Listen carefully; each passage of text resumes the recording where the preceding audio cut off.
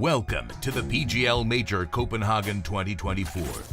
The story of CS2's first major begins with 4 region-based RMR events, which culminate with the major itself in Copenhagen. Let's dive deeper into all this. The first 2 regions are the European RMRs, 1 and 2. With a 16-team Swiss format each, they will decide the first teams that make it to Copenhagen. All matches are best of 1, with the exception of Elimination and Advancement matches, which are best of 3. The top 8 teams proceed to the major, while the next 3 teams have another chance to qualify through the LCQ, the remaining 5 teams being eliminated. The EU Last Chance qualifier is a 6-team single elimination bracket, split into 2 stages, with all matchups being best of 3s. Stage 1 has 1 round with 3 best of 3s, the winners proceeding directly to Stage 2. Stage 2 is 3-team single elimination gauntlet, where the last team standing qualifies to the major. Within Stage 2, out of the remaining 3, the team with the best Buchholz score, which is based on their opponent's performance, advances to the second stage directly to round 2, while the other 2 teams face each other in round 1 of the second stage.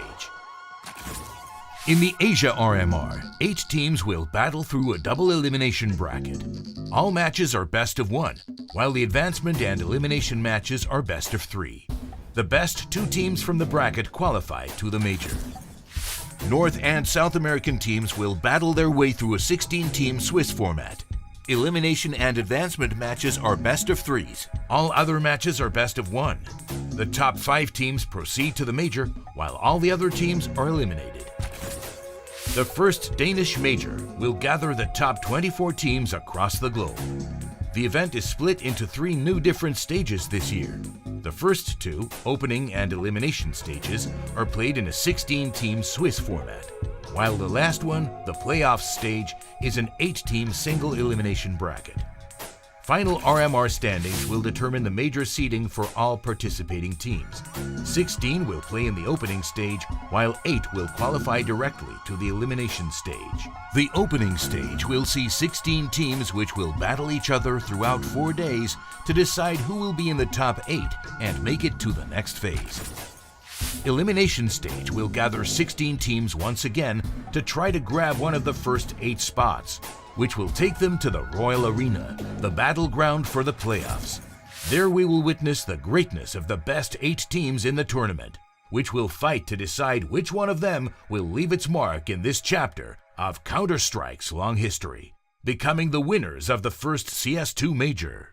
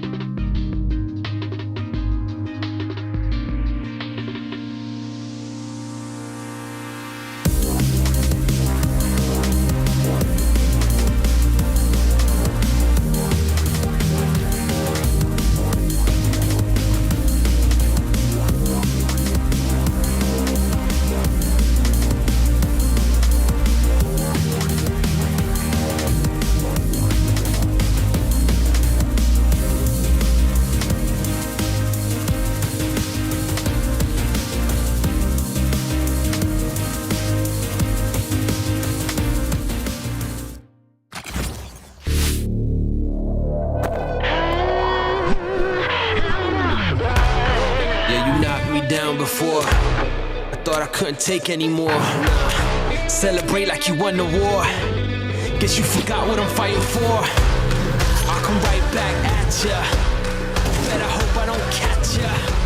Cause when I do, I'm gon' smash ya. Now I'm out for blood. I'm ripping into the claw. I'm out for blood. I'm out for blood. You better bring it in, Q. I'm coming for. I'm out for blood.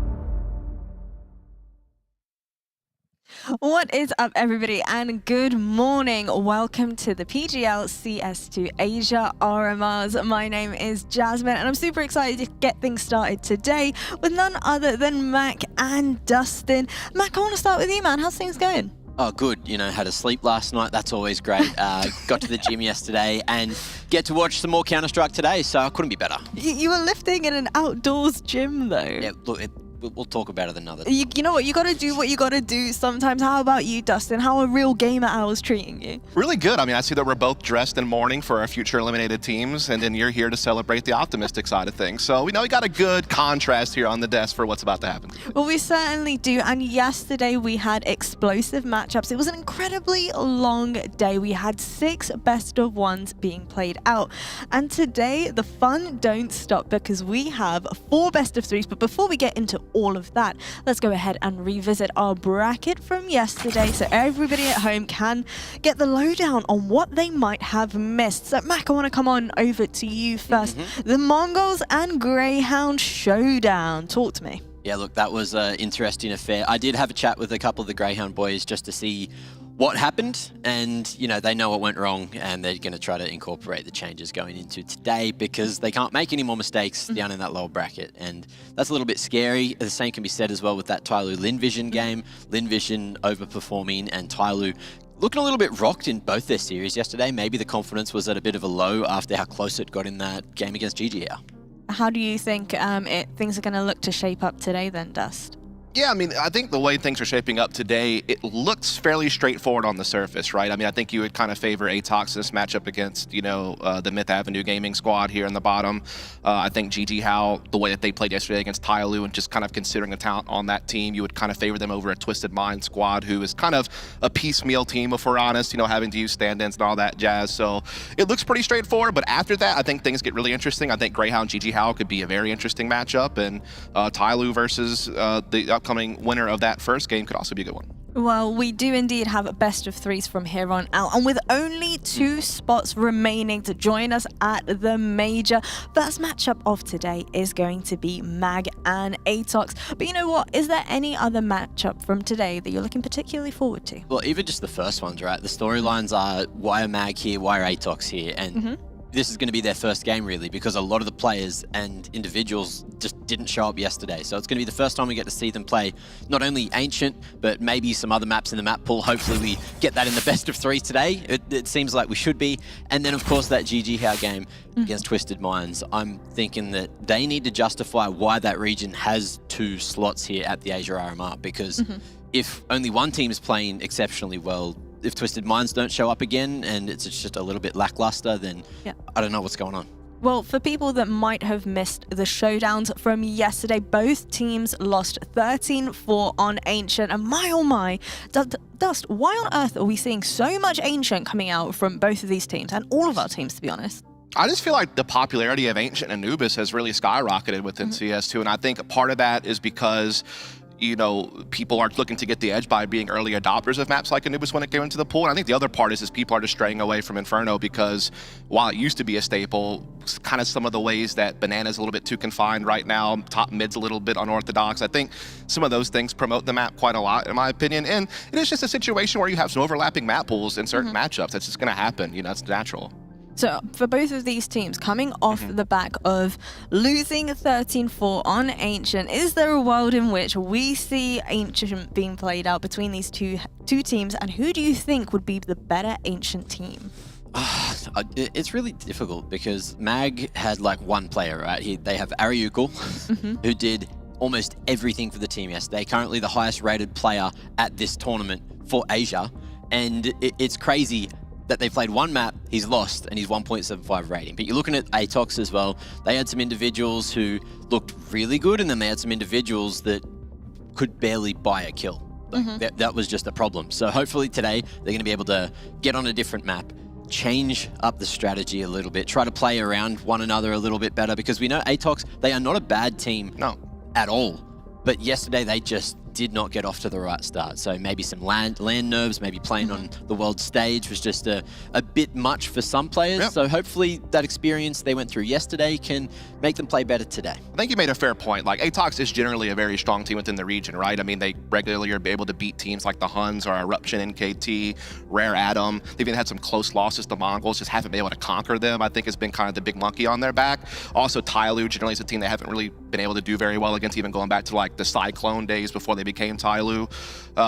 But my point is that while they may not beat the elite cream of the crop of the region, they're typically able to defend pretty well against the middle of the pack and kind of establish themselves like just underneath those top teams.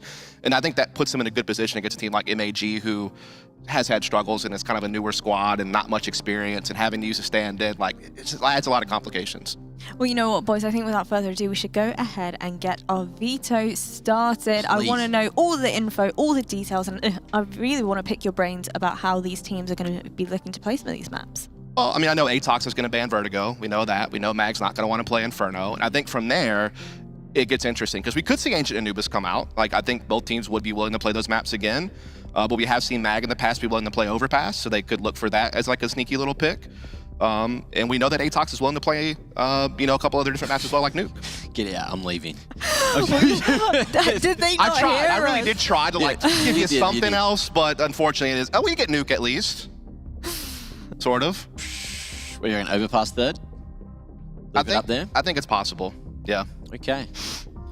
Well, not a terrible map pool, but just a terrible start of the map pool, considering you wanted to see a change of scenery, guys. But I know. look, Mag must have... Look, they at least had some footage to go off from yesterday from ATOX, so maybe that's the angle they're going for. But they're going to have to run it at ATOX. ATOX, of course, getting the CT side. And arguably, we've seen that be the stronger side, except for when MongolZ went up against Grayhound yesterday. MongolZ had a very solid T side. So, look, it's an interesting affair, and I feel like structure-wise, ATOX looked much, much better than Mag. Yeah. Mag's strategy, when it crumbled at first, it was all Ariukal just doing individual plays, and even their strategies, right? It was a couple of bangers over the top on side executes, and that was it. Mongols were countering that by just playing anti, and as soon as they heard those flashes go off, swinging off one another and being better aimers. I think the really cool thing about ATOX when it comes to Ancient, that being our opening map, is where a lot of teams are kind of just very explosive and kind of scrappy. ATOX is very disciplined. They're a very default-oriented team on the T side of the map. They like to be methodical. They can mix in some faster-paced stuff to kind of just change it up and keep you guessing, but I think that they just have really good utility, really good team play. And then on the CT side, they're very proactive at middle. They're not going to give Mag a lot of free space, and they're even willing to play aggressive on the B side as well. So I think that those are going to be some challenges that Mag's going to face in this matchup. Well, you know what, boys? Let's get the show on the road and let's get our very first best of 3 here at the PGL CS2 Asia RMRs. Let's do this. Indeed. Thank you so much, Jasmine. Of course, it's going to be a fun time seeing these two teams battle out on Ancient. There's such contrast from what we saw yesterday, right? You know, Mag and Ariukal, every success they found was late round, and then felt like every success that ATOX was finding was early round. It's also, these are the two, I mean, it's the very map that both these teams got kind of destroyed on in their opening rounds. So for me, I thought that this would be a decider map, if anything. Like, both of them didn't have great performances. I think ATOX actually looked better on average than what Myth showed, because at least ATOX got into like a lot of winning positions, and then they had to deal with Inns, Alistair, Vexite. You know, those players just destroyed them in these sort of late round situations. So yeah, no, I kind of like the pick out of Ancient in a lot of ways. I thought the map pool was pretty determined because of the crossover between the two teams, but this Ancient is going to be a big lesson learned for both of these squads about being up against some of the top within their region, because they got dominated last time they played, but now there can only be one team that wins here. And the thing is that it feels like Mag doesn't have that home map that they have to go to. They've been picking different maps in pretty much every series going into this tournament as well. So maybe this is their attempt at trying to maybe make it more off a home map for this one. Of course, it's territory that will generally be tread in Asian Counter-Strike. Quick A execute seems to be the plan out for Mag on the pistol round. Zesta's over here, ready to defend. Molotov after the back of headshot. Zesta looking for a quick frag, fades away in through the smoke after getting it. Cabal as well, safeguarding Temple, but it's not a fight he wins. Lan's able to take it away. Lan was a slow starter yesterday, so would be good to see him activated, him and Tuku. Of course, the latter being dead right now. ATOX freezing before this retake. Yeah, they have a smoke and a flash they want to line up, but waste of ammo fighting within the bomb site. That flash does nothing to stop him taking these challenges. Waste of ammo just destroying the push and that retake attempt on ATOX. So Mag taking the pistol and going in with a nice little take of that A bomb site. Despite the fact that you see Zesta starting off with a very nice headshot out towards headshot, well, feels a bit redacted, but yeah, that's the one we see over here. But then afterwards, Lan finding the duel is just what changes everything around. They don't have that second player coming in from Temple, so just 2 prongs of assault where waste of ammo is just turreting around on the site itself. He doesn't have to worry about any potential Temple presence, and it's good to see Mag looking this composed early on. And of course, it's 1 round, right? But yesterday they were having the shivers. Yeah, they're getting, honestly, all of the angles getting pushed in. They never got to establish defaults and actually play the game they wanted to, so a great confidence builder. And now up against some of the investment here on the ATOX side, these pistols just trying to get down and dirty. The SMG of Mick, though, doing a lot of damage, but not converting on both. Cabal trying his best, but I mean, that's an instant headshot. And now Lan's 1 HP. He's trapped in a corner. They know exactly where he's boxed in. Well, listen, if there's one thing you had to avoid, it was being anti-force spot over there. Great push coming out from the MP9, sure, doing most of the damage, but the fact that Cabal over there as well is able to go unpunished in that first duel is a little bit surprising. Yeah, I mean, this is exactly, the kind of symptoms that Mag actually experienced against the Mongols, is that, when we saw them actually try and set up outside of B, they just kept getting pushed either by ramp or by ledge or by cave, and so those are something that ATOX will probably have looked at and gone, hey, I mean, that seemed to be a massive vulnerability, and so going in that force buy, it's targeted. Of course, Ariukul was the man of the hour yesterday, and then he only played for an hour. But when he was playing, he was the guy. He was putting up a hell of a fight in what was a very one-sided effort. Ooh. Maybe an opportunity missed. Yeah, no real action plan set here by Mag, just poking and probing, and Mick's just continuing to challenge. So this ATOX side are not scared that these deagles are around the corner. In fact, Dobu's going to investigate and find Derek's head. Yeah, very comfortable round so far now. Zesta has seen the shadow as well. Ariukul's a dead man lurking. A lot of skills came through in the late round yesterday as well. Accuracy shutting him down. And as much as we're talking about the Mongolian players on Mag, I do also want to quickly mention accuracy as well. Didn't have the best of games yesterday. Did feel like he was having those land nerves. So ATOX, who were getting themselves into so many advantageous positions, didn't have their normal closer in the same way. I mean, it's generally him and Cabal who do a very good job in the late rounds for this team. Yeah, just in general, it looked like ATOX got shaken up with how many of those close rounds they kept losing. Yeah. So there was kind of no way for them to mentally reset after they tried to do it 3 times, and then it happened 3 more times afterwards. Lan quick down mid, quick to his death. Surprised that he purchases into the P250, brings himself down to $1,500. That might be something he regrets, to be honest, especially with the way the CTs are racking up economy. That bonus round becomes all the more potent. Accuracy, nade in his hand. That's not great. Derek, quick dink out as well as a second one. Derek just keeping it going. Some great damage found by the Glock. Surprising, to be honest. I think it's also fair to assume that most of the kills so far for Mag have been on the Glock, because pistol, true. It's now, and now here with Derek. So. I'm being a little bit mean, honestly. No, it's just... I mean, you're right, but you're mean. It's just one of those facts you wouldn't be able to say ever really too often, so...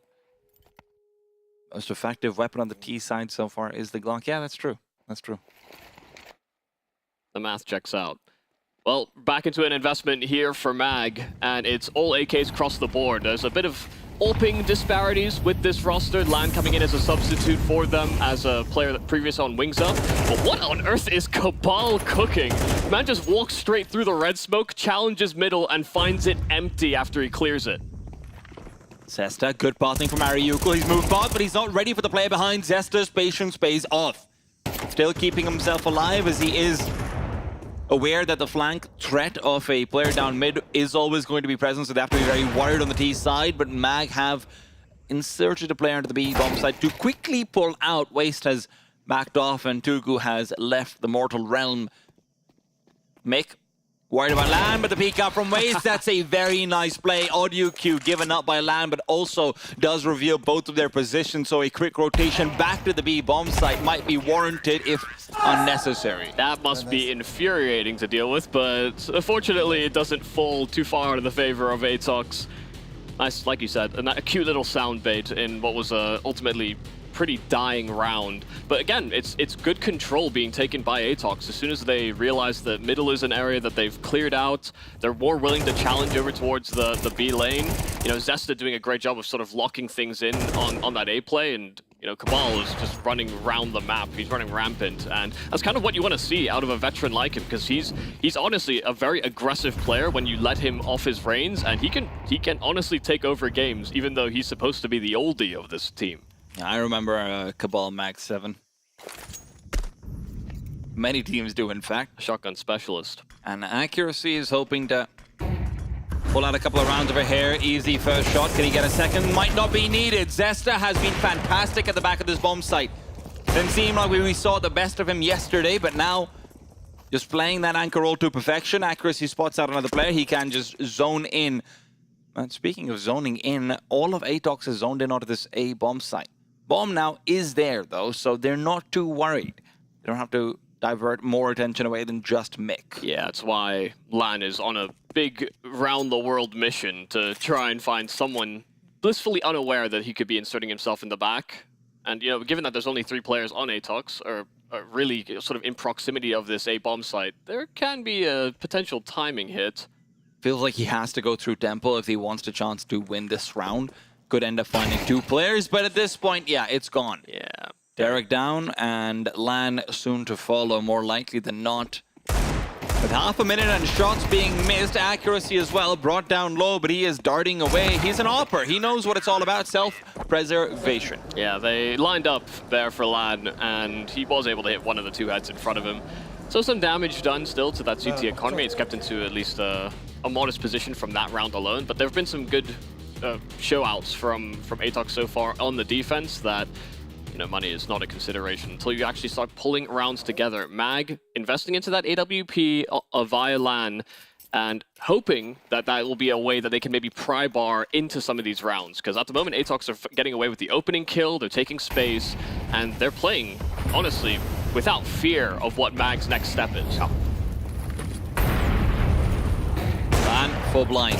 And will actually be Dobu who ends up pushing forward, catching him out. The smoke from the T side is what gives him cover. They've smoked off the CT molly, and Dobu's still going. A nade into the smoke, and he's got backup behind him. Mick ready to cover his tracks, and he does so perfectly. Cabal in middle keeps them busy in the meanwhile. They cannot ascend Donut, and Ariukul, well, he's going to be ascending up to hell pretty soon. Or down, I suppose. Yeah, that sounds more like a descent. Well, that wasn't a decent round from Mag. Oh, well, okay. That's maybe, I mean, it's not even untrue. This is the thing, you know, when we look at how the Mag team lost to the Mongols, and you saw B push after B push after B push when the Mongols were on that CT side, you would think that if you were going to pick into this map, that there would be some drastic changes as to how you address that kind of aggression. But Dobu's just sending it through the side of smokes inside of lane, and there's nobody there to stop him. Like, nothing is in place to counteract that kind of play. You know, no counter flash, no HEing their own smokes even to sort of catch him out. And it's a little staggering to see that, you know, the same way that they lost to the Mongols is currently how they're losing to ATOX as well. I mean, I would say it might even be worse because Ariukul is yet to really show up. That was his first kill of the game. TYLOO is still 0-0-7 right now, so he's pulled out the double-0. This is a poor look for them overall. So, yeah, ATOX taking what MongolZ did to the max and even disabling the parts that, you know what, looked kind of good. TYLOO, though, fast into the B-bomb site. They're hoping these Tech-9s can give them something to work with. Crossfire is good, but Dobu's going to push right through that smoke. Of course he is, no doubts about it. Mixer alive on the bomb site, looking for a spray transfer, doesn't find it. Now, with the 2v3, the CT is trying to prevent the bomb from being planted, and as many kills as they're getting. TYLOO missing out on the spray. He doesn't have bullets, and that is a disaster. Zesta given a chance to recover that round without the bomb being planted. Yeah, I mean, that was one of the ways that Mag actually succeeded, is actually changing the pace and pacing up into the bomb sites. So actually getting some good trades, some good space. Got that smoke down deep, and they just wanted to keep on fighting, but so did ATOX. They were willing to keep channeling through that utility. And yeah, that's just so unfortunate that, you know, the ammo's not there for TYLOO to maybe get a bit more impact out of that round. But after winning the pistol round, it's been 7 straight here for ATOX. Money is in a decent position for the CTs as well. And the MAG team are really just hoping something changes. And maybe that ATOX don't get aggressive, but it's not B this time. Might be A instead. This setup is so annoying. Zesta, though, goes too aggressive. Ariukal is ready to intercept, and Accuracy will trade, sure. But there's another player right around the corner. What's Derek got in mind? A Molotov makes it all forced away, but Accuracy is not ready for a player to push through. Derek takes the fight and the advantage with it, leaving Cabal and Dobu on this A site.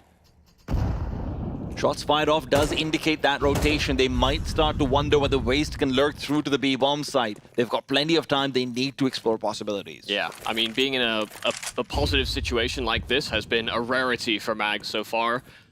So they really want to make sure that they make the right decision here. ATOX could be grouped up together on that A site. They could be stacking B. Who knows? You know, they're flying a little blind because they conceded a bit of control, and now just gathering themselves up for a little rendezvous. Looks to be a B-sided attack, and there will be one player that looks to address that on ATOX, making a really solid angle to actually deal with anybody creeping up from ramp, but that's actually not where the brunt of the attack is. I mean, the smoke is going to end up helping him out, gives away what the plan is. Lan is headshot, but still ends up taking him out. Now it's a 2-on-4. The CTs realistically should consider a save, but with their money where it is and their momentum, they might not. Yeah, they're almost certainly going to give this a good old college try, and Dobu just finding a player through smoke. That is exactly what the doctor ordered. A nade onto Lan's head as well. The first time they get into an advantage and a post plant, it's suddenly chewed right from under them, and Cabal's the last man standing, but the spam is good. He hit the headshot, but Waste is there to sweep things up. This man gets kills in post plants, and at pivotal points, MAG a second round. 4v2 turn into a 1v1 is not great, but yeah, rounds are rounds at this point. And one of the things that you can see that you saw from MongolZ as well is that they are so confident in ATOX against MAG that they fully rotate 3 players to that A bomb site because they know that their lurkers aren't going to get aggressive because they're worried about, oh, what if it's a 1v1? I'm just going to lose it and die, right? If the presumption of a lurker is that they're going to lose a 1v1, they can never go for information. And MAG does seem to be in that place. But now Lan, right through middle, has punished Cabal's aggression. He's in through the smoke as well. Does he realize Zesta's behind him? Yes, he does. Derek's demise is hardly great, and Dobu will add another body to the graveyard. Now Accuracy is going to do the same. These people are salesmen of tombstones, and they are doing great business right now. Yeah, I mean, MAG trying to pace up once again for a lot of these fights, but this time a little bit more spread and sporadic, trying to maybe catch out players rotating or trying to reinforce positions, but losing out on a lot of those trades. And they are so heavily separated because of the way they wanted to approach this round. That bomb is going to make a long journey. Even though TYLOO has crept his way out onto that B bomb site, he's trying to take space. The bomb actually getting spotted at elbow is very precarious. I'm surprised he's not trying to route through CT, or rather through T-spawn to try and link up with the bomb. But that's Accuracy getting the package, and all that space is all for naught. TYLOO now left in recovery mode and down to 11 HP. It's a pretty much impossible round. Accuracy is just playing position, and his cross is covered. As soon as Mick hears a step, TYLOO's done for. Yeah, he's heard it. I don't think masking your drop down is maybe what you need to be worried about at that point. But no, that looked like another round where they had some possibilities. Once TYLOO started to creep through as well, the fact that Derek goes down to the flames of Zesta is a little unfortunate. That means that they didn't have that advantage that they should have with Lance double kill down middle.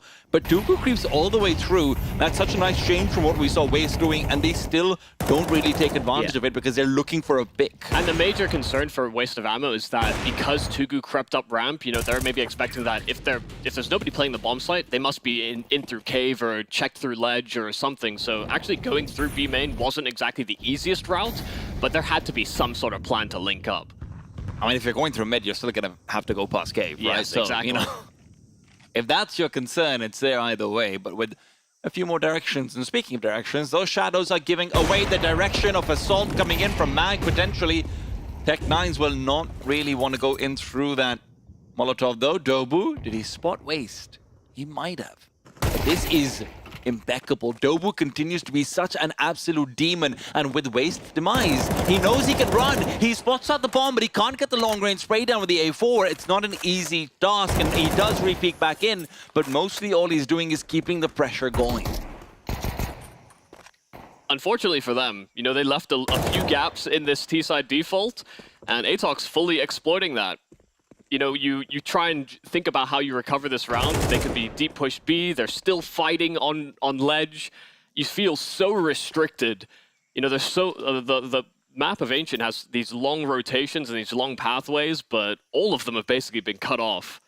And you just don't have the HP to trade it, you don't have the weaponry to fight it, and you're simply not informed enough to deal with what ATOX are putting down at the moment. Everybody's just brimming with confidence, even though, like I said before, ATOX got brutalized by, you know, albeit a team that we expect to make it fairly deep within this tournament. And again, I know the scoreline was brutalizing. I don't think even ATOX thinks they got brutalized. Oh no, right? I mean, like, they had good openers for sure. Yeah, and like, in a lot of those moments, Inns just went Super Saiyan, Immortals, like God mode, whatever you want to say it, but, you know. And the one person you wanted to maybe step up to that same call for Mag, Ariukul, struggling to find that same level of impact. This man was recovering rounds when it looked like there was zero hope remaining. You know, 2 versus 4s that he was bringing into 2-on-2s that actually made it look like there was a chance for Mag. Yeah.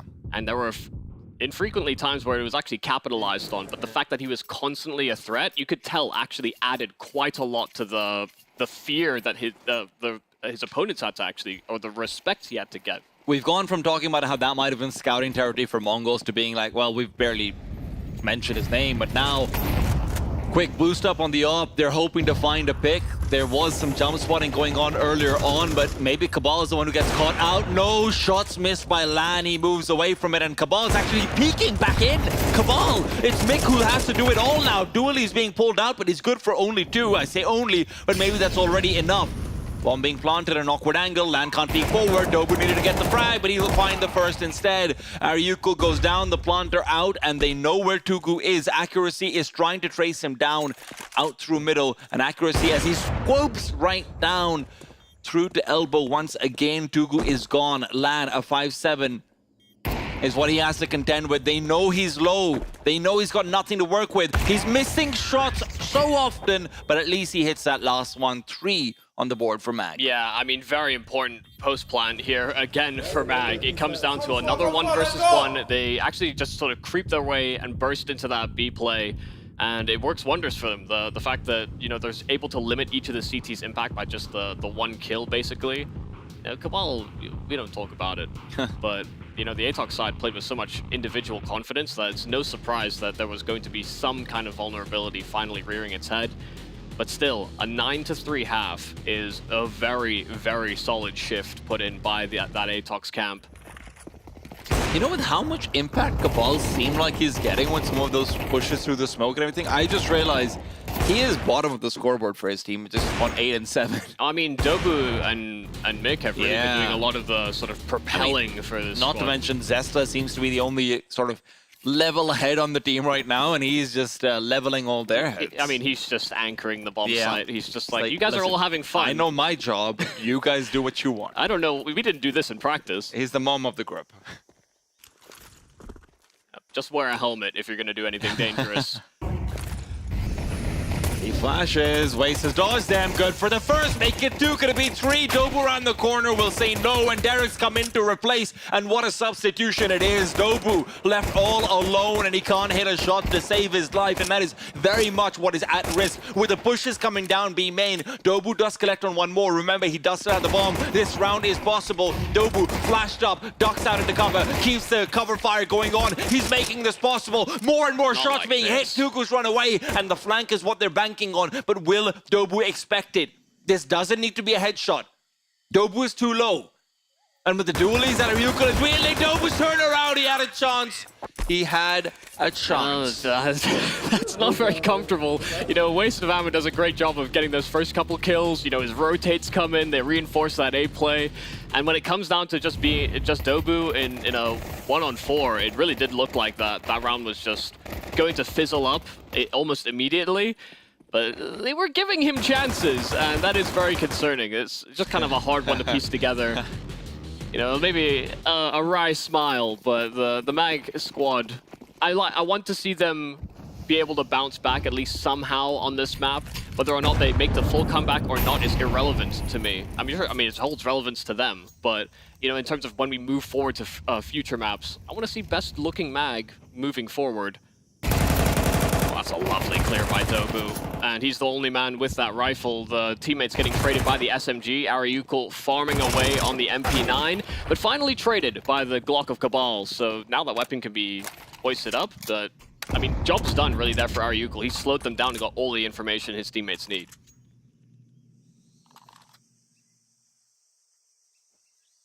He hears them. This should be Farmville, but instead it's 2 quick kills found by the T side. Now a 2v1. Remember, they're low, but will it matter? The only problem is that the bomb is so far away. They have the possibility of rotating this out as well, but Waste of Ammo will not have to deal with that threat. What's the plan? Inside Temple they go. Waste of Ammo is going to have to explore every single part of this site. They run B. Yeah. This is huge. This is enormous. They completely circumvent the possibility of an A main flank as well, and it's a B plant that gives them everything. And they can play in so many different positions on this B bomb site. The fact that they're low HP is certainly going to be a factor, but it's just going to be so difficult to clear everything and get into a position where you can actually get a defuse. Oh, he has to check everything. They know where he is. Well, he can't do it. Cabal takes it away. Another stolen round from ATOX Mag. They win the pistols, but it just doesn't matter. Yeah, that's such a good heads-up play by the ATOX cam. I mean, just understanding that because they're both low, there was a very low possibility that they could actually survive on the A bomb site, because there's only really, you know, 3-4 angles that you can play in that post plant where you can get eyes on that bomb in a convincing fashion. The fact that Tugu ends up empty-handed, he shot right between where a player's head was and where the player's feet began. It's astounding, actually. He did, like, basically no damage. And I mean, even Derek doesn't come through to clean up either, right? So it is just the worst possible scenario for the right play. Yeah, you want to trade that for sure. This has not been a good day at the office here for Mag. And now they've gone and chosen the wrong stack to go for. Although the B stack would have been much better. Yeah. You know, there's a carpet of flames over that direction, so maybe they did choose right in a weird way. But not the site that ATOX were going to attack, not in the early stages. And now all the information given up that they are in through middle, creeping up, and on pistols.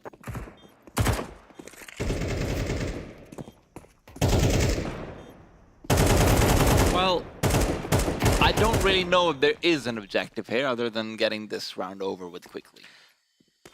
Yeah, get your hands on an SMG real quick. Maybe try and farm up $600 extra as well by taking an SMG kill. To be honest, ATOX's objective has seemed pretty clear throughout this game, which is just kill. Let's just win. Let's just vibe, yeah, bro. Let's not lose 6 3v2s. Might have been 7, actually. It was a lot. Yeah. It was a lot.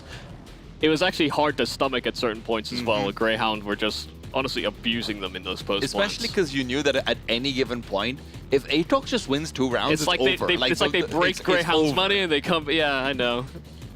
But it never happened because Grayhound were just a little too good. A little bit of insanity that first time versus the Grayhound, but ATOX have come in with a purpose, and they are abusing Mag in many of the same ways that the Mongols did in their opening round as well. ATOX learning some lessons and fighting with confidence, but this man Ariukul can be a problem. 3 kills straight through that smoke, first gun round, and it's looking solid to start here for Mag. I appreciate that TYLOO decides not to push through that smoke. He was thinking about it. Of course, we got a fun piece of trivia yesterday. At least you did, so you're gonna shout that one out. TYLOO is a man touched by Blitz. Okay, I mean, you made it sound a little odd, but yeah, they graduated the same high school, which is... And they're pretty good friends, apparently. Yeah, Yeah. hugging together and playing from time to time. But Well. not added to the team. Blitz is Not like, yet. Blitz is like, you might be a little too old for that. Hmm. I need prospects. You're a known quantity. What do you mean known quantity? I mean, I've known you since we were like 4, man. Come on. Yeah, it's... I mean, I don't know if that's true. Accuracy. Well, bomb can be planted. But, again, doesn't seem like it really matters. Ancient. At least so far has looked like ATOX has decided it's a done deal. But are they feeling good about it too early? Ariukul's coming alive, maybe. You know, we might be seeing a little bit more from Lan. He had a pretty decent T side, all things considered. The pieces are there. I won't lie and say it's easy to win this match, but there might be a strategy. Yeah, I mean, the money's not irrelevant there from getting the bomb plant either. You know, there's a couple players that were hovering around 7K, but there are also a couple that were at like 2.5, and you know, being able to get full util out in a gun round to counteract what just happened to you, with Ariukul getting 3 kills in middle, you know, that does make a difference. You can have that extra flash that you need to maybe fight him if you're going to challenge through that smoke. But I think they're going to respect that part of the map now. A lot of smokes down on elbow, but no one actually pursuing or taking that space. Ariukul himself actually absent. It's because he's gone somewhere else to get a little bit a bit of an investigation going. Deep Molotov inside of A main, but he's pressed up close. Meanwhile, ATOX are just probing outside of B, and in fact, a spam battle between Mick and Derek goes only one way. And Derek is generally the kind of player who I would actually liken a lot to Dobu. You know, former star player turned IGL and still likes to go quite aggressive on the CT sides, try to make play and everything, but we haven't seen that side of Derek so far. Maybe this can be a change. TYLOO finds another, and Landsman set up for an easy kill. Zesta slow peeks in, so ATOX around where they might find absolutely nothing.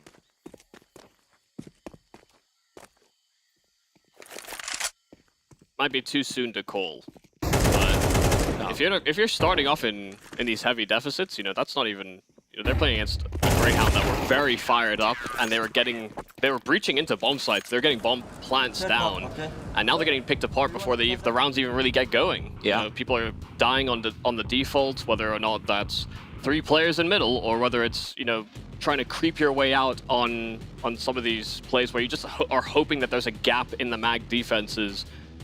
ATOX doing a little bit of limit testing, I think, in the early stages of this map, or early stages of this T-side half, rather. But there's a small chill that's gone down my spine. The idea that ATOX could have some problems on this T-side. That's where a lot of them did seem to stem versus Grayhound. And as much as we generally build up the idea of making yourself confident going into the next, ATOX does have sort of that sliver of weakness in their mind from yesterday's games as well. This should realistically be an 11-7 unless ATOX pulls something magical out, and from there, anything beyond that, you start to sweat. Yeah, you have to give over resources to the idea of, okay, focus on post plans, focus on position, let's not lose advantages. It's like, wait, we're not even getting into an advantage now. So a lot of that mental blockage I just had to do to reduce my crumble in those pressure moments is now suddenly irrelevant. And not to mention just the ideas, we do see what looks like a fake being set up. Can they catch anyone out? A smoke down in B doors means that waste of ammo should be relatively secure. There are plenty of util pieces chucked down at the A side, but waste of ammo is still going to hold down the line towards B. He's all alone, though. There are 3 players around the corner of that, and with a re-smoke down, they might be worried about 2 players being present, but look at how hard they've bit into this fake. ATOX are going to start rerouting backwards as well. They have to go through the Molotov, waste of ammo, unable to get a single kill, but Lan has rotated in. And with the Molotov still there, he's found some solace in Cave, cleared it out, and now all he had to do was found Dobu. But that becomes a bit too difficult. Derek, back at the bomb site, he's just not getting it. Dobu, bringing it back with that hero AK and Tugu's rotation. A spam might have done it earlier on, but he can't peek out in time to deny the bomb plant. Dobu still alive and kicking, and this angle is perfect. Accuracy comes around as well, and with both players having an AK, it is fair game. Ariukul slowly peeking forward, had the angle advantage, uses it nicely. Now Accuracy has to finish what his captain started. Bomb being tapped out, actually being stuck. Tugu is going all the way through. He has stuck it, and Accuracy's lack of peak means Dobu's heroics are irrelevant. Wow. Another round that feels like this gets away from ATOX. They make the right call. They make a very crazy play, to be quite honest. They're throwing a load of smokes over on that A-bomb site. You saw how heavy the rotation was for Mag. They creep up, they deal with the anchor, and this kill, like you said, from Dobu, absolutely huge. I mean, the fact that he's able to get that space, they end up in a 3 versus 2 post plant, and then once again, it's taken out from under them. All that hard work, a well-cooked round, honestly, from ATOX. A little unconventional and Mag bit down, but they are taking a bite straight out of this ATOX T side, and they're playing much more reserved, much more respectful. They're taking A main control pretty consistently, but they haven't been pushing it, and it's now Ariukul's time to investigate. The bomb is down in middle. I think he might have actually heard that being dropped as well. Zesta's gone. He's gone. Accuracy has to now fight between potentially 2 different angles where there could be a player in middle as well from behind him, but instead he's only going for the quick scope, goes out too far. Again, there's that fear. Tugu's flank though activates late, but guess who else is late? Cabal doesn't actually win the duel. Tugu given space to get to, and that leaves Mick alone in a 1-on-3. Mag are coming into their own. 8 projected unless Mick can do anything about it to disrupt the data. Yeah, the tone has shifted massively. Mag are right back in it with a chance. But Mick is trying his best to recover this round in whatever way he can. 1 kill, but there's Lan holding a tight angle on that AWP. Another, I mean, Mag are doing a great job so far in the CT side. They came into this half 3-9 in a deficit. They have won both pistols on this map, but they're picking apart ATOX before these rounds even really get started. And the thing is, over there in ATOX's setup, you can see that both Cabal and Accuracy are so scared because Cabal isn't strafing out wide to check mid for Accuracy, and Accuracy feels like he has to fight back for the second player to fight Derek as well. So when Cabal comes in, he ends up losing a duel he had every advantage in, and Accuracy's over-aggressed at that point. So you definitely see some of the comms, they're flimsy right now. They haven't broken down.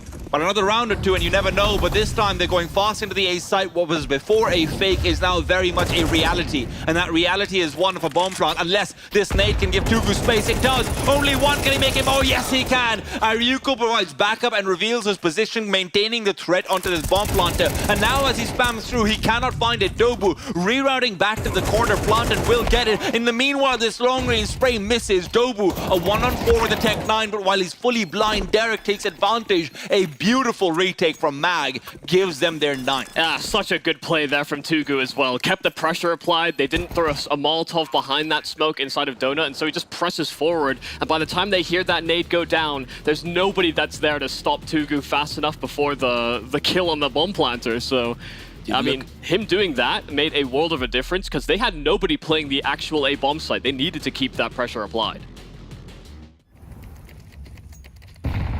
I was not prepared for Mag to turn the ship around so drastically on this CT effort. ATOX may have addressed one problem, but in their absence, or in trying to do so, 2 more bugs have seemingly cropped up. I've also just noticed Zesta's had 0 kills on the T side so far, and I don't blame him necessarily for that, but because they have been having some real struggles, but you do start to wonder that lack of firepower when it'll be compensated for. Yeah. I mean, for Mag, it felt like, you know, there was a particular area that they had their struggles holding onto when they were on their T side, but for ATOX, it's kind of been all over the shop. Yeah.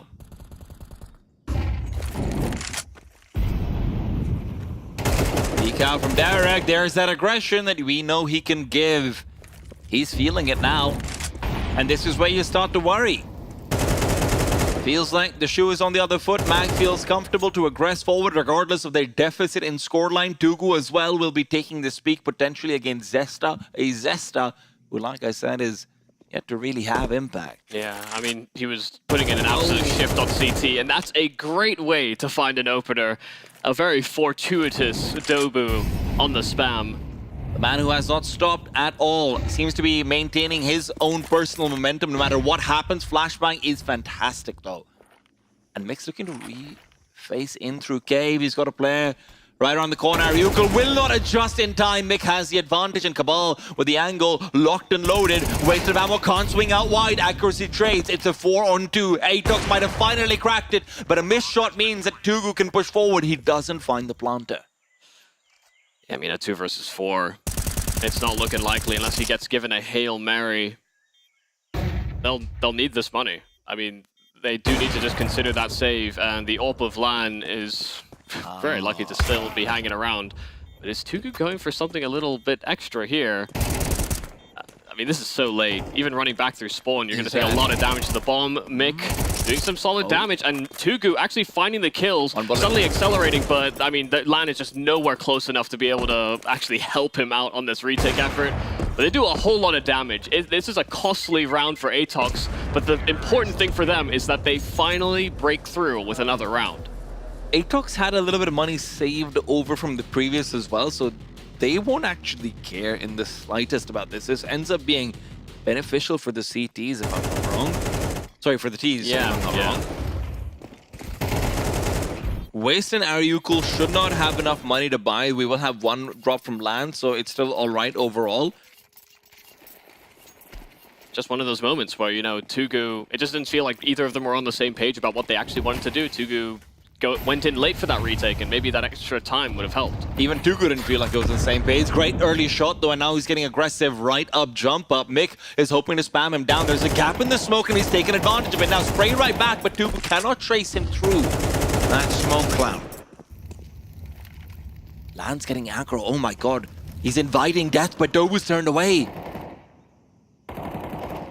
What is Dobu looking for? His next victim for sure, but is there anyone to find? He's moving through the smoke, and in comes he through the back of TYLOO. Yeah, it's a little unfortunate timing, but as is that. Zesta just going in for the clear as Ariukul pushes, so a man up here for ATOX, but they know where Dobu was last seen, but he floors Derek before he even rattles off a shot. It's only LAN that remains. The stand-in, the substitute here for Mag, on an AWP to try and win back a 1v3. They know exactly where he's coming in from as well. He needs to hit the fastest shots of his life, and even then it might not be possible. Hard scoping forward.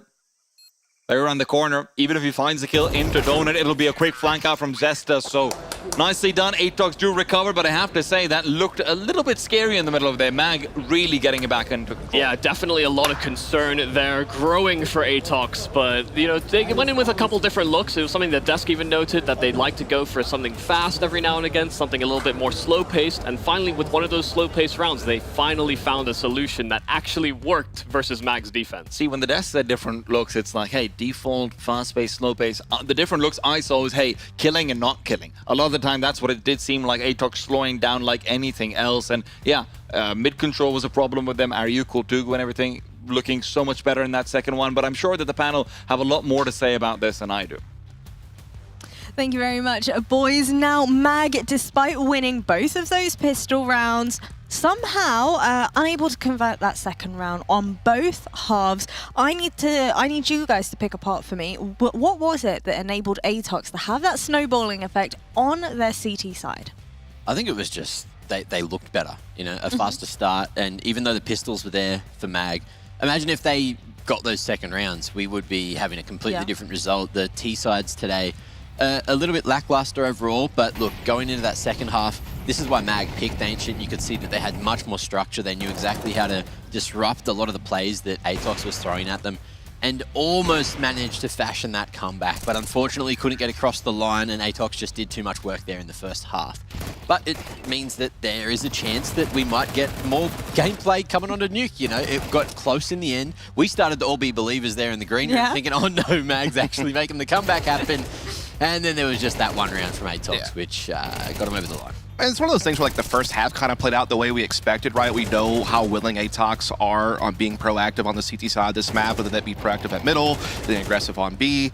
You know, they were willing to do that quite a lot. In some ways, I guess you could say not respecting the opposition by just kind of seeing how much they could get away with. Accuracy was popping off with the AWP, even in close quarter situations. So like the first half, kind of normal. Second half, I do want to give credit to, you know, Myth Avenue Gaming for disrupting ATOX very well in the early to mid-round situations. I think ATOX as a team, again, their foundation is, you know, methodically spreading out across the map, getting map control here and there, poking and prodding, setting up plays. And I thought that Myth did a great job varying where they would kind of go proactive in their own right. Like, you know, a couple of little A pushes here and there, you know, pushing off of Cave and like taking fights into middle. They did a good job of like unsettling ATOX, but eventually ATOX did find their footing and get the job done. Well, with Lan recently taking over AWPing from TYLOO, who in the first half had a really bad performance, managed to bring it back in the second half. My question for you both is, do you think we could have had a completely different result had TYLOO had his usual role? Well, he took a whole map and a half to warm up, right? Yeah. So hopefully moving into the next map, if he brings this performance, we could see a bit more coming out of Mag. But look, Lan as well had a relatively solid showing yesterday, and today came out again. Ariukul, not as solid of a performance as yesterday, but he didn't have to do as much because everyone else around him was lifting. So managed to keep it closer in the end, and ATOX, you can say the same, right? There was a couple of individuals that weren't quite firing, but just that extra confidence today, playing up against a team of, you know, a lower caliber, not one of the favorites, allows them to play just so much better, so much more methodical. And moving over towards Nuke, I feel like it's going to be a similar affair. I have a feeling, if I remember the video correctly, it's Mag starting on the CT side, so they might be able to get off on a stronger start. How do you anticipate they're going to look to approach this one? It's tough because they've only played this map 2 times with their original lineup. That's not even taking into account the whole, you know, situation with Lan standing in for the team. Not to mention that I was actually getting some insight from Brandon B-Dog, one of our other commentators here. Shout out to him, that he was able to kind of talk to the team a little bit. And this is the first time that Lan's really had to communicate in English.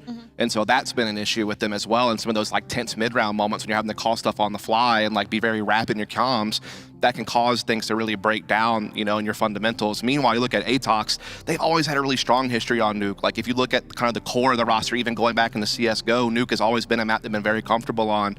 I think it's kind of their number 2 map, maybe behind Ancient, honestly. So I expect them to come out certainly with the advantage yet again.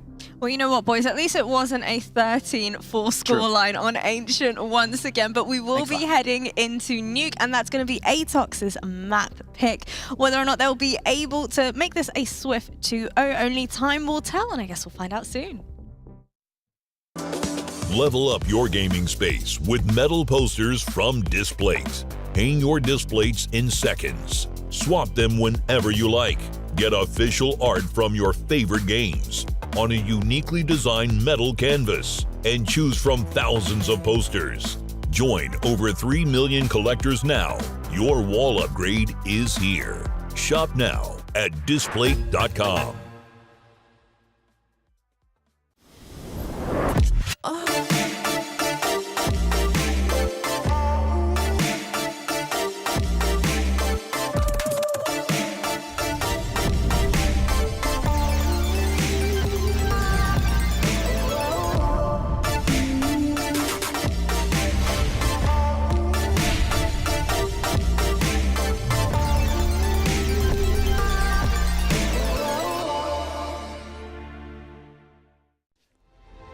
Players are changing. Countries are changing. The game has changed. Finds it to perfection and simple. It's Olaf who's been on top of the box. He's got 3 and he's looking for a 4. That is incredible. And Rain, he's knocked away. The best tournament, the best bookmaker are the same.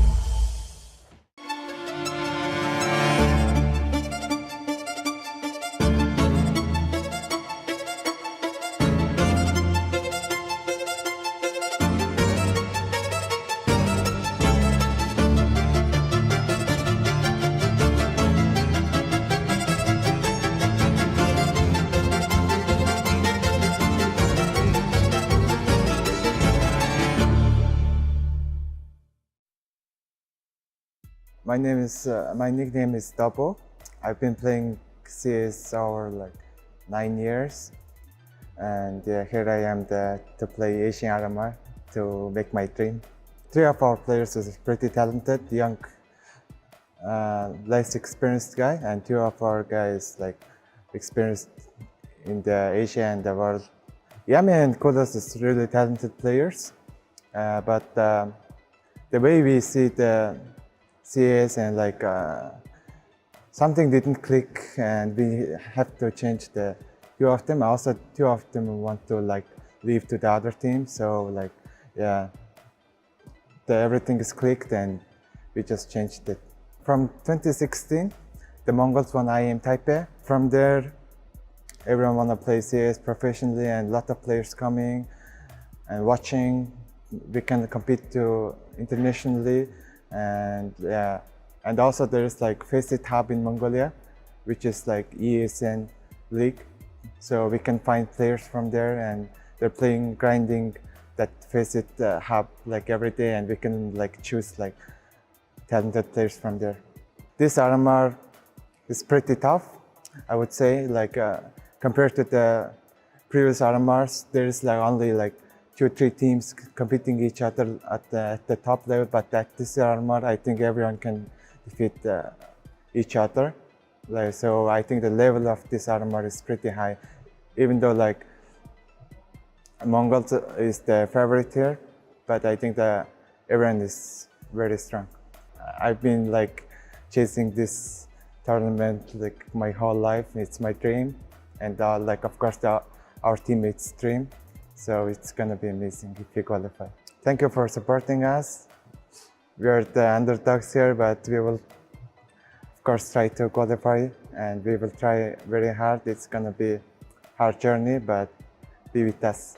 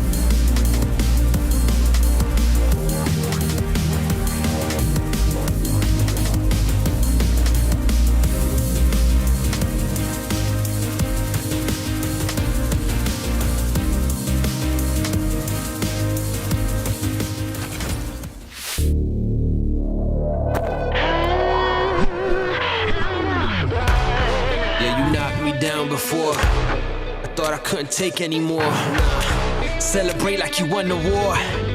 Guess you forgot what I'm fighting for. I'll come right back at ya. Better hope I don't catch ya. Cause when I do, I'm gon' smash ya. Now I'm out for blood. I'm ripping into the claw. I'm out for blood. I'm out for blood. You better bring it in, Q, I'm coming for. I'm out for blood.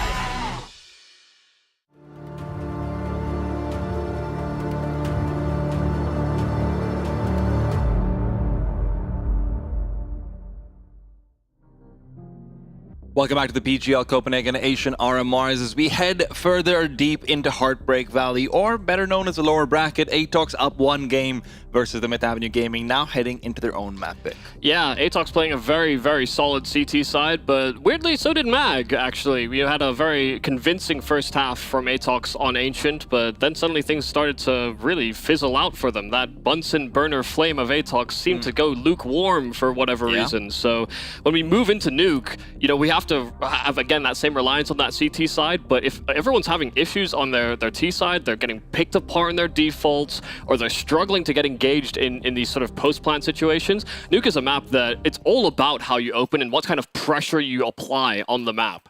And of course, I'm going to be very interested to see whether Derek can maintain a lot of that, you know, individual form that we saw from him in terms of being happy to get aggressive and whatnot. It feels like IGLs and Nuke have to do that, and MAG, look, they definitely should have a lot more confidence from the previous map, so hopefully we see their best foot forward. Lan had a pretty good game himself, especially compared to day one. Waste of ammo as well, no different, but now Lan pushing forward. It is Dobu to discover, and Dobu discovers more than just the one.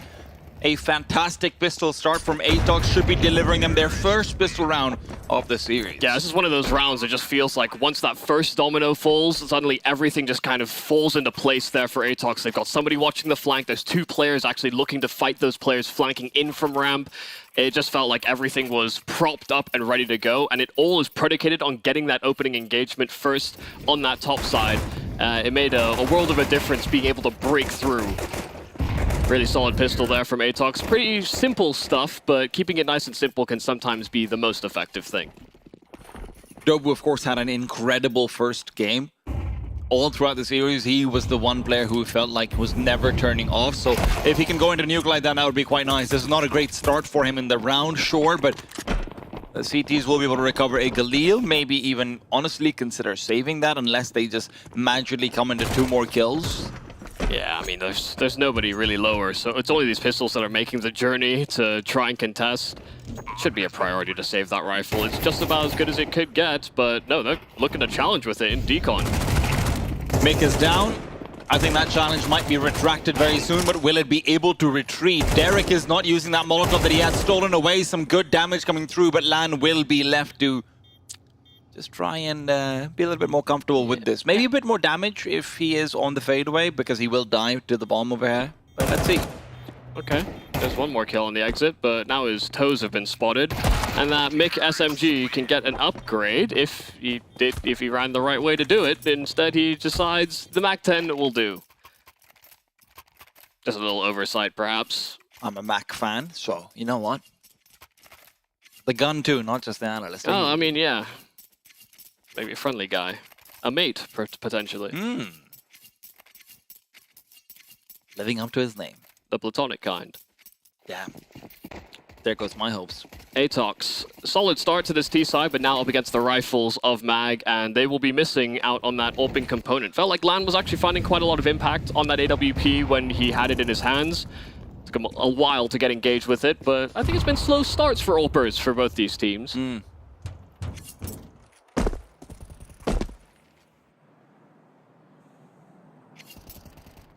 Gonna go for a delayed cross. And this is one of the best rounds you could probably actually implement. Even just like a contact outside, given that that AWP is not in play. They'll assemble the wall, and Derek will actually find a kill straight through it. Really nice, solid spam. Tugu trying to do some damage as well, tracing the steps of Cabal. But they've got access towards Secret and that lower side, and no one on MAG has really moved to counteract that yet. I think Mick gave up a step while he was trying to jiggle peek. Still good for the one. Can he make it two? Of course he can. Waste of ammo is down. And that's why you got to try and stick to the Mac, Michael. Fantastic double kill, but it doesn't mean the round is over yet. ATOX with full control over the lower bomb site are about to be contested. Kits are quite low, so you're going to have to go in soon. And when I say quite low, I mean they don't exist. They are a figment of Mag's imagination, a daydream that might not be needed. Ariukul, great kill on the Zesta, traded by Cabal, but Dobu's still alive, playing from inside between the valley. Ariukul's all alone. One-on-one, knew where Dobu was lost, but Dobu has the advantage as Ariukul drops down. ATOX coming through. Yeah, I mean, you could see the post plants are a little bit uncomfortable there. Even Dobu, I think, was turning to shoot at Cabal almost, but realized that he was there as reinforcements. He got caught by a team flash. Things get a little hectic, but Dobu does pull through. Okay. I do think these after plants are a little strange for ATOX. They've had several moments of discomfort, whether or not that was against Grayhound or whether or not that's been even against Mag. You know, the fights they seem to lose happen more frequently when the bomb is down. Don't know if that's just the added pressure of the moment or not. Just need to blow the smoke. No tricky plays here for Mag as they try to stop them crossing in towards Secret. And the SMGs are farming up quite nicely, and Zesta is looking to try and take some long-range duels as well. They're only against pistols, but they want to try and make it as comfortable as possible. Lance should be able to pick up at least one kill over here, theoretically. With the jumping accuracy all over the place, he is not actually going to be offering up his head at all. Lan is just left behind, and with Cabal ducking out into a little bit more of a corner, it will end up being accuracy who is the target of the lurking Deagle. Cabal was spotted out earlier on, but he can't find the shot land long range with the Mach 10. Could maybe look for some money, but he won't even try. Doesn't know it's Cabal on the other side. Doesn't know that Cabal is low, but now he has punished at least. 1-on-2. Round is impossible, but again, damage would be nice if not for the fact that they've been getting so many Mach 10 kills, which would make it a little bit less relevant. Yeah, I have to say, Lan has played a bit, he's played some really ratty positions. Late peek from Decon on the Galil, this time as well, just sitting behind the AC unit, ready to take at least one with him. That was his only objective. I'm taking one of you guys down with me. ATOX. Still starting and feeling good about how this T-side has started. I mean, even if things kind of go pear-shaped from here, this is already most of the journey that you want to have taken on a T-side half in general, getting up to 4 rounds. But the way that things have started, why not go for more? They want at least 6, really, to feel in prime position. See if it stops right here. Fast drags Zero over towards the upper side. Cabal from inside the smoke is doing so much damage as well. Worried about Tugu splitting in behind the gap in those smokes, but that won't be the case. Tugu is instead playing from inside the smoke, comes through, good for one, not ready for the second. Zesta trace too fast. Ariukul will be irrelevant from heaven unless his teammates can find so much more, but with the double op and the retake, this is very much a get the hell out of here situation. And well, they won't be able to do that. Derek was the only potential instigator, and he has instigated nothing. Yeah, I mean, this is about the worst thing that could have happened to you. I mean, getting your hands on an AWP, this is a great call from Mag in that regard. You know, hitting that top side when you know that AWP is suddenly going to be posted either on outside or most likely on ramp. Hell, it was on both. So by doing this, they fight only riflers, they burst in, and ATOX was able to trade efficiently. So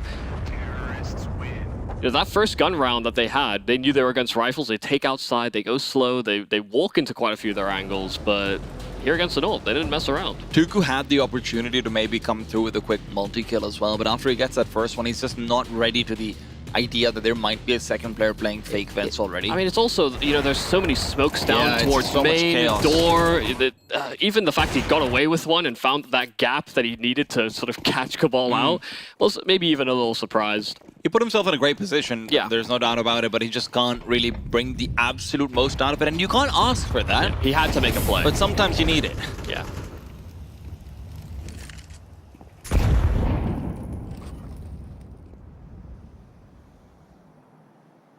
Oh, this is certainly aggressive. I love it. Inges Dobu's on the other side, but what a shot Lan brings out the guillotine. And actually runs all the way back. Instead of going into mini, he goes back to outside. He is much more concerned with the possibility of re-aggression. Knows that Dobu doesn't like to play alone on that lurk. But accuracy is the backup, and that's a backup he wasn't ready for. Yeah, I mean, that's a good vacancy sort of pushed onto TYLOO just by shooting those shots, realizing that an AWP is probably going to train on him, and accuracy could just hold from credit or to garage. This is kind of a weird way to hold lobby, I will say. If they do run at you, you just have to try and ladder strafe away. Having the old jumping jacks on a ladder. One of the disadvantages of being able to see your legs is his visibility is a lot worse this way. Oh no, he's going to see them, he's going to notice them. Derek doesn't realize. He's looked up into his death. I can't believe that. That's hilarious. I would love to see a cinematic replay of that, just Derek going up slowly into his death. I just want to see Derek's reaction. He's probably just like, wait, he was where? Derek does also have that great, like, nervous smile every time something like that happens. No, this is still a pretty compelling round for Mag even. 3-on-3 and accuracy, a free kill, and AWP recovered as well. They're trapped.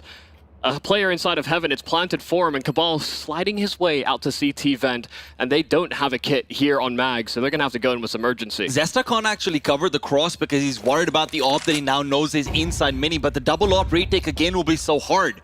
They have to clear this corner, but it doesn't look like Waste of Ammo is ready for it. He's looked away and he loses it because of it. And now, AWP strained on either side. Ariuko to find the first. Zesta up top. Do they have a kit? No, they don't. They don't have time either. And TYLOO can only look to run.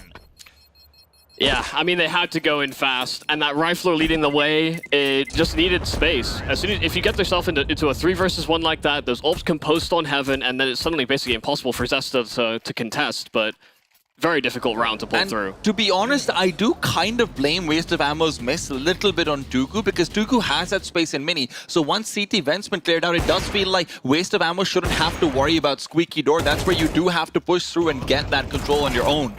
But just a little bit too concerned about Heaven as well. Too concerned about too many things. Yeah, I mean, it's a hard fight to take coming out of Hut to CT vent.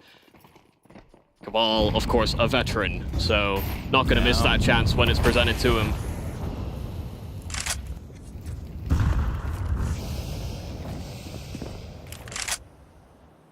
Things are looking solid here for ATOX, where there were a lot of questions about their T-side of Ancients. Nuke has been a completely different kettle of fish. That is not a missed waterfall smoke, that is a mollied diagonal. And Derek, great job on outside. He's had quite a few good duel wins like it. Cabal, however, continues to be the punisher. Once again, sliding their way in through Secret, but this time they do actually have a player there to address it. Waste made that rotation quite some time ago. Zesta will make his presence known during all this util. Not sure about numbers, nothing confirmed, but also a timing which could have allowed a player to cross. Mag are flying blind. And ATOX is just flying in general. Soaring into the skies, it is Ariuko to fall. TYLOO traded out too quick. And Mag can find absolutely nothing. They just keep finding themselves in positions where it feels like the bomb site is gone before the rotators can even be relevant to a retake. Yeah, I mean, this is one of the challenges that you have on Nuke, hell, on CT sides in general, is that you have to make counter plays to what your opponents are doing. Waste trying to get himself out from Heaven, had those flashes lined up, but he didn't even get out of Heaven. He wanted to drop into the bomb site. And Lan trying to pull things back, but this round is just too far cooked. A full 5-second defuse actually could just happen. He's got a kit, and that's the kill he needed. A player coming in to flank as well and play from Heaven, so it will still be an ATOX round. Everyone falling, but you can tell that this Mag team, they really want one of these post plants to somehow fall their way. And the thing is that besides the first gun round, where they did get aggressive into lobby, it feels like we haven't seen anything beyond that again, right? You know, Derek, again, in that very same gun round, did nade out the outside smoke, looks for a kill and whatnot. Again, he finds one over here, but there's nothing happening on the CT side. They're just hoping to hold and get kills. Yeah, and you know, there was that one round as well with Lan pushing outside with the AWP, repositioning. You know, those are the types of plays you probably need to make when you're in the deficit like this, and when ATOX are playing, honestly, quite a slow game. But you're seeing the same thing as well, right? Like, you know, Lamb pushes it out, he gets that kill, he re-peeks out and dies. Derek over here gets the kill outside, he re-peeks back to Cabal, contests too heavily and dies. Yeah. So even when their sort of passive hold is giving them an advantage, they don't know what to do with it. Yeah, I mean, it's just when you're in a deficit as well, like when you concede outside control, the counteraction for a lot of teams is take lobby control or get some sort of forward position on ramp. You know, you want to hunt with some information, so... And ATOX is generally just doing such a good job of punishing all of this and more. It feels like ATOX isn't really even being stretched thin, except for maybe a couple of slightly tricky post plants like you mentioned. Oh, Dobu doesn't actually find any damage. Yeah, MAG as an assembly of players is still pretty much in its infancy. You know, a new project started this year, I believe. Yeah, December, yeah, pretty much. So in terms of getting everybody up to speed and ready to take on someone like ATOX that have been vying for these opportunities, Dobu said in his interviews, you know, he's been hounding for this type of a tournament.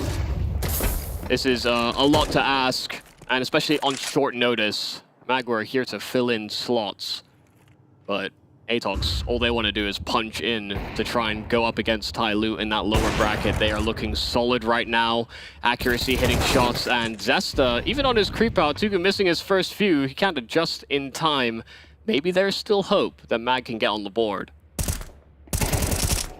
Dobu gone.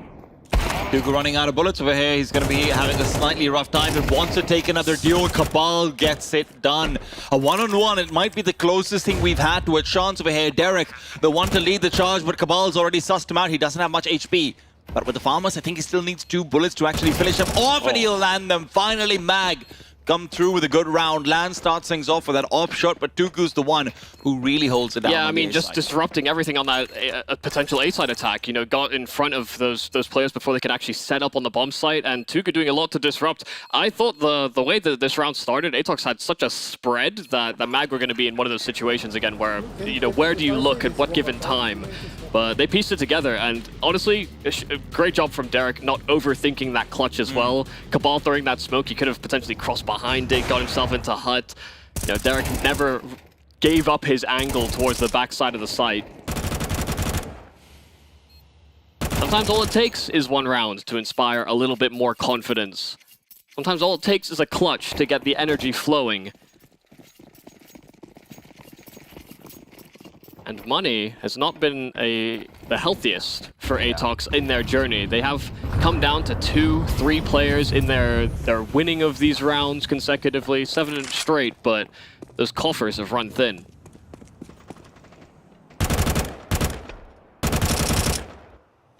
Derek is trying to relocate and get tricky. Playing in from the lower bomb site. But in fact, it's Mick who also is trying to just push through the smoke. Waste of ammo finds him, brings him down. And Derek will have company pretty soon. His read is right. Can he do anything about it? Well, don't think that's what the nade might have been meant to do, but who knows? Molotov does exactly what it's supposed to. Funnels him a little further back, gives him a bit more time, a bit more space. The problem for Derek will be that he has no real fast rotate. I mean, Lan's not in a great position to come and reinforce, but really solid pick out from that boost. Dobu try to catch him out, and the nade and molly to follow. Don't do too much to deter Derek. Well, they are fully deterred on the ATOX side, though. They're rerouting back towards A, which was never really vacated. So they're heading into a site with many players, and they're making quite a bit of noise about it. And as Waste of Ammo is just holding things down from Squeaky, beautiful 2 shots will give him the double. TYLOO there to close, and despite the low economy of MAG, Derek gives them everything this round. Yeah, I mean, this is one of those moments as well where it didn't feel like they were being too active on the CT side, which is fine. But they were actually just holding their spots. You know, they weren't making very loud, audible rotations. They weren't they weren't overthinking it, basically. And as soon as ATOX start barreling in through main, they've got players in position to address that. So nicely done, bounding in with back-to-back rounds, and there we go. ATOX down to pistols, and so this opens the door for MAG to get a little bit more breathing room, reset their mental. Because they're going to need that extra help when they get into that T side where, you know, both these teams had issues on Ancient. Have ATOX done their homework ahead of this game? Is there a vulnerability potentially to exploit when they go into that second half. Nuke does feel like one of those maps that has seen the most love with Zeus changes. Yeah. We're pulling out in pistol rounds these days, which is ridiculous to me. But the dualies, what the dualies were at 1.2. I love it.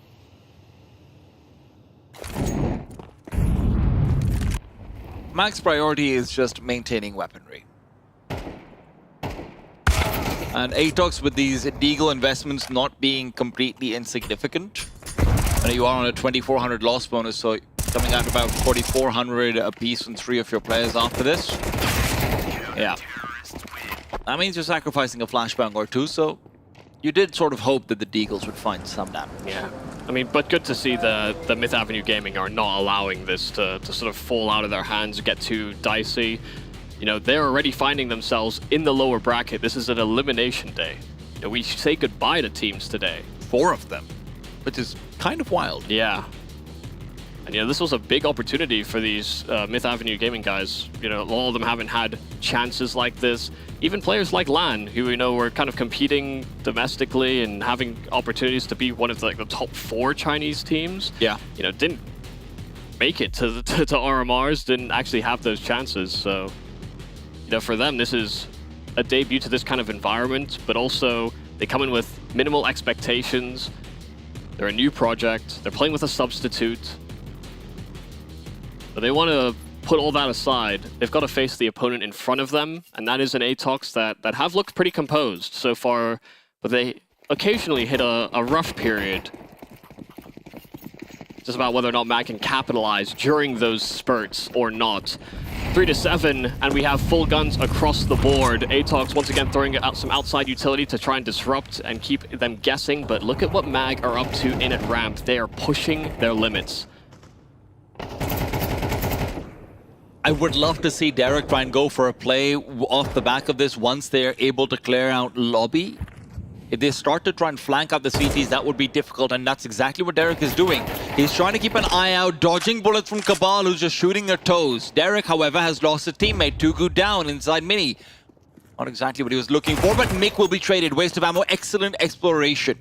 And Orb on the bottom side of the map actually misses its shot. Lan unable to find the kill, and Derek down as well. All of those advantages might suddenly be turning around. Ariukul as well cannot finish off the job. Waste of ammo. Now fading back to the smoke that they did throw earlier on. Lan will not miss his second chance, but in the meanwhile, Waste of ammo is just hoping to find them rerouting, but he's made so much noise, they know exactly where he is. Cabal trying to wait for the smoke. Waste of ammo pushes right into him, only to meet his death.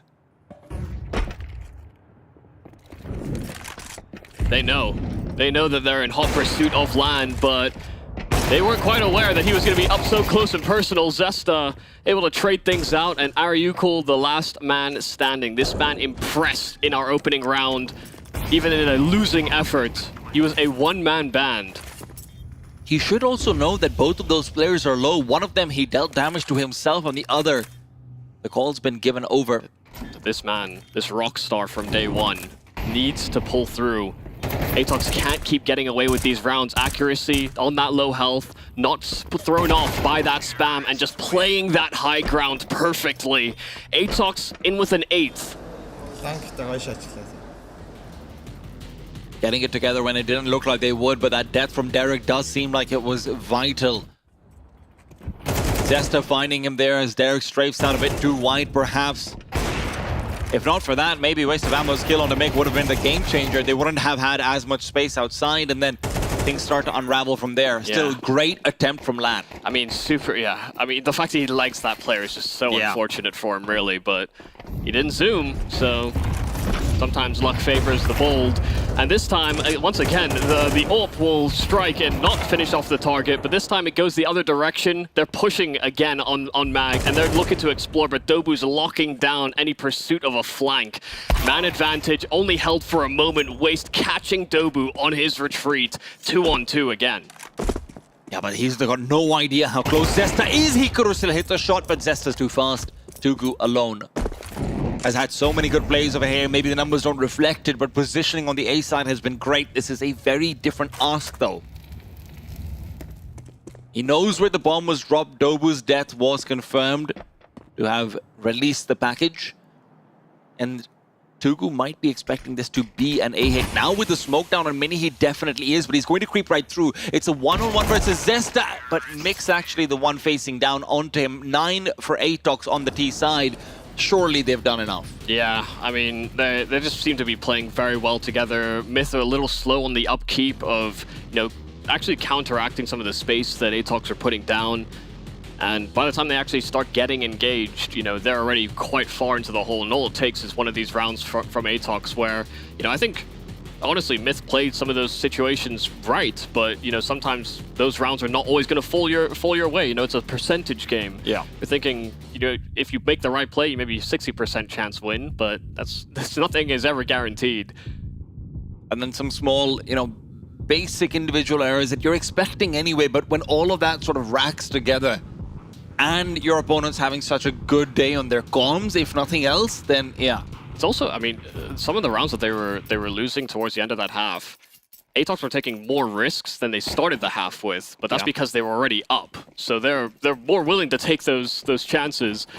Myth need a whole lot of risk taken, it feels like, to come back into this game, a full-on ramp commitment for their pistol. Yeah, everyone heard that one. Cabal echoing out into the chambers of ramp. Accuracy is waiting for a potential push into hell. Dobu, chance is not really being taken. The long-range P2K isn't paying off right now. Waste of Ammo's found full control, not taken down. Nor was any of his teammates up until now, at least. Tugu gone. Lan, great timing to hit on the flank, but the problem is Waste of Ammo's down under. The bomb can reset for A, but accuracy is here. Lan has good position, but he could get caught when those players emerge from secret. Accuracy has to stand his ground and actually pull through with more than just the one. Derek floored, and it's a little dicey there for Ariukul, but it's back into a situation that's manageable. They just need to be able to get that bomb planted, but they've stopped and frozen. They're waiting to see if ATOX have a flank going. Feels like ATOX has almost 3 flanks going. Ariukul has to be the one to plant. Lan's position is too strong to give up in a post plant.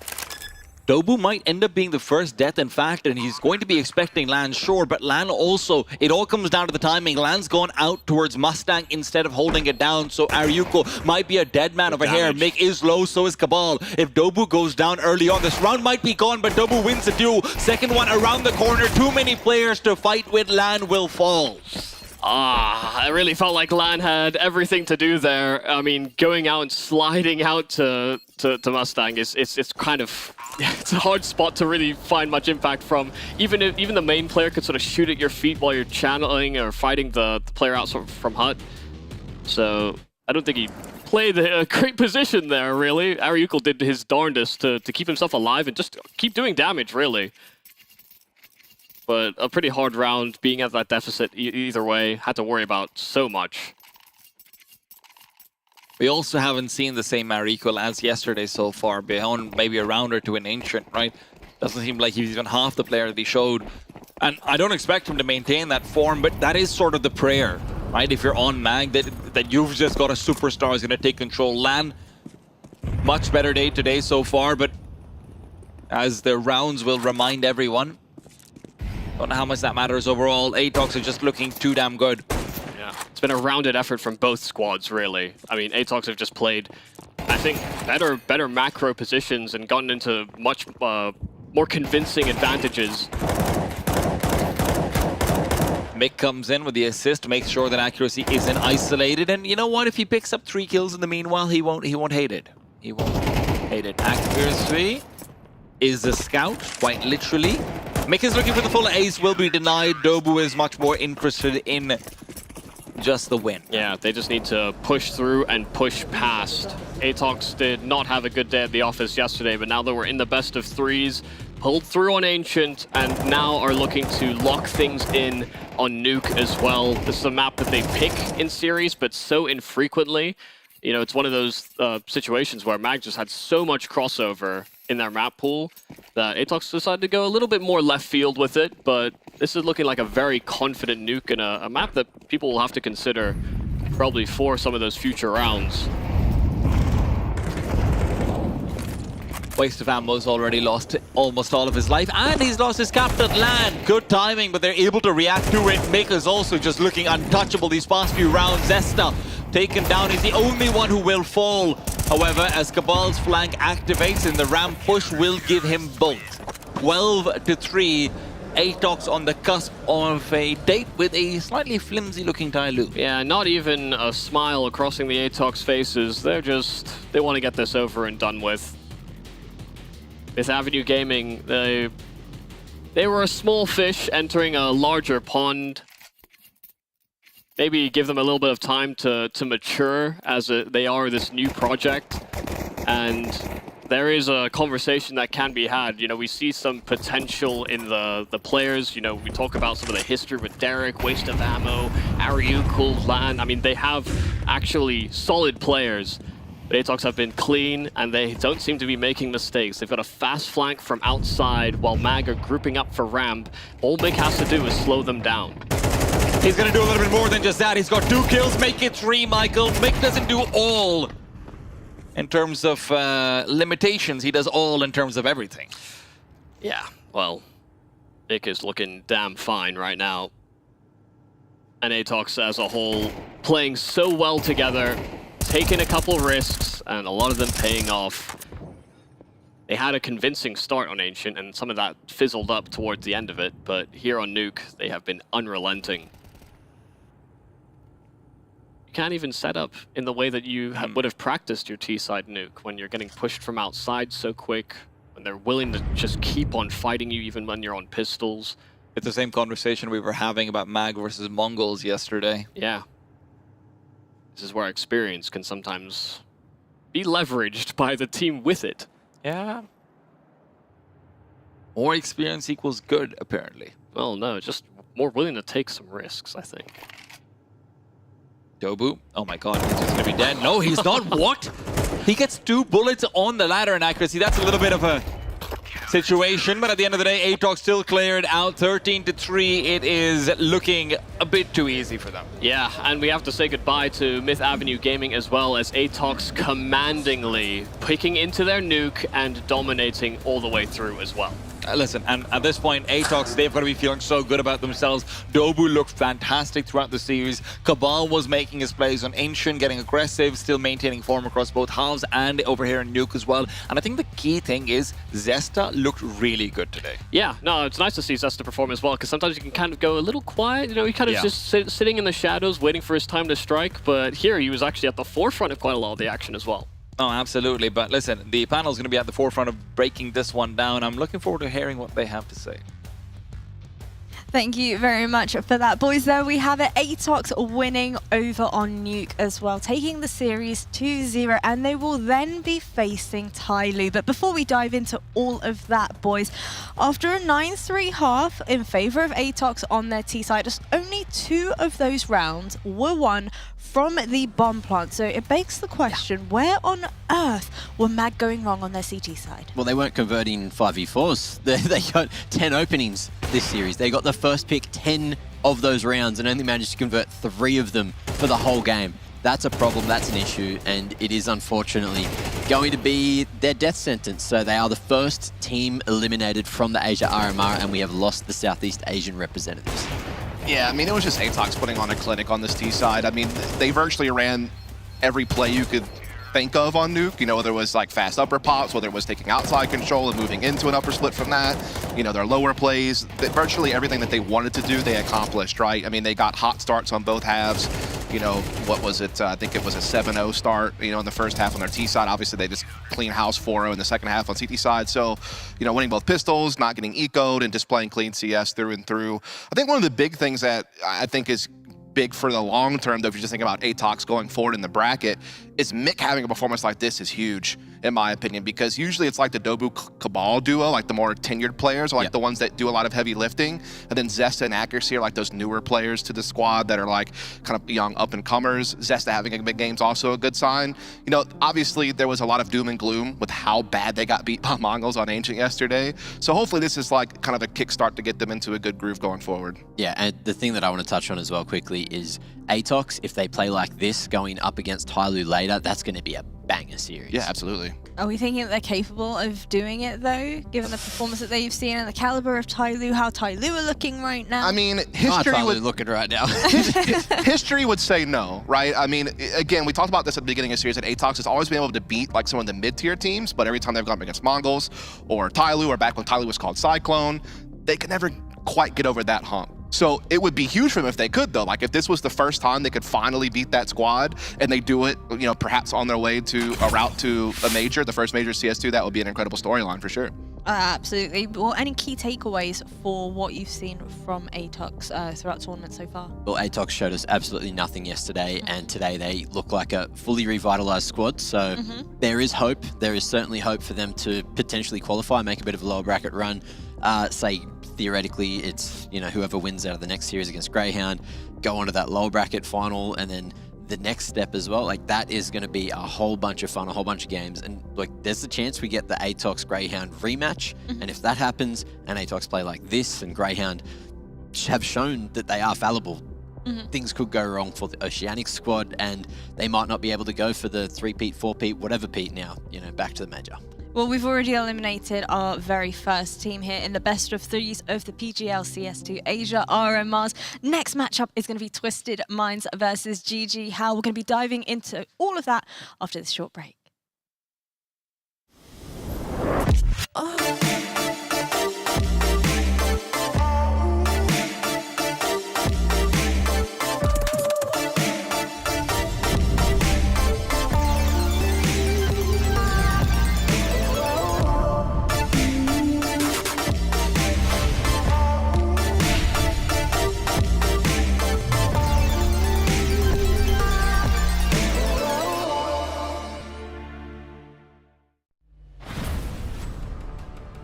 We are proud to announce new additions to the XL series. Both are using fast TN panels and newly upgraded DIAC-2 technology. Fast TN panel, with its faster native response time, can reveal enemy outlines quicker during flashbang attacks. For IPS panel, more overdrive is required to enhance response speed, leading to dynamic image blurring due to the panel's inability to handle the load.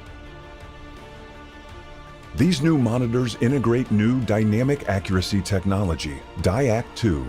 The upgraded dual backlight design not only provides FPS players with clearer visuals at dynamic aiming and spray control, but are also more friendly to your eyes. Moreover, built in the monitor panel, DIAC-2 functions independently and doesn't require any sync with PCs, ensuring no impact on game performance. XL setting to share now has auto game mode feature. Besides download, save, share your settings, it will auto apply different color settings based on your usage scenarios. Outlook of the latest monitors are refreshed. It has incorporated industrial-grade bearings into the height adjustment mechanism, allowing easier and smoother adjustment to the exact desired height. The new monitor series continue to evolve, refining details to ensure players can perform their best consistently in games.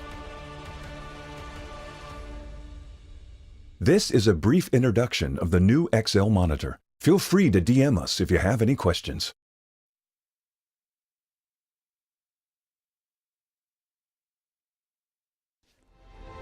Players are changing. Countries are changing. The game has changed. Times it to perfection and simple. It's Olaf who's been on top of the box. He's got 3 and he's looking for a 4. That is incredible. And Brain, he's knocked away. The best tournament, the best bookmaker at the same.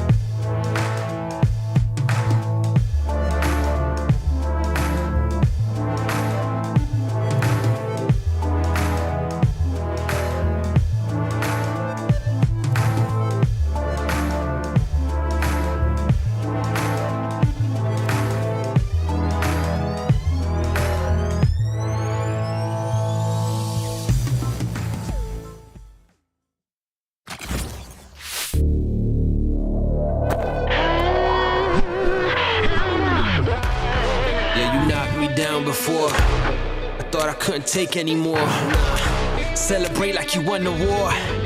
Guess you forgot what I'm fighting for. I'll come right back at ya. Better hope I don't catch ya. Cause when I do, I'm gon' smash ya. Now I'm out for blood. I'm ripping into the claw. I'm out for blood. I'm out for blood. You better bring it in, Q. I'm coming for. I'm out for blood.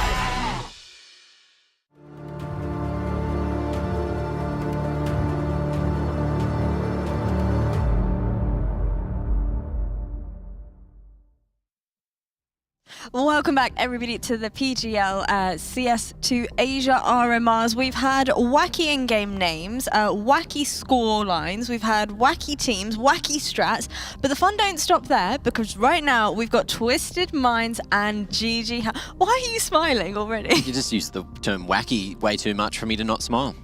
Sorry. What can I say? I love to make people smile. Well, anyways, boys, taking a look at some of the previous results and performances of our two teams, Twisted Minds had lost 13-7 versus Lynn Vision over on Anubis. What did we make of everything that we saw coming out from them?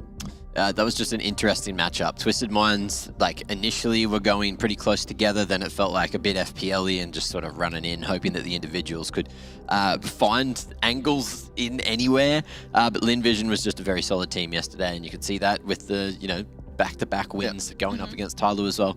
But that's not what we're here to talk about, and JiJieHao are looking spectacular. So I think it's Twisted Minds that we really need to be worried about again today. Yeah, I mean, speaking of wacky, it's just kind of a wacky lineup for Twisted Minds, right? I mean, they come into this tournament in a situation where Matty had only played with them during the qualifier for this RMR, and that is the only experience they had playing with him. They bring him into this tournament, but then they lose Spawns, who was kind of like one of the core three to play with KD69Z and Doc, and so now you have Realize coming into the team, who used to play for NASR, you know, back in 2020, 2022 time frame. So their lineup's kind of like hodgepodge put together.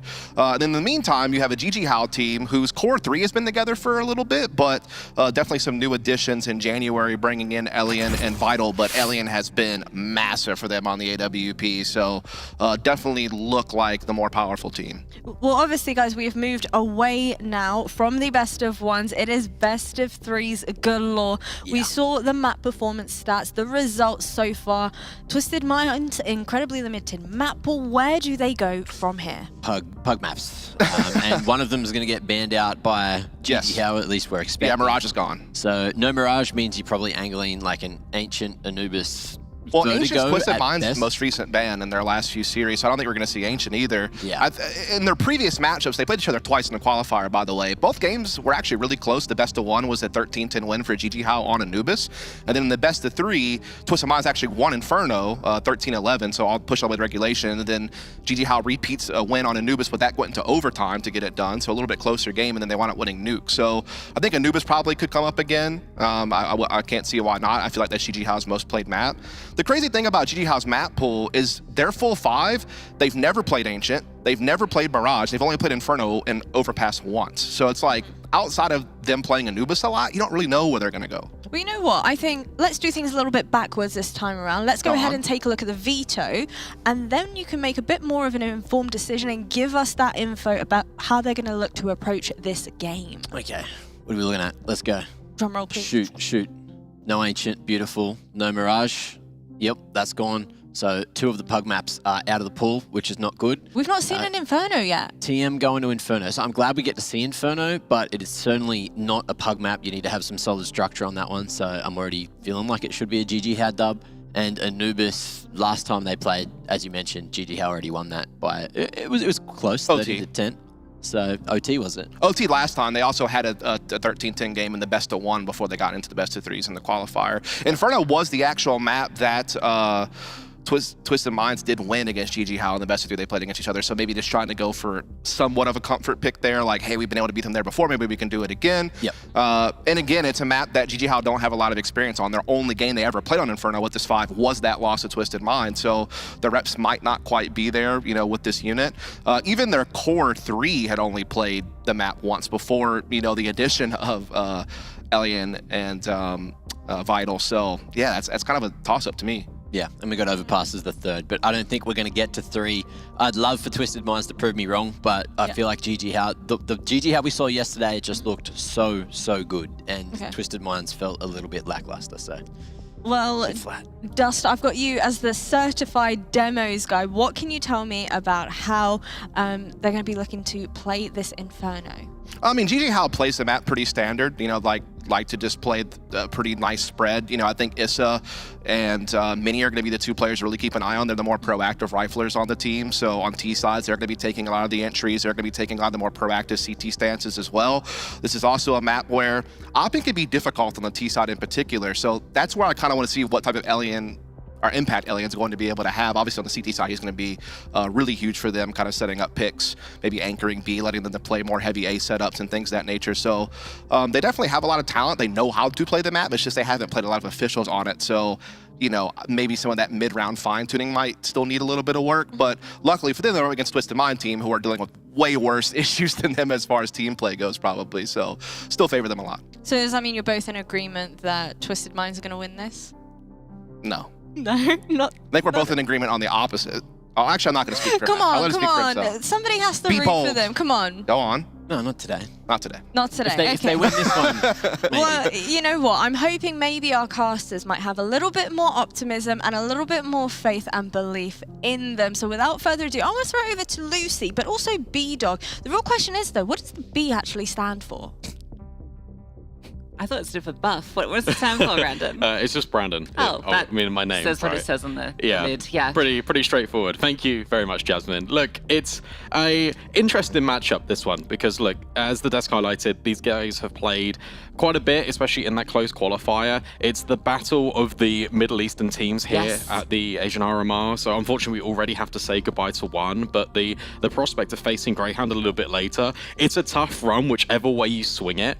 I think the Inferno pick's really interesting as well for Twisted Minds, because it's clearly the only map they've won against JiJieHao. So they think, okay, well, we've done it once, we need to try and do it again. Yeah, that makes sense. The crazy thing to me is the deciding maps between Nuke and Overpass. Yeah, didn't have a lot of luck on Nuke. You decide to go to Overpass. That means that JiJieHao get to start on the CT side. Not to mention, it's quite a tactically dense map. You know, it's not puggy as the desk was trying to, you know, illuminate. That's where they wanted to head. So a map pool that is going to require a bit of depth from Twisted Minds. And the question is, do they have it? Yeah, I think it's a very interesting one. Last time these two teams played against each other, especially on Inferno, it was a case of the T side's really taking precedent, and which you are kind of seeing a lot more kind of in this meta at the moment. The T sides are getting a lot of the lion's share of the work done at the moment on Inferno, which is really interesting because it's kind of the inverse of what you'd expect out of a map like this, where it feels very claustrophobic. But it's all about kind of preempting rotations on that CT side. It's about making sure you've got the best possible situation where you can kind of gamble and lean. We've seen the heroics of old do it quite well with Cadian's calling, the fact that you're able to kind of gamble and like cheat or rotate over. That's what we're looking for here, especially on the CT side of Inferno. And I think for Twisted Minds, it's just a case of getting off to a strong start here, trying to overwhelm their opposition with momentum, because what both of these teams kind of lack together as a cohesive 5 is that experience. So you need to get loud, you need to get involved, and let's see what they can try and achieve here on their map pick. All right, kicking off on Inferno. First time we've seen it here in the Asia RMR, so very excited. Maybe the only person that's ever been excited about Inferno. a lot of people that are fan of the way this map plays out, but I'm sure these two teams are going to keep it exciting. You see a bit of aggression already from the CTs. Realizes that Izzer is on his way through there and gets the opening kill. Look at this, re-aggression though. Vital wanting to fight that in from the balcony, but not happening. Matty keeping his wits about him. So control of the map being gathered by Twisted Minds, and now they want to investigate Banana. A lot of utility here for Davkost and Elian, just trying to hold the door. But JiJieHao, they don't know about this. Twisted Minds have been very quiet about the approach. Honestly, you get an opening pick on the T side this early. You force out that smoke. You just group as 5 and hit a site. Or you just go for the peaks. Maybe realize can just kill everybody. All right, maybe that's just the strategy, and it's worked. He's dismantled the entire A side of the map. And that's going to be the pistol round for Twisted Minds. Most certainly, no retake possible. I really like that from Twisted Minds as well, because it's just very straight up Counter-Strike. It's all about the push and pull effect. You know that JiJieHao are going to go for an aggressive play, which means the other side of the map is going to be a bit more vulnerable. You take the space by being quite quiet, and as a result, Davkost isn't ready for the initial contact. And from there, it just feels like JiJieHao have to re-aggress in the other area of the map. They lack information, they don't know what's going on, and they walk straight into Realize. Yeah, it's almost a rifle-esque approach. Oh, could be the for the ace. No, it's denied. KD69 is going to steal that one away. But hey, you take a 4K in the pistol round, Realize getting pumped up after that. It's just might get off to a quick start. But yeah, that felt like a very very rifle round approach to a pistol round, which is really interesting to see. It's also interesting because when you kind of take a look at the tail of the tape between these two teams, it often comes down to quite convoluted mid-rounds. There's a lot of switching kind of the guard when it comes to which bomb sites you want to execute towards. This was very straightforward, it was direct, and that also means, especially on a map like Inferno, your communications are just relatively easy to kind of understand and manage. Big nades. Oh, really big. I wonder if they'd just bought a third one, it would have definitely got them a kill. That's going to slow this round down a little bit. As JiJieHao not going to go stack over towards the A-bomb site. And I like that. You throw out your HEs early, stack up somewhere, and it's going to be the wrong call, unfortunately. But, you know, it's a proactive use, a bit of utility.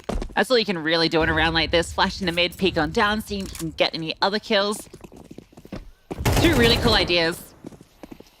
But Twisted Mind's just going to commit to that B-bomb site and find it for free. Yeah, yet again, you got to praise Twisted Minds. It's just a very simple round. You're grouping up as a unit, you're making sure you've got good trade space in, and JiJieHao, they took a lean, and it unfortunately wasn't the right outcome. But look, this is just pistols. This isn't anything to worry about. You're about to get all the rifles in play, and now we start to get a more clearer picture about kind of how the CT side is going to set up. Is it going to be a proactive approach for taking Banana? Are we going to get Elian on the AWP instantly? Is he going to go for some of these aggressive plays in towards second mid or middle? There's a lot of questions that we need to have some answers provided to us here with this rifle round about to take shape. It's crazy to me that they didn't send any bodies at these tees. When you just got pistols? I think it's just the argument of if Money. they have MAC-10s, yeah, we don't want to give them $600. That's fair. Well, Twisted Minds were playing for the future. Didn't invest a single SMG, in fact. Great start on the T side, but as you mentioned, now the rifles come out. One MP9 in the mix for Vital. And obviously, we won't see that AWP early.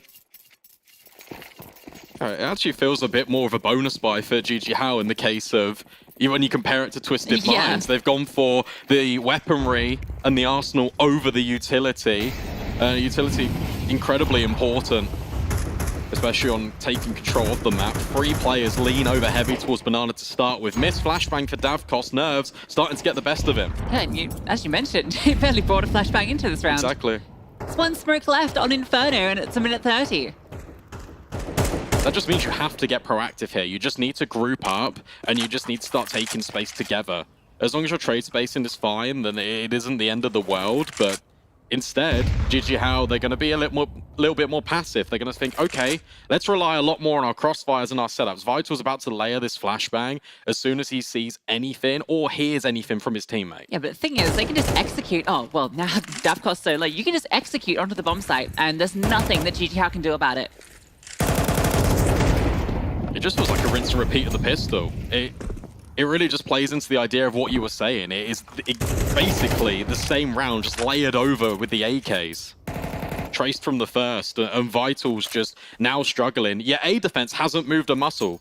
JiJieHao have no information whatsoever, but now B has gone quiet. This lane is actually favorable. Yeah, that's kind of crazy. That one smoke they had was enough to kind of slow them down, and now, yeah, they're going to hit onto A. There is no defensive utility here either. But it's just going to be the straight-up fights. Minds will have all the tools as they execute into the bomb site, but it is a double layer defense in the site itself. Izza tries to step up, but Mini is the one finding action with a double, triple in fact. And that might be enough to keep them in this round. Davkost is so incredibly low though, and with that smoke going down towards Moto, it becomes very difficult to get back into this. Kit is on that SMG. Has to edge on forward. Maddie is kind of low HP, so there's a chance he could give up a kill. They're not facing just yet. Realize has a good angle. Flashbang over. This is the set up, the swing, and it's a perfect flash. Not quite the kill though. Realize gets to live, and Davkost, yeah, he just wants to do the same. Yeah, so a little bit unfortunate there for JiJieHao because they're in the right positions. It just feels like a number of these players, bar Mini, can't finish their meals when it comes to this crossfire.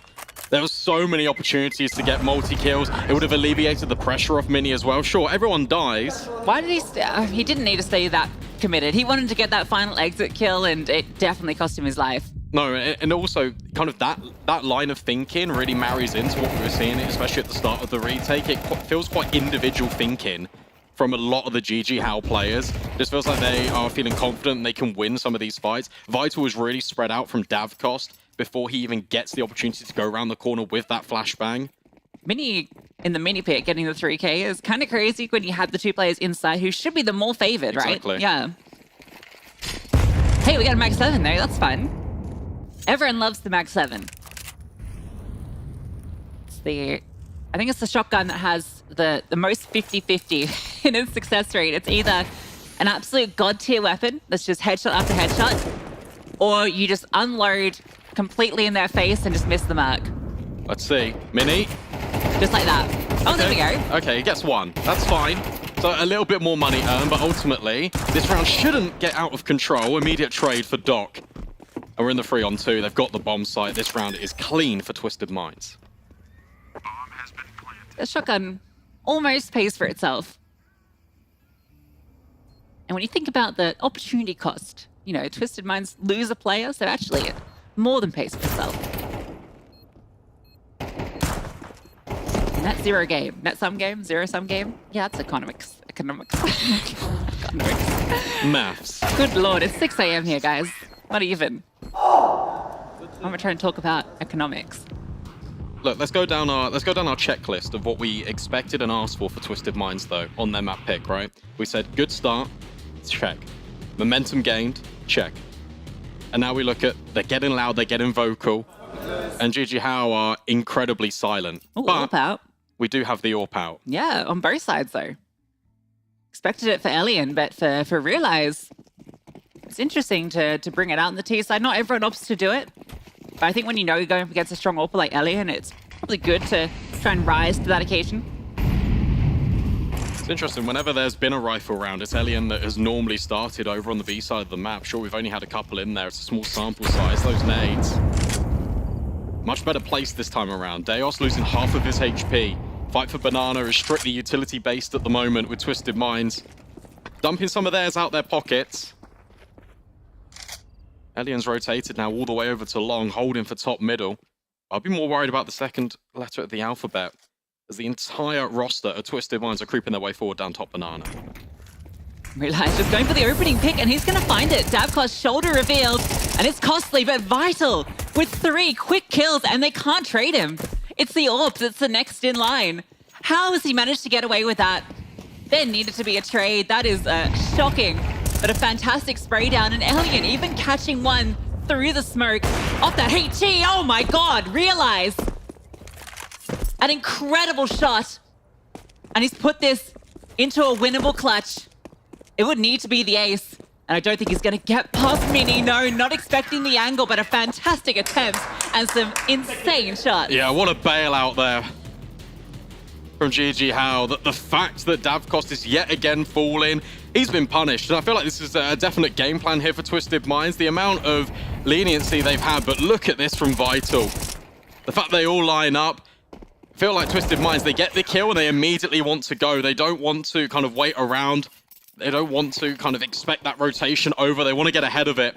But by doing so, they walk straight through the grey screen and straight into their demise.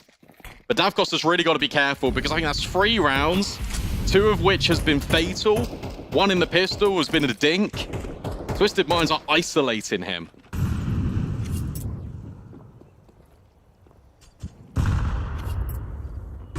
What you can say about Realize coming through as the last minute stand-in, he's certainly delivering.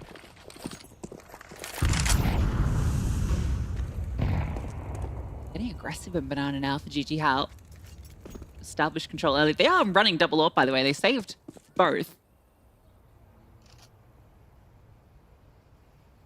Of course, can lock down Banana with his.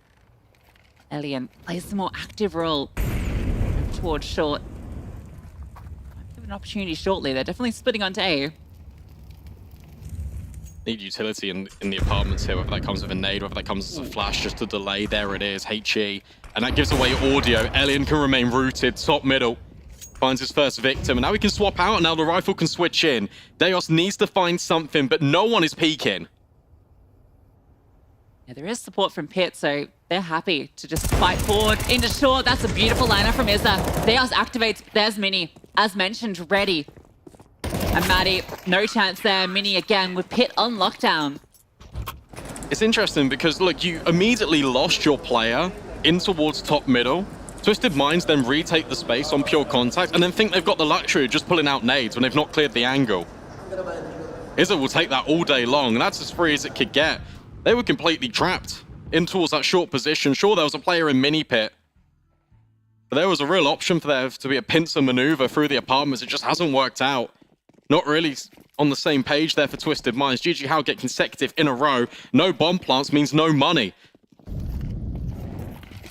And now they can start to get some confidence. Assert control is up, taking the space and even getting the kill, just spamming through the smoke.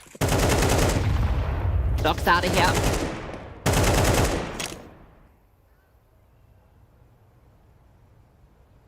Now, Brandon, you were talking about kind of the T-side strengths, even on Inferno. What's the number that you think Twisted Minds need to work for? Because they're already off to a pretty good start. I think it was a 6 or 7 last time these two teams matched up, so I'd be looking 6 at a bare minimum. Certainly not happening in this one. Mini looks so mechanical. You gotta praise him. Anytime that he's in a position where he needs to get a multi-frag with the rifle, his spray control is always on point. Yeah, and to be honest with you, that's kind of what you need. We had it highlighted by the desk before we jumped into the game. Proactive riflers, Dust was saying, when it came to Mini, when it came to Izza. You can see that Mini is more than happy just to fight and engage, even though he's playing these anchor positions on that A site. It'd be interesting to see kind of how he matches that over on the T side, whether he'll be taking a lot of the aggression alongside Izza. This time, Elian will start in top mid. First time we've really seen JiJieHao go for a play early towards the A side of the map. This time, Izza gets the taste of the early damage. Deos wants to get active. He's got a Mach 10, and utility is incredibly light for Twisted Minds this round. So money's not quite built up. Davkos could definitely get punished. Never mind. Nice flick. Deos just tries to bait out the shot, and, well, he does that successfully, but unfortunately comes at the cost of his life. And now Twisted Minds are resetting. They think, okay, well, we know an AWP's on B. Well, guess what? That was Davkos and not Elian. There's a second one here in reserve. Izza still low, tucked in on the balcony. Got a decent crossfire here with Mini.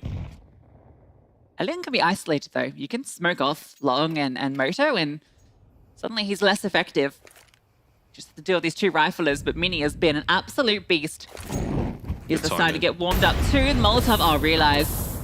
Got to make a decision, and, well, he takes a lot of damage. And now Izza tries to go for a transfer there, but no one in the smoke. That's got to be Mini again with one. They found their way through. No smoke for long, though, so Elian can just hold this line. He knows that they have to be falling back towards short and apartments. Everyone's retaken as well from one position. We've mentioned double AWP. This is really difficult on the retake. Everyone in from library. And there's no smokes to the cross. It's just 2 flashes. Yeah, Vital's got to do a lot of the heavy lifting here. And he knows that trying to get active, the T's are fighting forward into him, and that's given Davkos the opportunity. KD69 tucked on in, needs 3 kills, and they're just running him down, but he lines them up. One last fight onto Vital, and what a hold from KD69. It really feels like he should not have been able to win that out. Twisted Minds, they played it perfectly until it came to that afterplant. The decision, as soon as they get mollied off in the apartments, to still commit off the back of it. The flashbang over the balcony, the short players splitting in. Getting the kill on towards Izza. Mini couldn't do a thing. And then suddenly in this afterplant, you're still fighting forward. You're wanting to take these shots. You're wanting to rush the issue every single chance you get, and yet somehow it works out. KDs, they line up, which is a bit fortunate, but then taking the time, utilizing it well. Twisted Minds get their 5th and realize, as a reward, doesn't burn by this incendiary, looks over the top of the barrels, and will find Elian. Yeah, double off in the retake, so difficult. At lineup, set him up for success. Oh my god, he's shooting his toes out. That boss scrambles away.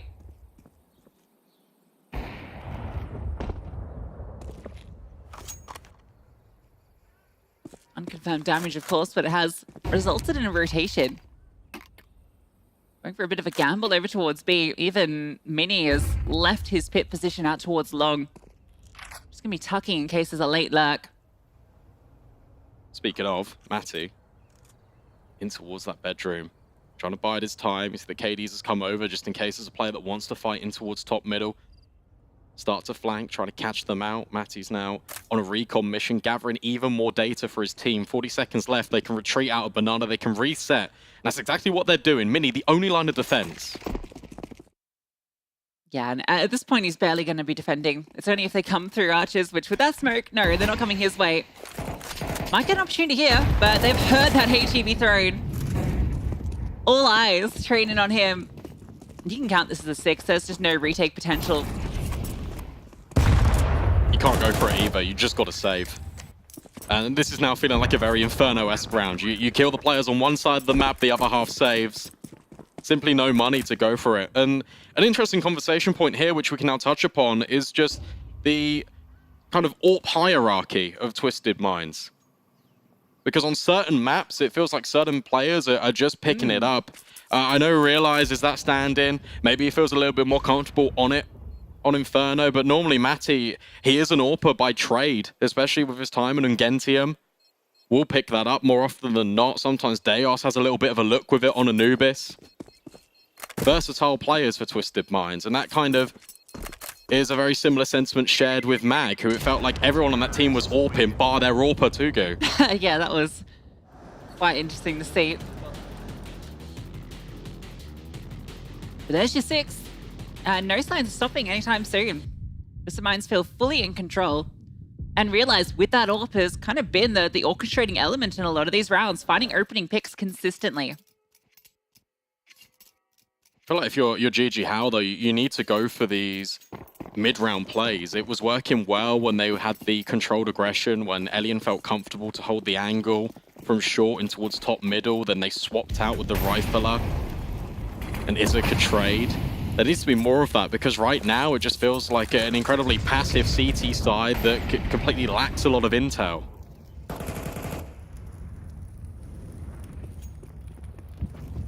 An established banana control at the very least. And Elian again. Very strong position with the AWP. But not uncommon. And he is going to be tested. Swing from Matty. Can't quite find the shot. Is the peaks out, so there is some support if they do decide to swarm. It's also information. Not a commitment yet. There is a rotation over to A. But now this is the moment of the round I'm talking about. It's okay, well, we need information somewhere if you're that CT side. Currently, they are being smoked off. That's why the nade's blown open for Izza. Doesn't spot anything. And that means you can now cheat a rotate over towards B. And that's exactly where Twisted Minds are heading. This is really good from JiJieHao. Yeah, great information gathering. This has got another HE if he wants to do it again. Boost comes up, although it's less effective these days with the smoke that's often thrown. There's no smokes as well for this CT side whatsoever. So they can't hold them at the door. They got to fight. It also means retakes are really difficult. Davkos knows he's going to commit into the site. Flashbang just braces him and he can't quite find the kill. There is space here for Vital to work with. Never mind. At least Elian gets one back. I can't believe Doctor's convincing with the PG-50 in hand. But it's enough. And yeah, well now Deos finding Elian through that smoke means it's definitely another save. It's too easy. It feels really too easy at this point for Twisted Minds. They don't have to do too much whatsoever to get the utility out of JiJieHao. It just feels like they're dumping it at the earliest possible convenience. Sure, you go for that nade play, but once you clear that no one is top middle, you need to be more investigative. Send those 2 players up towards the apartments, try and clear out that space, and then you guarantee that it will be a B hit. Furthermore, you've then got quick access to go for that flank, and that means you can get that 3rd player over to that bomb site. It could have been more reinforced. Sure, there's a timing window there, but it's the fact that we're even lacking kind of the intuition to go for it. It just feels like JiJieHao are feeling the pressure. You can definitely see it. We're not seeing any of the kind of on-meta plays on the CT side, the phase smoke down towards sort of the middle of mid and then pushing down, getting control. Second mid fighting it all. See if that changes or if they're just going to continue to play this very standard, safe holds. Lack of information is really hurting them. Not to mention the lack of utility. Yeah, and the lack of rounds. We asked for 6 for Twisted Minds, and we've got 7 already, and there's room still to build. Deos taking the fight. Spawn-based, and Elian has been getting ousted in a number of these opening engagements. That's at least the second or the third time that comes to my head where he's lost the opening duel with the AWP. Yeah, it's not quite the Elian we saw yesterday on Nuku as an absolute menace against TYLOO. You know, they couldn't quite close the game. Now A's feeling uncomfortable. You can see Mini was caught between mines and Izza needs to be there to support him. The Maddie's already holding the rotating angle, although Spray does a lot of damage. Eventually is dealt with, a Mini again needs to step up, gets a double. It almost feels like he needed a triple because now it's a 2-on-3.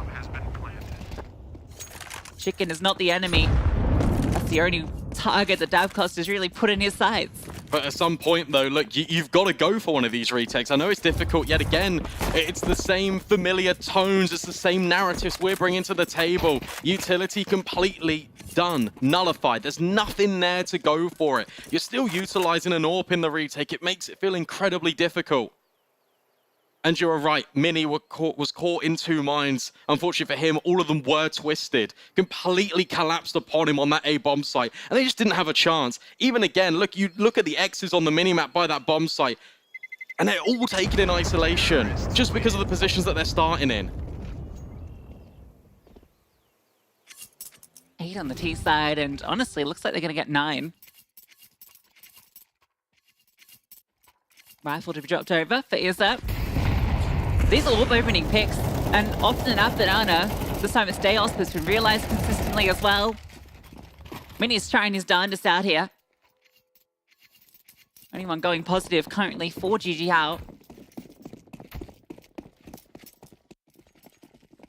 Put the auto shotgun on him now as well. Honestly, I would just swap him with the rifle. Speaking of rifles, with 3 of them in Banana, you expect them to get aggressive. You expect them to kind of take the space. Currently not happening. Instead, it's going to be a brawl in the apartment. Shotgun up close. Trying to get the kills. This feels very nice, but look at Matty waiting for it on a slight off angle on the balcony. Sure, Elian trades, but now A is really compromised. Yeah, Elian needs to do something big here. Steps into that space, and the rotations are coming over to support. They got information in Banana, had a bit of a peek down. It's allowed some players to come back.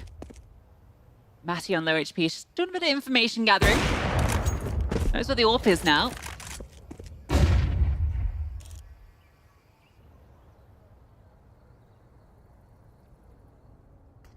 This feels just so disciplined now for Twisted Minds. It just feels like they're running sort of the same default every single time. Pick a destination, we'll take that map control. We'll then lean over, we'll get the primary zone of top middle, top Banana. Is that one Molotov cause them to rotate? Yeah, heavily? well, they haven't really got, to be honest, any information, and they've got a lack of utility yet again. Is that? Gets caught off guard by Matty, he just walks the smoke. That's the bomb, just escorted over for free.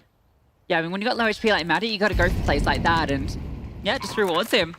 So now you've got another retake. Elian's got the AWP, which at the moment is just locking down mid. Which is useful, to be fair, because Realize was in Banana and they know that he was there, so he has to come back and join the pack at some stage. Another smoke in towards Moto. Now they have to go past Realize. He's locking it down with the AWP. Elian with the trade at the very least. Time, an issue. KT4, there is a kit on Vital, but he's the only one alive. Comes down to the 1v1, and he is able to find Doc. So 4 will be obtained for JiJieHao. Yeah, very necessary for JiJieHao. Good retake. It feels like they are leaving it down to the wire, but ultimately they do understand what they need to do. Over at short, good trade space in. When the nade misses the pit with Matty in there and he gets the kill, I think, oh, he's done enough. He's gone down. It's a little bit like a martyrdom, but no, the nade completely misguided. Doesn't matter. Bailed out of the situation. JiJieHao scavenged 4 rounds together, and they have to hope and pray that it's enough, and they have to rely on their T side being as potent as Twisted Minds. Yeah, certainly the key thing here. Twisted Minds, they're very happy with 8. And honestly, with this veto, with Overpass as the decider, I do feel like Twisted Minds kind of have to 2-0 it. Unless they got some surprises in store for us on Overpass.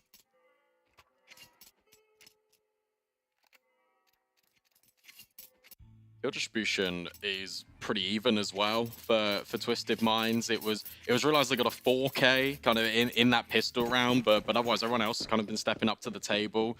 Similar story for JiJieHao, just kind of on a lesser scale. Mini is by and large leading the pack. Have to hope and pray that he can continue and be consistent throughout this map and this series. Deos getting a lot of intel right now. Everyone is charging me in top middle, and the 3-player setup actually doesn't find a kill at the moment. Matty finally gets one, but it's all Vital and Mini in the feed. Yeah, the perfect setup to counter that push through top mid. You have 3 players at different angles, all ready to fight the charging Glocks, but a horde of Glocks is often enough to overwhelm, and indeed, that will be the pistol round going the way of JiJieHao. Yeah, well played. It's just pack mentality, route 1 counter-strike, bomb it up through top middle. Fast up with the Glocks, and immediately you just can't find a single kill. It feels like this setup is destined for success, and reality is it's completely doomed. Izza just picking up the last 2 at the end, swinging with confidence. Exactly the kind of statement round that JiJieHao needed to kickstart this second half.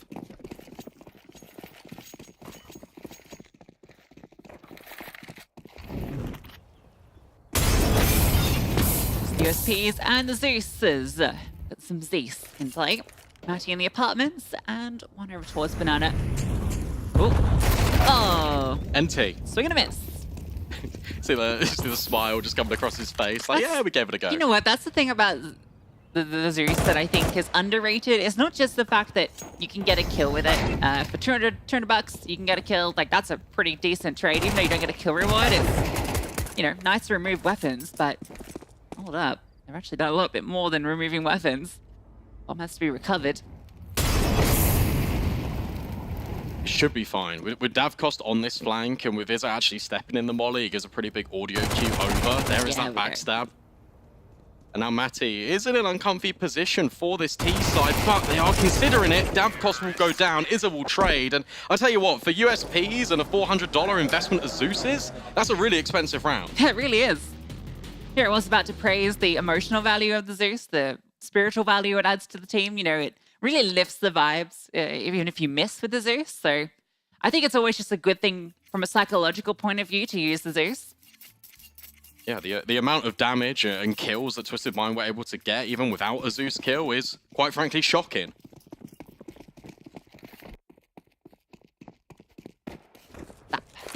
Maddie with the ult on the CT side.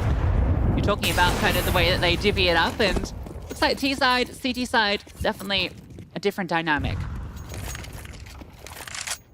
It's interesting as well that he doesn't hang around instantly. It's very meta just to kind of go for a peek, instantly rotate. You're trying to keep your AWP dynamic because essentially, if you can just get it in the best possible positions to at least gain you info at the very least, if you can just lock down one of these angles on Inferno that are quite short range, but you can utilize your range to your advantage when it comes to the library peaks, when it comes to the site divvying up, then you're ultimately giving your team the best possible advantage. Matty now over on short, top mid taken by JiJieHao, and Matty's walking in, but this is being held by Vital. Should have the advantage. Oh, okay, yeah, Vital starts to pre-fire a bit early, so they trade blows. Which the Vital comes out worse for wear. But you have just seen the AWP here, and you know the AWP started on B because he took a shot. So that's why they're rotating over. They know that there's definitely, probably 2 here on B. Smoke lands in their faces. They're like they have to commit through it. Although with the position of the CTs, they're playing retake. There's a chance they can get into this site relatively unscathed. Nice incendiary, and a boost is going to come through. We'll see which smoke that the T's deploy. I like this. You've got to get aggressive here because look, at the end of the day, time's running out. 15 seconds, you're setting up KDs for success. The bomb about to potentially come over the top. 10 seconds to punch in the digits, and it's been dropped. KDs has done everything. Realize being a nuisance from the Coffin's position. There's no time to plant. This round's done. That's beautiful. That boost is fantastic. It does enough to disrupt. Mini at least gets caught onto the AK. They also caught out the lurk over towards top mid, so everything went right for Twisted Minds. It's really good awareness just to know, look, there's 20 seconds left. We are playing a little bit retake, but we've got the boost up. I can flash in and here realize by him swinging, even committing through this smoke, it looks like he's completely alone. And it really sells the dream that KD's is not on this boost. And the bomb can't even go down. And look what it's left JiJieHao with. They're feeling so restricted. A couple of AKs just surrounded by the support network of pistols. And now Twisted Minds, look, they're getting aggressive somewhere else on the map. A double layering set up with the AWP in the apartments. Showing a lot of different faces here on the defense.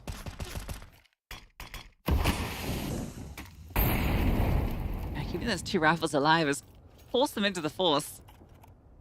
The space being taken by the MP9. KD's might even just walk through this, and he does. He catches them, spots the bomb. Dark. Oh, can't quite finish either kill off. And Maddie wants to take a swing. Can't find the shot. Flame shot forward, and they have to be forced back. But great damage done. Dock removed. The MP9's become a lot more deadly. And everyone's rotating over towards A. They're gambling. It's interesting as well because, look, JiJieHao know that there was a player in KD's that had pushed. So now you've got to clear every single one of these angles. You've got to expend even more utility. And now they might come into this. They might just walk the bomb straight into the open arms of the CT side. Is they ready to peek onto the angle with this AWP? If he decides to go around that corner. He has to smoke as well. But this is nice. Where they're taking this pause, they're not committing in, they're just kind of setting up. But keep your eye on Vital. He's about to announce, hey, I see no one B. Please bring the bomb over. Realize swings, it comes at a dab cost, but it doesn't matter. Because look, the bomb has already made its way through. Yeah, rotation won't get there in time. They haven't fully cleared the site, so there's a little bit of concern, but I think they're reading that no one's around. Oh, this is going to be really weird. Two Ts are behind the CTs. But now they know, okay, are you going to expect Elian? No. Oh. I guess it doesn't matter. However, this crossfire still being established. Iza with two quick headshots. Now it's a 2-on-2. Has to be Iza's round. He's already stepped up with two. Vital so low, and it's going to provide a bit of a distraction. Good damage done. A jump over the top. And Maddie, for all these amazing hits earlier, would need something special. HE misses, and he's out of there. How does that HE do 1 damage?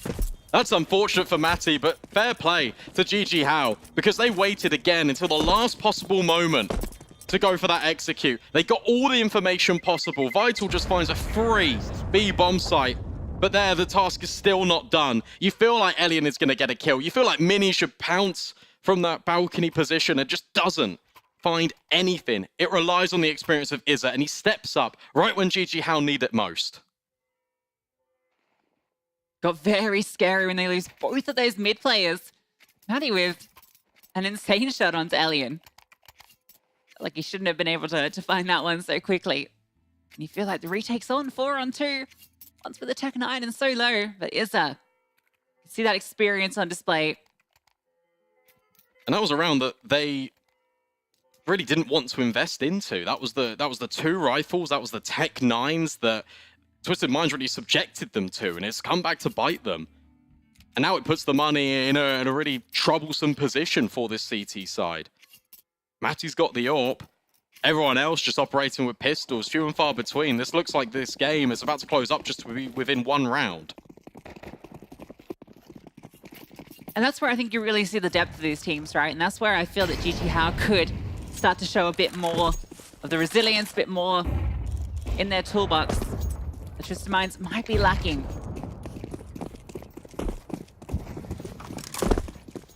You gotta know the money's not in the great spot, so as long as you're trading, that's the most important thing. Iza draws first blood as he closed the previous. Deos now left on his own, he'll be screaming for these rotates, but all he's finding instead are just bullets from the JiJieHao members. That's the bomb site taken over. Matty will save the AWP, and JiJieHao will gain an 8.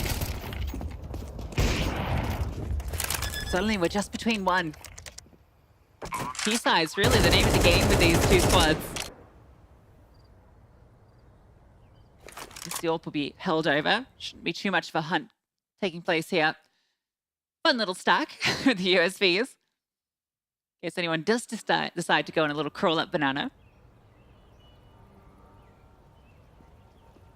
I like that they're just containing right now, JiJieHao. They're not actually committing to going for a hunt complete outright. Main priority is their own economy. Keeping 5 alive in a round like this is incredibly vital. Although now an AWP's been revealed, that might accelerate some of these pieces to try and get a bit more active. Flashbang forward, you can maybe commit Izarin instead to Mini. It goes into Matty's den, 11 HP. He's lucky to be alive. Very lucky. Keep something into this round. Wouldn't have been able to buy an AWP otherwise. We'll see how important that's been for this squad on the opening kills, at least on their T side. I think for Twisted Minds, I'd like to see some of that aggression we didn't see from JiJieHao. This is a team that I think has inherently got a lot of really strong, aggressive players. So I feel like if we start to maybe go for some extensions, fight out towards apartments. Maddie taking the peek down mid. Gonna overextend though. Alien's holding that line. I don't think we're going to get too much aggression because we've now got double orbs. Realizes wielding the second one. Over towards Banana, gets a nade for his trouble, but on the orb doesn't mind too much. However, might mind that one. Oh, he ate both of those. He just stood there and took it. Was really hoping that there'd be someone that peeked around that corner. Instead, he's met with the shrapnel not once but twice. $600 and he's in the grave. Davkos is looking for this orb. I think he just wants to get rid of it, surely. Yeah. Surely he just wants to get rid of it. Yeah. Can't quite throw it out. Like, you know, used to be that little kind of fence there you could just throw things over. There we go. They found another one. That's really nice. Davkos being the caretaker, also showing his experience. A lot of money just down the drain. However, you've now revealed another one. There's actually 2 AWPs in play. Let's go A. That's the call. Chaos and Duck. Double D's in defense. KT goes forward, doesn't do a lot of damage, and now Deus reveals his position, throwing that utility. He should know he's up on the balcony here, but he's still going to find that first kill. It even extends for a second.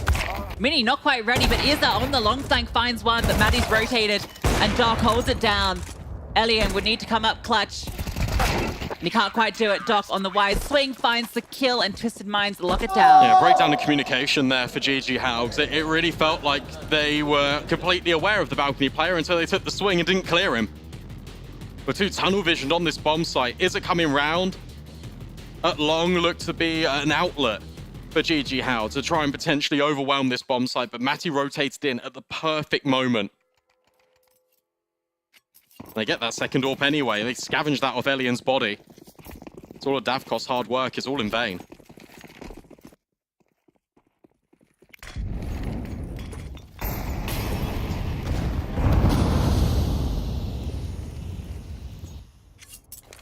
Try and stump their util, and they fall back to the passive hold, and Maddie, he wasn't passive. Tried to peek aggressively, but Mini was so ready for that swing. Yeah, a good amount of information there as well, because you see the way the molly lands, you know that was from Boiler. So, you know, guarantee one player over at short, and Deus is not hanging around whatsoever. Despite the opening kill being found on A, you feel like that's where they reinforce. Instead, they reset, realize over the top. It's a good flick, but it's not quite the kill. Yeah, a lot of leg shots coming through.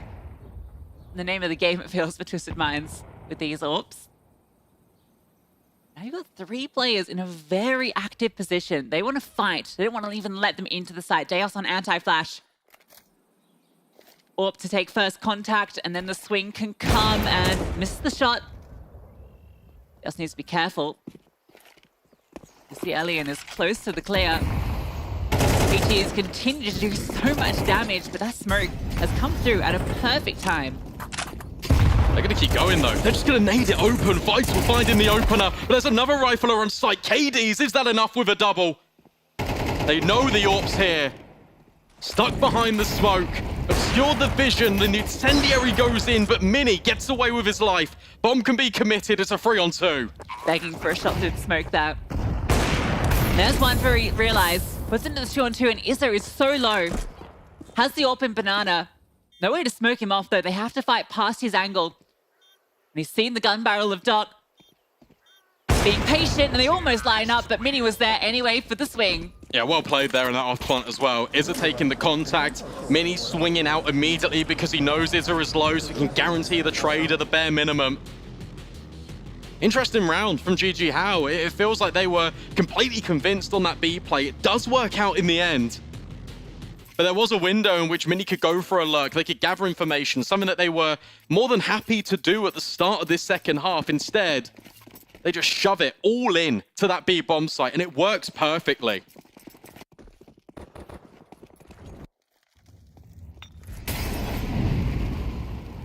Now, good chance to tie things up. Oh. Not quite the flashbang Elian was hoping for, but it's all good. He's just got the pistols here. Maddie with the M4 is the one that needs to get active. Love to just find a kill so then he can start to be mobile, move about. Do as much damage as possible with this hero rifle.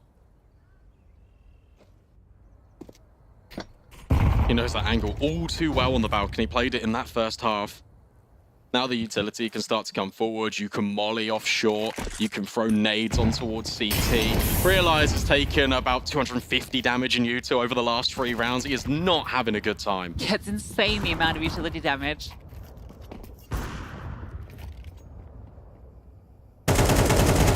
Oh, nice shot from Doc though. An AK that could potentially be picked up too. There are armor on some players, but too late anyway. JiJieHao are about to walk in towards B. There's a rotation over. Izza on the good clear. Realize tries to get tricky with it, but Izza is ready for him. This will be double digits and we will be 10 apiece. Yeah, that kill that Doc finds really just accelerates the play in towards B, and JiJieHao can afford to do it because they've already got good space towards the top by the car. Izza really coming alive right here at the tail end for JiJieHao. I mean, Izza and Mini, they've got over 40 kills between them. Rest of the team's got what, 20? Yeah. Yeah, that is a very top-heavy scoreline. But more importantly, look, it's getting the job done. Multi-kill after multi-kill for 2 of these really impactful riflers, and Twisted Minds are really struggling. Think of also the amount of variation that Twisted Minds have thrown in their setups. We've had the aggressive apartments from Matty Ray pushes down solo. We've had the double layering in the balcony as well with the AWP and the rifler. We've had the AWP start over at B, double up in the AWPs as well. Like, there's so many things Twisted Minds have tried, and it just hasn't paid off. And now you've got to be scratching your head thinking, well, what can we do to overcome this? No AWP either. That's been something they've been relying on a lot. I don't mind it, though. There's 2 AWPs on the T side, though. Okay, I kind of mind that. It's all right. The AKs are in the hands of the guys you want to have the AKs. This is crazy. 2 T side AWPs and no CT AWPs. The reason why the rifles and no AWPs on CT side might be beneficial for Twisted Minds is because it means they can get proactive a lot easier. It means they can be a lot more flexible in these mid rounds. Boost up on short. That's, again, another different variation. A flash in towards the apartments. No early signs of pressure until this boiler flash comes in. Mini claims the real estate. I've not seen anyone up on porch here. Information from that tick. Smoke over. Doesn't quite land on the lip. That's gonna be another strong HE. Oh no, actually it bounced a bit up. Just treating the util. Of course, searching for anything. Kind of feel like you need to find something with these AWPs. You've invested so much into them. That's a nice molly, but there's the boost coming into play. Elian finds his kill into Matty though. That was on the lower player who got flushed out. This is nice. The fact that you've immediately just reset as well, you still got this double up in towards the short position, but you're not committing a player over on the balcony because you know, look, yet again, 30 seconds left. JiJieHao, they have to commit around the corner. Doc's playing very active, and look at that spray. So much damage. It gives Daos a fairly easy time, but Elian's AWP finds its mark. And Davkos went all the way through long, found nobody. Now he has time to scamper into pit for the post plant. It's 2 AWPs on the T side to lock down this site. A difficult retake, not impossible. Elian has to play an active line. If he gets cleared here, no. Great shot and a 3-piece for him. Realize, not ready for Davkos with his AWP, and that's 11 for JiJieHao. They take the lead. Yeah, there was an opportunity there for Davkos to actually just swap to a rifle. Instead, just relies on the sniper. And I like the way they play that as well, because they let Elian be the playmaker in all of these fights. They set Elian up for success because he's the one that trades twice, and then he's the one that gets active to start off this play. makes it a 2 versus 1. And then Davkos can swing because the only information that Realize has is that Elian's out towards short. 11-10. Money sparse again for Twisted Minds. Lost bonus, sure, is being accumulated. But the rounds are also totting up for JiJieHao. They are 2 steps away from completely turning this map on its head. Oh, 5-7s though. Could do some work, but Davkos clears up 2. Still the rifles in play. They're just going to rotate on over.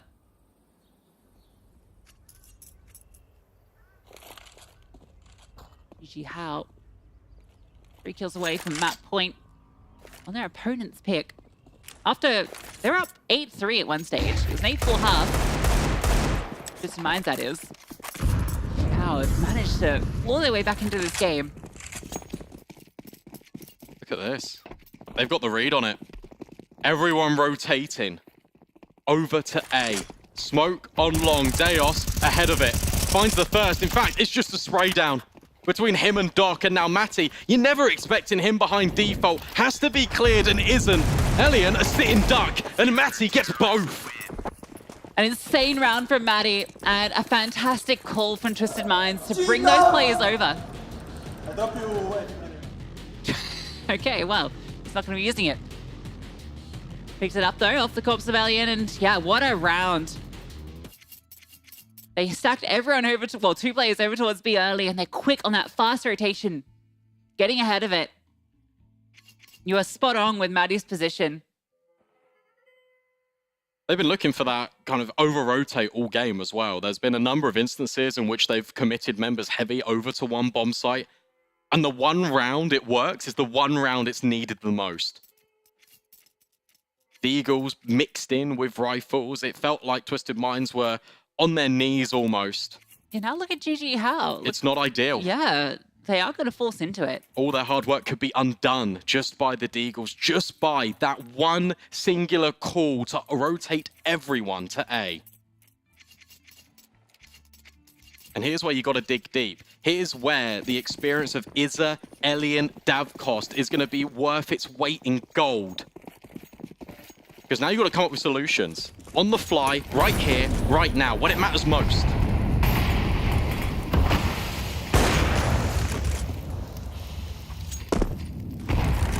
These are the moments that make major dreams and nightmares.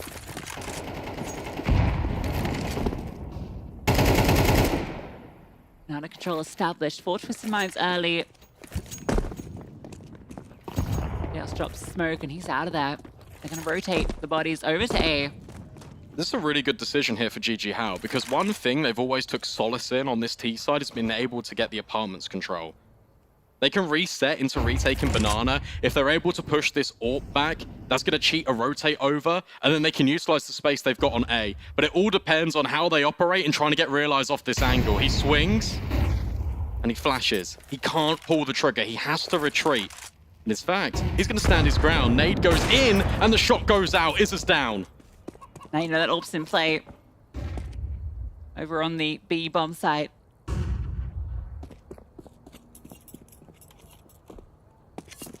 That's one of your big playmakers removed. Rifle that can be recovered at least for Davkos. Mini's flirting with Deos. 25 seconds. You've got to go. You've got to get past this AWP, and he's just thrown a smoke in your face. You got to disrespect it. You got to get past this utility. Mini dying. He's always been that lurk, and Deos knows it. He's sprinting over. They're saving. Wow. They've called it off, and Vital can't even recover a rifle. That's the worst part of it.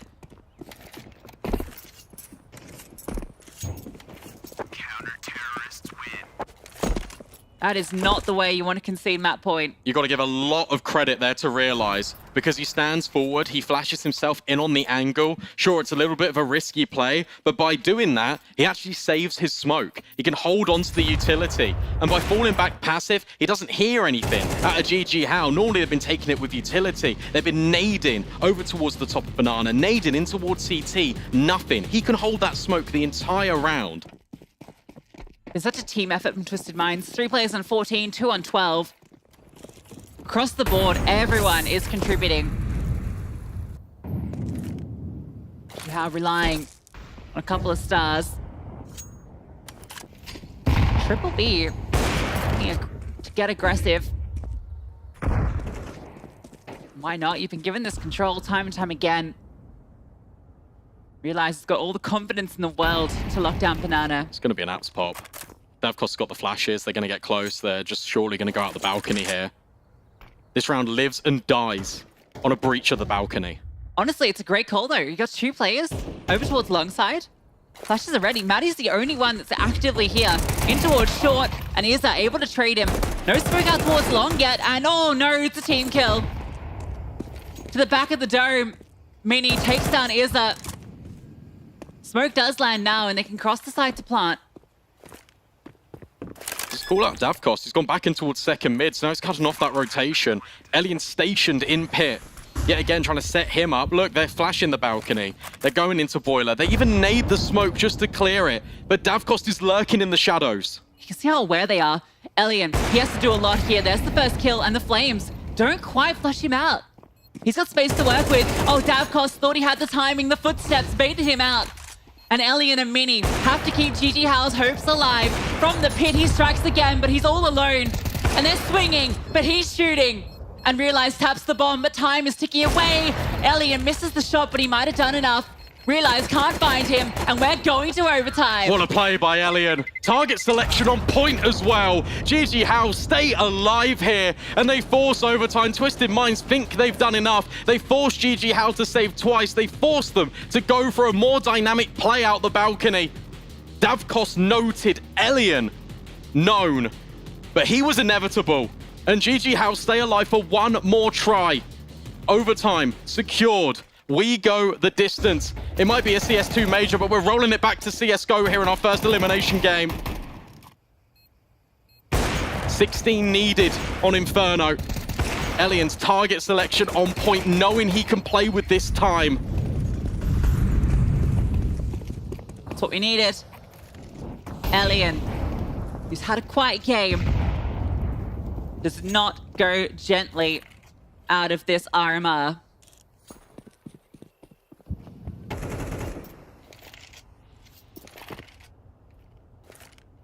Maddie getting aggressive. Mini's not going to be ready for this and Realize, well, he finds Elian.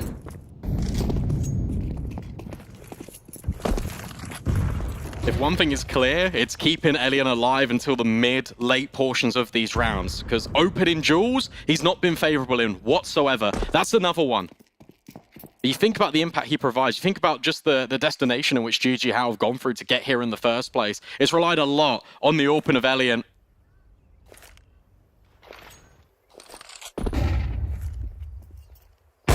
Realizes Orb doesn't quite hit the mark the first time.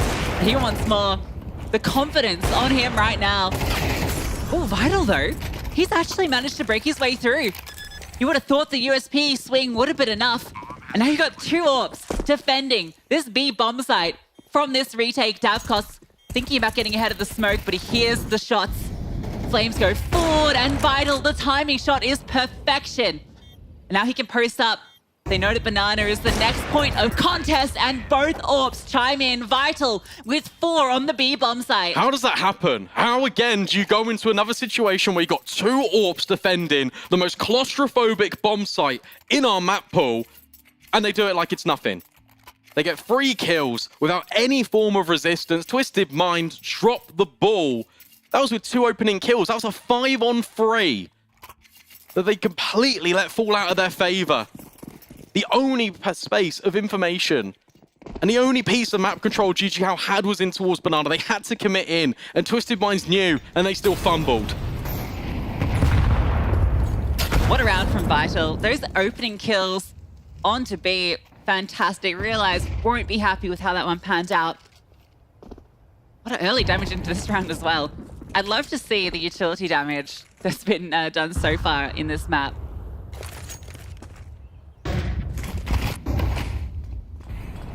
Nice shot though. KD finds the opener, but we know that doesn't really guarantee things. Twisted Minds had an incredibly favorable 4-on-5 stat as we came into this RMR. They need to rely on it once more. Apps pop again. This time, 2 players are here to defend. One's the AWP, though. Flames go forward, and it pushed Vital in, but not the way that Maddie hoped. But Deos, using the smoke as a shield, able to isolate the fights. And he locks out B. Ellie and Mini, it is overtime, so may as well give it a go. Hoping that maybe there's an extension.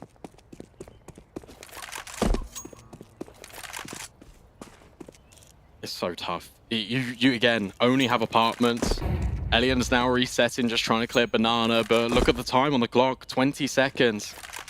Only 1 smoke, there's no flashbangs. Elian is just really hoping that someone peeks him, or that he draws enough attention to get Mini involved. But Twisted Minds know they can just sit, they can wait, and when the time comes, they can swing together. This one is over. 13-13. JiJieHao let the clock burn again. Yeah, I may as well save the AWP, I guess. It doesn't hurt. It's a shame. There was definitely an opportunity. Like, it actually worked, but Mini gets a little bit too eager on the kill. We trade rounds. This first half. Remembering it has been the T sides that have been the strongest. Just 4 CT rounds between both each of these teams. And here we go.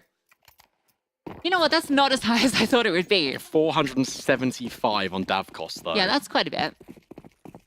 I've seen bigger.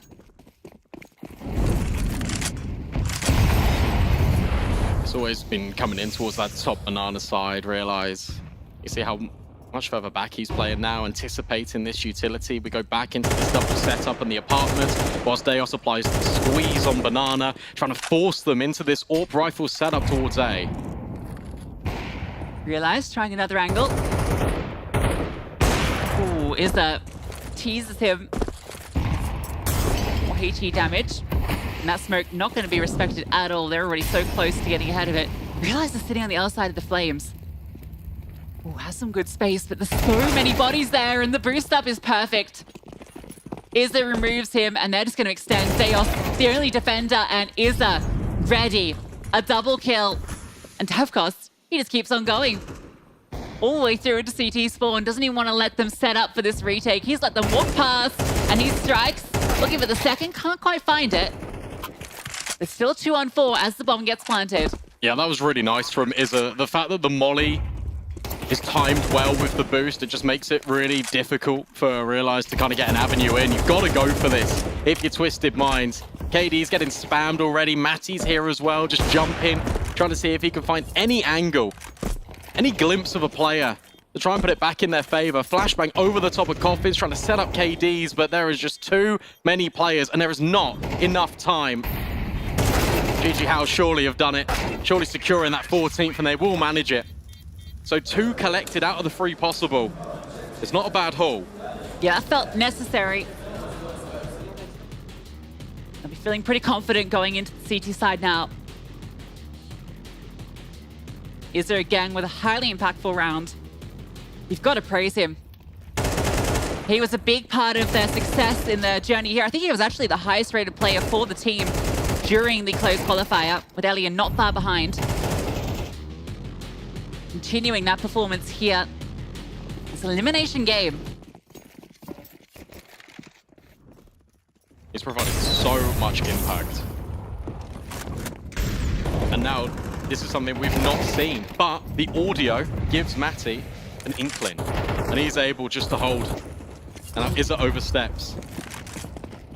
I like the idea, though, especially in the first round of OT when you've got some room to work with. Why not go for a play like that? It's also a play that has not been made the entire first half by JiJieHao. In regulation. There's a good switch up, it's a good variance, but unfortunately the audio kind of gave up the ghost. What's the play now? What's the school of thought here for this CT side? It's just Elian alone, left isolated, a taste of his own medicine. Nade dropping deep, doing a significant chunk to his HP bar. He's still keeping the smoke. Matty starts to progress. They're just hunting for a follow-up kill. Looking for a reason to pounce, and might be an opportunity. Davkos spotted. Utility rains on through, and he's flushed out. swing was great, and Mini again it's Mini from the balcony. He absolutely decimates them. A multi-kill machine on the A bomb site, but look at this flank. Alien not ready at all. And now you can go B. Despite Mini's heroics, despite him yet again being the only player to get kills in this A setup, it now relies on him. He needs the full house. Potentially with the ace up his sleeve, needs to get past KDs, but tucked in. He's not peeking, and he's going to be overlooked shortly. It's going to be 14-14, all tied up. Mini not clearing. A valiant effort, all things considered. Mini again doing all the work. That's not enough. App's an issue. I really like that. Just discipline from Twisted Minds, because as soon as they are dropping the utility on Elian, it restricts him and his information in Banana. But whilst they're doing that at the same time, where they've killed Izza and no one's re-aggressed from JiJieHao, they've just got all of that space for free. The timing of walking up short came at the exact point that Elian gets pushed off his angle at Banana.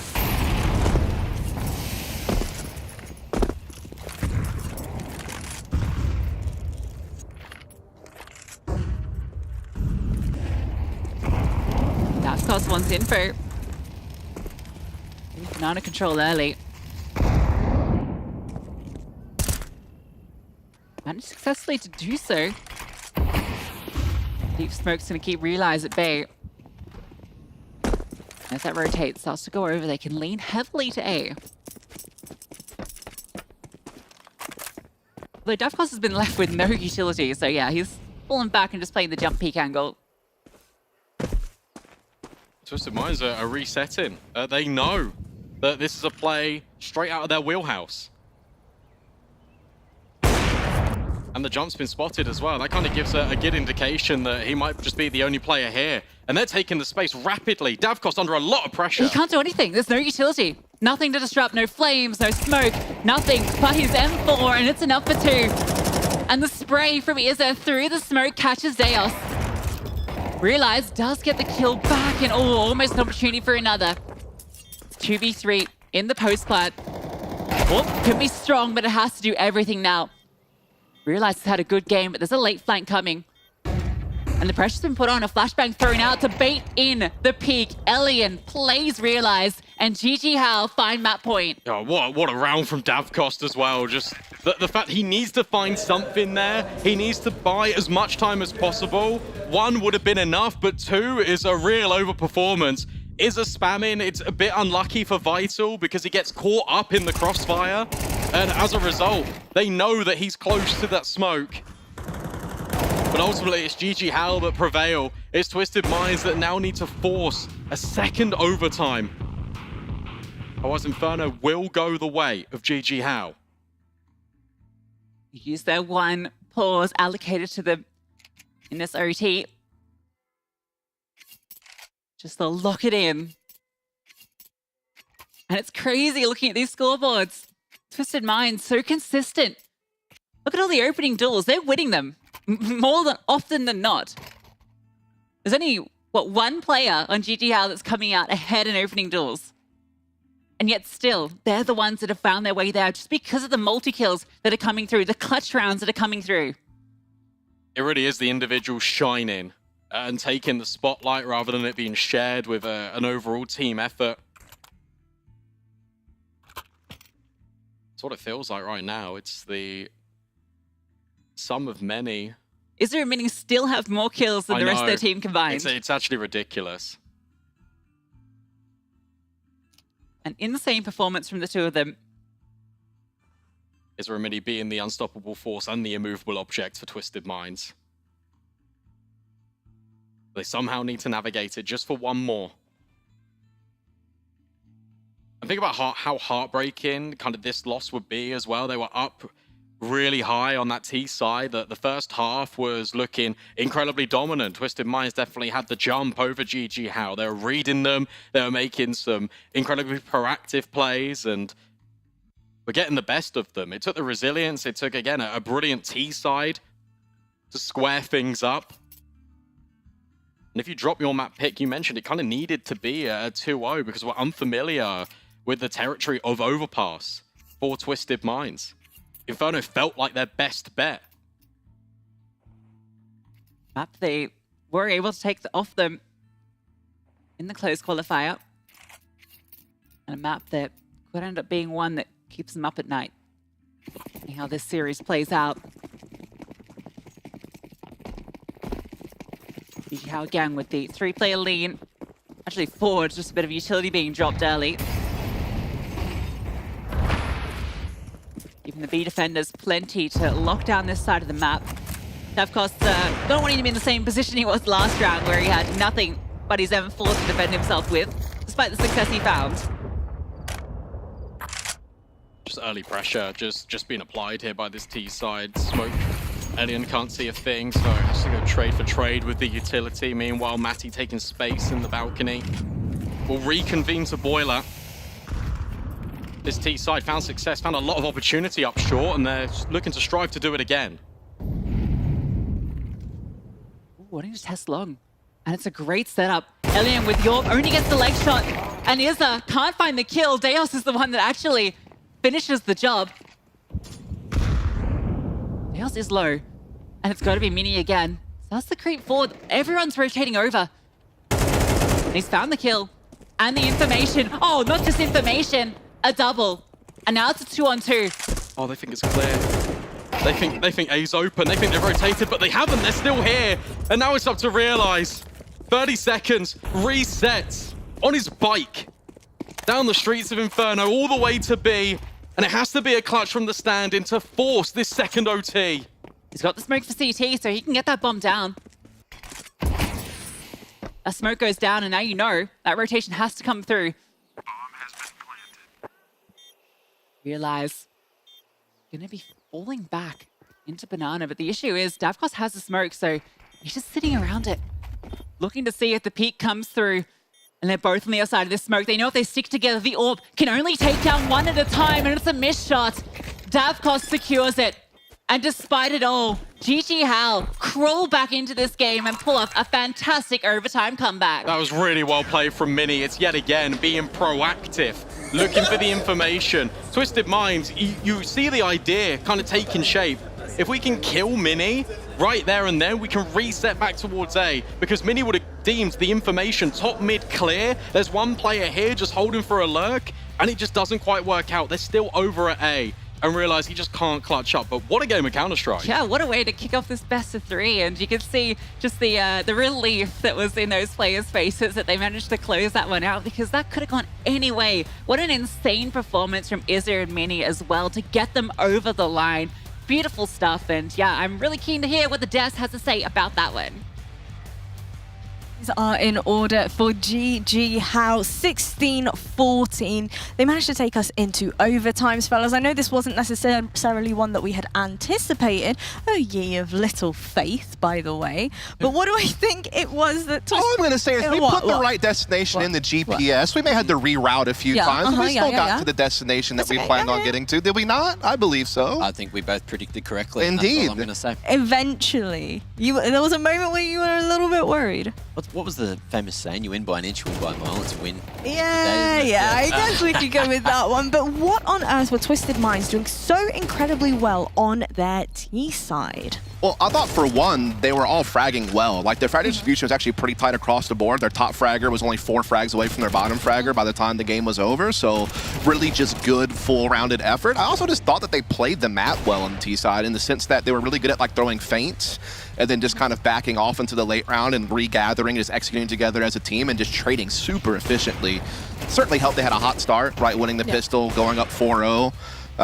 Definitely allowed them to, you know, put a good lead on, but tip your hat to JiJieHao for finding a way to scrap back. I mean, it felt for a moment like Mini and Isra had to kind of drag their team across the line, kicking and screaming, honestly. Elian actually had a performance that was not what we're used to seeing out of him lately. He's been so good. He had a tough one there, but had a couple of key moments. Yeah, I think for me, it was just like no crazy utility was really being thrown. It was super basic Inferno. It was just really, really basic utility, allowing both these teams to play basic Inferno, right? You're smoking the chokes, you're mulling the chokes, you're just trying to buy time. And it felt like in that second half, we would see Twisted Minds go for a couple of disadvantageous retakes. You know, they're a man down, whatever, and they might have thrown their economy away a bit more because they had that lead. They might have felt the pressure to try to close it out in regulation. We don't know what they're thinking, but either way, JiJieHao, they managed to lock it down after a stellar final round of regulation and pulling it all the way back here. I have to say the difference maker was Mini. Mini had incredible impact in that game. Obviously, you know, Issa also had a fantastic game, but if you look at those critical moments, particularly in the overtime, Mini gets that crazy, I think, like triple kill, like over on lane on such a key round to help them get to that finish line. Just massive performance from him. The other thing I was noticing as well, quickly, sorry, is the post plants coming out of JiJieHao. Every time they got into post plants, it felt like they were converting almost every single time. The problem was getting into the post plants, right? Just not being able to find the map control, not being able to get into the site and get that bomb down. Now, despite the fact that JiJieHao did win this map, and we saw it just a moment ago, you mentioned it yourself, Duff, Twisted Minds having really consistent individual performances across the board. However, when we look on the flip side of things for JiJieHao, you mentioned it, it was Mini and Issa leading the charge. It wasn't until we got into the overtime that we started to see their teammates really pulling their weight. Why? Is this typically the kind of JiJieHao we were expecting to see coming into this first map and potentially even into the next? Well, I think one of the things that you kind of saw in this game with Elian in particular, who is normally one of their star players with the AWP, is he has that very fast, like, flick firing style. And so when he hits, like, highlight shots, they look beautiful. Like, there's that one round we showed in the highlights where he's in pit and hits, like, 2 quick ones. You're like, dang, he winds up winning the round off of a clutch from that. But if you miss a couple of times, you start to get a little bit frazzled. You start getting pushed down because they notice that you're not really hitting your shots. And I feel like that caught him a couple of times early, which kind of made it to where Issa had to do a little bit more to kind of make up for that, I think. Okay, well, our next map, how do we feel about this one, Mac? It's going to be Anubis. Well, if Twisted Minds play like they just did and they're really feeling it today, there's every chance of them making it happen here on map number 2. But I'm just not sure if they're going to be able to do it, you know, dig back right after what we just witnessed. Yeah, I mean, you have a JiJieHao team who is undefeated, actually, on this map as a 5. Meanwhile, the last 3 games that we saw Twisted Minds play on Anubis, they've lost all 3 of them, including 2 losses to JiJieHao. And JiJieHao are just so good on this map. Their executes are so good on both sides of the map. They can blanket the entire A site with Molotovs and just make it impossible for you to play the sites. I think this is a map where Elian should be able to kick it back on with the AWP as well. Well, boys, it was certainly an iconic matchup, to say the very least. I really do hope that Anubis delivers just as much of a banging matchup. But I'd like to introduce you both to my mate Fred. What do we think of Fred? Fred looks pretty tasty. Mac, you're just looking at me with, like, disappointment. Why Fred? Why not Fred? Why Fred? Why not Fred? Freddy Feathers? Because he's a Frank. Frankie Feathers? She's a Frank.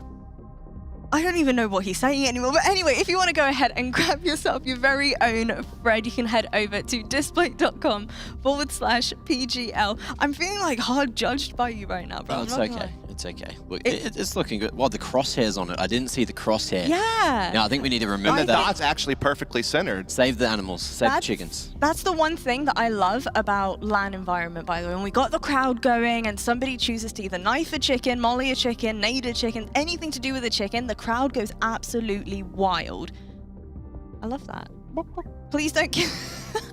Please don't kill Fred. Well, if you want to go ahead and grab your very own display, make sure you use code PGL at the checkout. Are you trying to make him walk or just trying I was trying to straighten him up. He was a little crooked, but he's all good now. Don't worry about it. You can also go ahead and vote for your display of the day. We have it at the very bottom of the desk as well. And we'll be displaying a different display every single day. So go ahead and vote for your favorite one.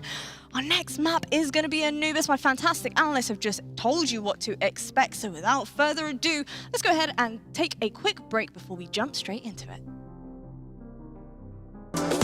Level up your gaming space with metal posters from Displays. Hang your displays in seconds. Swap them whenever you like. Get official art from your favorite games on a uniquely designed metal canvas and choose from thousands of posters. Join over 3 million collectors now. Your wall upgrade is here. Shop now at display.com.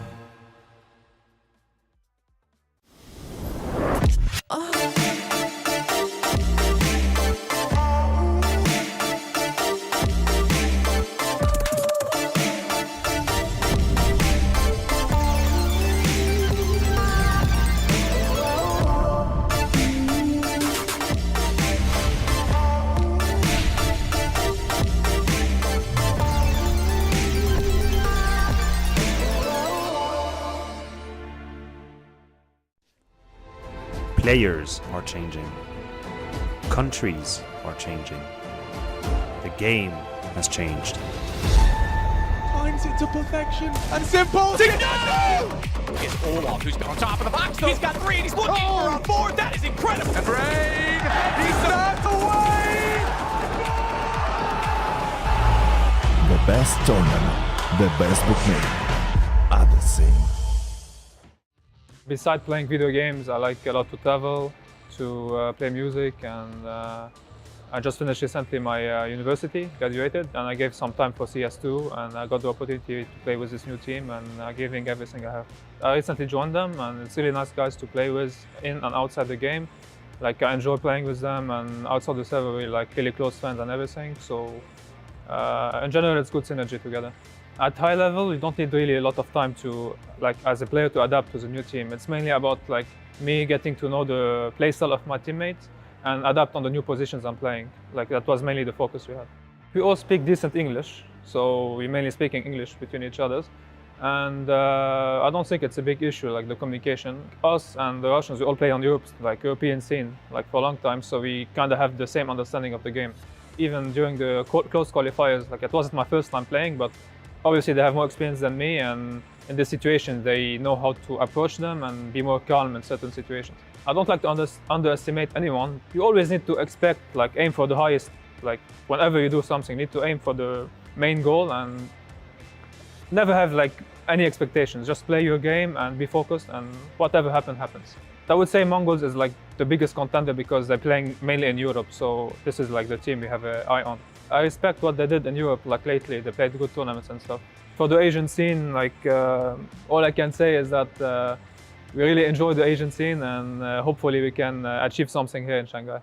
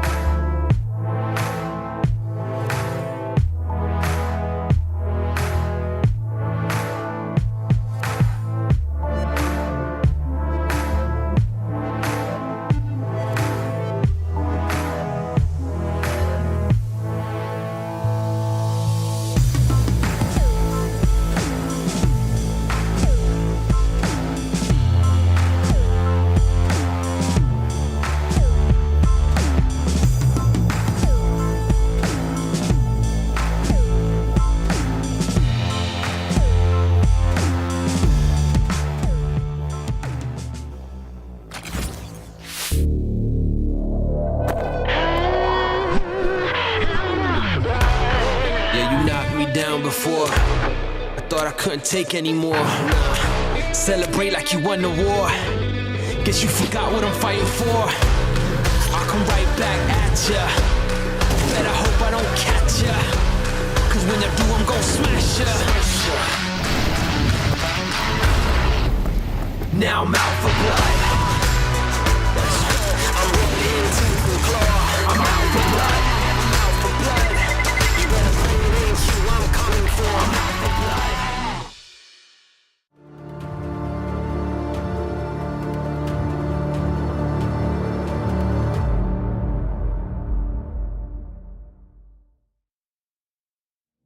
Well, JiJieHao took map 1 of this elimination series, Brandon, but it relied on 2 individuals stepping up and pushing them over the line. Going into Anubis, their map pick, I think it needs to be a little bit more of a team effort. Yeah, no, absolutely. And look, if you're Twisted Minds, you have got to take a lot of comfort from that map. Sure, you didn't close it out, but at the end of the day, that was a real team contribution. Everyone was stepping up. There wasn't a real weak link. And you've got to just kind of take that mentality, reset. Sure, there's a lot on the line right now. Elimination potentially at the end of this map.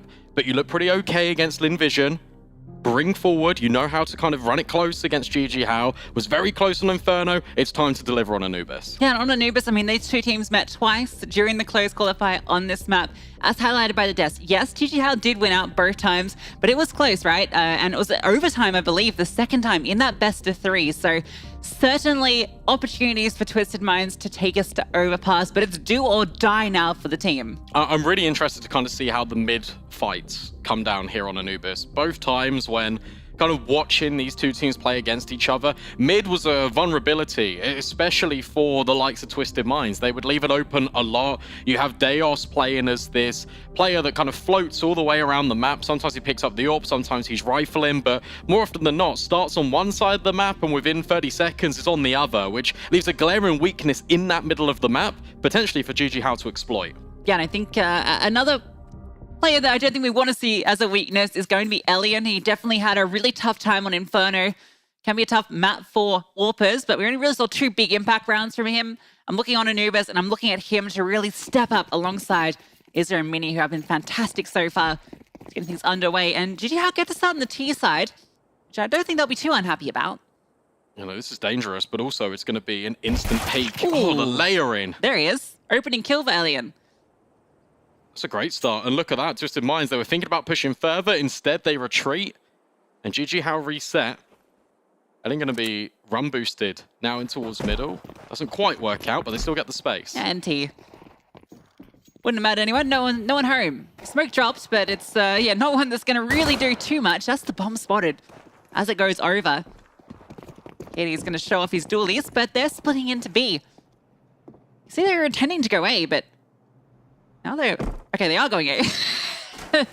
This is weird. They're trying to play with the rotations, but there's so many layers to this. Be careful it doesn't unravel. They are going to go into B. But it's a double dark setup, and they're fighting into it.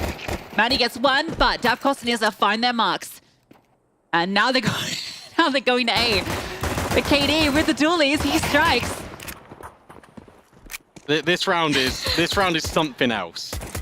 And look, Deos, if he wins this fight, that's the bomb dropped. They do reluctantly make it over. He does give up that fight. But look, KD is here. Still dual Berettas, low HP, but can potentially deny. JiJieHao have gone around the world and back again. But finally they land on A. KD, surely. Oh, the timing is perfect. He's got no health. And now it's on to Izza to clutch. Again, having to step up, and oh, he is sharp with it. JiJieHao, despite the multiple layers to their pistol round, which could have come apart at any moment, they are able to take it. The absolute best counter to that play is not rotating, and that's exactly what Twisted Minds did. They were unsure, especially when the contact doesn't come in through camera. No one was sure, Brandon. No one knew where this round was going. Even the play-in towards mid here, I thought KD had this round in the palm of his hand once he drops that bomb. Does literally everything for his team, but Izza is just able to capitalize. Coach breathes a massive sigh of relief, and I don't blame him. First blood drawn by JiJieHao. That's the full eco coming through. Well, actually, there's always money for a deagle. There are a couple of those in play.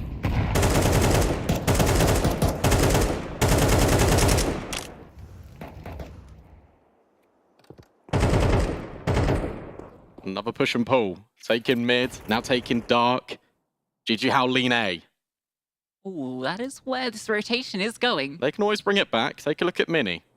That's true. Fast through canals if they need to. And yeah, Mini is going to be calling. No one home. Vital is still going to entry through. Why not take both bomb sites? Yeah, this is nice though, because it definitely anchors Twisted Minds. And he can just walk through the smoke and disappear like nothing happened.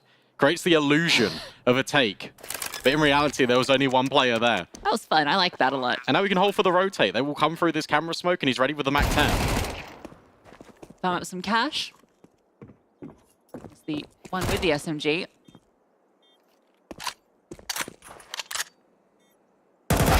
Yeah, don't need to give away the rifles though. They did invest all rifles in. Doc has paid for his Deagle. A couple of kills. More or less. And even another. They have made this so costly. Oh, and they're making it costlier still. Elian, the only one that survived. That's expensive. That's almost a throwaway. That's JiJieHao getting incredibly cocky with the fact that, hey, look, we've literally taken both bomb sites. We're holding for your rotations. We know what's up. There's just some fantastic Deagle shots coming in from Doc. Oh, yeah. Second one as well.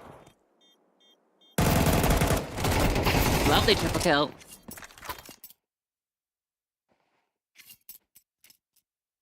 Now the buy is already reflected in that. Twisted Minds have got a better one when it comes to the weaponry. All got head armor as well. Knowing that they did so much damage, there's going to be Galils. Most certainly. And I'll tell you what, if there's one thing about Twisted Minds, is they love an A main push. This is something that is going to be frequent in their defense. If the opportunity is there, they will go for it. Vital dropping a nade. That could be well timed. But Matty instead just behind the little block in mid. Realize and KD both resetting. It's a team effort still for Twisted Minds, even on the defense. 3 players in towards middle is JiJieHao are going to show that they want to take a bit of control here. The double Molotov forward and a flashbang over. Try to swing behind the smoke and realize wins out the fight. That's a difficult one too. I'm surprised they even go for that, especially with the second molly coming in by the double doors. That means that JiJieHao are going to have to commit in towards B. More smokes now being deployed. Davkos stuck behind it, and that's the bomb sighted. Yeah, splitting through dark, but can't really split when half of your split is unable to get through. Just gonna pause for a moment, hoping that maybe a player floats back, but 3 players in the site. This is going to be so hard to break into. Smoke being set up by Elian. Mind where he's going to throw that. Flashbang is perfect. That's just a mid-site smoke. Okay, that is going to give them some space to work with. I like the intention. And that's a great Molotov. Perfect split, but the bomb is lost. Deos is doing it all. Oh, that was a fadeaway with the USP. What a lockdown from Deos.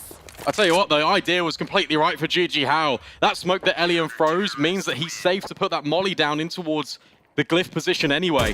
And it means that they can scale out of dark. But Deos does everything. USP in hand as well, dropping that bomb. It's another example of JiJieHao leaving these rounds really late. And then just trying to take the control on a whim.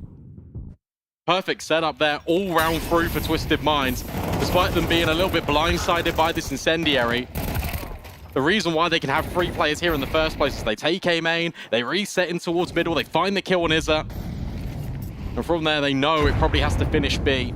They've applied enough pressure elsewhere.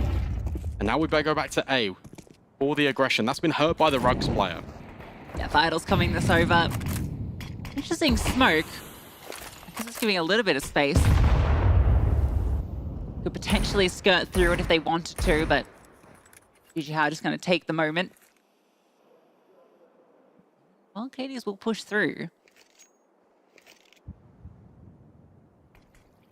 Lots of control established. With the M4s, they can just push. You gotta be careful. Mini was holding. It's the bomb as well.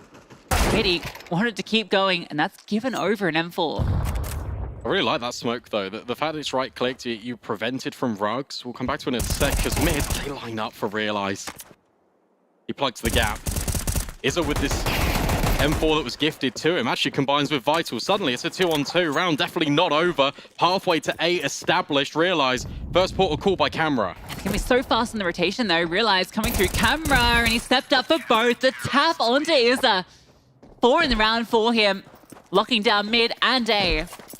Going back to that smoke, though, by A main, the purpose of it is to deny vision to that Rugs player. It also means you can kind of drop the grenade behind it, but also gives you space to work with. If you want to push through it, you can. If you want to fall a little bit backwards, you can kind of see over it towards the stairs.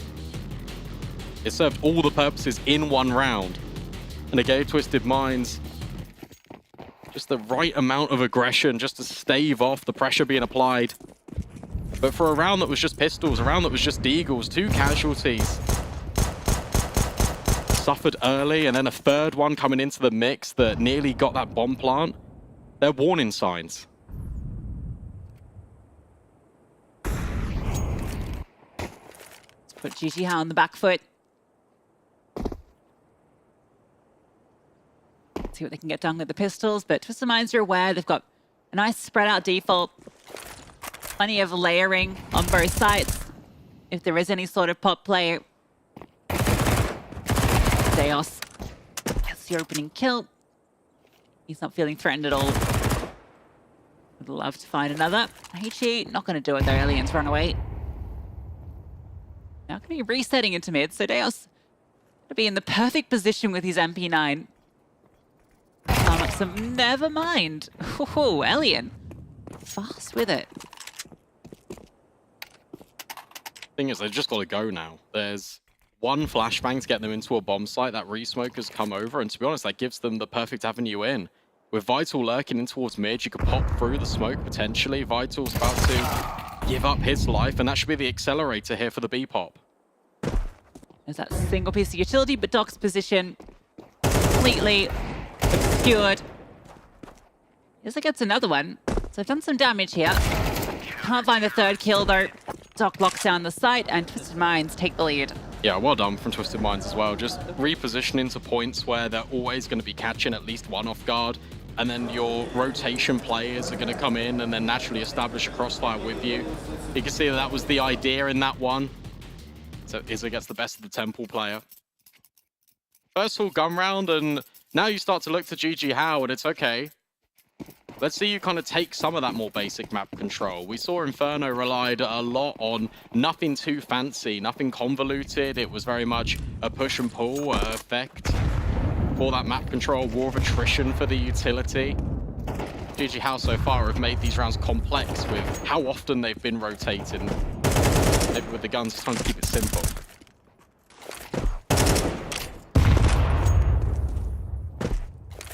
A lot of space being taken. Maddie's moving all the way about.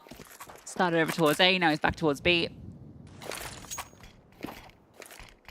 Mid seems to be the point of contention early. Smokes are keeping each team at bay. Yeah, definitely with some intent to come back here. 3-player lean towards the B bomb site early from Twisted Minds. Just the conditioning of the A play as well. For 3 rounds in a row, Twisted Minds have shown that they're more than happy to push A main, so they can leave it open for the time being. They're not expecting pressure. In fact, it's just one focal point. This mid portion of the map, which we did highlight at the start of the game, is not more often than not left completely vacant. Currently, no one is home, but the utility will give it away. Yeah, they all spent so much time there early, but now has gone back over to A to commence in this double setup. Knowing that the time is low and that the commitment has to come shortly. They're hoping it was going to come through main, but it's being scouted out now. Vital's hearing this though, and he can come back to the team. That smoke into camera is actually going to be a bit misleading.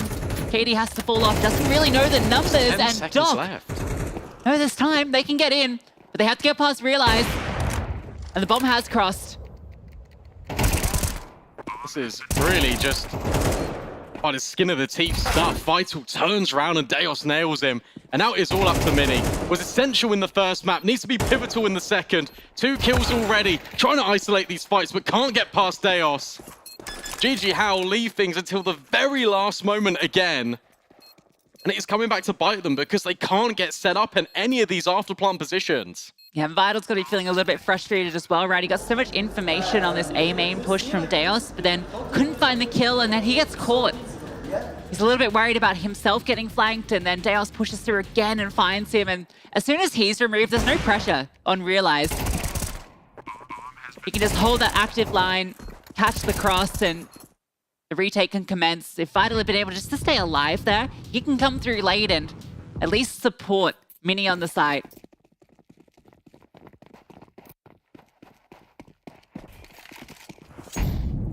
It's just taking too long. Way too long on this T side. They're really hoping that they don't rotate. The Twisted Minds gets caught in indecision. This time it's the utility drops a little bit faster and the control has now been gathered. Davcost might have been spotted over the top of the jail peak, but Izza's now got a little bit more room to maneuver by these mid double doors. Only player in closer contention is Camera, whilst pressure being applied at dark.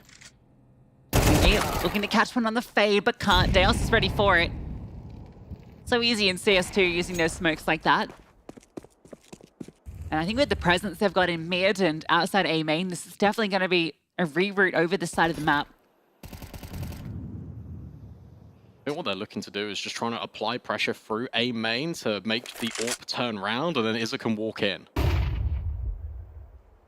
Too much pressure Katie feels here. Lane's thrown forward before he sees contact either.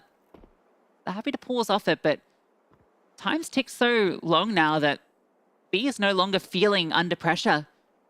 So a faster rotation can come. Oh, Vital though, that is a kill.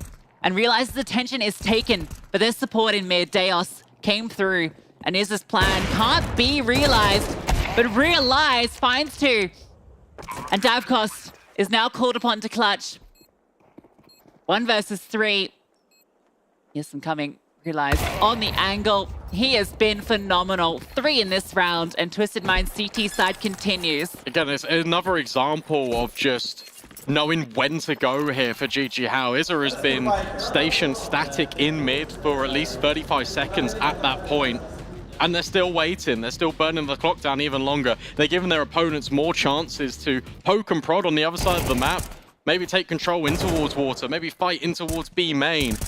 These are all things that could be gathered for essence of control. Instead, that doesn't happen for Twisted Minds, but they still maneuver another player forward. There's just no utility as well. I think that's the crucial part. They go into that bomb site, they have nothing.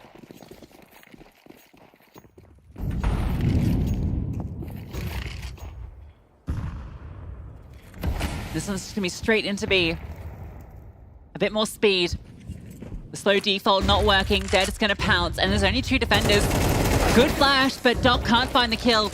And the smoke has eliminated Realize's line of sight. Oh my god. The shot's through. Oh, he's doing so much damage. Just spamming the line. And they've given him the opportunity. Bruised and battered. Eliam, the one that has to step up, and he can't find that first kill. And Realize is still here with that AWP. Oh, the tap though. And the follow-up. Elian showing a moment of brilliance and is given a chance. Is a tuck behind the pillar. So wounded, but Davcost makes it easier. That's gonna be the 1v1. He knows where he is, and the smoke as well. Giving some space, it's not planted for him, taps the bomb, and he's just looking, hunting for him, and a perfect clutch. Davcost had to accelerate. Knew the bomb wasn't planted for him, and Maddie takes full advantage. Yeah, well played there for Twisted Minds. The pressure they apply coming through water and temple, it makes it really difficult. Mini just being destroyed through the smoke by Realize, and the amount of damage he was inflicting, it felt the safest place to plant was actually in the spawn of the enemies. And as a result, the afterplant, it can't really take shape properly because of the pressure that the Twisted Minds were applying. pushing so far forward, pushing with that acceleration. They're not giving JiJieHao a moment to set up in these afterplants. Despite Elian's heroics, it just doesn't work out. Another successful retake. They take that pause. Because they just want to continue. They want to build on this momentum. This is what happened on Inferno. They were up really high, and then they crashed out right at the very end. Yeah, it's the worst possible place to plant, right? Like, I think they could have planted default. I think it is safe from that angle, but even if you're not feeling safe there, you could just plant, like, on the right-hand side, kind of in front of the pillar. Even that would have been a little bit more comfortable for Dapkos in the post plant, because if it's revealed to him, he has a much better position. It's already a great CT side, though. Particularly, it has been the T sides that have been the strengths of these T teams, right? So, you find 6, you're already feeling very good. Just taking a look at that overtime game in which these two teams met in that Middle East close qualifier, where it went to overtime. It was both teams obtaining 7 rounds on that T side. So the value of one additional one here for Twisted Minds, that's a difference potentially between overtime and a map win.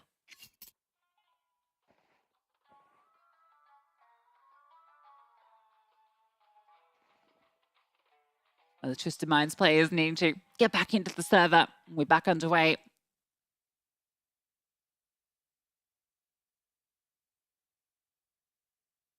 It's actually quite scary to think about how dominant sort of the early game has really been for Twisted Minds. You think back to Inferno, and it was well worked by JiJieHao. The T side was pretty strong and resolute, but there was a moment in which Twisted Minds could have run away with that game, and we could be looking at a very different result. We could be looking at potential elimination here in this map for JiJieHao. Instead, the shoe is on the other foot, and Twisted Minds, they are dealing well with the pressure so far.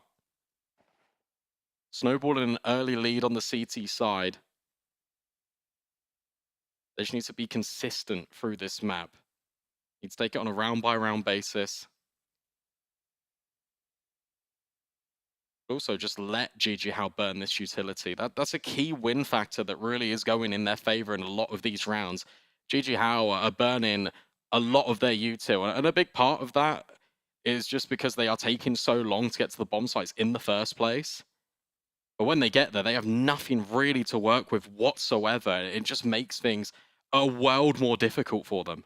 Yeah, it feels like JiJieHao's approach has been very much just slow default with a bit more emphasis put in towards middle, where they are spending a lot of that utility. And by the time it kind of gets time to go, there's already the rotations in place. I think their most successful looking round was actually probably the last one, the fast hit on towards B. Or the one before, sorry. Chicken physics. Just posing for us. Superman. Is this one Frank? Maybe. Fun fact, you can like super speed along the water in Anubis if you crouch and just walk along the edge of the water. You just fly along. Right. I'm not sure why. I don't know. CS2 things. The dolphin buff in Minecraft. I think the interesting conversation piece as well is with this timeout being taken, sure, it's a tech pause, you can't talk in it, but you are allowing mentally these players to reset on JiJieHao. If you're Twisted Minds, this is probably the worst moment for that tech pause to come forward. Because you were living high, JiJieHao were running into you. You're surviving all of the different approaches that they were throwing at you, whether it was a pistol round that ends A, B, you don't know. It was still a success story. Maybe. We don't know. But now you've got to sit and wait. And it's a shame because this is a real momentum killer. Yeah, we consider how high stakes this game is. Hey! There we go. Matty's back. Yeah, he's raring to go. All working in the server. It's dance time. It's go time. Mid is still that gap. It is definitely there for the take, and you can see kind of the presumption that Twisted Minds are going to take space over towards A. They're more often than not, it's vital being this player that is kind of at least keeping track of the action. Whether he's involved in these gunfights is another story, but he's kind of keeping a mental tally of all the utility that's been used and whether he can hear a lot of these footsteps, because then that is the gap potentially for Iza to walk in. Whether they're playing that direct time in is another issue. Variation the key here for JiJieHao, otherwise they're going to be stamped out quickly, and we find ourselves on a third map.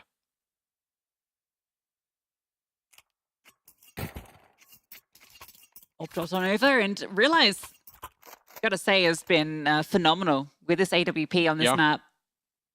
Especially when you consider that primarily it's Matty that takes up the bulk of the responsibility. I don't even know, and I don't even think Realize was AWPing sort of day one. But let's see, we're back into the action now. Thank you for your patience, everyone at home. Round 9 between Twisted Minds and JiJieHao. It's JiJieHao that need to take advantage of the fact that there has been a pause in play. A change in pace, perhaps, but one that is certainly needed. Or we're not ready yet, because everyone's gone back to spawn. Debated. Really thought we were getting that one underway. Got really excited. Nope, gonna be a quick reset. Hopefully not too long. It's been such an action-packed, exciting I think that's the thing, right? It's been one thing after the other. It feels like you've got man advantages that are now being let slip. You've got players that are really taking matters into their own hands when it comes to JiJieHao versus the team effort being provided by Twisted Minds, and it all felt like it came at you at once. And now we approach a standstill, and the pressure and the anticipation is just there.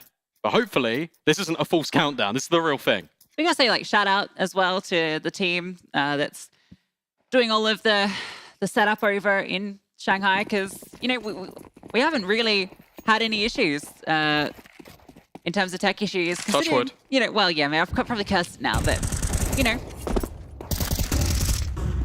it's been all sorted. TeamSpeak, apparently, so, you know, not even the fault of the setups, right? This is different. Nades being trickled in down mid, doing damage towards Matty. JiJieHao not showing personnel, but they are showing pieces of information. Hey, we are kind of in and around this area. Looks like more like a B split, especially with 2 players in water. Utility now being put down towards B main, bomb grouping over. This could be the fastest execute yet. Yeah, Realize is always in the right place though. After all those A starts, he's been at B every time they've come here. And again, so much damage being done before JiJieHao can even get into the site. That Molotov goes through, smoke as well, so now there's some space. More flames, but Matty's sitting behind it. Hard to see through though, and yeah, that's not a favorable fight. And Realize, smoked off, can't get involved just yet. Does still manage to find Mini. And Davkos brought down incredibly low. Coastline's not going to feel great. There's not a lot of places they can extend to. Continuing to be weathered down. Smoke forward. Deus finds the kill. Iza tries to step up, but Doc trades him. And now it's Vital that has to do it all. And he can't get it done. A retake from Twisted Minds again, and it never looked like they sweated. Yeah, JiJieHao just had to stand their ground. And they were being peppered and spammed. It was difficult on the way in. It was also difficult on the way out. Forever, Twisted Minds just continuously applying this pressure all throughout. Not only the execute, but the start of the afterplant. You see that Davkos is scrambling, trying to get out. He has a player that swaps with him in jail. But it just doesn't work out. There's no flashbang to sort of help. And whilst it's a good opening, you're still giving Realize opportunities to pick you apart as you walk through the doorway. You Realize, great shot as well, and the player crossing towards Glyph. Tough one to hit. He's hitting everything right now. Ooh, if that HE had been a little deeper. Definitely an opportunity for an opener for Elliot. Good try A this time. There's so many bodies here. 2 in towards main. It's a 1-for-1 trade. Oh, Izzer extends though. Great double kill to open things up. And Maddie, no way you're expecting a third player that close to main. Look at the rotates. There's 2 in mid as well. B completely vacant. Twisted Minds had accounted for it, and now they reset and take the mid control back. This is really good. So proactive. Just getting a lot of information. Because now you just cordon JiJieHao into, well, one could be B main in theory. We're clearing water, not seeing anything. You can still take these fights. Elian is dead in a matter of moments, unless the timing favors him. That's the first, but he might not expect the second. He's aware of it. Oh, great kill from Elian. And now realize, despite everything he's done, he's going to be in the wrong place. And as soon as that kill comes through, you're immediately on A. Bomb planted. Is he going to go for this retake? That's the question. He's coming pretty quickly. A smoke in towards camera. Mini's going to be sitting on the other side of it. Both of them are locked on this position. Just going to sit in and wait. Trying to bait something out with his barrel. No, just trying to walk through, and yeah, there was never a chance. That was an essential round for JiJieHao. And shout out to Elian, who had the awareness just to hold mid not once but twice. Looks back, checks his corner. And Matty, unfortunately, timing didn't favor him. And the element of surprise, a non-issue. Also, really got to commend the flashbangs being thrown down by Mini to allow Izzer the opportunity to find those 2 entries. And from there, it's just too far gone. They're able to grab one back, JiJieHao, but they need both of these for it to be a competitive half of CS. Double off as well. Maddie does bring it out. He's going to be over towards A with his. And he is going to be tested early. Quick. Yeah, Mini's coming on through. Maddie has the line, but doesn't hit the shot. Nelly know where he is. Smoke comes forward, and oh, he is getting destroyed. Absolutely blown out of the server. And the tendencies for Twisted Minds has been to over-rotate. We saw that a lot at Inferno. We're seeing it here again in Anubis. So they drop a bucket load of utility on towards Matty. They dispatch of him, and now they reset. They go in B, and there's only one player here. Realize is about to be caught out. Yep. Easiest kill to have cost life. Just hoping and praying they didn't come dark. That's exactly where JiJieHao come from. And now you do have to save. You need these weapons into the final round, or you've got a good chance of giving JiJieHao 5. And considering the position that they were in, that'd be a fantastic recovery, and yeah, 2 more go down. Oh, now should be okay. Doesn't look like JiJieHao are going to extend for this hunt. No, I don't think they need to as well. They know they've already got rid of one, and know Matty was also wielding the orb. So a bare minimum. Twisted Minds come into this with a single sniper, but the rest of the buy behind it isn't going to be that amazing to really contend with. Good change of pace as well for JiJieHao. We've often thrown a little bit of criticism at them for waiting until 20 seconds to execute into the bomb site. This time, whilst sure it was a misdirection, it was a little bit of a fake towards A. The timing and the pacing of it was instantly out the gate. And Twisted Minds, they just weren't ready for it, and they completely fell for the trap. Oh, pistols and an MP9. JiJieHao, despite losing 7 rounds in a row, maybe an opportunity for 5. That would be a fantastic recovery. Still a lot of work to do. Good spam early. Just brought down low. That AWP is over on B. And again, it's this aggression. Triple push out from A main. A footstep made. Vital's heard this and he's spotted ahead. First kill is his, and information as well. But this might just force them into this AWP. And Deos's Deagle finds the kill. This is now getting a little bit out of hand. That's rifles recovered.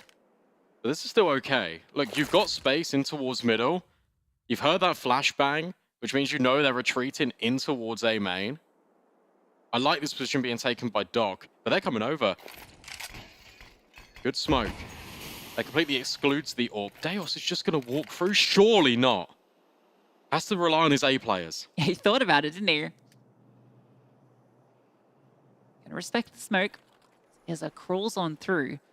Doc not revealed. And no presence in A main. Elian does catch off Deos.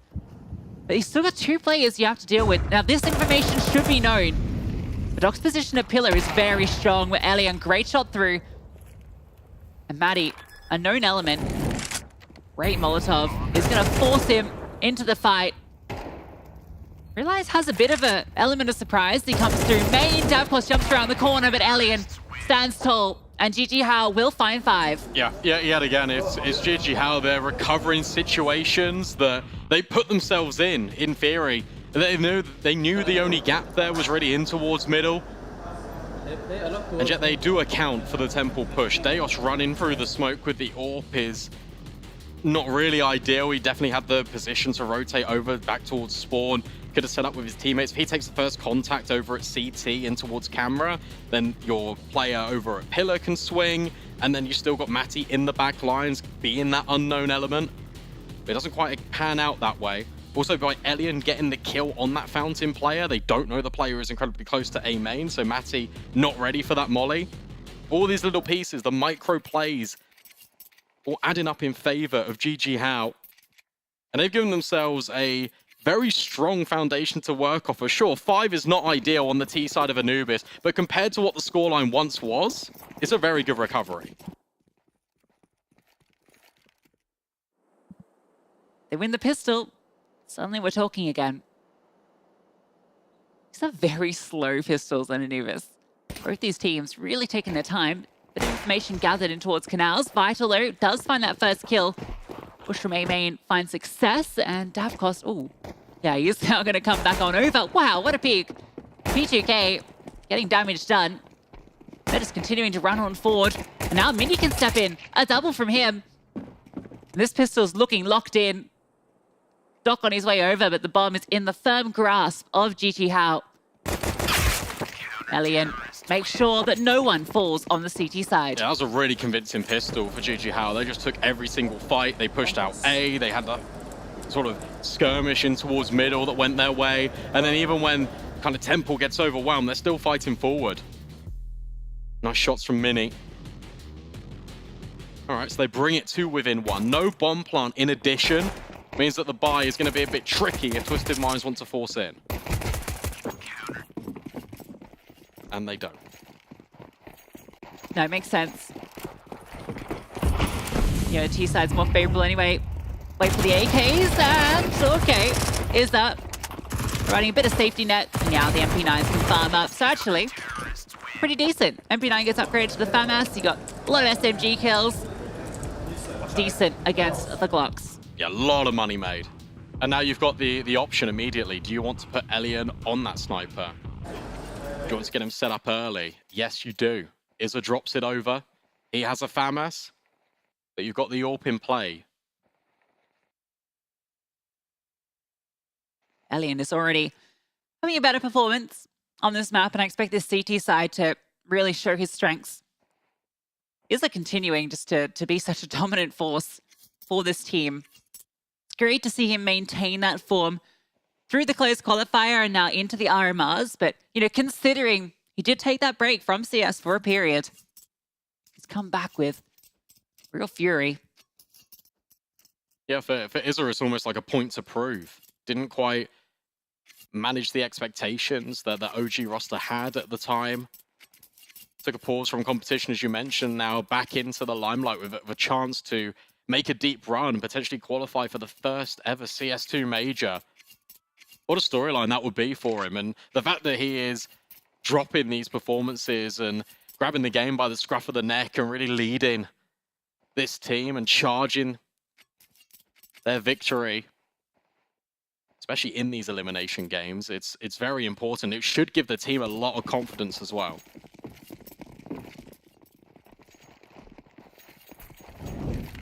All right, first gun round, 4 Twisted Minds. But they also want to put a bit of pressure in towards middle. How happy to oblige them. Blowing the smoke for Elian to peek through. Doesn't spot anything, so he's going to move about. Good jiggle.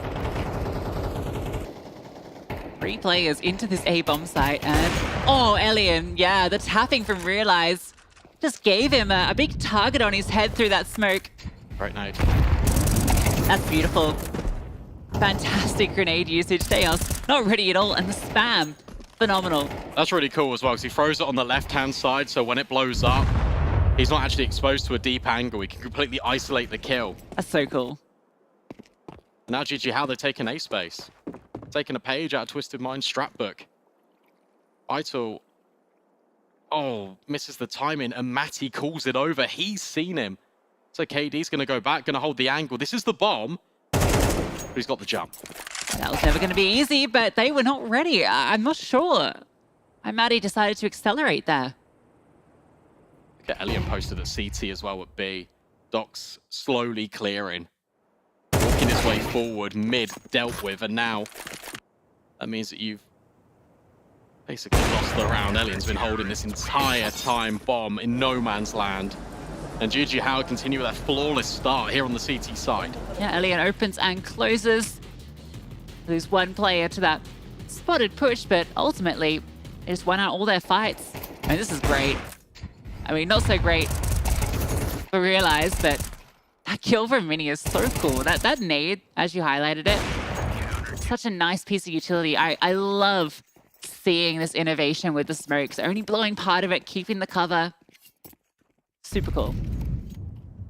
And yet again, no bomb plant, so struggles when it comes to managing the money for Twisted Minds. Deos is just dropping a little essence of utility, trying to keep players over at A, but the main force of the attack, it's going to be the B here. There's 3 players currently here for JiJieHao. Yeah, they got the read.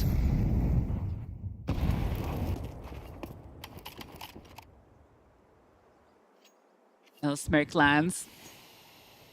That's going to deter them. They are going to have to go eventually, because this can just keep getting smoked indefinitely.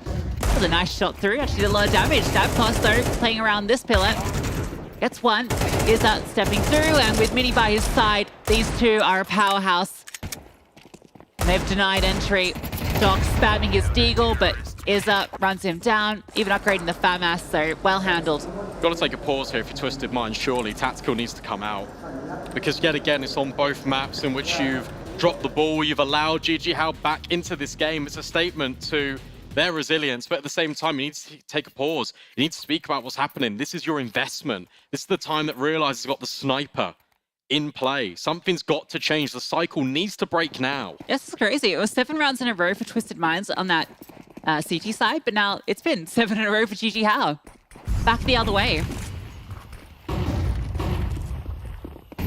Burying just the time into the aggression. We've seen it out A main, now we're seeing it out dark, and it is always double layered. There's always a player to trade. Oh, Izza is so lucky. Realized thought he had a great shot there.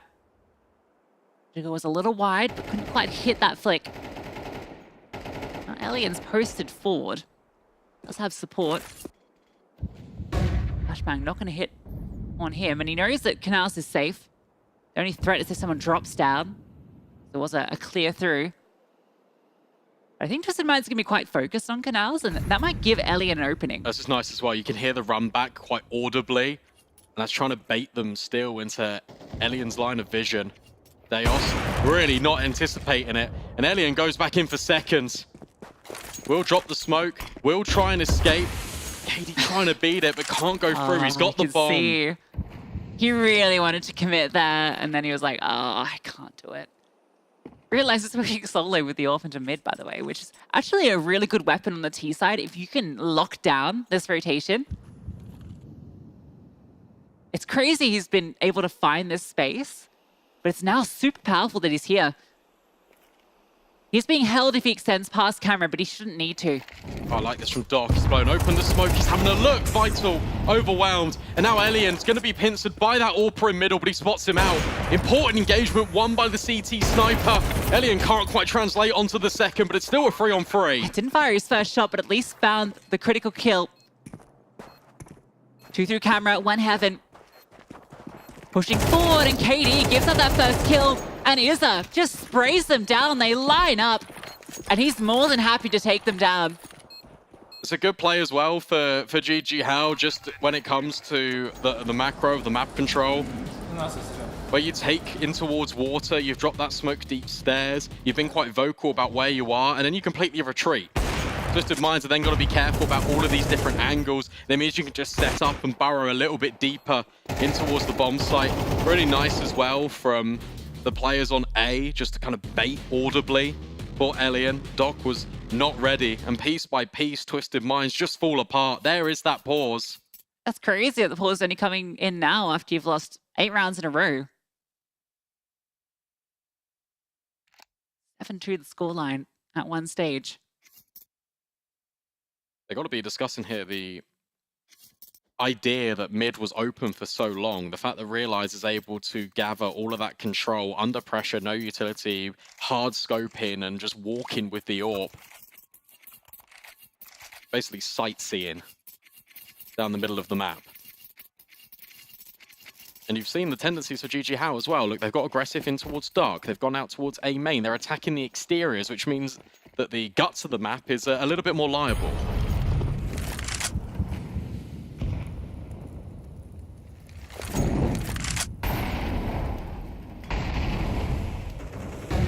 Spread out at the moment.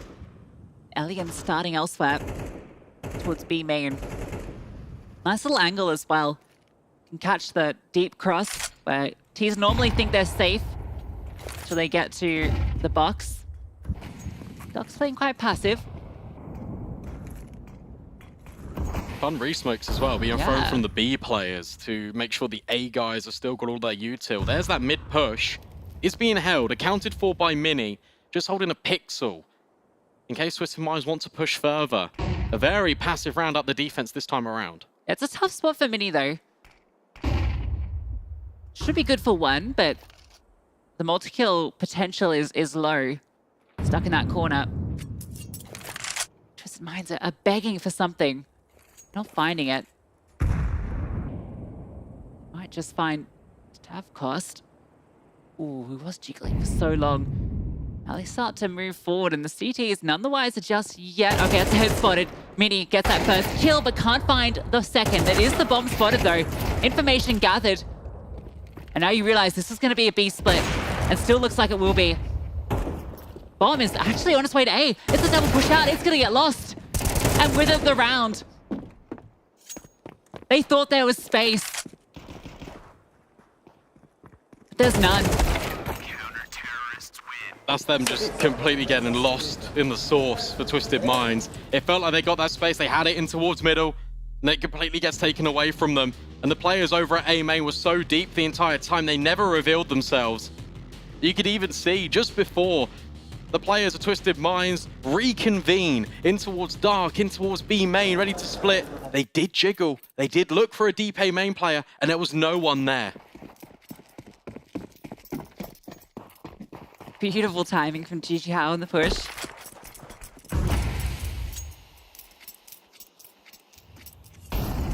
Twisted Minds opted with their full loss bonus to just invest into this. That means 2 AKs with no utility and no head armor. Also a bigger deal, I guess, when you've got 3 AKs and an AWP on the other side. Almost got the full house. So it's very difficult. And again, it kind of comes back to what we were seeing out of JiJieHao on their T side. It felt like they could never really go anywhere until the last moment, until they started to take some of those risks. Yet again, trying to press on towards the middle of the map, and it's going to work perfectly as Izz is throwing a flashbang out B main. This is where they start to walk and creep. Is that gonna come back on over? Sentry dropped and the pressure is on. Elian, though, finds that first kill. And a smoke dropped in the side just to split them up. Oh, their utility is fantastic.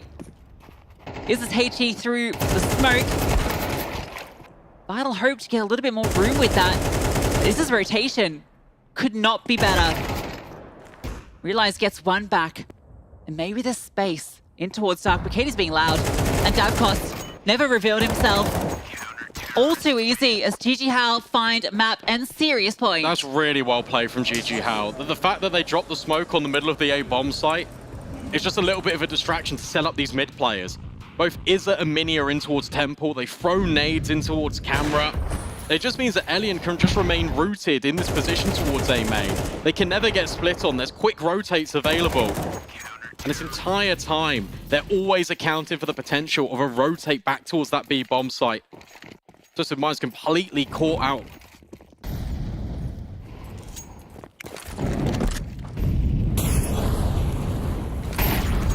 Five opportunities now for JiJieHao.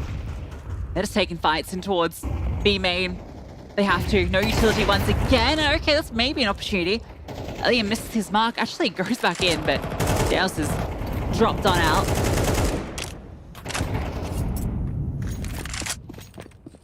They're not finding any openings. Even the flashbang to be set up for the push doesn't quite hit its mark. JiJieHao always seem to have their pieces in the right place. Still this space. This time it's Izza behind this box in mid, but he moves over towards Camera just as these players move in towards A main. How far do you go around the corner? How far are you ready? Vital's prepared. Matty's dealt with. Davcost doesn't get traded by Realize at the other end of the map, and that means the only space now is middle. Time's running out, and the walls are closing in. Sinking feeling swells in the pit of the stomachs of Twisted Minds. They are stalking Katie.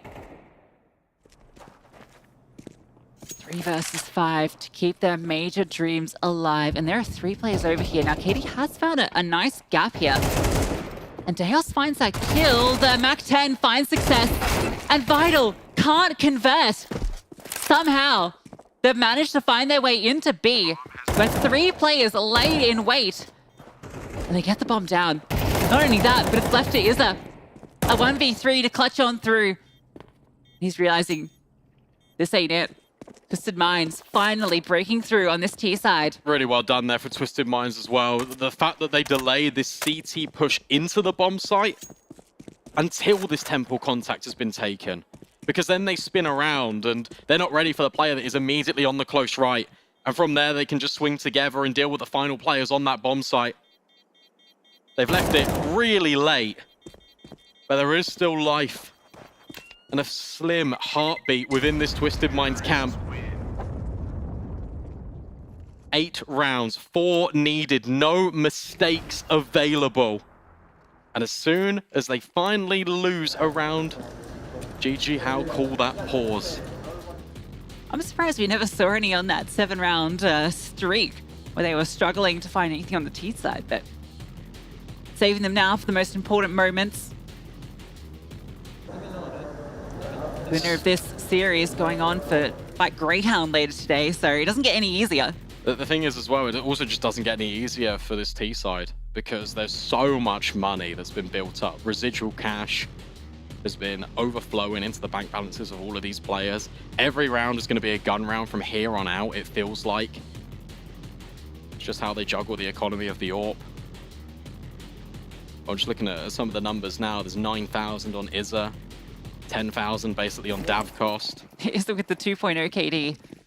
Beyond that even. Davcost actually invested quite a lot of money here to make sure everyone is kind of healthy. And we've realized finding that opening kill, that was a story as old as time when it goes back to Inferno. Elian dropping early. Maybe that one round has given him the confidence. Maybe a little bit too much, as there is going to catch KDs as he pushes through that smoke. Lining things back up immediately. If you're Twisted Minds here, you just really hope that JiJieHao think that they can just close the game and they overextend and they make these small little mistakes that can snowball out of control. I like this move a lot. You're just grouping together. You're showing space out towards mid, out towards B, but ultimately you're going to hit a bomb site and you're going to do it with force. Vital on the left side of heaven. There's going to be a flank coming through, but he's really the only one anywhere nearby. Oh, but that spot is perfect, but he can't find the kill. And he's burnt out. Izza does arrive to finish the job, and this has cost time. And Mini takes full advantage. Matty, the only one remaining, gets 1 kill. It's doable. Has time to work with, and he can go back to B if he wishes to. Moment just clearing on out. He's going to commit. They haven't budged. The AWP on the line. Davcost has him locked in, but baits out the shot. And now this time, an opportunity, a smoke deployed, and Maddie has something to work with. Knows where the AWP is. This is positioned, surely. Unknown quantity, but Izza has been lights out. And he'll put the lights out of Twisted Minds as they go down 2-0 to JiJieHao. Yeah, really well played there by JiJieHao. They set themselves up for success, and they set themselves up with a dogfight a little bit later on with Grayhound as the scrap for the lower battle and the lower bracket continues. But commiserations to Twisted Minds, honestly, because look, sure, they fall out at the earliest opportunity, but they showed some really good Counter-Strike. Look competitive against Lynn Vision. Looked like they could do the damage, not only on Inferno, but also on Anubis here. It's a harsh exit to them. Yeah, it's a great showing from JiJieHao. That first map, though, that could have gone the other way. We could be sitting here about to go into Overpass. So for Twisted Minds, a really good showing. We got to saw some really great stuff, particularly because there was a stand in the last minute, right? Realize joins the mix. And honestly, he was one of the most impactful players across that series. So really great stuff from the team. But sadly, this will be the last we see from them. Let's see what the DAS has to say.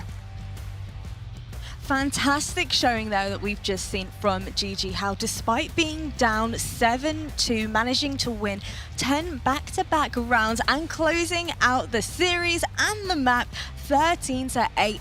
Mac, there's so much to pick apart throughout this matchup, but in particular, I want us to focus on the utility usage across both teams and what kind of impact that ended up having in this match. Well, it ended up just being JiJieHao realizing that Twisted Minds were relying on smoke pushes and pure timings for a lot of the rounds, and then just using the mechanics off the back of that to try and capitalize on, JiJieHao standing there with some utility, looking the wrong direction. And as soon as JiJieHao switched on to the fact that a smoke on the ground is just a trap for a Twisted Minds player to walk through, they were standing there watching them, and the amount of kills I saw JiJieHao get in the second half in particular, after dropping a smoke and just waiting, even if the smoke had 1-2 seconds left, someone would be coming through it 50% of the time, and that's 50% of a chance for them to get a kill. Not only that, but also it needs to be said, Issa had a huge performance, the best performance we've seen from him so far, and if he can start to shake off the rust and really feel himself like he used to play Counter-Strike, then man, JiJieHao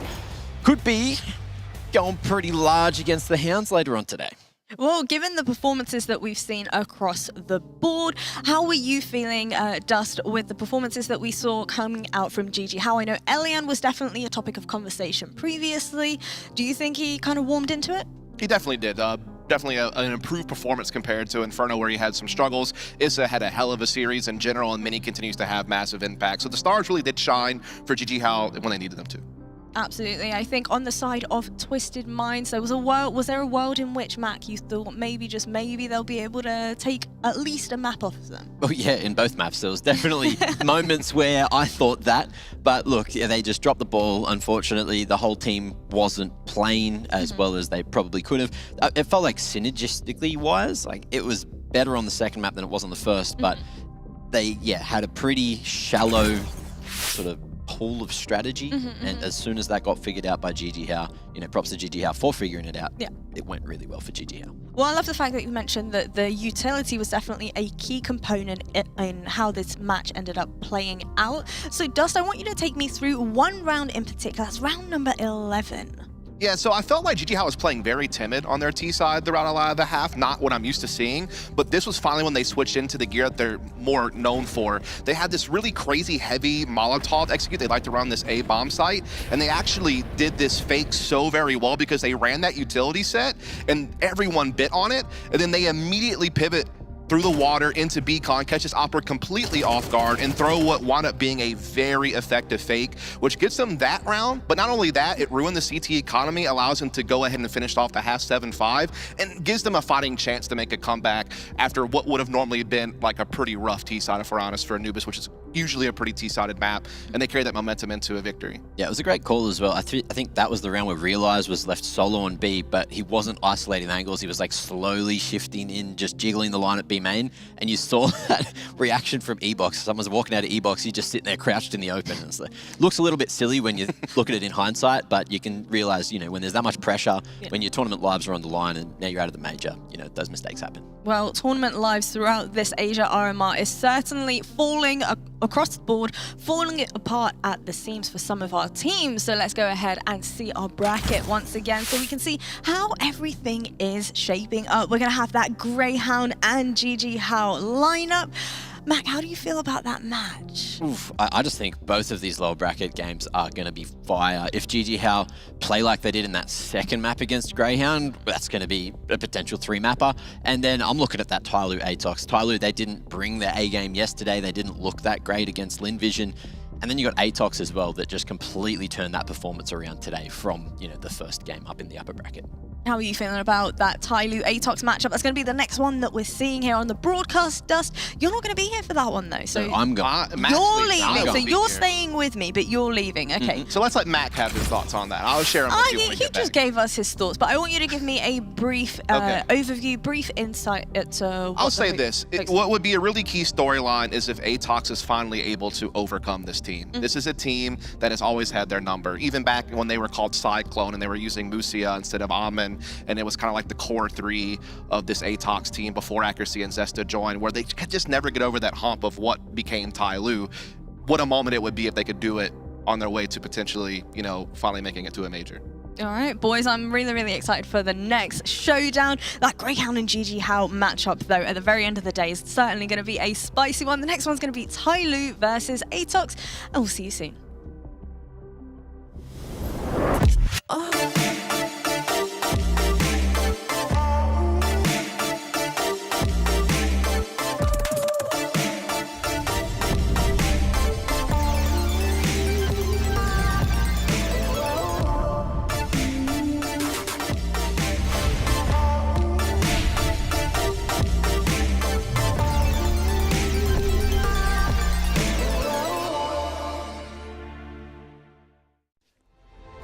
Players are changing.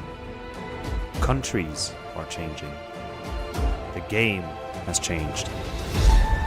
Finds it to perfection and simple. No! It's Olaf who's on top of the box. He's got 3 and he's looking for a 4. That is incredible. And Brain, he starts away. The best tournament, the best bookmaker, Odyssey.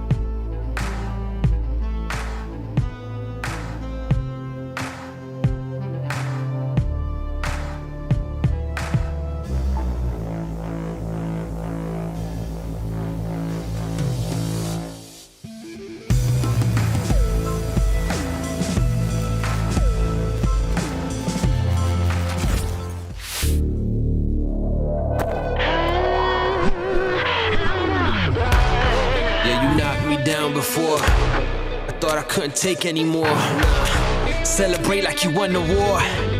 Guess you forgot what I'm fighting for. I'll come right back at ya. Better hope I don't catch ya. Cause when I do, I'm gon' smash ya. Now I'm out for blood. I'm rolling into the claw. I'm out for blood. I'm out for blood. You better bring it in, Q, I'm coming for. I'm out for blood.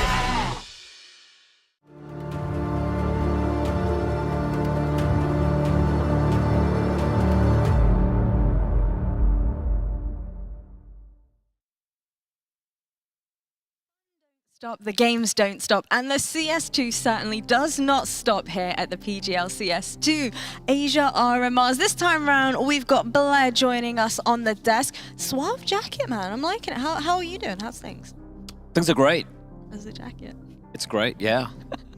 Is it okay? For everybody that's wondering, it is way too early for Blair to be dealing with my nonsense right now. Blair, we're going to be having TYLOO and ATOX for our third best of 3 for today. So talk to me. What are we expecting, hoping from this one? I'm hoping to see at least some cleaner Counter-Strike. In all honesty, I think the first couple of games was just rough, let's put it that way, a little gently. And I'm up too early. I've had 2 cups of coffee, and even then it wasn't good enough for me. It was like watching some rough CS from both the teams, from all the teams. I have watched you suffer from the drug that is TYLOO for many, many years now, Blair. And we're all the way back in 2024, a new version of Counter-Strike, and it's still the gift that keeps on giving. How do you make it through this life just grasping at TYLOO? Hope dies last. That's one thing I've learned with TYLOO. And also TYLOO, it's a new TYLOO, right? True, it is the old Rare Atom lineup. They were going without an August Cyclone as well, for those of you probably not much aware of them. And of course, earlier, before there was VG. I had a few question marks about his team, right? Coming in, we saw them go for Almond as a signing instead of MongolZ, which was a big question mark for me. Obviously, they have struggled a little bit when it comes to the just the fragging prowess being more equal amongst everyone there. But they got a job done yesterday early on. But then yesterday they went for their permaban being allowed through in the form of Ancient and getting absolutely smacked on it. So what are we going to be seeing from TYLOO today? What's going to surprise you, Dust? Yeah, I mean, TYLOO is a tough one for me, right? Because it seemed like the transition to bringing Almond on the team actually did lead to them having better results, right? I mean, they were doing pretty poor kind of late in CSGO, early CS2, when you look at some of the ESL Challenger stuff they were playing in, the CS Asia Championships and all that jazz. Then they make the change. They start getting some second place finishes that, the Challengers League for APAC, as well as coming second in the qualifier to make this RMR. And they won the Chengdu qualifier against MongolZ to actually go on to play that IM event, which is going to be taking place, I think, in April, if I'm not mistaken. So they've actually kind of turned things around a little bit, but we have seen like Lynn Vision actually kind of surpass them a little bit as far as like, the Chinese pecking order goes. And we have seen him have a couple of rough spots throughout this tournament so far, like close game to JiJieHao, and then obviously getting blasted by Lynn Vision again. So for the side of ATOX, how is best for them to approach this matchup facing an opponent like TYLOO? I don't know, man. Again, we were talking about this before with the segment, and Blah, I kind of want to get your thoughts on this too, is like this is just the beast that ATOX have never been able to conquer. Even going back to when the core of this TYLOO team was underneath their Rare Atom banner, and back when there was still, I would say core 3 versus core 3, I think is the fair way to put it. ATOX hasn't beat this team since like June of last year, and there was just that one best of 3. Every other time, it's been this core that now makes up TYLOO being able to get the better of ATOX. That's really the story of ATOX in general, is where they're kind of always being kind of the middle of the pack teams, but when they go up against a MongolZ or a TYLOO or a Lynn Vision, that's where they just can't get over that hump, I feel like, and this would be huge for them if they finally could. I don't think ATOX have the personnel, so to speak, right now in Asian. So if you look at Asian CS overall, then you're looking at the likes of Lynn Vision, you're looking at the likes of TYLOO, you're looking at the MongolZ, for example, right? If you look at the personnel, there is a very high level of skill in a lot of the core riflers they have. Yeah. I'm looking at this ATOX side, I'm looking at Cabal, who is a veteran, has been around this the Mongolian scene for a while, looking at Dobu as well, and they seem like kind of the heavy hitters, the heavy carriers. They had Yami, who was the up-and-coming talent in Mongolia for a while. They lost him to the Huns, where he's struggling a little bit there because it's a new lineup as well. So I feel like with the new additions coming in of accuracy, Mick and Zesta, I don't necessarily think they have the tenure yet, and they haven't really had the cohesion, so to speak. So yeah, that's for me, that's very simple as that. The fact that Advent, despite my criticism of him and not being able to hit a single headshot, even if his life depends on it, can actually call a damn good game, has got the prep work as well, and he's got the right core to work with. And yeah, TYLOO have to be the favorites here. So in regards to the veto, what kind of direction are we expecting this one to head into? Well, we know that ATOX kind of just has that particular permaban of Vertigo. Not really going to want that one to go through, especially since TYLOO are willing to play it. You know, TYLOO going to ban Ancient, I would imagine. And then at that point, it's going to come down to really any number of maps could come up. I mean, in their last couple of matchups, we've seen Anubis and Mirage come into play, Nukes come into play once as well. So it could really go a bunch of different directions now that these bans are out of the way. All right, the nuke pick coming in from ATOX. All right, they're going for a bit of a confidence pick coming in here. Honestly, I feel like TYLOO played pretty well, honestly, in the matchup they had earlier on, where it's a very close affair, 13-11. I do believe it was JiJieHao, if memory serves me right, and I think you know, it was a TYLOO waking up into it. So I like this pick from ATOX in a way where it is a confidence pick. They're like, screw it. It's a map we're comfortable on, let's go for it. Inferno coming in, this is a map that both these two teams kind of like. I felt TYLOO might probably, I thought they might go some other direction perhaps, but this is fair enough. It feels like a middle of the pack map for all these three teams, honestly. I don't think anyone is going to be necessarily a favorite on any of these maps, but that being said, I have to go the way of TYLOO. I feel like even if you look at the numbers over here for TYLOO, they might not be as big, but they have been playing against, I feel, stronger opposition, so to speak. Well, a good thing to point out is this TYLOO core is actually 7-1 in their last 8 games on nukes. They've actually been playing nuke very well. Yeah, they had a close game against JiJieHao. That was kind of scary the opening day of this tournament, but their track record is certainly one of success when it comes to nuke.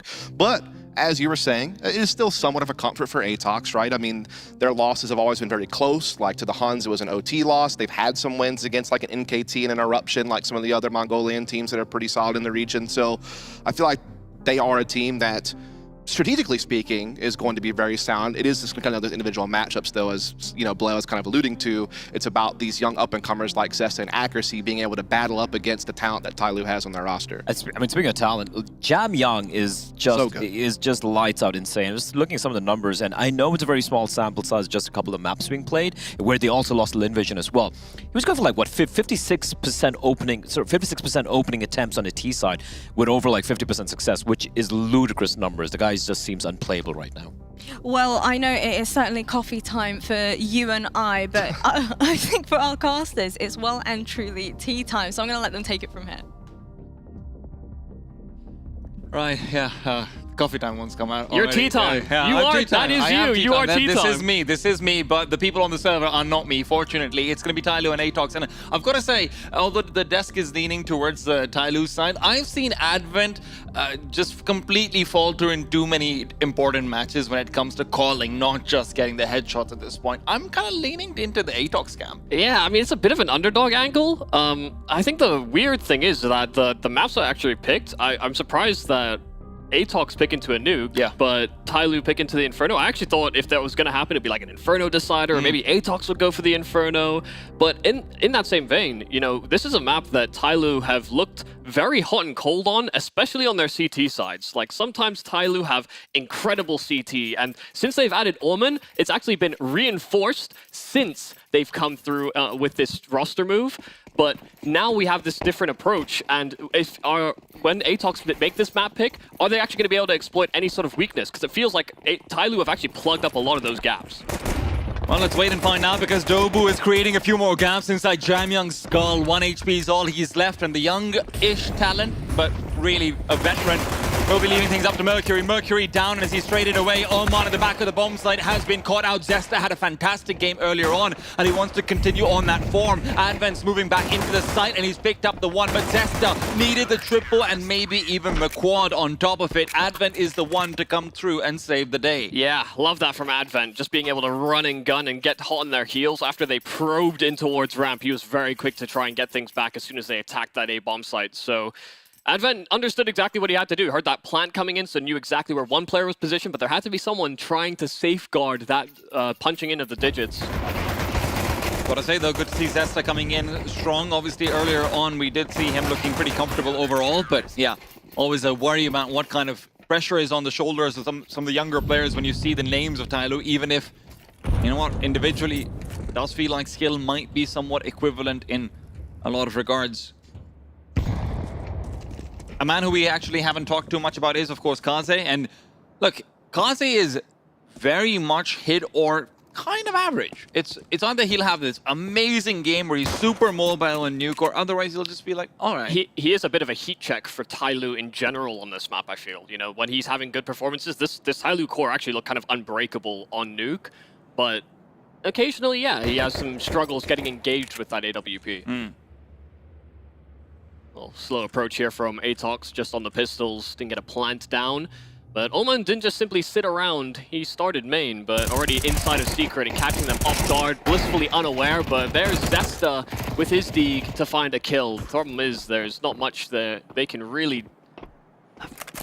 think about sort of creating off of this opportunity. Getting access to Secret is nice, but they would really like a bomb plant, a couple more weapons to be dropped. Iqbal gets caught in transition.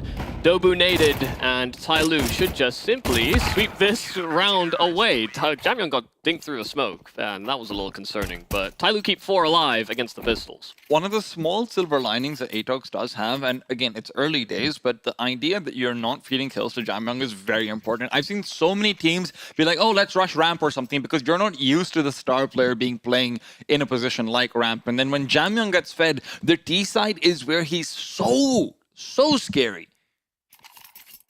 Yeah, I mean, there's quite a few European teams that love to put a star player in a Shout out round. Mr. Rups. Yeah. It can be kind of difficult to deal with when the most quote-unquote passive player or passive position on the map on CT sides can also be such a threatening angle to have to worry about later on into a round. Yeah. It's also your first B responder, typically. Well, nice and smooth so far here from TYLOO. Pistol was a little bit turbulent, but they had some nice contingencies in place. Only 3 flashes purchased by ATOX over here. If this isn't a very specific plan, you're going to run into circumstances where you just need to hit the shot, and considering that Kaze has prioritized the AWP earlier on in the first gun round, that's going to become a little bit risky. I don't know if ATOX is fully ready for this, as Zesta is ready for Mercury. Head is chopped off. Yeah, Kaze already holding a deep line on lobby. We saw this a lot from TYLOO last they played Nuke, and there's ATOX getting punished for peeking right into it. They did have that forward push. They wanted to crunch in, but using this round as a bit of a bonus to take that risk. And ATOX still suffering some punishment, so down a man. They do have a player that can activate from outside, but it's about linking up with these players. Still conditioned for lobby. Cabal, that is a critical kill to breach in. Zesta's got call about the Heaven play, but he doesn't know that Oman's trying to move inside hut. This is such a good play from him. He gets the backstab. Zesta's gone, and now Heaven can activate. But before it does, Oman is forced to challenge. A challenge he wins.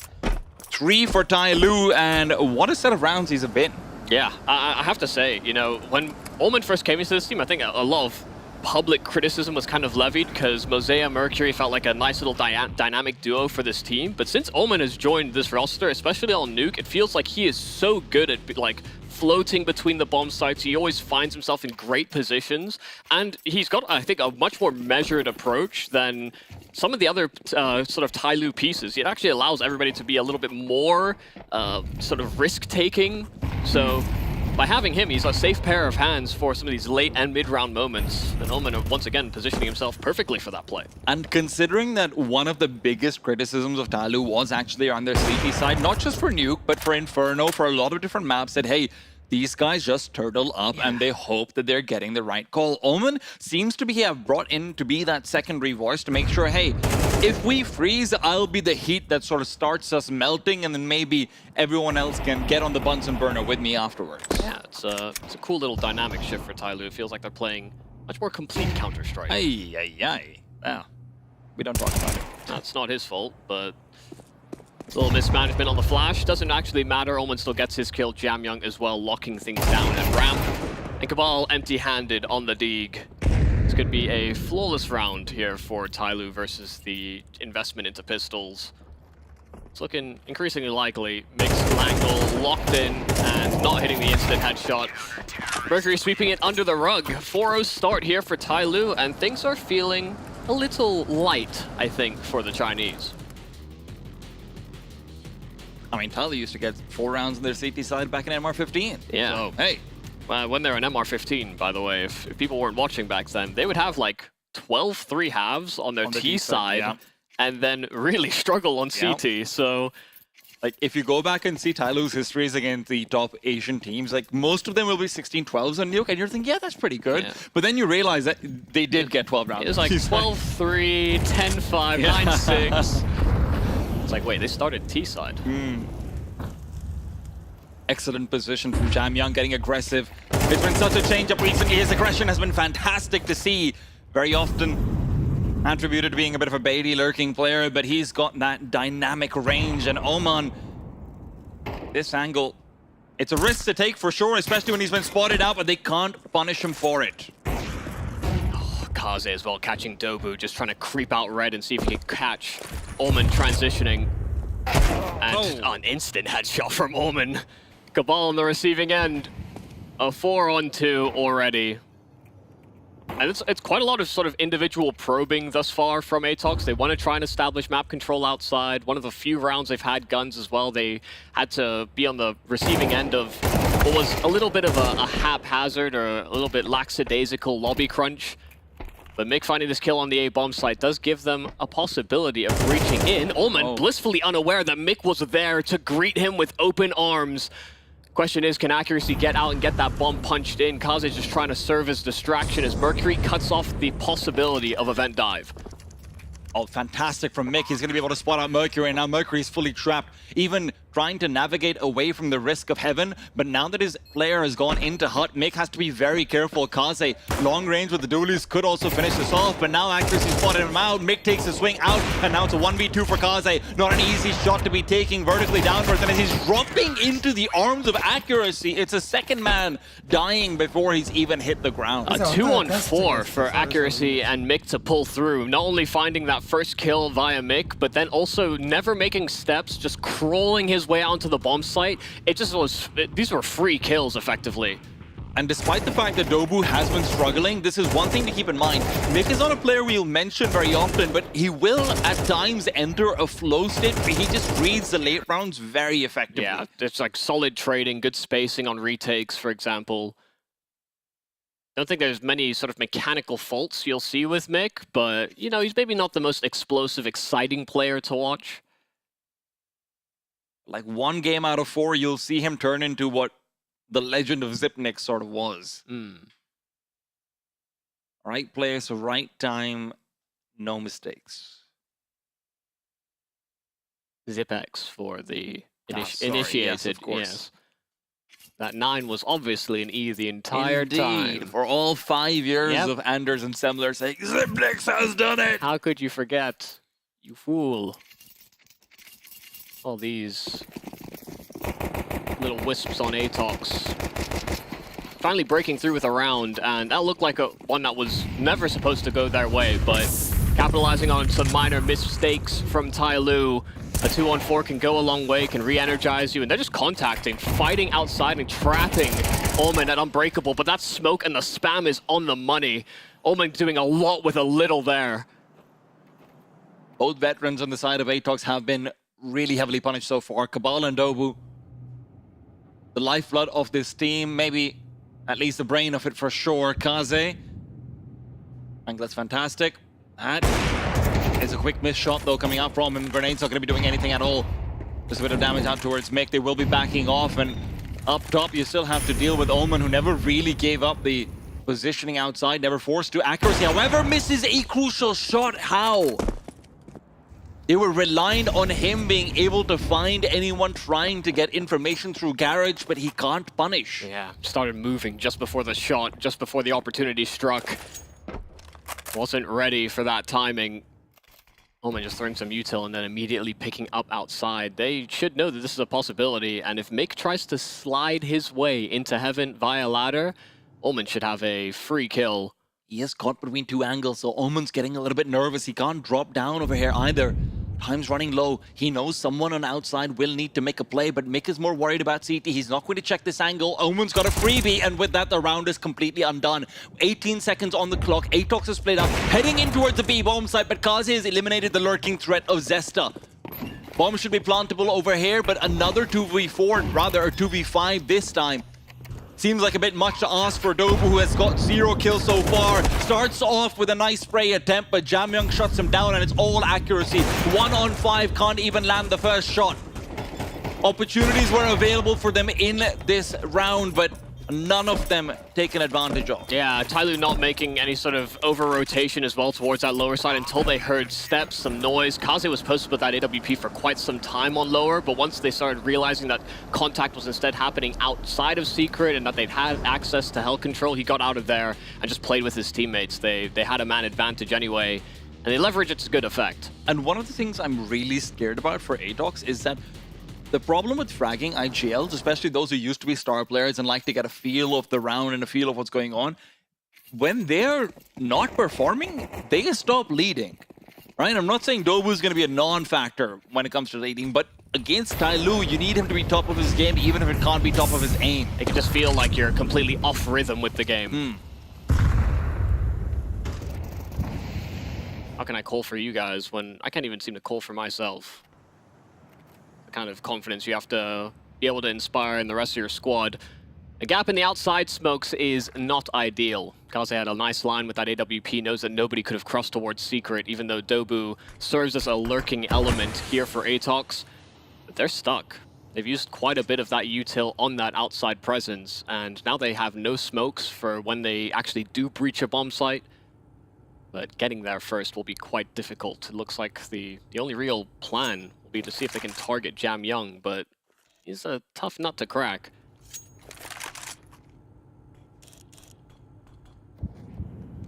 Jam Young. Flashbang will do nothing to him. And indeed, he is a little bit of a wall.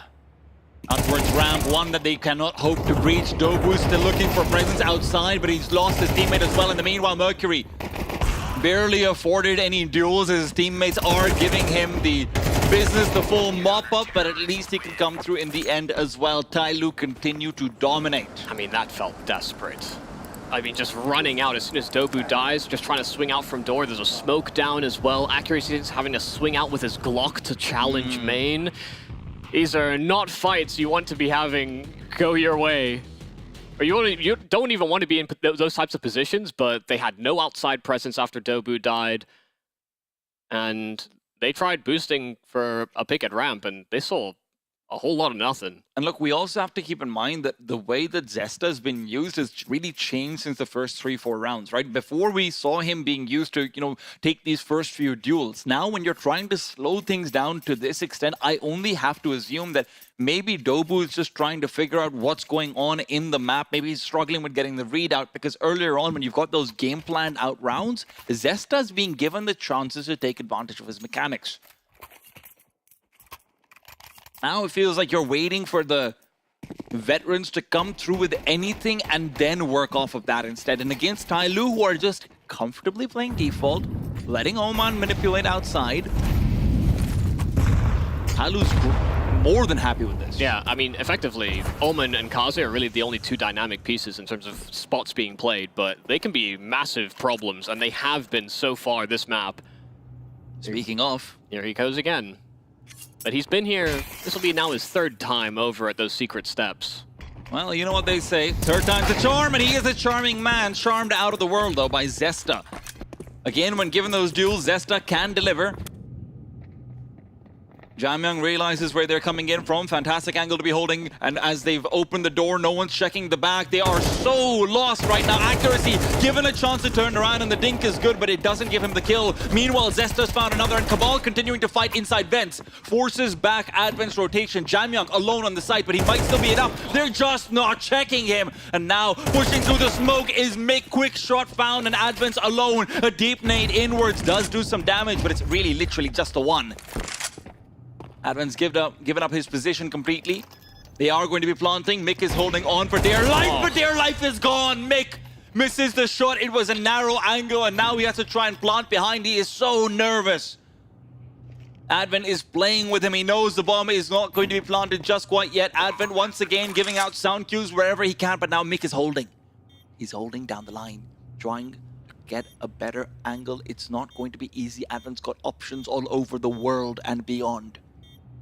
Inching forward.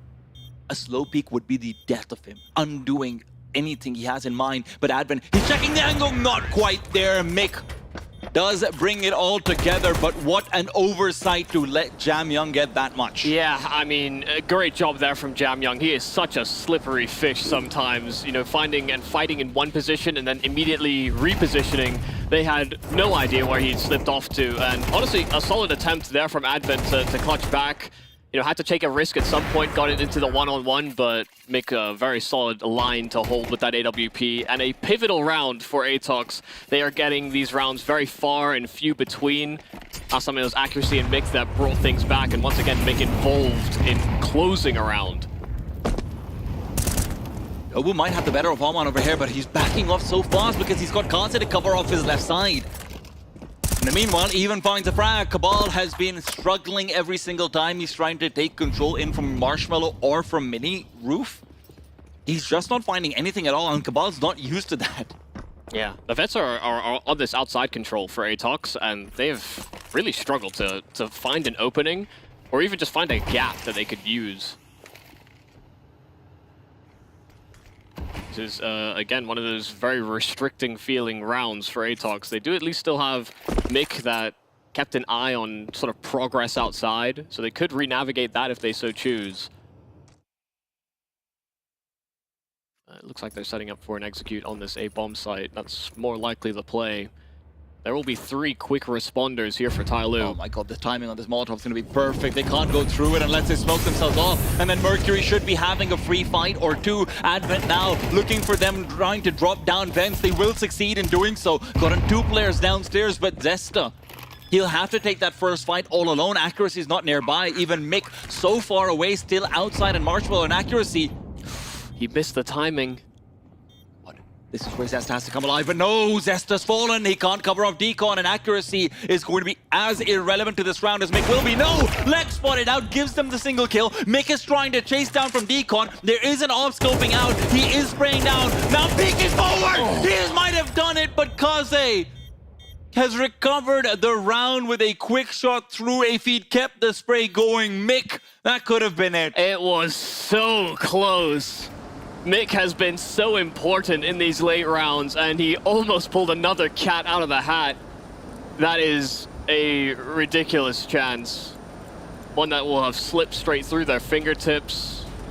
Kaze has been hitting shots for this TYLOO team, and none more important than that. The fact that Zesta doesn't get a kill on the bottom of the bomb site because he thinks that, I think he thought that Decon might have been covered off because of Accuracy's position. There's clearly some chaos in the comms, but that is truly unfortunate. Yeah, he didn't want to play inside of the vent at first, and then he realized he needed to hold that line, and by the time he did, 2 players already slipped past. Sometimes you gotta take a little risk to get the reward. ATOX still have a chance here to break TYLOO's economy. Right, we've seen these last 2 rounds be so scrappy. You take this one away, maybe you're fighting for 5. ATOX learning some lessons from the rounds prior. Almost been there a whole lot. This time it was Kaze with the AWP. They never even saw him, but they don't want to deal with those secret steps. But as they drop, yeah, that smoke also just obscured so much vision for them, even going for that peak, that dropping into it actually gives you probably the best fighting chance if it's against a rifle. But that's a free kill for the AWP. Drop down from Cabal, but great position from Mercury as always. He's not going to be caught out before he gets at least 1 kill. Make it 2, running out of bullets, so he needed his teammates. My god, Mercury is unstoppable. How does he get 3 kills from that position? Yeah, I mean, the best part about that as well is that Advent threw a flash kind of haphazardly, and it blinded up that second player that looked to challenge and hunt Mercury down main. He probably doesn't get away with that second kill otherwise, but it's very fortunate timing for him. You know, he understood that he was in a fighting position and he had to just keep on taking those duels. Because he had teammates behind him that were ready to take up the slack. Dude, Dobu is 0-10. Yeah, it's been a hard game for Dobu. Can't get his lurk to pull off outside. Has been, I mean, he got ult last round. Been a struggle for the IGL. Oh my god, the struggle just continues. Mercury's quietly been climbing up the server. Every single time they come over to the A-bomb site, Mercury gets a multi-kill.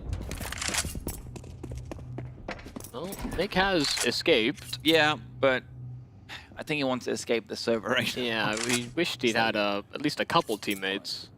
Is there a tunnel to Inferno I can find here? Well, they might be on a fast track to it. Right in the highway. TYLOO were looking good.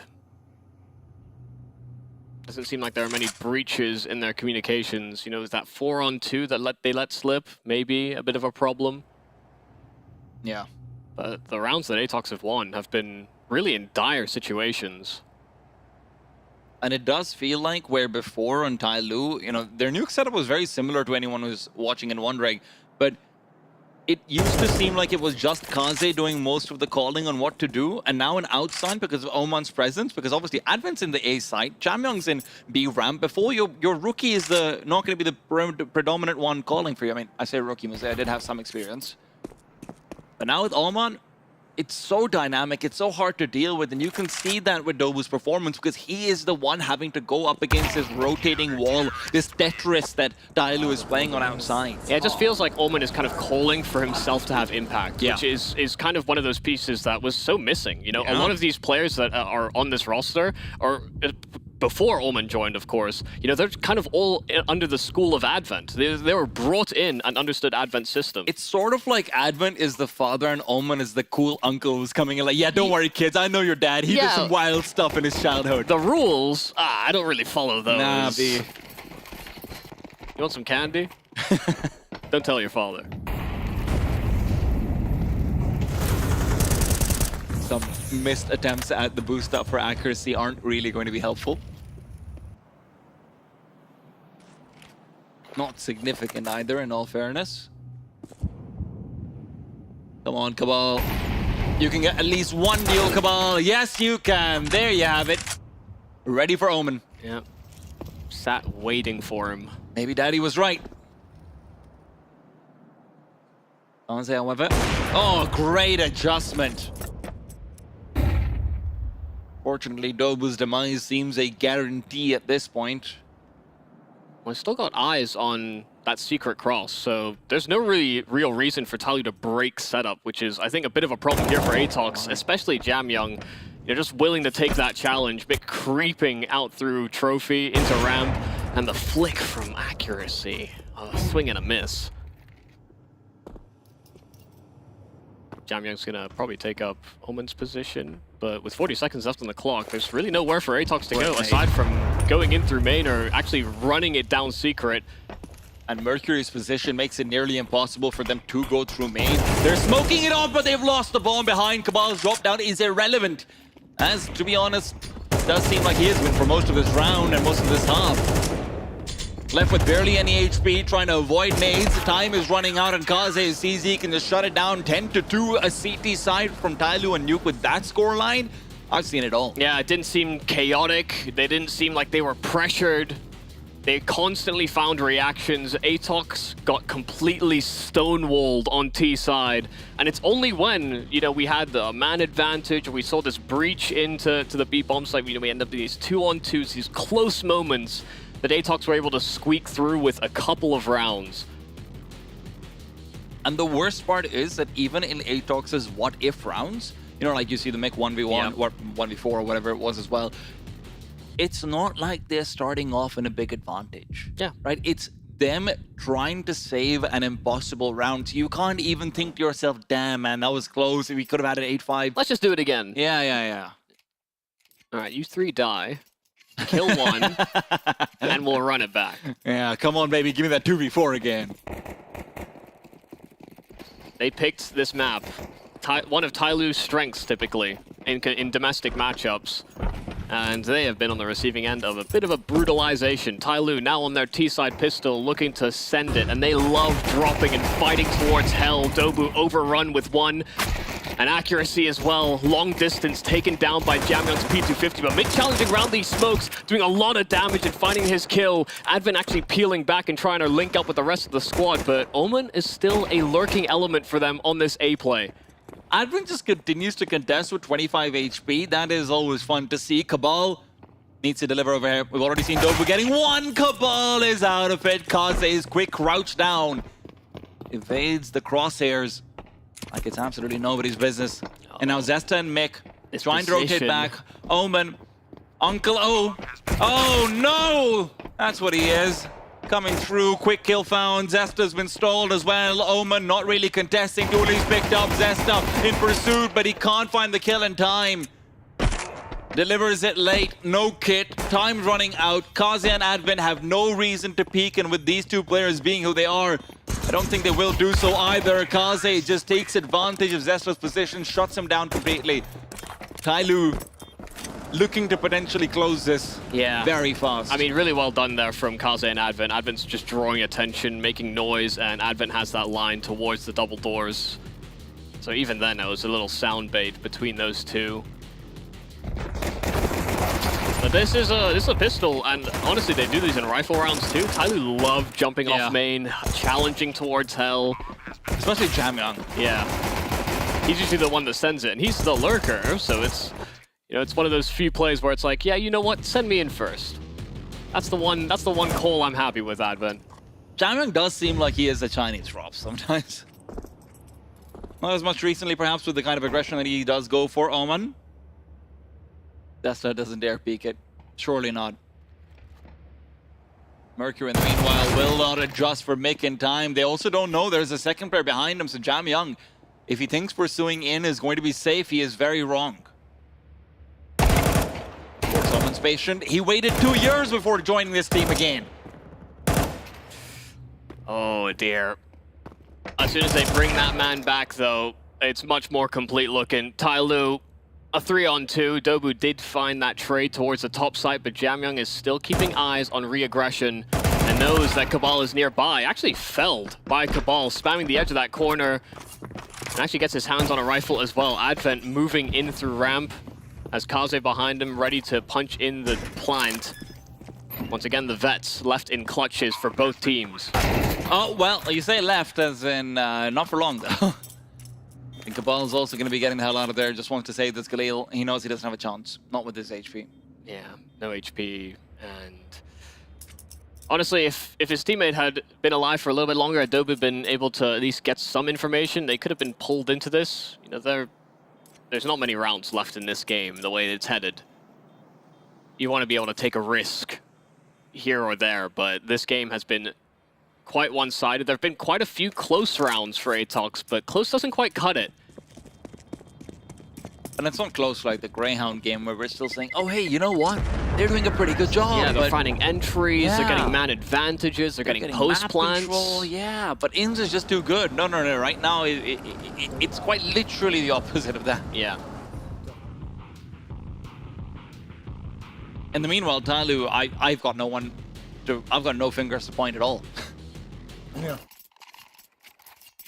Yeah, sometimes it does feel like there's one player maybe taking a little too much risk, or you know, could have taken a timing, but never does. Now TYLOO are playing the perfect game, pretty much free-flowing Counter-Strike, and it feels right.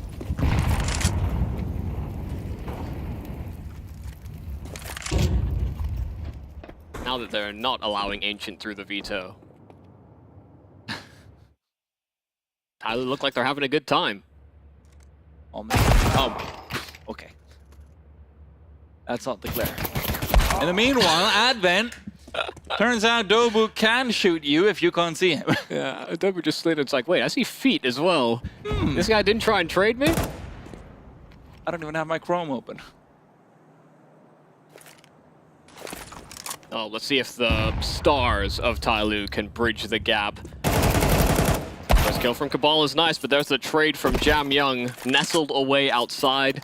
Mercury as well has made his investigation down towards lower, but being able to get Jamyoung to hazard that journey will be quite difficult, quite challenging. So it might be a link up on an A play instead. Feels like the only way that Mercury can support Jamyoung in his effort, but... Does feel like they want to try and budge over towards B instead. Mercury can't really offer that much. Is Jamyoung going to threaten an A hit from heaven? I don't really get it. I mean, they can't be in heaven, yeah. Unfortunately for them as well, it's a double lobby setup for the ATOX side. This is a safe call. For sure. Yeah, it is now. Yeah. As soon as Mercury gave up his angle in the vent, you know, all of his ambition felt like it went out the window. We'll have many more rounds to consider the challenge he wants to take. A 12-3 scoreline. ATOX getting there first on the defense. A welcome sight. One they're hoping to replicate at least a few times. Yeah. You're not always going to be able to get 2 free opening kills. You know, Omen creeping into your crosshair when you're holding a vertical angle and Advent sat in hut, kind of waiting for his turn as well. Almost because they played slow that round, TYLOO might just say, hey, we've got a lead. Why don't we send it at them and see how well they respond? Got a Tech 9 for Advent. A P250 for Omen. Mercury's the one taking the lead on outside. Wants to take a duel, but he goes out before the smokes bloom, and he didn't even have his gun in his hand. Cabal finds 1. Can he make it 2? No damage found either, at least not from the CTs. No one really cheating that rotation over either on ATOX. The only one that makes the journey is Mick on a Mag 7. It's a good weapon for the angle that he's trying to hold, but even here, if you're a slight bit off, half of your bullets or half of your pellets just end up hitting the floor. Yeah. So it's rough. Gotta kill him on the first shot. And he needs to kill 2 overhead. Nope, can't get that shot. That is literally an impossible kill in that angle. And he would have appreciated some support, some help, or maybe just a better gun. Oh, blowing open the smoke. Accuracy wants to take charge. Advent is covering it off. His HP is low, but he still gets Dobu. Dobu is neglecting proper clears. You can see he's really struggling, and Oman taken down. Cabal was very unfit. Kaze with the taps coming in as well. An Accuracy who blew open the smoke will not be able to do anything in that round. ATOX never really existed in the server. Picking Nuke against TYLOO and registering only 3 rounds to TYLOO's 13. This was a very dominant showing from one of our favorites of the tournament. ATOX taking a risk, you know, thinking that they might be able to exploit something, find a weakness, but that weakness never showed in the server. The worst part of it, you know for a fact that Dobu's going into thinking, I've seen so many demos, I've seen so much footage, I know exactly what they're going to do, and then he goes 0 and 12 on that T side. Yeah, I mean, that's one of the things that you're talking about as well. You know, this is a guy that used to be a star player, took up in-game leading duties, actually does a pretty good job in the mid-round, but if he's not able to find his own kills, it feels like he's almost completely off base with what's going on. Well, listen, the panel is always on base, and they're going to tell you exactly what's going on. We absolutely will do exactly that. 13-3 going in way of TYLOO. What a dominant performance, dominant showing from them. What about some of the dominant players on the TYLOO front? Listen, if Advent's out-fragging Jamyang and you're winning this convincingly, yeah, things are going fantastically for the side of TYLOO. I feel like, you know, the pick coming from ATOX, we did have our questions. I'm wondering whether, you know, Nuke are really going to go for this. Maybe it's them probably finding a few holes in the TYLOO attack and the defense we saw yesterday against JiJieHao, but they just went up against a brick wall. And it really helped, especially for TYLOO today. You know, there was a world where, you know, it's the first game of the day for them while ATOX already warmed up from their earlier best of 3 in the day. But there was a world where TYLOO maybe start off slow. A player like Mercury, for example, who's been having, we had a very rough day 1, if you ask me. And you're talking about, you know, can Jamyang continue his form? Is Kaze going to be hitting a shot? It's kind of hit or miss. But then everyone, all the core players, Kaze basically being unkillable towards outside. You had freaking Mercury towards upper bombs, and every time they went up to him, just double kills coming in. And again, as I pointed out, Jamyang not really having to do much, which is great for him. Yeah, I mean, he kind of just did his job, held ramp when he was required. He usually was able to get the frag, make the rotations that he was needed on. They only had to do 2 retakes the entire first half. I mean, they won the half 10-2, and again, 8 of those 10 rounds were just decided before the bomb was ever planted. All in all, a very dominant performance. Obviously, when you win pistol to start off the second half on your T side, that doesn't leave much work left to do to put the finishing touches on that one. And as you can see from TYLOO, I mean, just a good frag distribution from top to bottom. I mean, Alban tops the charts, I guess, when it comes to the overall at the ADR, but I mean, you still had 3 players near that 95 ADR range, and again, the fragging was good across the board. Meanwhile, it's kind of the same story we've been talking about. You know, you want these young guys like Zesta and Accuracy to kind of be that addition to ATOX that helps them get over the hump to beat some of these top Asia teams, and it just doesn't seem to quite come together. Yeah, I think taking a look at the game that we've just seen, you wouldn't really think that it was actually ATOX's map pick whatsoever. Well, our next map is going to be Inferno. Now, Blair, you mentioned the fact that, you know what, I would have thought, expected, hoped maybe that ATOX are feeling a little bit warmed up heading into this one. Could exhaustion also be a factor as we start to head into the second map? Do you think maybe they'll ease into it? I don't think you can really factor in exhaustion here. It was a pretty convincing win they had early in the day, right? All things considered, and it was a couple of hours ago. They had a bit of a break as well, and they should be ready for it, right, to face off. But yeah, this dropping was a bit painful considering it is their map pick coming in. King Kaze again topping the board there with the AWP. Love to see it. I want to give a shout out to Alman as well. I feel like even yesterday, even the loss they had as well, he was one guy who was just consistently delivering, you know, all things considered. And once again here, you know, towards that outside yard, towards mini, he was just basically everywhere, you know, rotating in, being kind of the fill player, so to speak. So yeah, just convincing stuff from TYLOO. Absolutely. I mean, it makes everything easier whenever you have Alman, who's not even supposed to be one of the star players of the team, being able to deliver like that. It kind of, you know, eases the burden on everyone else to just feel a little bit more comfortable. And coming to Inferno, I worry for ATOX because they've only played this map twice with this 5. Meanwhile, TYLOO has a lot more experience. I think they're a lot more explosive and decisive in their executes. And I do feel like, generally speaking, they just have a great record on this map. Even when they lose, they're very close games, and I just generally think they have the advantage again going into this next one. I feel like for ATOX, maybe if I'm really, you know, just reaching and looking for a way they could find a way into this game, would be, you know, on their T side where they could potentially try and exploit would be maybe the B bomb side. That's where Advent and Alman play. We saw that, you know, even on the Ancient map we saw yesterday. That being said, Ancient was, you know, the first time they played it yesterday, so there is that caveat. But it is a potential hole that can exploit. Advent is usually the weak link when it comes to the bomb sites, but then again, he's also been fragging out, so I don't know, man. This could be a 2-0. Also, you never know when Kaze is going to be there with the AWP, right? I mean, TYLOO 100%. are pretty mobile on how they'll do their CT setups. And again, I think what's really going to be the issue for ATOX is TYLOO's pace when they're on the T side. Again, they have these super explosive like lane and app pops that are so hard to handle. And I think that you add that with the coordination that they have as a team and their utility usage, and they're just such a threat.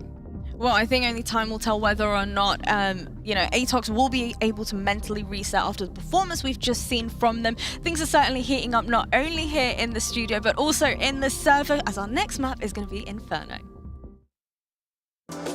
Level up your gaming space with metal posters from Displates. Hang your displates in seconds. Swap them whenever you like. Get official art from your favorite games on a uniquely designed metal canvas and choose from thousands of posters. Join over 3 million collectors now. Your wall upgrade is here. Shop now at Displate.com.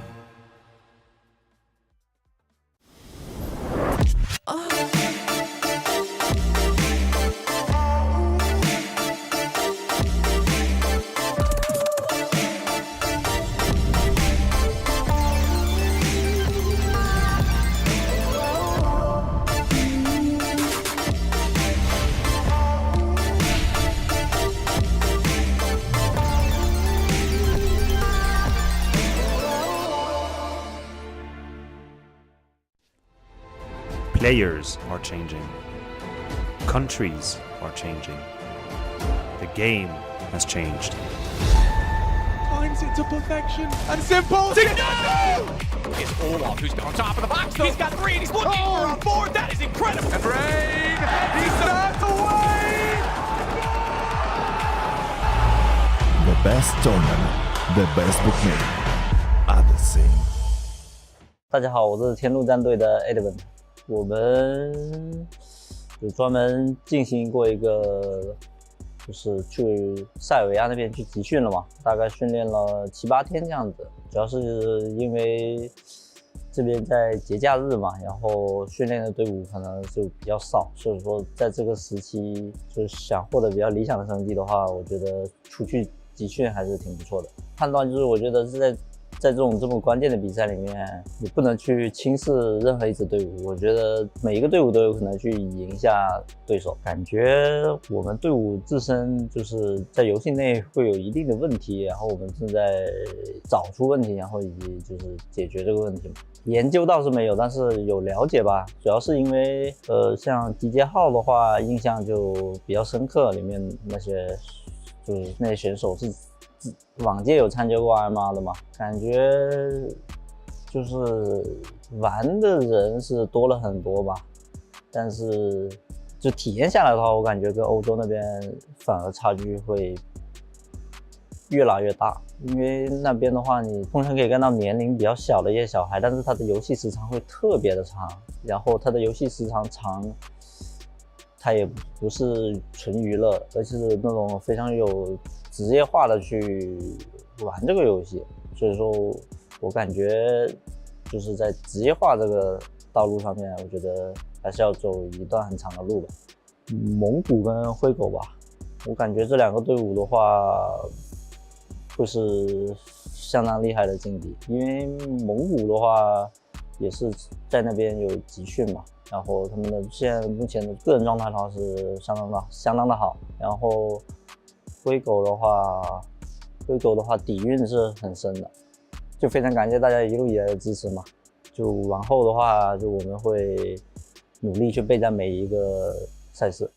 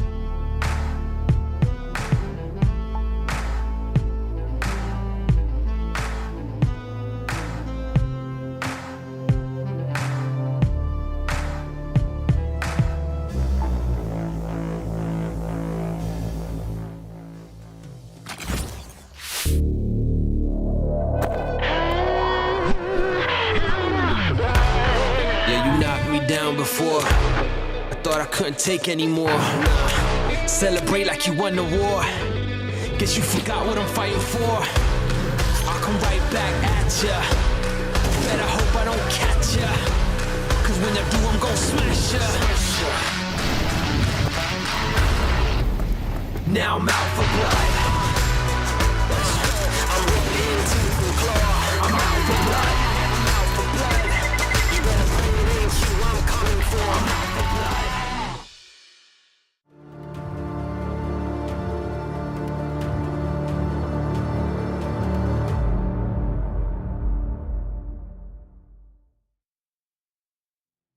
Welcome back to the Asian RMR. TYLOO reliving their glory days as they come through looking like the best nuke team in the region. Now, I've got to say, it's been a while since I've said that, but it's also been a while since I've said they're good on Inferno, and they did pick that, Michael. Yeah, and listen, that's a map that they clearly have put a lot of work into, adapting with Omen, bringing him in, and it's a map that I'm honestly still surprised that ATOX picks into them, given that that is the kind of performance that we kind of want to see out of TYLOO if we want to see them as a real contender out of the region and to make it out of this RMR, for example. But yeah, moving into Inferno, it's a little hairy, I think, even for ATOX, because for them, they've got limited runtime on this map, and when they played against some of these Mongolian teams, you know, the Huns, the Mongols themselves, and they're really, really tight score lines. One loss against the Mongols in an overtime, and then one win. You know, it's not exactly the most confident map, I would say, for ATOX, which, you know, they're in a deficit. They need this map back. And to any of the traumatized TYLOO fans back at home, yes, Elfish Guy, I am talking about you,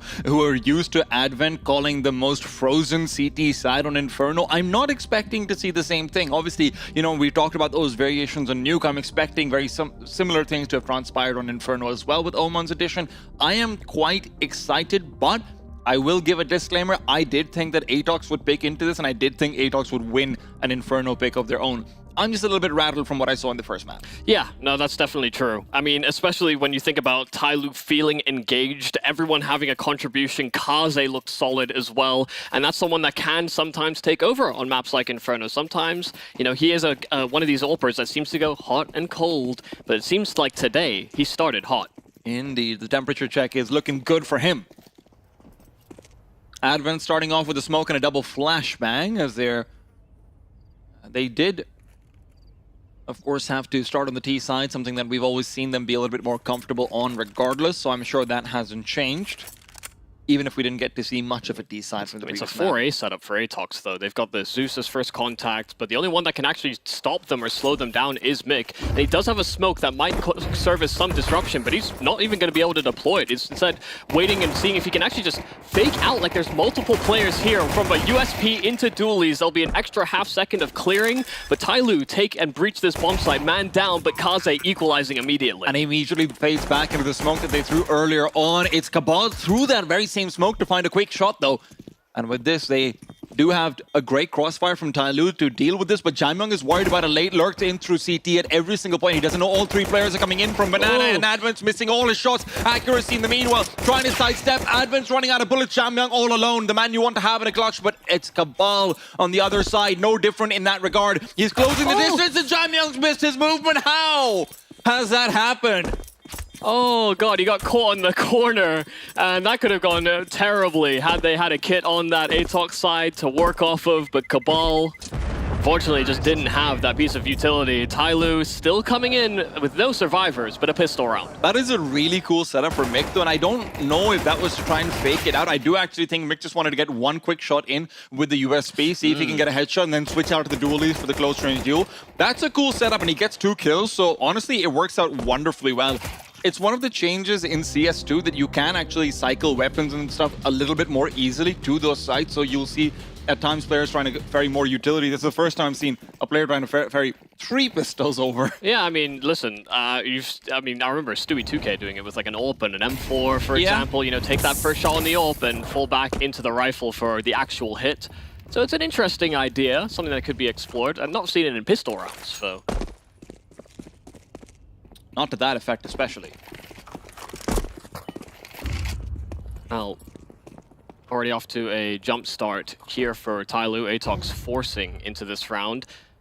Accuracy even with the shotgun, and they do have a Cabal M4 to maybe play around, but Mick is just keeping them busy.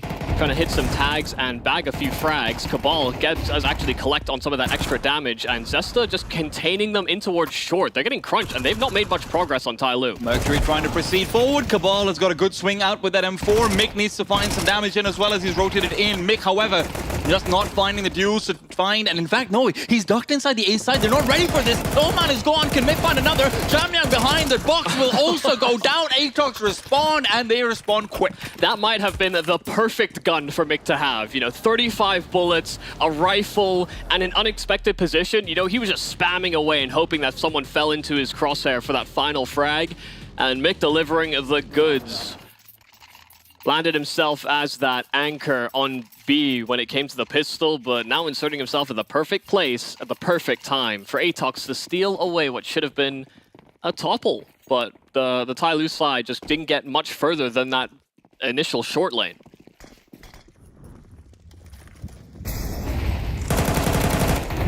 Dobu. Oh my god. Desperate days continue for Dobu.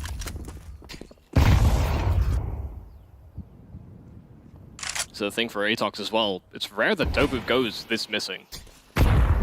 He is a consistent fragger. Yeah. Under pressure as well, so it's not even like you can say, yeah, Dobu's got a reputation for choking. Well, a little early to say choking. But he's definitely coughing up a little bit. He did go 0-12 in the well, first half. he was having a tough time. I think that's partly testament to how good TYLOO were playing. Of course, of course.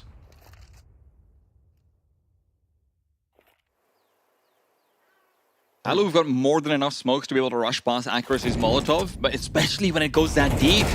That's not going to be too conducive, but Mercury does actually end up moving outwards, taking the solo duel that Mick wins.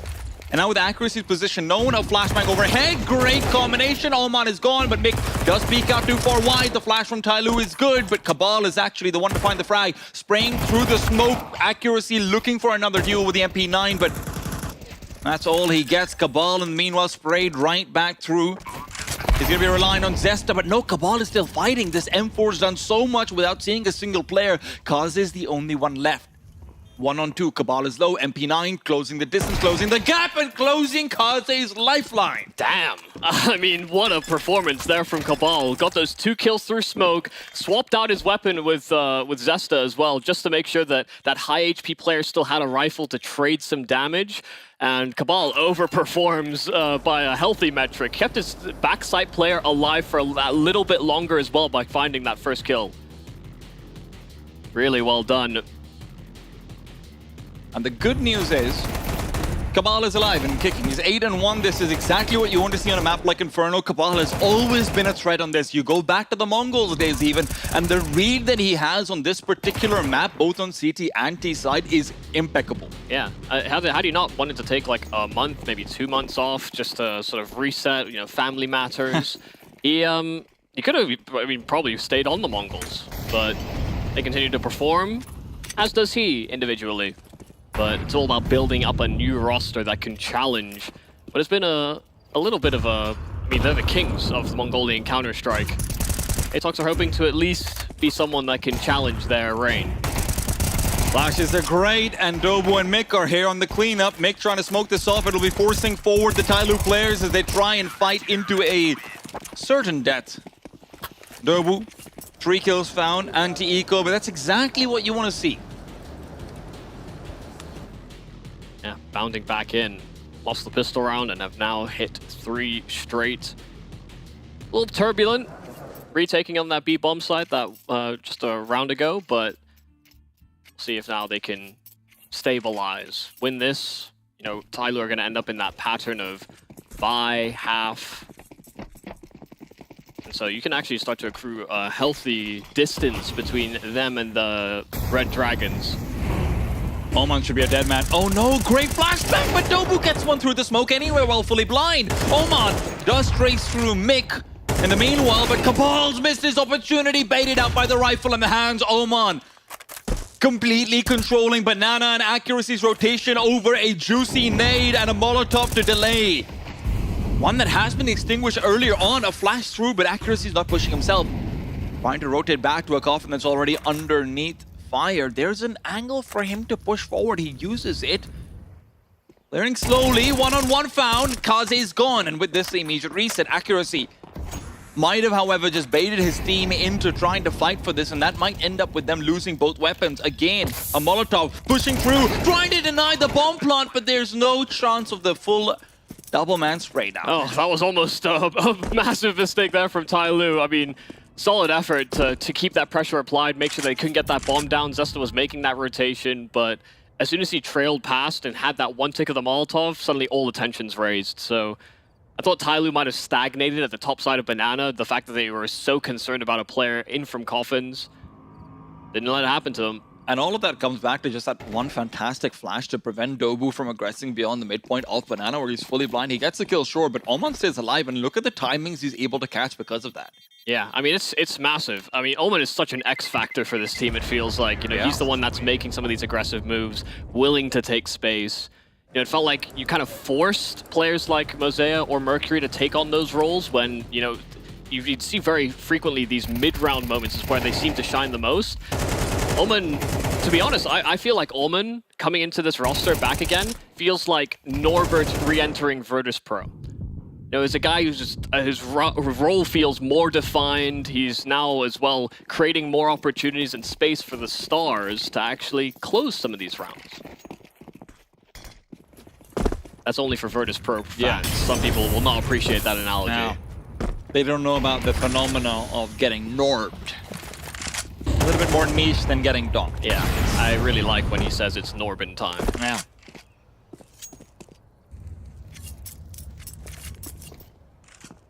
Also a slow default here for TYLOO, maybe expecting a reaction from ATOX.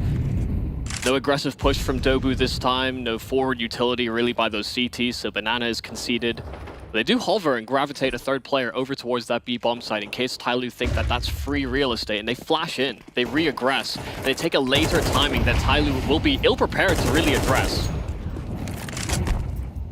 TYLOO've got no choice but to try and hit this A bomb site. The Banana control is completely forfeited, and look at the rotations from ATOX. This is a great call. They're going to have 4 players out towards A. But no, TYLOO is indecisive. Oman is going back to try and re-control back to Banana.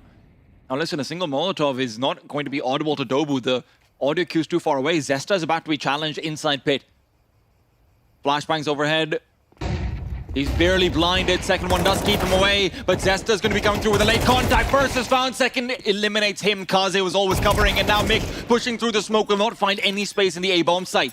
Despite reinforcements being available, the fights are just not won. Yeah, I mean, that felt like a really solid setup there for ATOX. Sure, Zesta gets flashed up initially as that pit player, but having 2 players inside of the bomb site when they're coming out from apps and you don't have to worry about short, you don't have to worry about the adjustment vertically, it is such a... I mean, that's supposed to be an advantageous duel for you as a CT. But accuracy even finds the first kill. It's not like he missed the first shot, right? That's generally the loose condition over there. Yeah, and then Zesta, I mean, you know, he found a timing to swing out as well, but the fact that both those side players died so quickly, you know, that's the crossfire breaking down. So I think this is an instance of ATOX making actually a very good move. You know, going in for that mid-round retake of Banana, gambling over towards that A-bomb site. They had TYLOO in the palm of their hand. Unfortunately, those coals were a little too hot. Yeah. I'd like to see the replay from TYLOO's perspective, but those were some sharp shooting. Kaze as well, got to give him credit, just being that patient to cover off. Bit like it. It's great stuff. And you can see over here, accuracy finds that first duel, but then Mercury's given so much space to just continue fighting back. Because Zesta was blind as a bat. He ate the first flash and then a second one on top, so... That is where a lot of... Oh. It is just half a HUD, right? Yeah, exactly. Just making sure I'm not seeing things, or not seeing things in this case. Advan. Angle's quite nice, but maybe not the man to hold it. Accuracy is pushed all the way forward. This could be a freebie on Kaze. Kaze's got the off scope in. Dobu finds another kill. They have the call. Mix got an incendiary. If Cabal can rotate through T-spawn, they won't even be able to save in that. Yeah, I mean, they're making a lot of noise, and they're not really considering the flank. Oh, fuck. Yeah, Omen knife out straight into Cabal's mag. Dobu's back, man. ATOX may have kicked Mag around, but they're proponents of the Mag themselves. This is a massive round for ATOX to have won. I mean, this is not exactly a pristine buy. They took some risk, and TYLOO were just so unprepared for aggression, and maybe had a misread on what the economy was looking like for this ATOX camp. That's all Dobu. Look at this one. First skill found on JiJieHao and Advent's trying to punish over there. It's just all falling apart. It's really nice to see those aggressive plays that Dobu likes to go for on the CT side paying off. We saw what he did to Myth Avenue Gaming, right? Yeah. And it's something that we touched on Nuke. You know, Dobu struggled to find his impact, and now he's found these rounds. Pulling his socks up, pulling it together, both him and Cabal. Double op now being pulled through. Kind of surprised considering how effective Mick has been actually on this B bomb set whenever he's had a rifle. Doesn't seem like stopping power was the issue, especially when you're going up against a slightly worse off buy. The Tech 9s, the Galils on the other side. Mick knows what's coming his way. Flashbang won't matter. Mick's got the timing, and now immediate Molotov to interrupt anyone else going forward. There's still 3 players on the site. They might think that because of the AWP present, it should be only 2, but TYLOO don't care if it's 2 or 3. They just don't want to be here. I mean, they should anticipate it. Mick is not typically a secondary AWPer, or even really an AWPer at all for this ATOX side, but you know, if he hits shots that are ahead of him, then yeah, he can send TYLOO packing. They might actually take that as an invitation. At the same time, Cabal, he's moving backwards. JiJieHao's got every single inclination of what's going on, but accuracy's found him. He's expecting that play. JiJieHao has loved to go for it for years, but Mick in the meanwhile is down and out. Were they expecting him to be alone? Dobu sure hopes so. Flash overhead. Kaze is gone. Second man wasn't blind. Mercury was checking out the Orange's position, so he keeps his life. And now Cabal's rotation is going to find nothing. Flank from Zesta could be the thing that unravels this round. Advent punched in those digits. It's now Mercury. Sat back in the second Oranges and knows that there's one plummet in from that flank, but should he go for this swing? It's being honed in by accuracy. Now running at him, pistol drawn and trying to set up the trade, and he'll succeed. Zesta closing this out with a flank and the trade on top. ATOX, a critical retake. That's such a good play from accuracy as well, because if they just assume that he can hold out and wait for the swing, they're probably going to lose that round over there. There's no reason for Mercury to commit that hard. Accuracy goes out, he's saying, you know what, I will die. I'm going to lose this op, you pick it up, you trade it from me. Nicely played between them.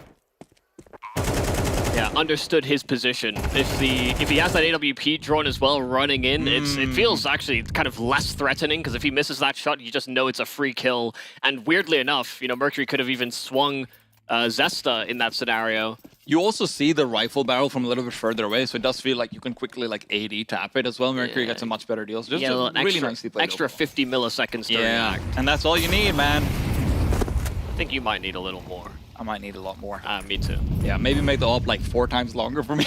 But that can be the difference for some of these top-level pros. You can attempt it at home, but results may vary. Tech 9 on JiJieHao. Oh, that nade. It could have been beautiful. Accuracy in the meanwhile holds down the line, and Cabal holds down Mouse 1.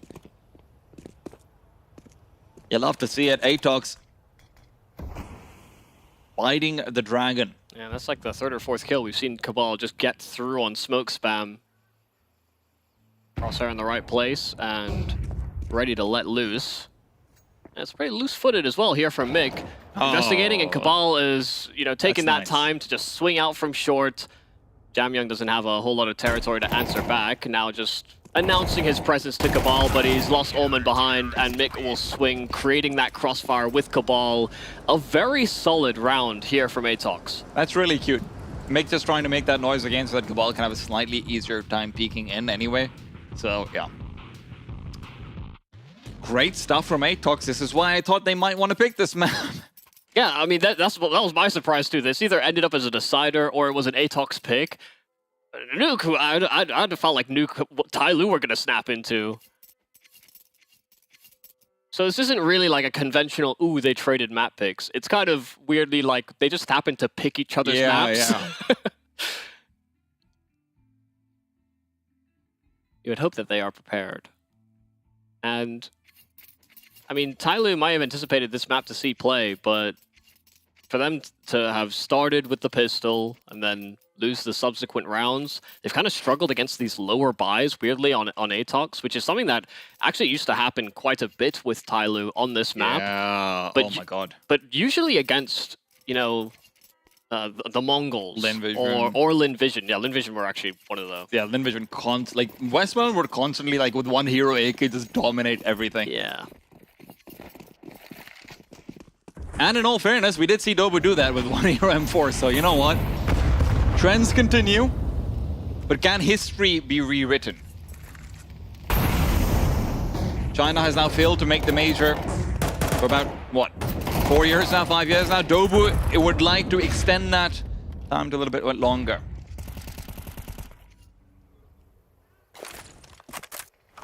It's a healthy start once again here for ATOX. An opening pick, Omen once again trying to be that X factor, but he got a triple entry on Banana, and he has not had a kill since. They have not been able to take that same real estate, that same territory that they're able to leverage into B-side hits.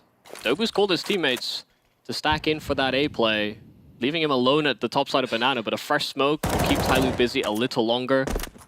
And once that smoke fades, Doubu should have reinforcements coming his way because it's been dead silent everywhere else.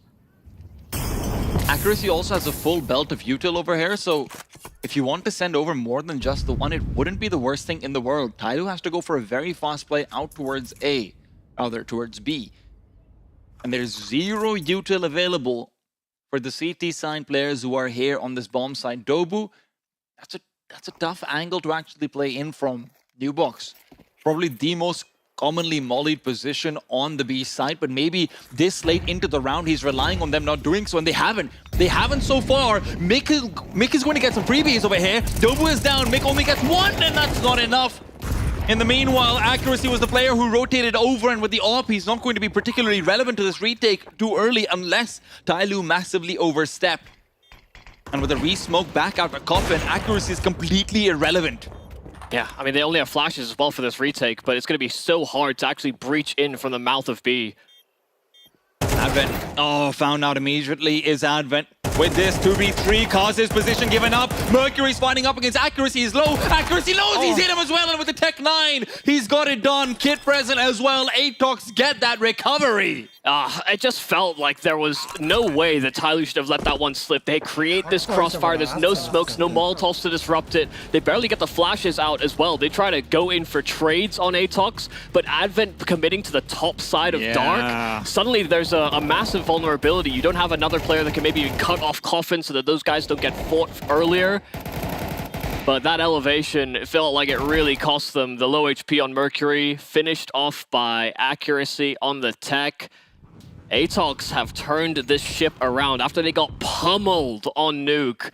They've sent it right back to TYLOO. And I mean, TYLOO also had like a really small, cool little thing that they added, which was a delayed new box molly, so that Doubu had no chance of rotating out. So that looked like a perfectly played and perfectly called round from them. Turns around at the very last minute. Now remember, ATOX money is going to be slightly precarious over here. Flash is so good. Zesta might be even better. Doesn't matter if he's blind this time. He dodges a second. Cabal makes him irrelevant. Picks up the kill he would have liked to have, and Accuracy continues to perform. This man is the future of Mongolian AWPing, and he is showing us why. Might not be the flashiest player on the server, but he is so consistent. He is smooth with his AWPing. Doubu. A demonic Doubu, man. He is on one right now. Both him and Cabal leading the charge in a way where they weren't even present in it on you. Yeah, they've recovered. Yeah. That's one of those maps where, okay, we made a choice. It didn't seem to work out. We couldn't find a breach, but now just locking down their own positions. And, you know, having that CT side where they're being a little proactive, they're willing to take these challenges, they're actually catching TYLOO sometimes with utility out or just not blissfully unaware that a peak is kind of coming their way. ATOX have played a very solid game, but one that is leveraged by a little risk, but some nice sharp shooting as well by those vets.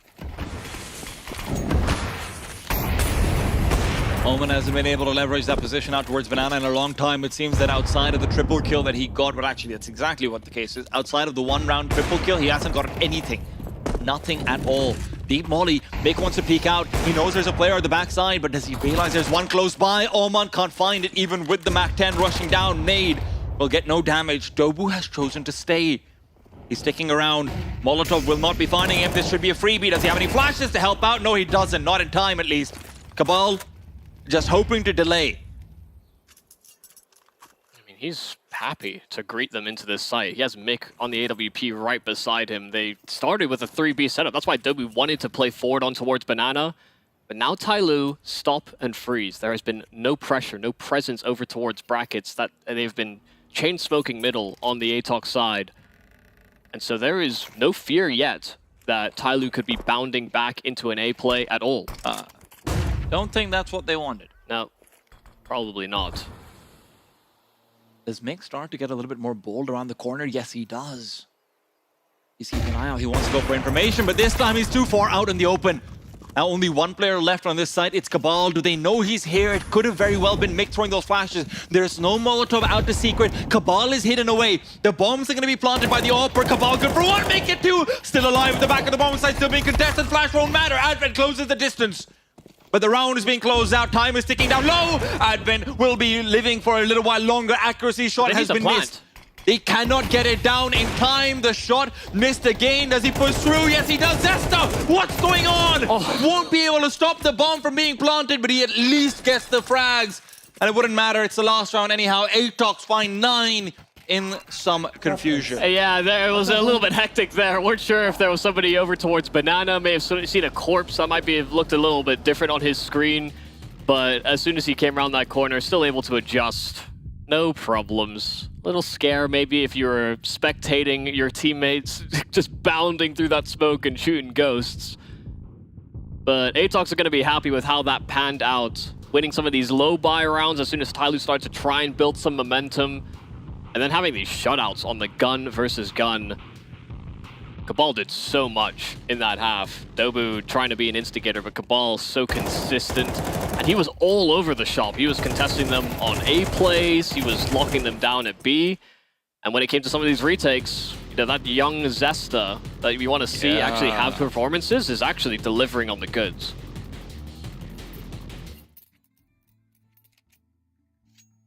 Well-rounded.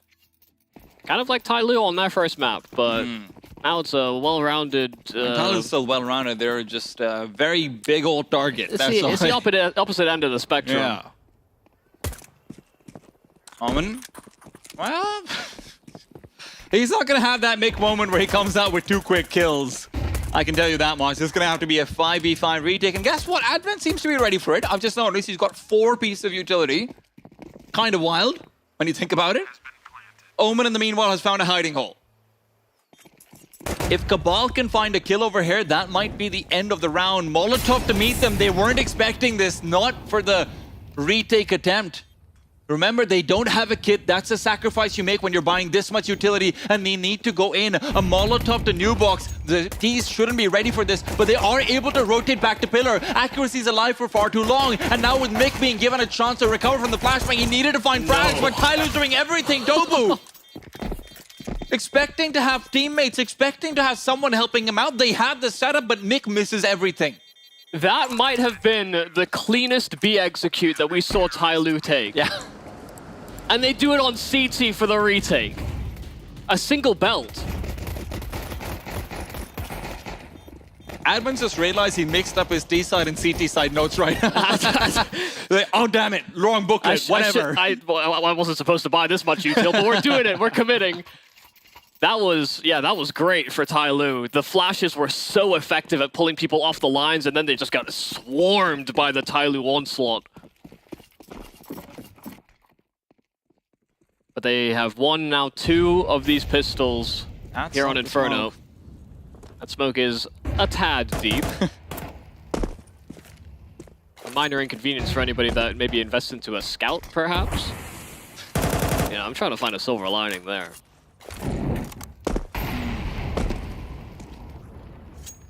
But lineup's not well rehearsed. TYLOO need to prevent a toppling round here from ATOX. They are bleeding. They're going to try and bleed this stone dry.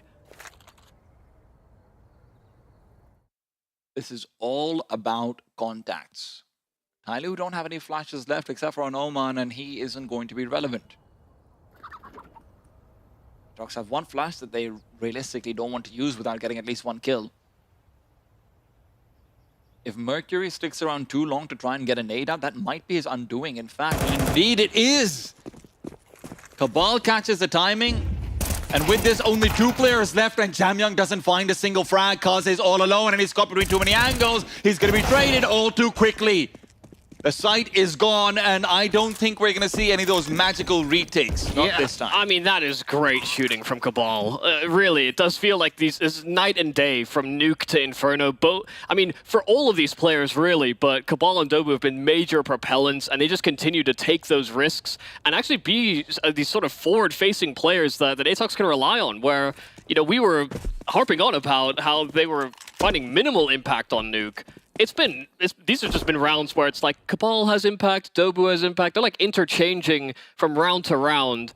It has been quite the recovery, honestly, just on a mental level, to get this kind of performance from both of them. And I mean, this is why we were harping on, right? Because Cabal is maybe the most stable piece I have seen in Asian Counter-Strike in the past maybe year or so that he's been on ATOX now. He doesn't have terrible games. He may have a, you know, kind of off game, but I have not seen him have a terrible game pretty much ever. Now you can see his potential. Now you can see when he's locked into the matrix, he is the one running the code on the server pretty much. Yeah, he's a guy that can just pull out a random multi-kill in a late round situation. You're just thinking, how's he gotten away with that one? The Crims of Mongolia, perhaps. It's quite a long standing. He might still make the major. Can we not say that? Well, Crims has had his time. He served his time. This is Michael leaking that Crims is out of Fnatic. No, what a damn good service he put in. True. Global Offensive is gone. Counter-Strike 2 is here. Of course, TYLOO's last major in 2021 Stockholm. Unthinkable to think that we haven't had China at a major since then. Yeah. 2 and a bit years. Stockholm was at the end of the year in 2021. I mean, right? if they don't make it now, it'll be 3 years minimum. Yeah. And at the time, TYLOO, that old TYLOO roster, weren't even really the top team in China, but they weaseled it in. You know, they got those wins where it mattered, and this core that now currently represents TYLOO sometimes struggled in those moments. It's opposite stories, really. Yeah. The analyst's pet. Unfortunately, that's all they were. When they were on Rare Atom, when they were on Cyclone, they're hoping to escape that curse. Because I'll be honest, I don't even know if they're the analyst's pet anymore. That might be Lynn Vision.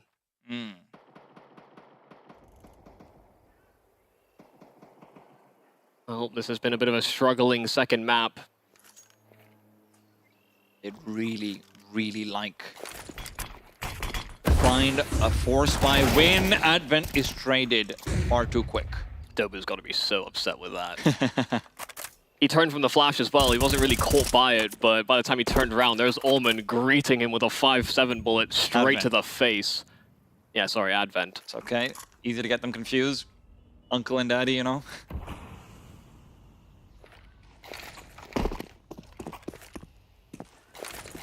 Will still be a execute out towards the B-bomb site.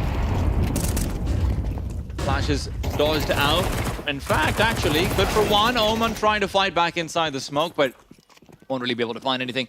Retake won't be easy with a Max 7. Jamyoung will have to be the one to lead the charge. Maybe his grenade can find a quick kill onto Cabal if he wants to deploy it. Kaze. I mean, he's going to be pretty much irrelevant if he can't pick up a gun or find a very awkward timing.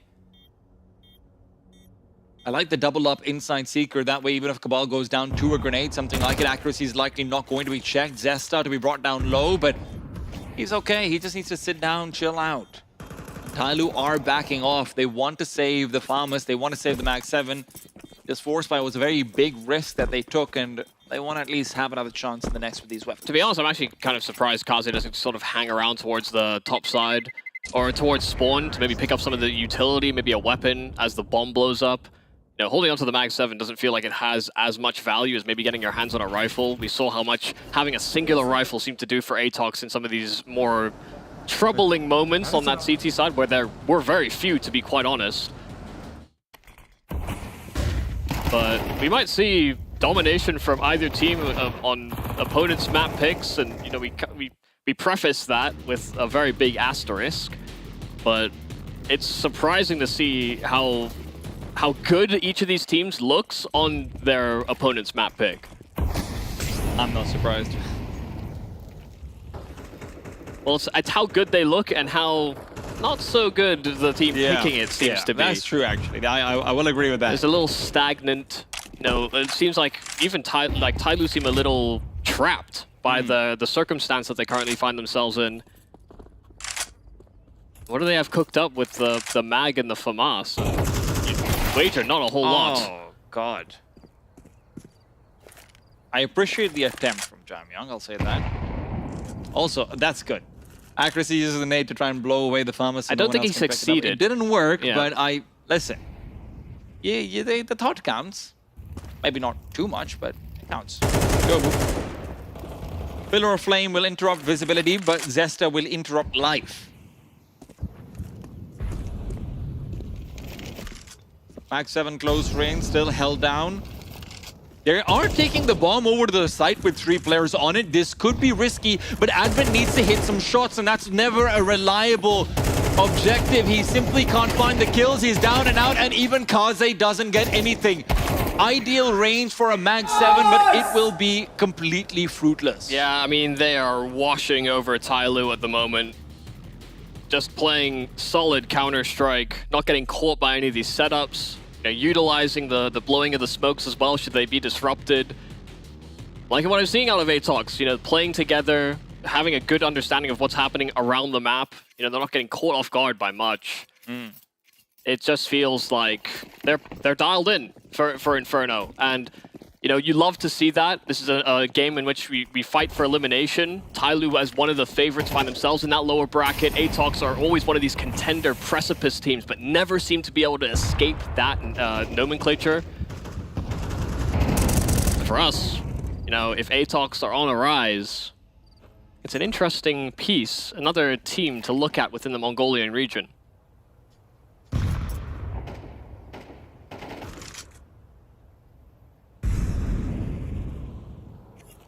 He's holding down.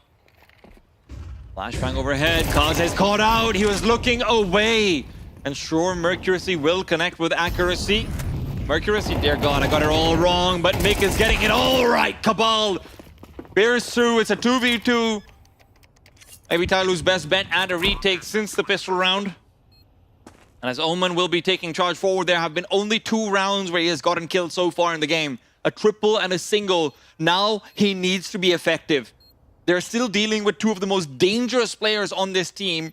Not to say that anyone has been really lagging behind too hard, but Zesta likely going to look for first contact. No, it's actually Cabal. Cabal will hear the steps, missing out. It's a rare miss, and Zesta's nearby on the bomb site. Playing this perfectly, Oman is gone! ATOX recover, it's back to a 1-1. A massive, massive comeback really here for ATOX. Not on this map, but bouncing back from being at a deficit, losing out so handily on Nuke, and then answering with a very emphatic Inferno as well.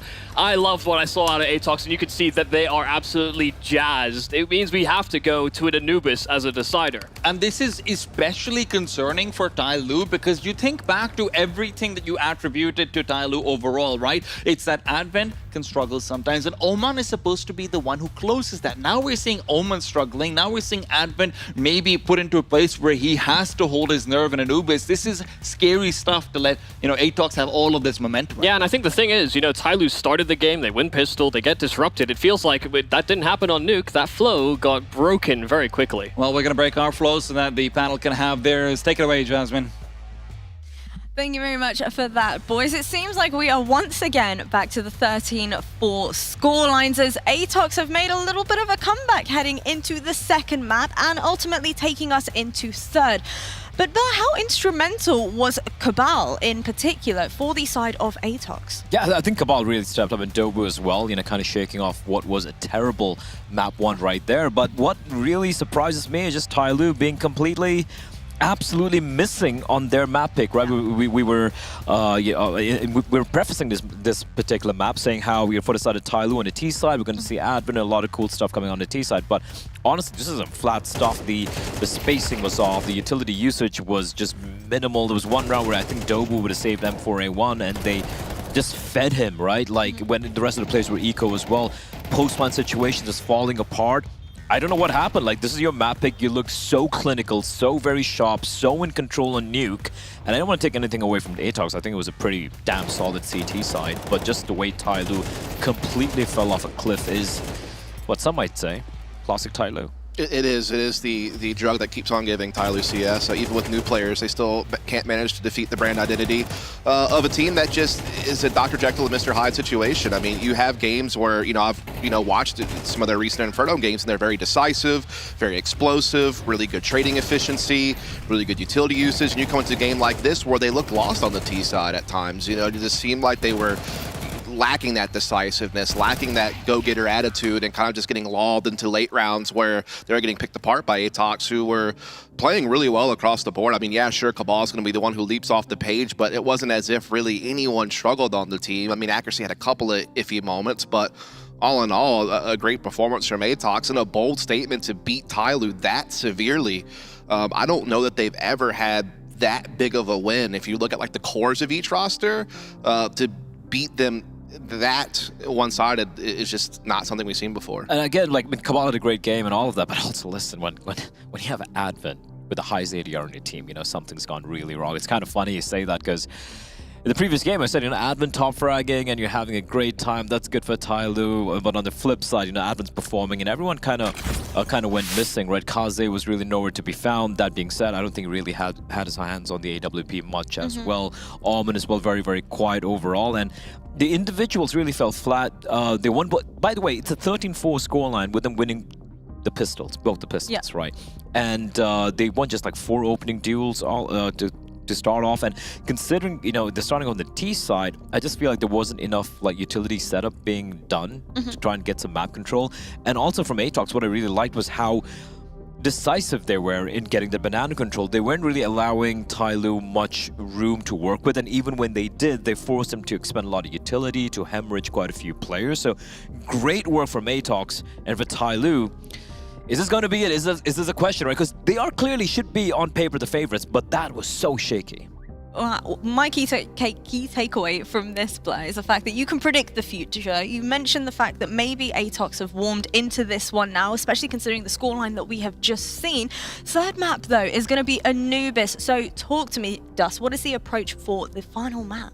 I'd like to just see TYLOO get back to what we know them for. We didn't see it on Inferno, but what we hope to see, I think, on Anubis, at least to get to see TYLOO at their best, is to see that explosive playstyle they're oh so well known for. Particularly on Anubis, they really love the early mid attacks, like getting control of middle, using that to set up site splits. Whereas, on the opposing side, ATOX a little bit more slower pace, more default oriented, kind of work themselves in the rounds very patiently. So it should be a clash of styles, but we didn't see that on Inferno. TYLOO looked so lost. Like, they need to be able to regather themselves very quickly in order to, kind of keep their edge over a team that they usually defeat, right? This, again, was the storyline we talked about, where can ATOX finally get over the hump and beat one of the top teams in their region? They might very well do it here.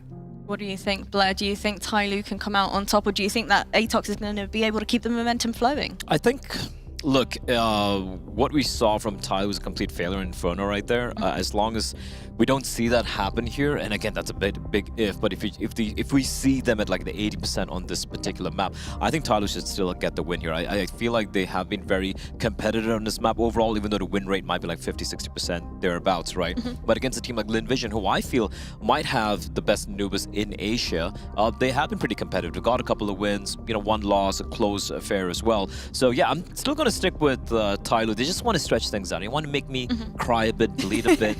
suffer a bit, but they're going to close it out, I feel. I will say the trend is that TYLOO has lost their last 3 games in a row on Anubis. I will say that. So if you're looking at trends, like that is a little bit of a tough trajectory, but it's not a map that we've seen ATOX play a whole heck of a lot with this current 5. Like their core 3 have a little bit of a history on it, but this particular 5 has only played the map 5 times, 2-3 record. Not something that's super impressive that leaps off the page. But what I will say is they at least have the structure to be capable of doing good things on this map. It's just, can it come together as it did on Inferno?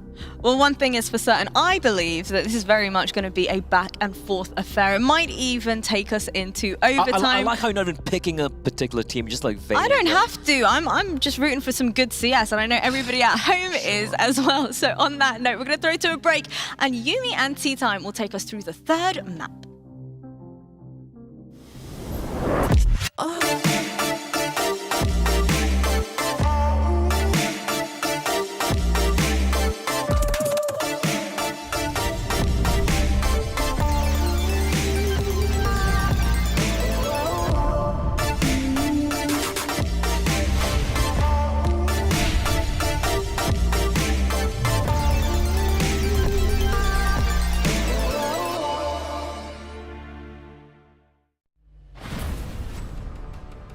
We are proud to announce new additions to the XL series. Both are using fast TN panels and newly upgraded DIAC-2 technology. Fast TN panel with its faster native response time can reveal enemy outlines quicker during flashbang attacks. For IPS panel, more overdrive is required to enhance response speed, leading to dynamic image blurring due to the panel's inability to handle the load. These new monitors integrate new dynamic accuracy technology, DIAC-2. The upgraded dual backlight design not only provides FPS players with clearer visuals at dynamic aiming and spray control, but are also more friendly to your eyes. Moreover, built in the monitor panel, DIAC-2 functions independently and doesn't require any sync with PCs, ensuring no impact on game performance. XL setting to share now has auto game mode feature. Besides download, save, share your settings, it will auto apply different color settings based on your usage scenarios. Outlook of the latest monitors are refreshed. It has incorporated industrial-grade bearings into the height adjustment mechanism, allowing easier and smoother adjustment to the exact desired height. The new monitor series continue to evolve, refining details to ensure players can perform their best consistently in games. This is a brief introduction of the new XL monitor. Feel free to DM us if you have any questions.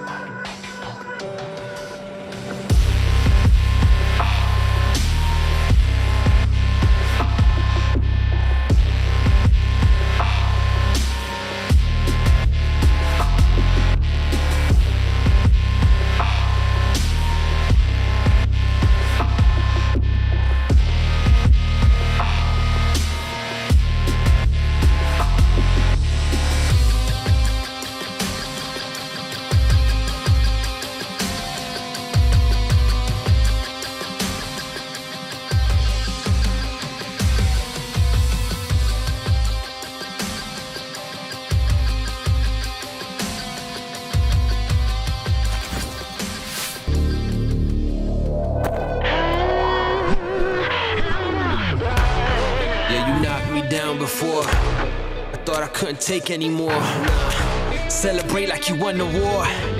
Guess you forgot what I'm fighting for. I'll come right back at ya. Better hope I don't catch ya. Cause when I do, I'm gon' smash ya. Now I'm out for blood. I'm ready into the claw. I'm out for blood. I'm out for blood. You better bring it in, Q, I'm coming for. I'm out for blood.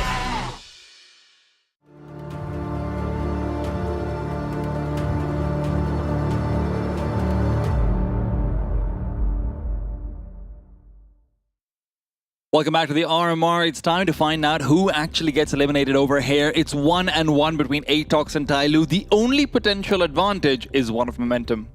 Yeah, and it seemed that completely swung from map to map. You know, for us to look back at the nuke performance, to see everybody firing on all cylinders for TYLOO, then for them to go in, win pistol rounds on Inferno, but basically nothing else afterwards. Yeah, won both pistols, ended up with 4 rounds. It was a very, very stark contrast to what we saw out of the first map. So I kind of don't know what to expect moving into an Anubis in terms of player form, because this is, I mean, these teams are fine to play Anubis. They've played it a decent amount. I think ATOX have only really played it against an East Russian team as of late, which is maybe not the most compelling in terms of dealing with someone like TYLOO, because TYLOO, they're playing the MongolZ, Lynn Vision, who, you know, those teams both have very solid Anubises, and they make them pretty competitive. But here's the thing, I actually think that ATOX, when it gets down to it, accuracy in particular generally seems to have a very good T-side on Anubis, because there's so many common angles that CTs need to push through on. So accuracy in particular feels like he's a very strong piece on this map. And I think he could be the X factor when it comes to performing. And as far as X factors are concerned, we talked so much about how Oman has been this X factor. He's been this person. He got kills in 3 rounds total in the previous game, right? He clearly had a very rough game. But I don't know if he has that same ability to pick it up again the way, you know, we saw from Dobu and Cabal in that second map. He is a veteran, but is he that kind of veteran? Yeah, I mean, hasn't really had to be in one of these types of roles as well in terms of like being a space taker or someone that's being a risk taker. He seems to have slotted in well on some maps, but others maybe a little bit absent. Final map of our lower bracket, TYLOO and ATOX fighting for their lives to continue in this Asia RMR for a spot at PGL Copenhagen. It's still further and further away. That'll be day 3 when teams qualify, but both teams will want to be there.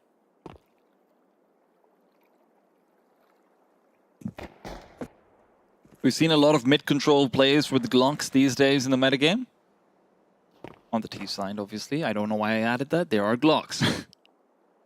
Mercury, closing the distance. Mick with dualies. We know how deadly he can be with these. Flash or not, it's Zesta right next to him. Mick's got the one. Zesta needs to make it 2. 2 more players coming around the corner, but Dobu's push from A is what actually ends up punishing still. No one on this side, and the B side will be taken over. Dobu looking to close the distance, looking to find the player nearby, and he has. Advent is gone. He knows it's a D4 plant as well.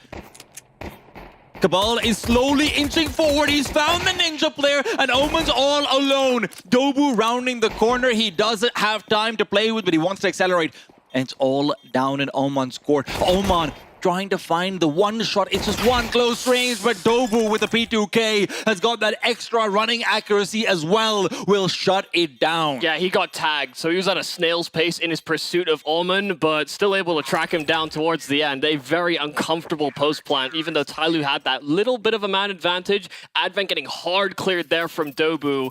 It's once again those two that seem to pull through for ATOX. I mean, great stuff from Zesta as well, being able to find that extra damage. In fact, I think he might have hit the headshot through the body of Jamyoung on the second player. Yeah, it didn't feel like it did full damage, but you still heard that very audible. Yeah, you'll have to see that. Get those dentures out. I mean, they're pumped. I think those are real teeth, by the way. Aren't they still called dentures? I think they're still called dentures. Maybe, but I don't think you'd refer to. I might be wrong. Yeah. Yeah.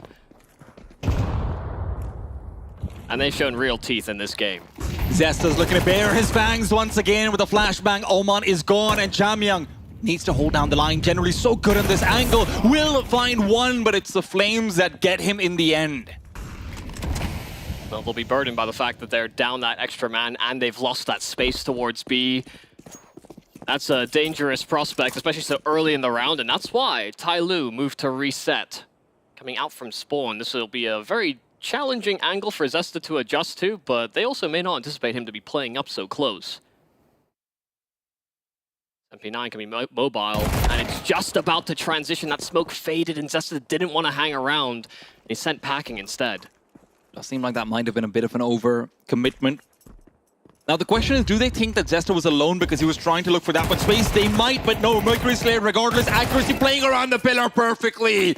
The double kill with the MP9, they can do nothing about him. And as Kaze plants the bomb, little does he know the demon is in pursuit. Dobu comes in again. Yeah, perfectly done. I mean, there's so many angles you have to be worried about there. If you're Kaze in the clutch, they could be in from dark, they could be in on a flank as well. Because of that forward position, because Zesta served as that first probe, they had a lot of heads up as to how they wanted to rotate into this. Kaze had to take a risk. Moving through that smoke was unfortunately the same risk that Dobu took himself. That's all accuracy though, man. The double kill with the MP9 over there is massive. It does feel like Zesta might have overstepped slightly, but it doesn't matter at the end of the day. And man, the odds are going to be in favor of ATOX. Those were not the same at the beginning of the series. Yeah, I mean, you have to appreciate as well, ATOX willing to throw in one of those aggressive lines so quickly coming into this game. You know, up against the force buy, it's one that has minimal utility. It actually feels like probably one of the best times you can go for it, because you know that TYLOO aren't going to have all the HEs, Molotovs that to sort of deter some of those pushes. So I'm kind of surprised that TYLOO don't force buy again, though. Yeah, I mean, they've been able to get a bomb plant only in that one round. Oh, actually, no, they got bomb plant here. Yeah, they did as well, and they have the bonus. Yeah. No, they'll have a very reinforced buy. You know, they don't want to be shortchanged as well in that util again. Now they are entering the side of the map that has 0 occupants. So maybe a world where you get a deagle shot, things start to clear up, there's chaos, but Dobu right now with the Molotov isolates out Omen. Omen is gone, accuracy rotated in quickly as well. And despite the lack of presence, that doesn't mean there is a lack of danger. Things are looking clean. Things are looking nice here for ATOX. These pistols end up empty-handed. Not a single one of these rifles fall victim to the half-buy of TYLOO. ATOX in good spirits, moving into Anubis. TYLOO iced out of the first 3 rounds. That is a great start for ATOX on the CT side. Especially considering that the second aspect to consider is that one of the biggest hurdles for TYLOO when they do move to their CT side will be forcing themselves to make plays, forcing themselves to be aggressive. You know, you talked about how Omen is a great addition as a playmaker. That means they didn't have that much of those playmakers before, perhaps. And they were still somehow winning games sometimes. Yeah. So a testament to how good their 5 was. And still is, really. Yeah, and how patient they can be. They will honestly sometimes bore you to death. That's the way that TYLOO made their name as one of these emerging Chinese rosters, now one of the top 2 within the scene. But ATOX under a little bit of pressure at the start of this round. It's another investment here from TYLOO, and they've already taken space towards middle, and they've still got a very wide spread of presence. So they're keeping tabs on whether ATOX choose to go for one of those aggressive lines again. This is all to potentially set up Jamyang for a late mid lurk. It's an old specialty of his, very often from other maps, but he's in fact given it up. The threat is all they wanted to establish, and that threat does mean that accuracy will be fully occupied and cannot help on this B bomb site when the execute comes. But when that execute comes, it's not coming with the full 5.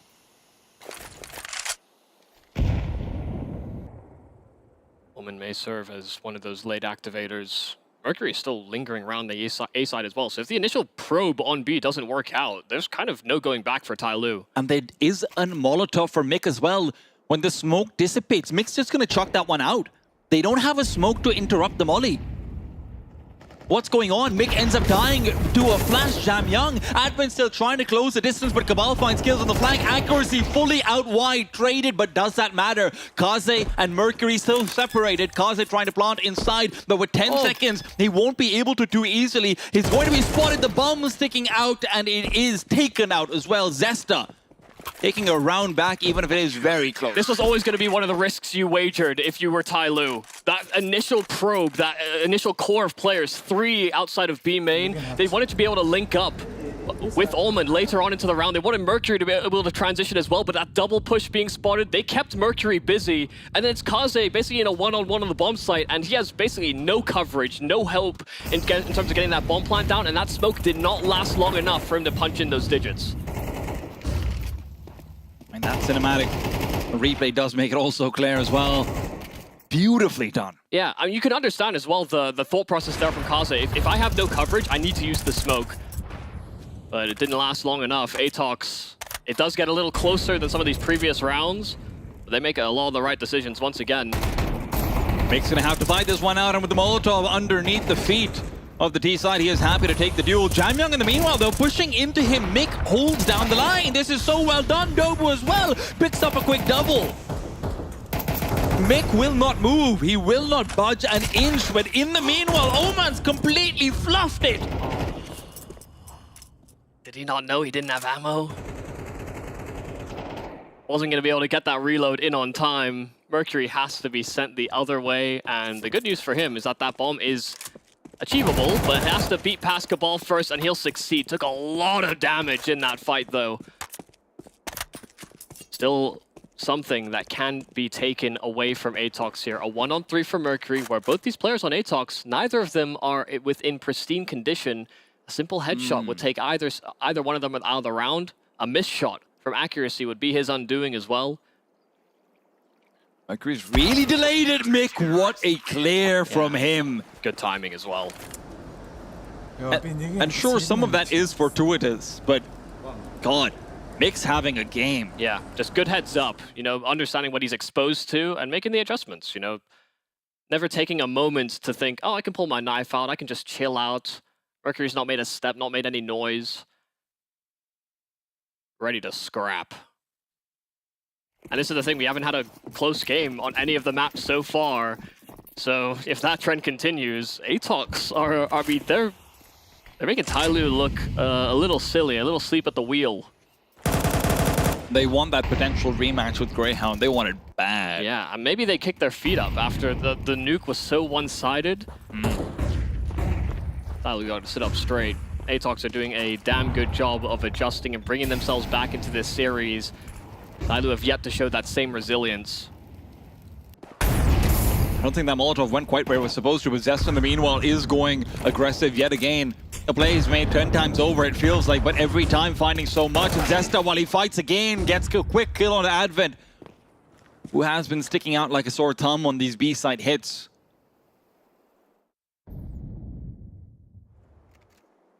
Oh, a good fight there for Jamyoung. A lot of those bullets being tanked by the wall for Cabal. But the fact he's low HP, they actually don't decide to commit off of that. Don't want to go traded. That bomb was not in a position to actually pounce with them and transition into the site, but they'll see if they can keep ATOX guessing. Someone has to be kept in charge and make sure that that A player can't simply get swarmed. But ATOX are fine to double up. They've actually rotated an extra player, Deep CT, and they're really concerned about this potential for an A play. TYLOO have picked the right site. And Mick has got no utility to help himself out either.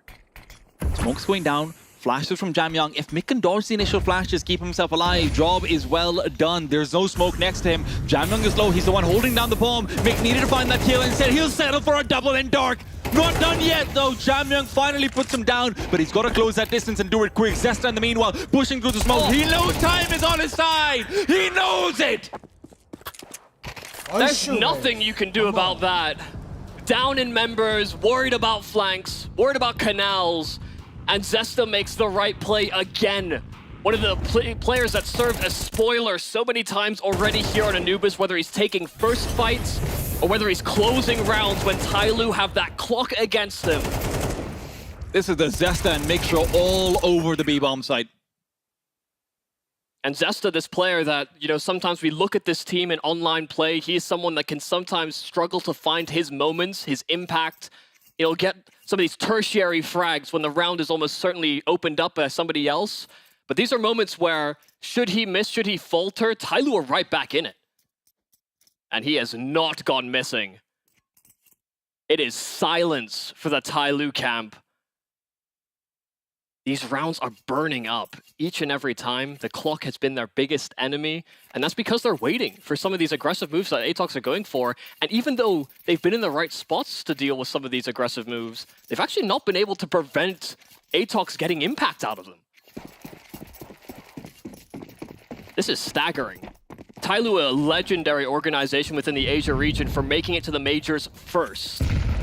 You know, when we had these qualifications, a Chinese team represented at majors was ridiculous. We met quarterfinals for TYLOO. Different roster, of course, but the organization itself, they made a statement by picking up the best team they could in the Chinese region that were constantly threatening at these RMRs. And it feels like this organization has gone from being a guarantee to being a curse instead. They've gone international. They've gone for additions of Indonesian players. They've gone for whatever they can.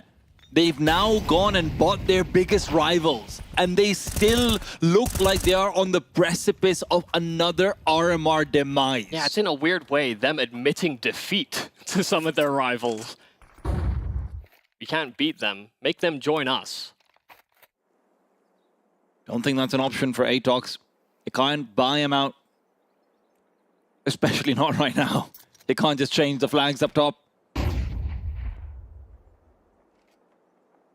And with the hopes of millions of Chinese fans, TYLOO really need to turn this around. It's not out yet, but this might be the round where they need to make it happen. A Molotov will interrupt them. Oman is dead. He's trying to go inside the flames. He's trying desperately to make a play.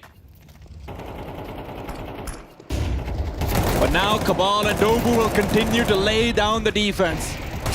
Where it was Mick and Zesta on the B-bomb site. The A site has just as stalwart defenders as well. Mercury, Low, welcoming death. And it will be received. These pistols get chewed up and spit out by ATOX. Such a solid hold. Crunched them as they were moving in through camera. Not a single kill being found onto an ATOX defender. And who's gonna voice up, find that opener here for TYLOO, because you know, we're cutting to these cameras, we're hearing ATOX screaming, yelling. They just keep on riding the wave of excitement. They know that they have massively overcome a hurdle here against TYLOO, and this is a phenomenal start on the decider map. TYLOO, in the meanwhile, they've gone from surfing the wave to now being right underneath it, drowning, hoping for anything. These are veterans. A lifeline. These are veterans on TYLOO. Expected to make it to the finals or one of the qualifying spots of this Asia RMR. Zesta continuing to dominate, continuing to always be good for one, continuing to threaten for more, and that's exactly what he's looking for. Will collect as well. By the time the Molotov goes out in dark, Mercury will have to take a fair fight, one that's never fair with hands like Zesta's. I just can't believe how well they are picking TYLOO apart. Kaze, that last man standing. First kill onto accuracy, who held that line with the AWP, but Dobu's looking to try and collect on the trade. That smoke working against Kaze. This Malaysian AWPer that could. 40 seconds to really chew through this, but the bomb is in their possession. ATOX sit on top of that like a nest egg. And Kaze may just, he's giving up. 30 seconds. A number of angles to clear. He's trying to retreat with this AWP. ATOX are in TYLOO's heads. They are meeting them at the gates, and they're battling them off. They're about to be in TYLOO's spot as well, up against potentially Grayhound. Of course, I mean, with the way things are going, we don't really know even if they're going to be making it to the lower bracket consolidation final. Yeah. And, oh my god, Kaze might die. Kaze might die. Cabal's going to be turning the corner. Kaze misses! It is disaster! Going from bad to worse. The death of the dragon has been prophesied. And I think it's coming true. This is heartbreaking. First major for these Chinese turncoats under that new organization. First RMR and a chance to go to the major, rather. And ATOX, this is exactly what you needed. You needed to taste the victory over the hump. Of course, that's not something they've gotten yet. They cannot ease down. No. these are inexperienced players. You know, they brought in Zesta and Accuracy 3 months ago from Good Gaming because these guys were good gamers. But the problem is, you know, when we see them on this type of a stage, we don't expect them to be able to put these performances together. This Mick just challenging, so confident into Canals, took a wide face, and finally there's some punishment here for TYLOO. They have space to reset. They actually have space to pull together some kind of macro choice, but they've still mainly got pistols.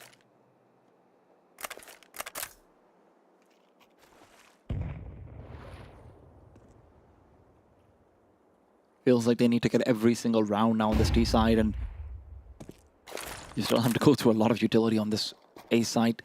Robo's got a nade, he's got a Molotov. That, oh my god, nade flies through. And it definitely pushes them off the angle they wanted to try and take. To look and hunt for that opener. Dobu, Molotov right behind it. The spam just so close, but not quite hitting the money. And there's Cabal to make sure that Dobu doesn't get overrun from his spot. It just fizzles up. A glimmer of hope. A light at the end of the tunnel of that round. And they realize it's shuttered. ATOX are making the veterans look like retirees. This is the biggest organization in China. And I have to just add to this, ATOX as well is, as an org, right? You know, picking up the Eruption core, taking it forward, making these additions, really committing to it. Losing Yami, the best prospect in Mongolia, the best player, the most likely candidate to make it to the Mongols, even more than Senzu. They lose him. And they're coming out. Not just strong, they're making a statement. They got destroyed in that first map. They got destroyed against Grayhound too. Yeah. We saw potential in that Grayhound matchup because they found advantages, but this time they're getting the advantages and never relinquishing that to any of these stars, these so-called top-level players within the Chinese region. Right now, TYLOO are not showing that form. Molly timing is great from Dobu. Mercury's found Cabal as well. Mercury wants to keep it going, wants to prove his place over here, wants to show that he's the future, but right now he's got no future. Not in this RMR, not like this. Mick making his way over, Accuracy as well, keeps the threat going. They cannot plant this bomb, not like this. The trade is there, Zesta's ready, of course he is, and Oman struggling, floundering, drowning. As soon as they feel like they have a small gap, there is always another head to this Hydra. They just keep on cutting limbs, and to emerge, it's actually unfathomable that ATOX have yet to concede a singular round. Hell, I mean, if we dismiss pistols, what's their track record from Inferno? We have had 4 rounds in the past, what, 26? Yeah. 27, I guess? Lots. Rare miss from Accuracy, but rare challenge as well. It's in fact Jam Young to continue through, get 1. Omen makes it 2, and Cabal burning inside the flames. TYLOO might be about to break their streak of losses, but Cabal will not make it easy. Oman is low as well. If they move through the smoke, they are going to be inviting death upon themselves. Cabal's holding down the line, letting Zesta come through on the flank. It's a very late one, so despite them being aware of the possibility, might not be fully contested. I like this, though. They paced up, they got these 2 openers, and they slowed things down, but there's Zesta on his exploration, actually kind of boxing them into the idea, so TYLOO actually might have to accelerate forward, because Zesta could potentially flank them. Canals actually just be such a disruptive force. Mick is ready for this rotate back towards the B-bomb site, so Zesta, this is what they're predicting. Will it come true? It all depends on Mercury and whatever he's able to find over here. Cabal reveals his position. They know where he is. They want to isolate him out. They know he should be the only player on this site right now, but Oman, low, Kaze, low. Cabal can't find them. I mean, on 9 HP, Cabal surviving is a miracle, and that nade, had it sailed in the correct spot, could have been a breaker, but Oman sitting close to the smoke. It finally feels like TYLOO have everything to play for. They need to save face, somehow turn this ship around. A 4-on-2. And these players are weakened. These are not favorable fights. Mick trying to tap that first player away. Kaze dropped, and Omen's got his hands on an AWP, but they have just bled this clock dry. ATOX don't really have the time to weasel around for this one, and so Mercury and Advent close in for finally a TYLOO round.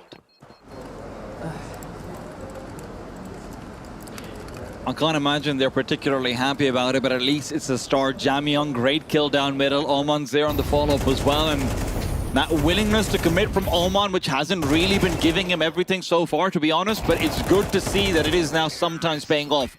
Maybe if they can continue something like this, get that mid-control again, that is something TYLOO's gotten very often, right? Yeah. Mid-control they receive, but then they can't do anything with it.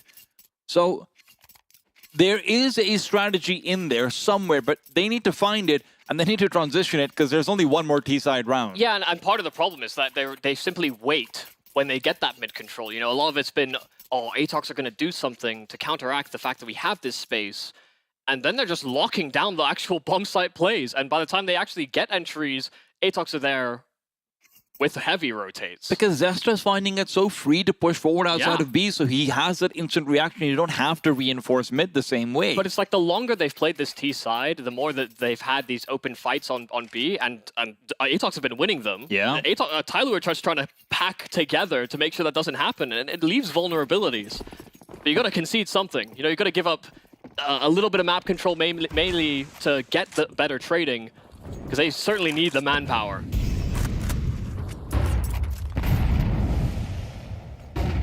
Kaze's holding down for a push. He's really hoping that something is given to him. Anything at all except for a bullet.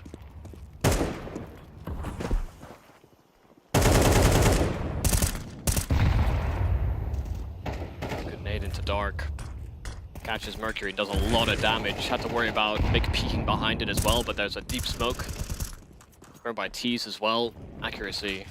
Bit of a one and done position, but actually had JiJieHao locked in, but misses his shot, and JiJieHao and Kaze have found the openers they may need. Mercury spotted out Zesta through the gap in the smoke made by the grenade, and JiJieHao continues forward, so TYLOO will be able to pick up at least two. Oman to guarantee it. Kaze to be the one to be getting the kill as well. Well, it's not pretty. It certainly isn't, and that was their best looking round for sure. Just being able to get opening kills, kills through smoke, capturing these ATOX players, trying to keep challenging around the sides of the utility. But you can hardly feel happy about how that T-side has gone. T-side on Anubis is favored. One of the few maps in the pool that is currently the case. And you know, we've started to see it stabilize, it's equalizing a little bit. But you need more than two if you're TYLOO. ATOX can take some risks, but they have played with such focus this game that this Chinese squad, this legendary organization within the region, could be eliminated in the first day where we have to send home these teams. And the worst part about it would be, if this is how it finishes, it wasn't even close.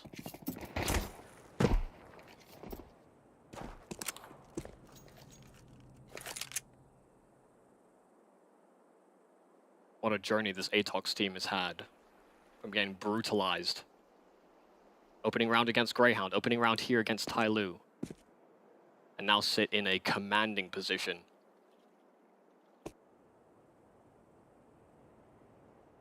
Resilience is something that cannot be doubted in them. But you need to take it across the finish line. Can't consider this a done deal. Seen too many turnarounds, too many broken hearts at the RMRs.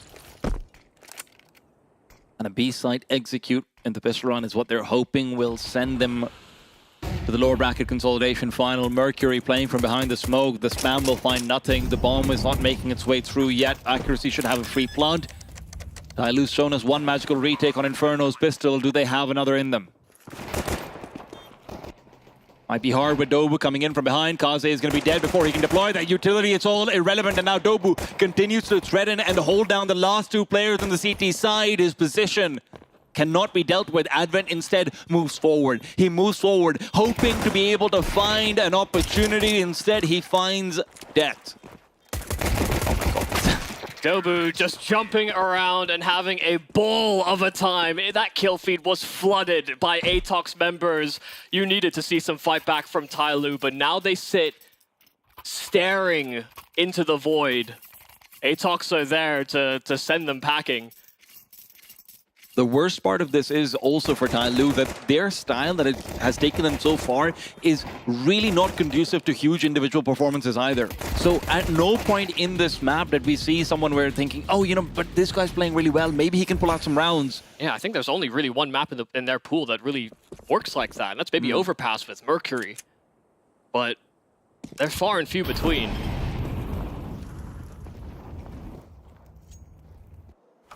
They banned that map, so... Yeah. Don't know if they would agree with you. They had some struggles as of late. But would it have been better than this?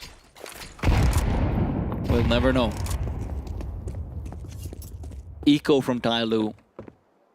They want to be in the jaws of death before they try and defy it, but sometimes death just bites. Yeah, the jaws of this dragon, unfortunately. Maybe they needed those dentures. It'll take more than a dentist appointment to fix what's going on over here, though. There's just no fire behind this TYLOO play at the moment, and on pistols, you can't exactly be the most persuaded that this is a round they'll make too convincing. Nice long-ranged kill there on the P2K. But ATOX punch in those digits. They guard the gun. They're ready to play out this post plan. They are not overstepping. They're playing within the sights together. And there are no problems here for ATOX locking in that bomb. A 12-2 scoreline. They have 10 swings to push TYLOO out of this tournament right here, right now. A team of Mongolian players that haven't had the same opportunities, that aren't really considered in that same conversation in terms of making it to the Mongols. We don't have these hot young prospects that Blitz is like, oh yeah, you know, I can make that guy work. This is a newer in-game leader, somebody else that's serving to be a brain within the Mongolian scene, working with pieces that have always been solid.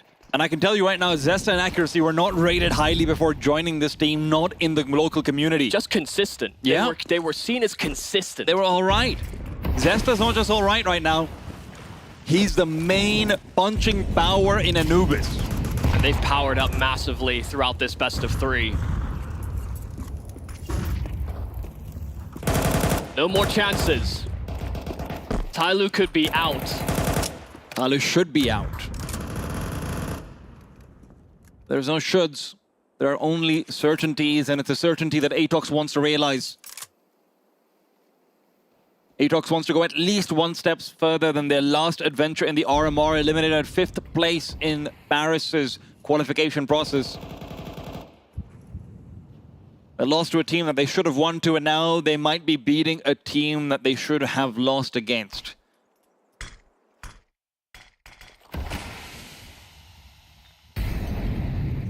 Molotov is missed. Oman will be given a bit more space. Not that he will be able to get much off it. Pushing through dark. Mercury will be contested. He needs to replicate some of that success from Zesta. Moving past and behind these smokes, it is going to be the first kill found, but he's traded too quick. Cabal making Zesta all littering the scoreboard. Advent and Kaze, the only ones left, and as they double up through dark. Flashes in their faces. Advent looking for Zesta, but it feels like he's been looking for him all game long. The approach to be the last breaths he's taking. It will be elimination. TYLOO to fall. The curse of the dragon is very real. ATOX playing well above their weight. They destroy, absolutely decimate TYLOO. A team that we have pinned as favorites. They want to be the ones that make the RMR. They struggled in the past few years, the organization and this core. But together, this weight, this burden is too much to carry. And for the most part, I think if you ask players to be named from this team, people say Dobu, Cabal, sure, we know them. Beyond that, though, these are relative unknowns. Mick had his time on renewal. Zesta and Accuracy picked out of ESEA open. and now they're a guaranteed top 4. Now they're continuing contention for a major slot. Now they have proven that they can beat some of the best in Asia. Yeah, I honestly can't quite believe it. You know, the fact that we had a destruction by TYLOO on that first map, the fact that they got destroyed by Grayhound as well. For them, like the fact they had these massive losses, it's like they just reserved that energy for the right here and right now. And listen, that energy, it came out explosively, right? We see everyone having their moments. We see Mick having his time. We see Zesta looking goddamn insane. And then obviously Dope and Cabal, I don't need to talk anything about what they did in Inferno, right? Like even just a mental turnaround to have all of this stuff. But man, I mean, I can't even process anything more. I hope that the panel can. We absolutely can over here on the desk. I gotta say, boys, I feel like watching TYLOO in that match is the very reason why I might have trust issues. A significant lack of teamwork on their part, Blair. What on earth happened? They're crumbling. That was just terrible. That's some of the worst TYLOO have seen in ages, and what a time to crumble as well. What a time to really fail when your major lifeline is on the line. Where it's a must-win game against a team you've always had the edge over. And honestly, they need to do a bit of soul searching after this. They got completely outplayed in every single facet in the final 2 maps. And I want to take nothing away from ATOX. They played some great CS, but I expected a whimper of a fight. There was nothing. No, I mean, I completely agree with the sentiment that Blaise shared already. You know, again, when you look at this map and you look at TYLOO, and you just look at TYLOO in general, they're usually able to kind of instill their will on their opponents, right? They can be very explosive, in your face, very confident, very decisive, you know, great trading efficiency. In both of these maps in this series, they look so timid on their T sides. They didn't seem to be able to have that oomph to go for it. But what I will credit ATOX for on the CT side is I think they had a very good read of how TYLOO wanted to play Anubis, you know, having faced them before on this map. And while TYLOO are very prone to taking that early mid control, ATOX used really good counter utility to not let them do much with it. You know, once they pushed doors and they started threatening site splits through that location, they held it down just fine. Mick was an absolute monster holding down any type of beacon pressure that came through water. So I do credit ATOX for how they countered TYLOO's mid control style, and just our overall utility usage on the CT side was fantastic. I was speaking to our Clutch King, Brandon himself, and it almost looked as though... Wait, who's calling him a Clutch King? I'm calling him a Clutch King. Everybody's calling him a Clutch King. You don't know about his clutching capabilities? I've never seen him hit a shot. Anyway, go on. Rupa has it. It's famous around these parts. But anyways, TYLOO looked a little bit like they were almost playing scared, to be quite honest with you. Like, they were so scared of making a mistake that in its very self led them to making mistakes. So do you think it might have been more of a confidence issue after that Inferno performance heading into Anubis? I've seen TYLOO choke enough times. I mean, this line, not just the org, right? So yeah, no, 100%. It felt so flat. You know, T-side Anubis, we know what they like to do, but it seemed like, you know, once we saw the plays coming from ATOX on the CT side, they didn't really seem to have an answer. And when they get a little bit of map control, it's like so indecisive. And if I'm there, like, I'm calling for admin. I'm calling out admin right now. You're the IGL. You should be calling way more, confidently. Or if they're not having any faith in you, something's really off in the team right there, right? There was so many times they were caught in middle, just caught in 2 minds. They try to push towards B, they lose a player, immediately slowly walk all the way back towards A. There was like no real urgency in how they want you to approach the T side. I think urgency is a great word, and it's because they never brought the pace. Not once on either of these T sides, which is so uncharacteristic of what you see if you go and look at their film from their most recent play. 2 things I want to say really quickly. For one, Zesta. Let's talk about this guy. Phenomenal performance in this series. Only 20 years old, only really been around the scene since last year. This is his first real big team in ATOX, and he stepped up in such a huge way to finally bring ATOX over that hump we were talking about, which is the second point I wanted to make. They finally have the scalp of a top team in Asia under their belts now. They've finally done it. They've finally broken through. Yes, we've seen them beat some of the mid-tier teams, but now they finally have one of the big ones.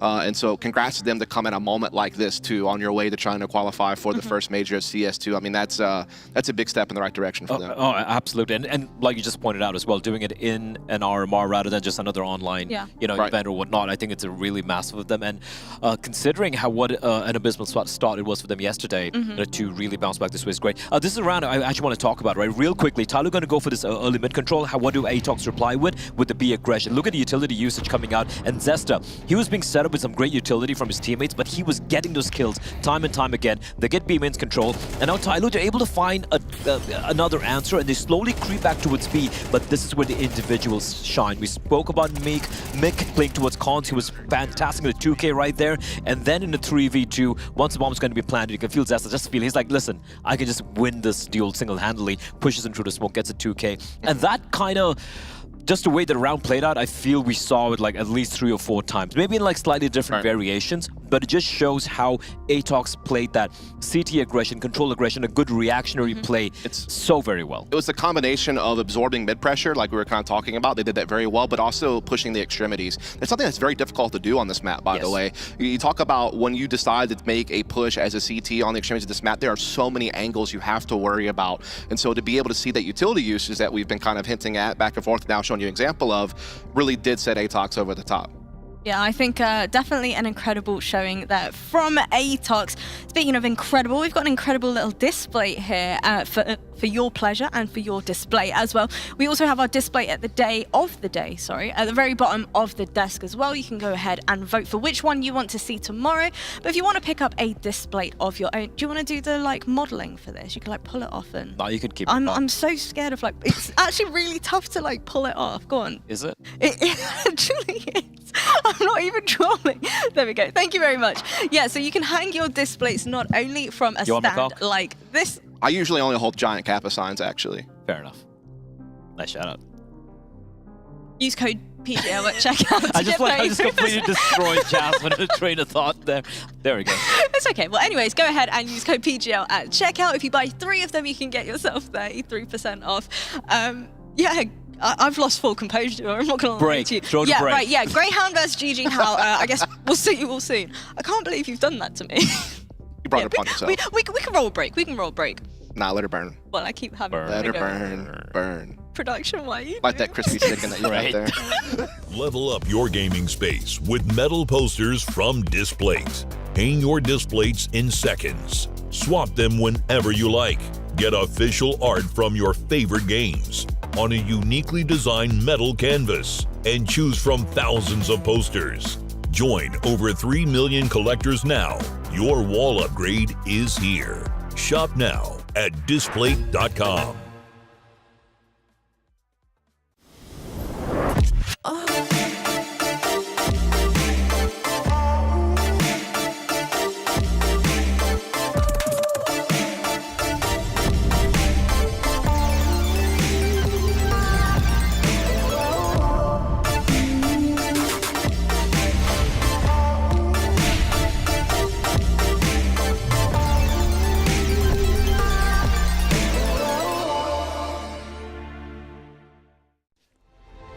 Players are changing.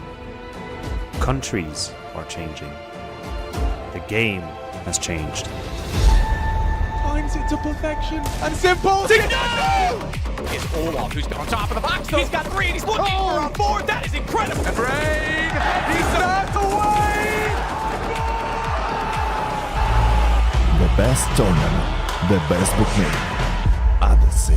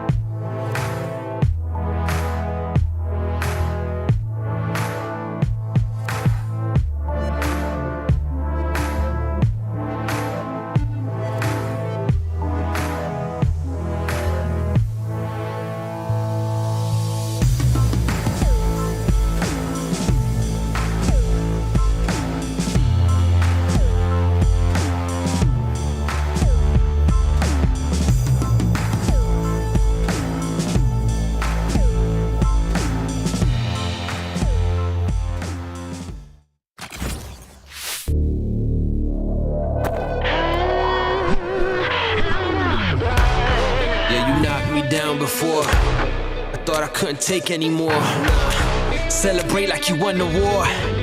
Guess you forgot what I'm fighting for. I'll come right back at ya. Better hope I don't catch ya. Cause when I do, I'm gon' smash ya. Now I'm out for blood. I'm rolling into the claw. I'm out for blood. I'm out for blood. You better bring it in, Q, I'm coming for. I'm out for blood.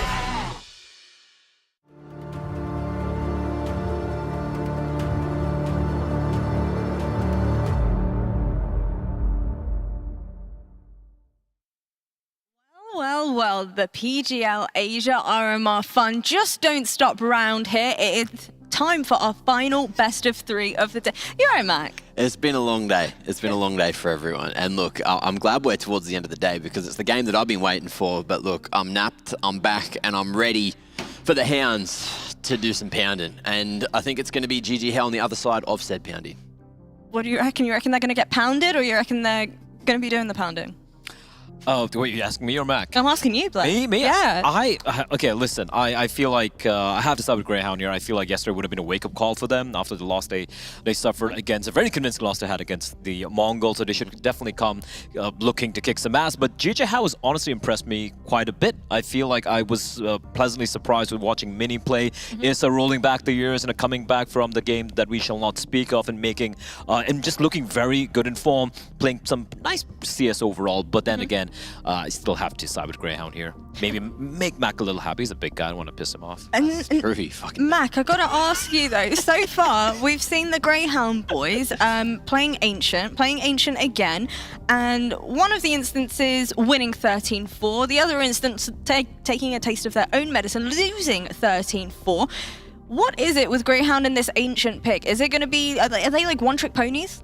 I don't know. I feel like this is the one where we're not going to see it, right? JiJieHao have an okay Ancient, but maybe after the hiccup yesterday, Grayhound are just going to throw that in the bin. And look, they have a huge map pool. We're not going to be seeing Overpass. JiJieHao have played Overpass. And other than that, I feel like all that happened yesterday is they got a little bit scared because Mongols came at them fast and Grayhound wasn't able to adapt. They didn't have the time in the MR12 format to find that confidence and play their own game.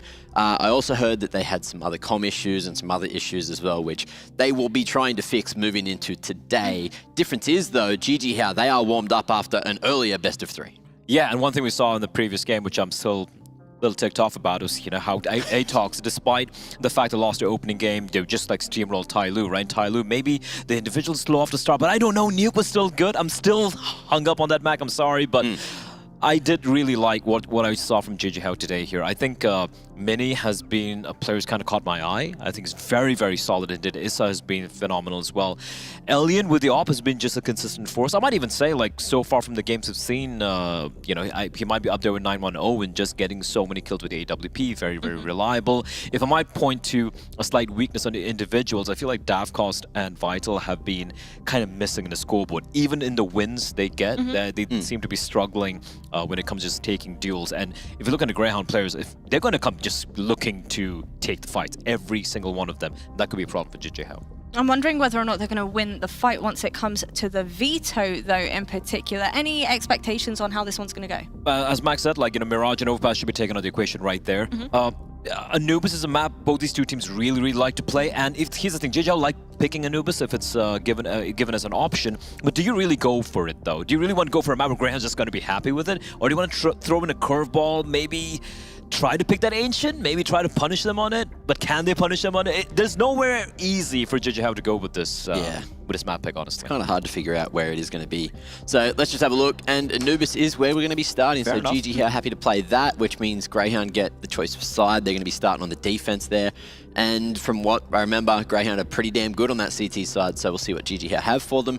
And Grayhound also have some footage from earlier on just to see how JiJieHao were playing it. Vertigo, finally get to see some Vertigo. Interesting pick from the Hounds, but JiJieHao, look, they've played it once or twice. I don't think with it's mixed gone, results. Yeah, super well for them here. And what's our third going to be? Is it Ancient? All right, so let's all hope it's going to be that 2-0, huh? We don't want any more of that Ancient slipping through. I just feel like the Anubis pick, now that we've just dwelled on it for like a few seconds. It kind of makes sense, right? You're JiJieHao, you're the massive underdogs coming in here. No matter which map you're going to be heading towards, it is going to be heavily favoring the side of Grayhound.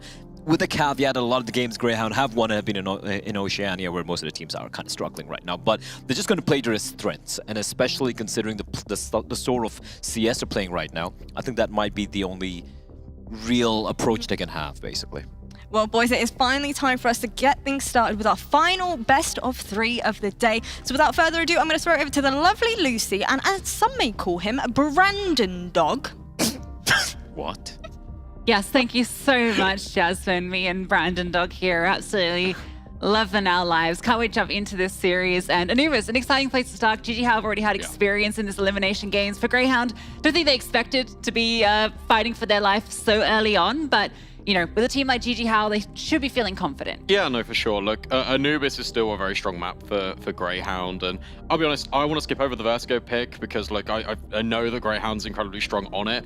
I want to talk more about Ancient yesterday because it really felt like at times Grayhound had the right read on the Mongols in certain situations. They were just getting blown out the server when it came to the individual gunfights. So for me, you know that's kind of going to be stamped out today. They're going to be looking to be warmed up, be more switched on, and hopefully they can take it for their sakes, and obviously all the Aussie fans as well. I know you're going to be probably a little bit biased towards this one, so I'm going to predict JiJieHao, just so we have got the even stead in here on the casting desk. But without any further ado, let's get into this. No bias here. We just love Counter-Strike. And Anubis, yeah, JiJieHao, obviously it makes sense for them to pick into this, given the success they've found on it so far. Looked pretty good earlier against Twisted Minds. See if they can maintain this T-side start. So not too bad, although really it was a pretty mixed result earlier in terms of the halves. It was that T-side that was very strong for JiJieHao.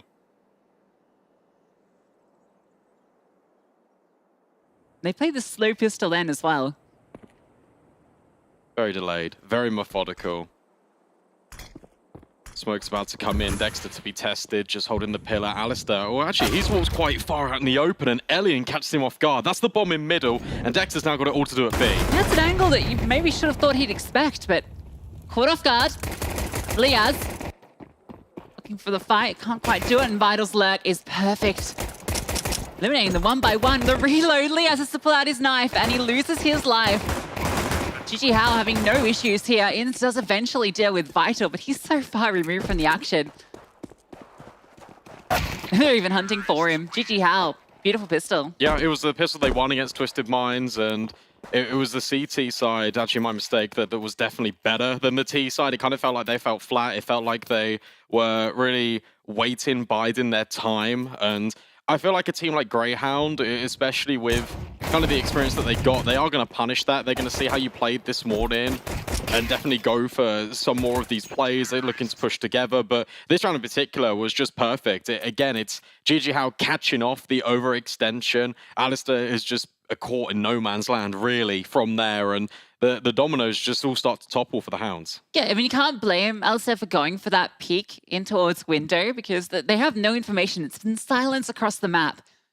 But it's the way that he peeked it so deep back. The idea there is obviously to make it harder for any player at stairs to be able to pick you off, but just meant he was exposed down the line to those mid players.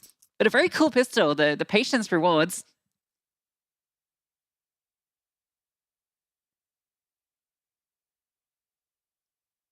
Don't love the sign of the match pause up the top. I mean, actually, I like aesthetically how it looks. It's quite a cool little paused. Yeah, it's like a sticky note. Yeah, it's like a little sticky note.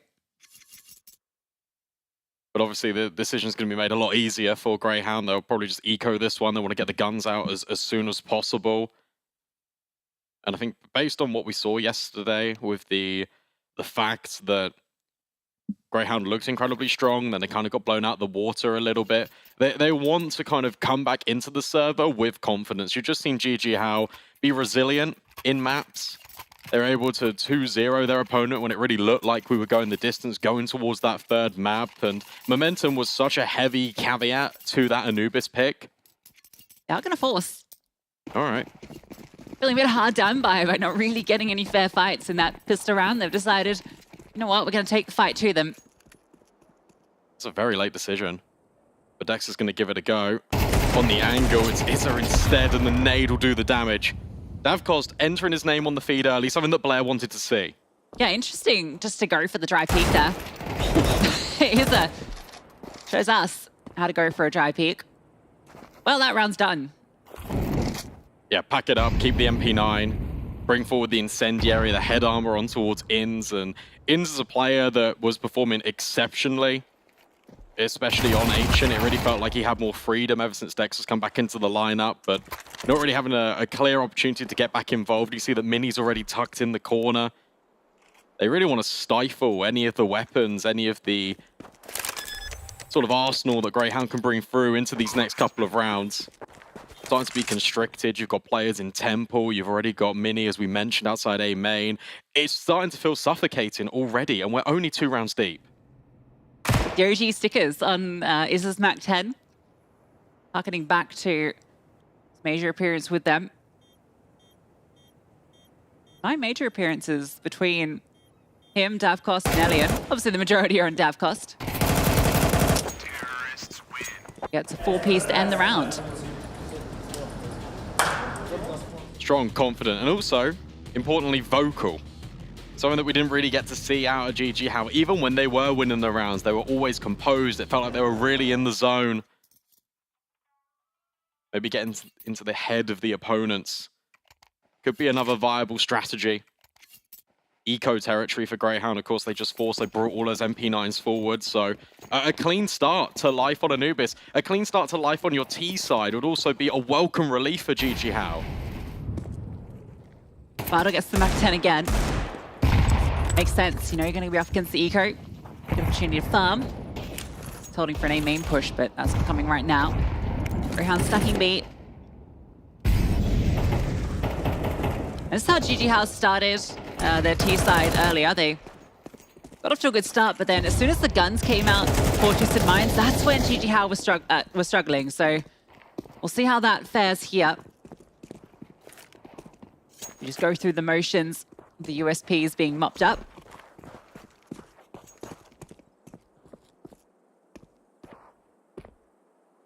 This would be a good Zeus angle. Oh, it'd be such a good Zeus angle. Oh, a knife though, that'll do. Even better. Yeah, good money made. AK picked up as well. So definitely an AWP for Alistair in the next. Bomb has been planted. Definitely don't want to go for this. Definitely just hold on to everything. Good money earned. But like, now we start to look ahead. Now we start to think about the future for Grayhound and the win conditions of this team. Hopefully Inns can pick up his form, but notably, as that AWP head-to-head for me, the Alistair versus Elian, we saw a number of rounds, who no matter who was AWPing for Twisted Minds, it always felt like Elian was kind of getting bested in a lot of those opening engagements, and as a result, I feel like you see his playstyle change. He's not normally the guy to kind of go for these initial fights early. He's much more of a late-round activator. I wonder if Alistair stifles him early and we do have those engagements and they drop off, how passive will JiJieHao become? Yeah, I do feel like stylistically they do counter each other. Like Alistair is a much more of an aggressive AWPer. Definitely more willing to go for some of those plays. We will see Elian with that early.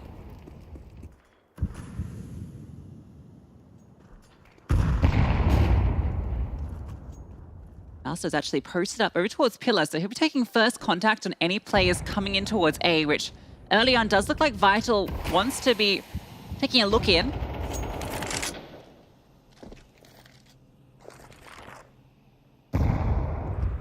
There's good space being covered though as well by JiJieHao. Look, you've got all of B main, you've got Dark, a poke and a prod from Davcost. Through the smoke, he just goes. Dexter's overwhelmed. And suddenly, you've also got the player that can come through to potentially trade. Instead, it's Vexite jumping down from bridge. But there's a pathway to A. Yeah, Alistair's going to find that out quickly, but manages to get away. That's the bomb site secured. Advantage in the retake. Grayhound, they're going to feel like they want to go for this. You have to. Elian's really removed at the moment. He's holding for rotations that aren't going to come in. Everyone is rotating in from spawn. I'm seeing a kit here. The time is going to be an issue, but Elian, yeah, will be so removed. They have to go now. Vital, close range with the Mac 10, reveals himself, can't find the kill, and Izza can't even react to the swing from Liaz. Elian, good in the post plant, but this is a bit too much to ask for. Smoke comes forward, but he cannot deny this defuse. Yeah, has to just escape, has to hold on to that AWP. Good retake from Grayhound as well. Flashbang over the top of the site, and then you've got two players splitting from both Heaven and Ledge. You're just making sure it's very difficult for JiJieHao to grab a kill and then fall away back into a different angle. A much needed round, a one that comes from a player disadvantage. Immediate reaction though is to go aggressive from Grayhound, taking the space back almost instantaneously. They're even going to take 30 seconds to breathe. Could have gone wrong with Vexite finding that timing to drop out, right? Absolutely. There's so many different ways that could have been covered off. But I think the reason why he felt more comfortable to jump in as well is because that molly was towards the front of Cave. It just prevented, I think it was Mini that was just looking to trade on that B-site player in Davcost. It just couldn't happen. And as a result, Vexite knows that player is just constricted in. Which is a lot of credit to the way that Liaz locked down the site, right? Gets the trade kill when Dexter goes down and is able to drop the incendiary to slow and give enough time for Vexite to respond. Necessary because B is a tricky site to hold, especially once your teammate goes down. It's also clear the intent of just some of the decision-making of Grayhound. I know Mac on the desk was talking about communication breakdowns, sometimes taking shape in the mid-portions, and the fact that they're immediately going, okay, we're all retaking, we're coming from CT, go, and everyone is just on the same page is incredibly vital in these situations. Double nades thrown over from A, not doing a lick of damage onto the defense, and another one used just to disperse the smoke. Elian has a little bit of a pop shot, but can't find a thing. Yeah, if Elian had been posted on the corner angle, he probably would have got the fight that he wanted onto Alistair, but I think Alistair would have been ready for it as well. Goes for the safer middle of mid spot. JiJieHao were very slow on their T side, and it wasn't quite working out for them for a good chunk of it earlier, but when they started to put the pace on, that's where they started to find some success. It's because they had their utility. Yet again, we've seen a number of flashes being used. We saw 3 HEs used in a matter of seconds just now. Their readiness to use their utility. Sure, it's great, but at the same time, where you're leaving these executes so late, you don't give yourself enough to work with when you actually want to go to a site. So would have loved to have stuck around. He starts to fall off the angle just as the peak came through. He might still get that fight. Look at this, double pushing towards water, but also look at A main. Grayhound are getting very active. A lot of information gained, nothing in canals. Yeah, and as a result, look at the AWP, falls all the way back to a more passive line. Literally just the moment JiJieHao walk mid. Yeah, they have the exact read. Oh no, Alistair gets caught. Maybe some indecision there, thinking that it's actually going to be B. It felt like they had the read that A was the play with the mid split. And now it has to be these two defenders in the site. Smoke comes on through and Vexite doubles up. Supported by Inns. And the Molotov as well. They've been cut out. There's no time in. The bomb can't even be collected and planted. This round is Greyhounds. Yeah, and yet again, it's a result of JiJieHao taking so long, but it's also, you've really got to praise Greyhound and the way that they gather information, and they do it in pairs. It's pack mentality. From this CT side, they get the info A, they get the info mid. Okay, well, they've got to be in towards B main, or they've got to walk through the middle of the map. Alistair being caught out is unfortunate. Get some info at least. Oh, I suppose so, but it could have been disastrous. Fortunately, Vexite was there to bail them out. And again, all that utility they saved to the last moment also helped them significantly, right? Flashbang and the Molotov to stop the split through A main.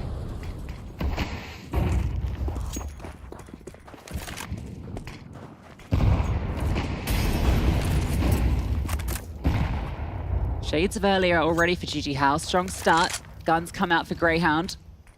They're locking them out thus far. As they're trying to take some initiative walking into this mid-smoke. Solo expedition. But he's going to get a lot of control when that fades.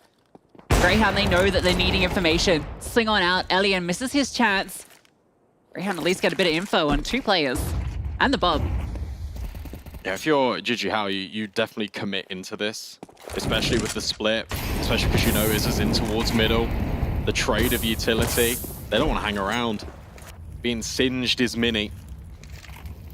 And is waiting for the perfect moment. Instead, would rather regroup with his team. And look at this. The AWP, it's now relocating and it's finding success. There's a rifle here as well, but it's all Alistair. Beautiful initiative, pushing through and towards Stark. The AWP leads, finds two, no trade possible, and Liaz is there to support as well. They barely take a scratch. And that's the, oh, okay, that's the deagle of Davkos, but that's the point I started to illuminate earlier in the AWPing styles between Alistair and Ellie. And Alistair is going to want to go for those initiative plays where he looks for the opening, looks for the information, whereas Elian is a closer. But a closer is only useful if you've got the opening. Or if you can put yourself in a position where Elian can become viable in the first place.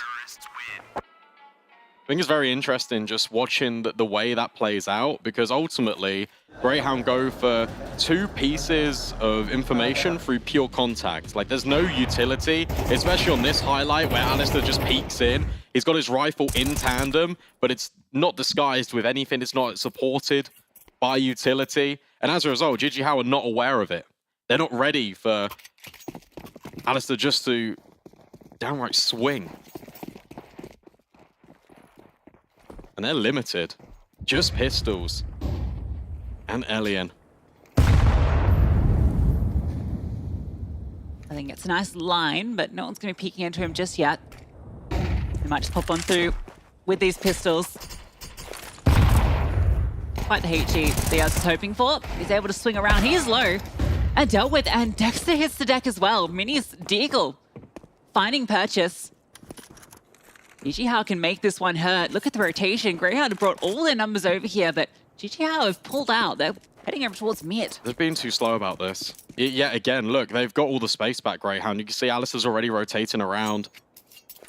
It's JiJieHao overcomplicating things when the pressure becomes such a burden. They're just worrying about everything, and as a result, look at Vexite and Inns. They're going to cut this off. The bomb is going to cross. The AWP already dealt with. It's the 2 riflers from the water causing chaos. And suddenly it's all up to Mini. We'll pick up the AWP. We'll find Vexite, but knows Inns. But is unsure of the location of Alistair. Picks up the bomb. 40 seconds. Smoked off. Has to push through.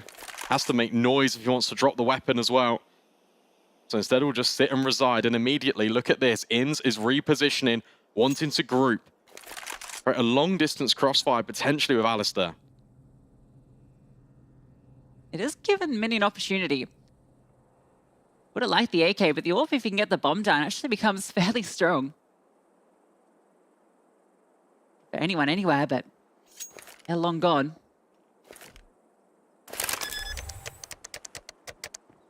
Sentry as well. Should be hearing this play towards Dark, so he's ready for this first fight. They can't afford the 1v1s. Alistair comes to group up so they can swing together. In should be there to trade. In fact, Alistair upgrades to the M4, the 2 rifles. But he's given an opportunity to find a second shot, but Alistair plays around the pillar and clutches it out for Grayhound. Yeah, there was an opportunity there for Mini. There really was a chance, and full credit to him because it was a really nice attempt. Just waits, understands that potentially Grayhound could have gone, has to take the gamble of where these players are going to be. But they group up and play together, and ultimately, that's the price Mini has to pay. A great trade from Alistair. He grabs the AWP, and he puts Grayhound in the lead. But considering it wasn't AWP and pistols, that was a very expensive round that JiJieHao brought forward. Absolutely. Doing a lot of work, and Grayhound's mid-round was fantastic. The space taking they did in towards canals, but got a little out of hand. And now we've got double AWP. Dexter wielding the secondary AWP.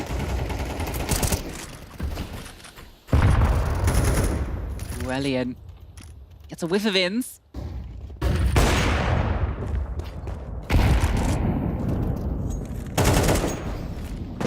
But no dice. No one's blinking first. Yet again, it's a stalemate. Right up until Grayhound swing the corner, but it's Elian and Davkos to provide answers and short-term solutions. With man advantages, sometimes JiJieHao always struggle to convert these rounds. And Inns is still looking to get a little bit active in middle. That smoke fades. He's right in the line of sight with the bomb. This is a massive fight, and it's one that Inns will only take one to the grave with. And now you've got 2 ops in a 2v4.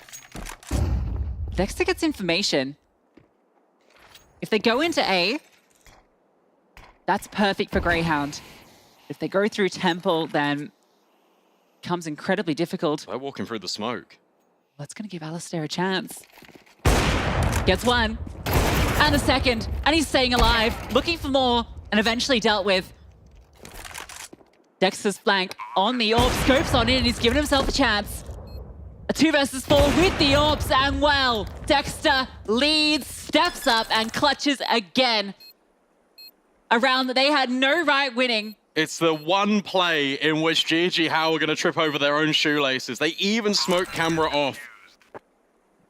They even have the idea there could be an AWP on the angle. They try and jump, completely send Alistair's crosshair the wrong way, but instead it's locked on to the target. And from there, Elian is not ready, not only for a second AWP, but for someone to be so close in proximity to A main. This second shot is disgusting. And it just means that Dexter can clutch up and have a chance. Mini wants to swing onto Alistair, but it's Vital that gets punished in the end by Dexter. Great clutch with the AWPs. Grayhound keep on firing. They've even brought out a second one, so they want to keep the second AWP in play. Why not? Dexter's certainly proving his worth. Not a stranger to using the AWP occasionally.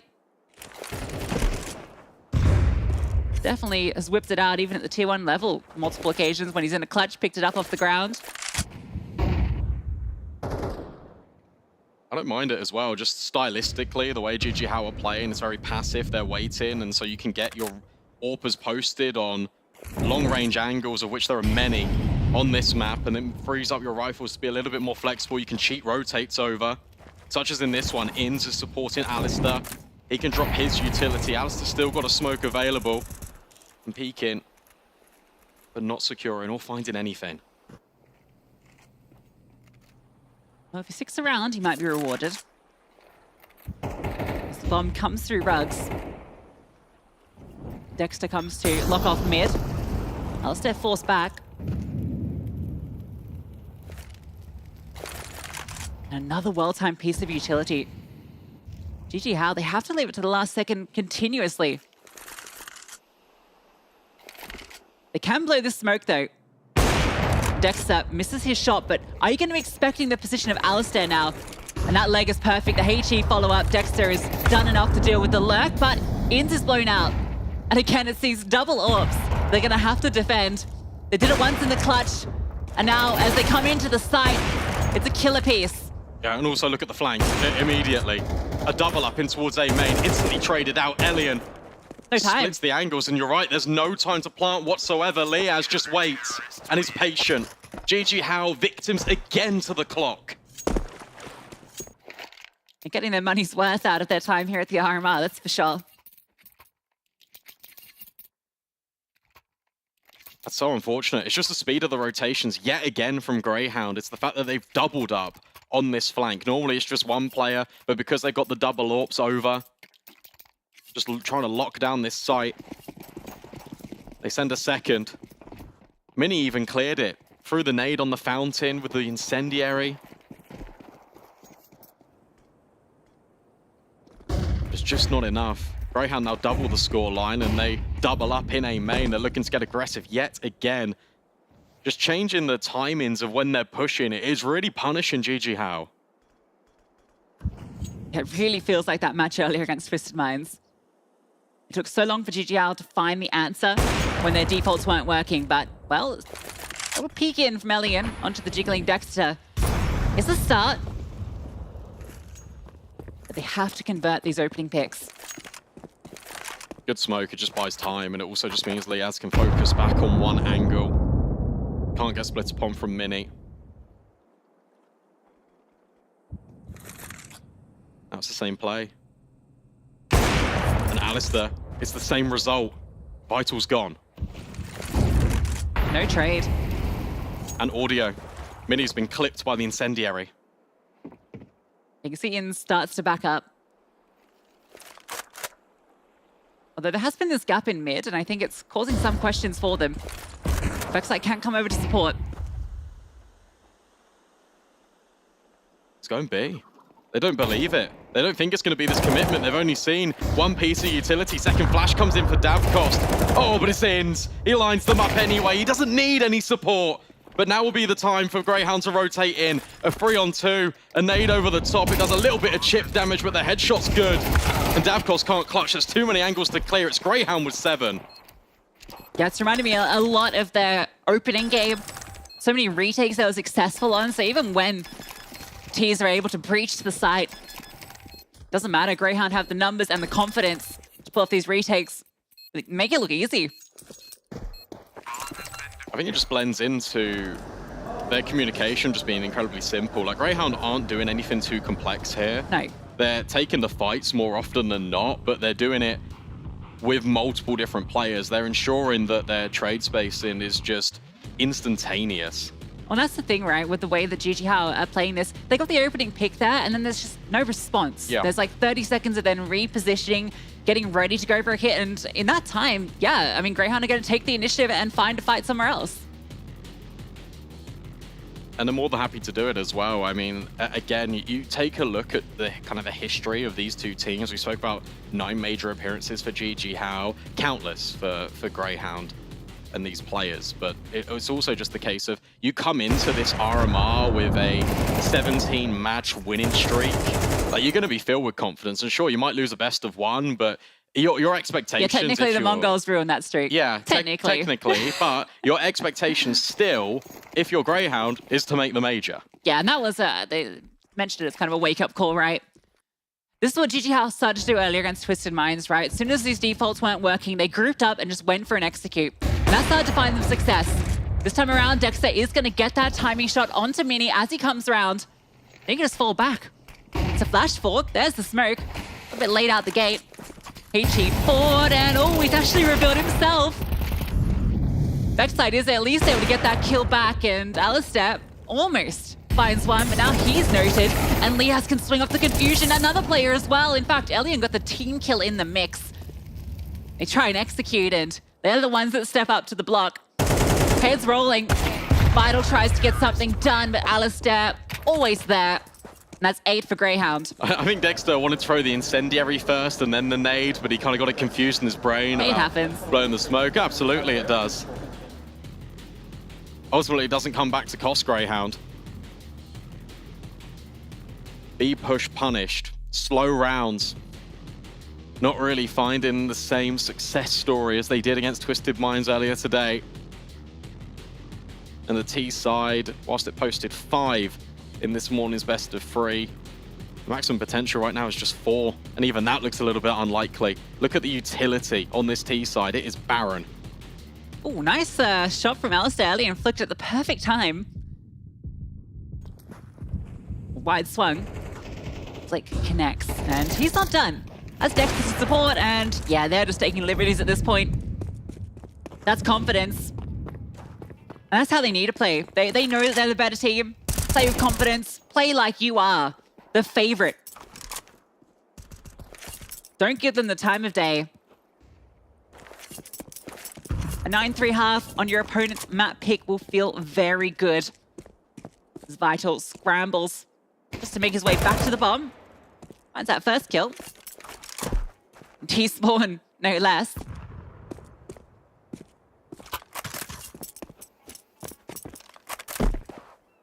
Yeah, surely this is just improbable, though. Like, you got to get past so many players. They're already just looking at you. They're waiting. Even throwing utility. There are 4 players looking this direction. Yeah, good luck.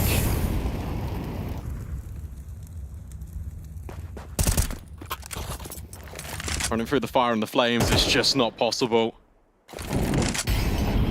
We'll try and react with a molly of his own, but it's all Alistair in the feed. 9 rounds for Grayhound. After 3 in a row for JiJieHao, they get the pistol, they get the conversions, but as you mentioned, just like earlier, as soon as the rifle rounds come out, it's Grayhound all the way. Yeah. One-sided affair from Grayhound. In cool, calm, and collected. As they found themselves in this lower bracket a little earlier than I think they hoped. Hoped to avoid it completely, obviously. It's always going to be scary when you looked at the draw for the bracket generally and seeing MongolZ on the same side of your bracket and knowing what they've been doing lately on the international stage. This is Grayhound's, first international LAN with Dexter at the helm, back, bringing all that experience to the table.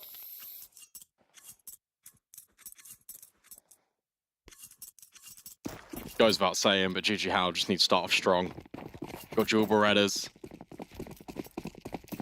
Smoke, flash, no kit. The Dav cost. It's going to be an A assault. There will be players here, at the very least, trying to defend up close. Blocks, though, start to prevail. Izza needs a multi, trying to send heads rolling, but not quite happening. It's all Liaz. Liaz ducking and weaving under the USPs. He's not done. Although he might be forced back in a moment. Oh, he's just given a flashbang to extract himself. Dexter's running into B, and Mini is here. Dual Beretta's in hand, and he's firing him off like a madman. Maybe this rotation back will come to cost them. Then they have to take this site, and all the support is here. Flashbang over the top. Mini is not going down without a fight, although he is slowly running out of bullets in the Dual Berettas. Finds another, and yep, running back. They can beat them here, maybe. Oh, this is smart. You're just waiting. You just want to fight them at the doors. But Liaz, low HP, surely not nearly the ace for Liaz. Yeah, that one's a little sad for Grayhound. You get 2 openings there. Obviously, you lose one in the process, but you feel like you could have just committed at that point. You should have. You should have, absolutely. At the bare minimum, players are going to be rotating in from camera, but you've got the pace, you've got the jump on them because of the forward positions in A mutual as well. I think they had smoke and molly, so enough to isolate camera. Even when Dexter falls here and you see a flash come over the top, you can easily retreat. There are multiple instances to get out, but it doesn't happen. So both pistols going in favor of JiJieHao, and it looks like they want to take the conversion as well. I love that Liaz has dropped an AK for Dexter. Yes, Dad. I mean, it worked, at least for the first, and now they are hightailing it. The bomb's actually made it through. Dexter's trying to hold on. At least Elian will deny Alistair, but this should be a bomb plant, and this is money made. Yeah, it's definitely made that cost that AK worth it. Can they get any more kills? Potentially. Depends on what Liaz can find. No, can't quite find. Dav cost. Appreciate will come through, but yeah, bomb plant, you take it. Yeah, no, for sure. And the thing is, you can't really judge these rounds from JiJieHao until we see a full rifle between the two of them, because that's really been their downfall. And in terms of Grayhound, we haven't really seen anything too special out of these last couple of rounds. Are just kind of run at JiJieHao, trying to set themselves up. But this is where it gets slightly more interesting. Everyone can buy, everyone can invest. And Grayhound take 30 seconds to establish how they want to set themselves up in round 15. Yeah, both pistols and full-out rounds going the way of JiJieHao. It's been the rifle rounds where Grayhound are showing their dominance. Take a moment to let JiJieHao stew in it. Alistair has got the AWP out. That is unarmored, but uncontested as well.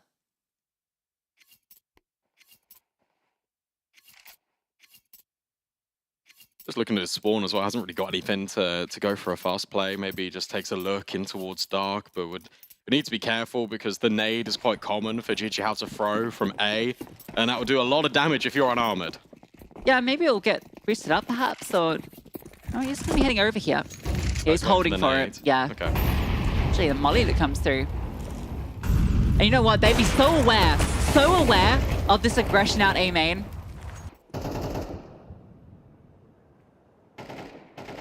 Alistair immediately gets that opening with his AWP. That's a lot of info. You've spotted one, potentially two in towards water. You know that a player was flashing from A. So now you've seen at least 3 players, and that's why they're taking liberties through the smoke. Dexter versus Izza, though, there's a slight gap, and Izza prevails. Yeah, I saw Izza getting up to antics in smokes earlier, so he's fully aware of what Dexter's up to.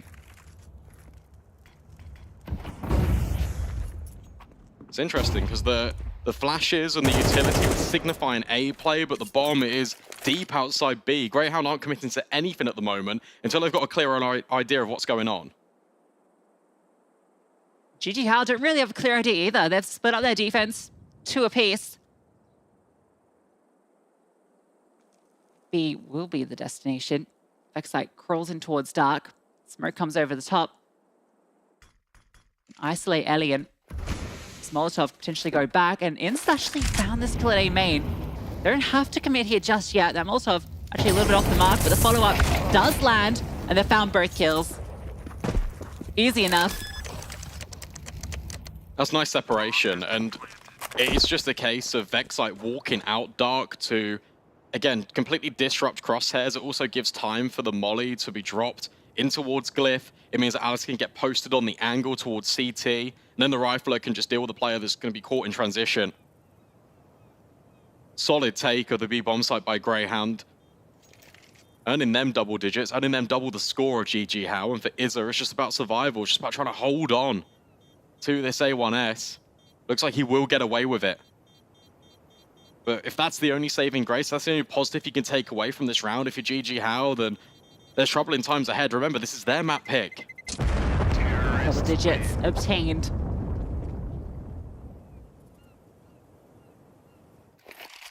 Yeah, Vertigo is a scary prospect for JiJieHao. Haven't really seen too much from them on it. Played it a couple of times through the qualifiers. Lost one of them to Onyx Ravens. Definitely feels like a punish pick coming through from Grayhound.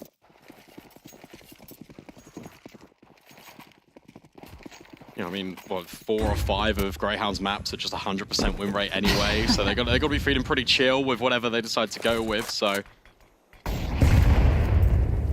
definitely feeling happy. Alistair this time taking the aggression over towards A. Through the smoke he goes, doesn't see anything up close. So space gathered, it means that Inns can slip through with the rifle and get a little bit more proactive. Yeah, how much do you trust this smoke if you're Vital? Probably not a lot. He's called over support. Yeah, not once, but twice. Look at this. They're about to all re-aggress together. All gangs here. Vital take first contact, a flashbang being set up, and Alistair, he could definitely fall victim, but not expecting him to be that wide. Going before the utility. Most times go deep, but Inns is actually deeper. And Izza still able to swing and find him. Good utility. But you have caused a gap. Dexter trying to exploit it, but it's Davkost. They will find the kill instead. Liaz is now caught between 2 different angles, and mid is completely retaken. JiJieHao are piecing this one together. It's a 4-on-2. And it's Alistair that is now not prevented by the utility. Is now taking liberties towards A, but up heaven lies a nasty surprise in Izza. JiJieHao are playing these great passive angles. They know they have the full advantage here, even if the bomb goes down. Alistair's going to drop the smoke, and it's a good one for giving coverage, but is this going to sniff about and not see anything? I think the lack of follow-up off that smoke is definitely going to keep these players over at B. Bomb Knight should be allowed here. He's going to be able to cross over and play dark. There's a real chance this post-plant can work. It all depends on Vexite. He's pulled out the grenade. He's pulled out the smoke, but he does adjust in time. And the bomb also comes down, so it's fine for now. Now the smoke goes forward. Alistair finds the kill, finds the second onto Davkost. A 2 versus 4, and with that smoke only just landing, the clock ticked on down. Izza, he can't find a way in. A miracle round. Yes. Absolutely, think about it, right? Too much respect given. Yeah, for sure. I mean, look, you're playing these passive lines. You've got a player in towards CT. You've got a player holding Temple. You think everything is covered, and it's not. The one gap. Vexite finds it. And with 20 seconds left, it's Alistair that drops the incendiary in towards middle, so they can't drop on from bridge. They can't flank. Vexite even caught with the smoke out, and yet it's still fine. You gotta clear that angle. Oh my god, that's insane. Alistair, I gotta see a second kill. Ah, yeah, it's just before the smoke. That's so good. but not good for JiJieHao. They will not be feeling happy about that one. 4 versus 2, they felt like that was their way back into this half. That should never have been a Grayhound round. That's just those individuals on show, right? It's also so interesting just kind of, again, picking apart the polarizing styles between Alistair and Elian. You look at how dynamic Alistair was in that round. Sure, it's because his hand was kind of forced by the clock, but he's gone over towards A, he's taken the initiative, he's put Ins in a position where he could potentially get a second kill. It was really good utility to kind of flush both of them by Izza out of A main. But from there, it's just too static from JiJieHao. They have no information. Yeah, Alistair's kills, not only is it top of the table, but it feels like they're all incredibly impactful. I think on the CT side, the aggressive piece he was taking into Dark as well.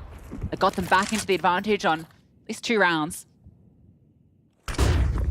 But here we go again. Look, it's fantastic that they are taking the space now, but it feels like it's come in like 3 rounds too late. Grayhound know as well. Very loud about it. It's really interesting as well that they just drop a singular smoke. Like, I know they don't have utility in this round, but if you compare, look, even the way ATOX were taking B, it was so varied, it was so clever in the way they were completely limiting angles. It's interesting even that JiJieHao went for the investment here, right? They don't want to play for OT. Flashbang is perfect though. Perfect sight, even better. Mechanical finds 2. Goes to the 3rd player here, and Liaz just walks into B, strolls in, finds his kill. This is simple. This is such a simple style to play if you're Grayhound. Like, you're not doing anything special whatsoever. You've got the kills at A, you know they're going to rotate, so you can walk in, you catch the player that's completely caught off guard, stuck in 2 minds. Do I want to go back towards A? Do I want to just hold B from Temple? You just get completely bodied by Liaz. Now Vexite, I mean, sure, he gets blindsided, but he was here the whole time anyway, just holding for exits. That's an AK that can be scooped up, but you feel like Grayhound might still hunt for this. They know how important it would be to restrict the weaponry, especially because this was an investment round for JiJieHao. 2 save rifles is something you'd love a lot more. Liaz might even remove this one. Yep. Damn. Elian with a FAMAS.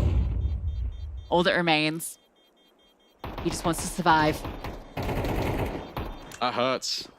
And that's that opportunity cost. He's going to go down as well. Despite the money not being there for Grayhound, it's so much worse for this CT side. You saw it before we flashed up player cams. $2,000. That's the range. That's what they're working with. It has to be MP9s. It's got to be 5.7s. Another trade-off, a lack of utility potentially available. This is rough. And this looks over. Yeah, I was hoping when we swapped to the CT side that we'd see that JiJieHao we saw earlier versus Twisted Minds that actually looked incredibly solid, right? What, they get like 10 rounds in a row? Yeah, felt like it. It was an absolute steamroll once they got going. It's a shame because it feels like they got scared into pushing aggressively because they tried it once. Insta even got a P90. That's how much confidence and, and disrespect, really, he's showing. All right. The excitement of the P90. Ah, no kill though. MP9 superior. And the scout. On planted though. 3v5. Weaponry favors Grayhound. The numbers for JiJieHao. They look to fight to stay alive. On their map pick, Dexter just finds one spamming through the smoke. And Vexite's position is everything. Good for one. Liaz just playing around. Time and issue. Dexter in the open, just taking the fight. Gets the one. They know where Liaz is. And they actually managed to find him. Elian jumps on the bomb, and I think there's just enough time. Yeah,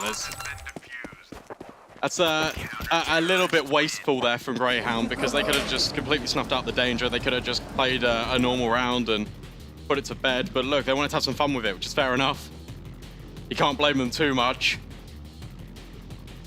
But that gives JiJieHao one round back. And sure, it's a long way back.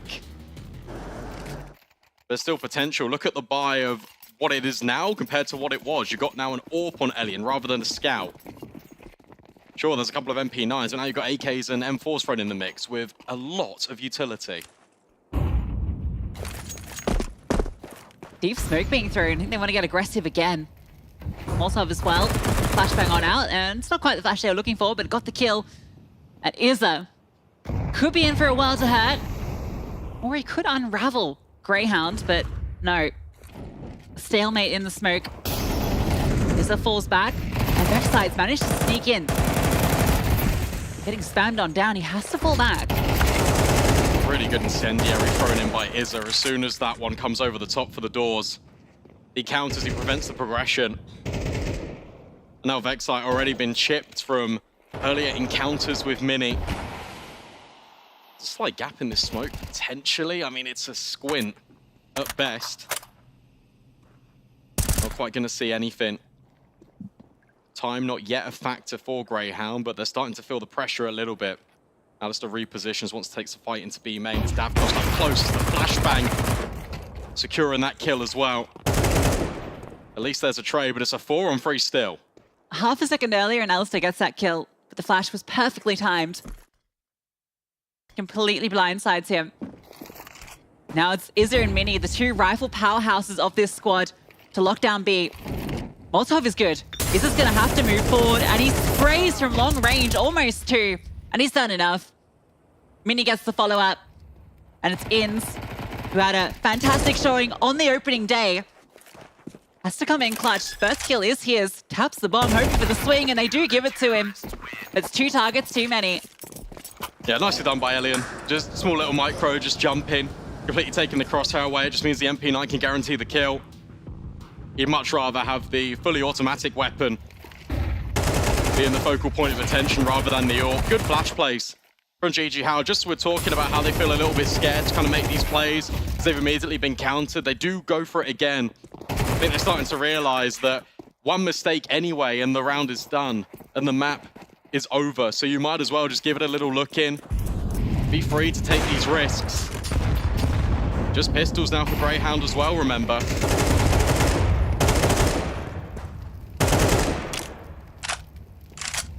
They're forced to take a step back.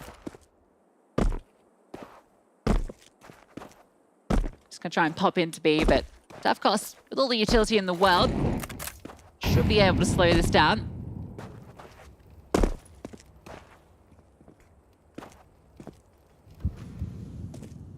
Ready around the corner, and he spots him out on the jump. Mini is pushed on down, getting overwhelmed, and they found Davkos, but Izza, he steps on through, comes out through middle. Spray is good.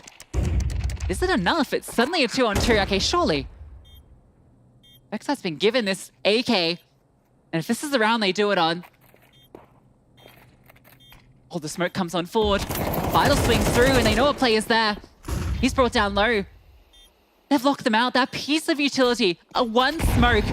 Oh no. And the HG almost takes down his teammate. Inns has found the first, and Elian can't get it done. It's against Glocks, but Grayhound take the first map. I can't believe that whatsoever. It really felt like Grayhound, look, they tried to end the game a little bit prematurely and it didn't quite work out. Their economy's broken and they just completely lose to Glocks.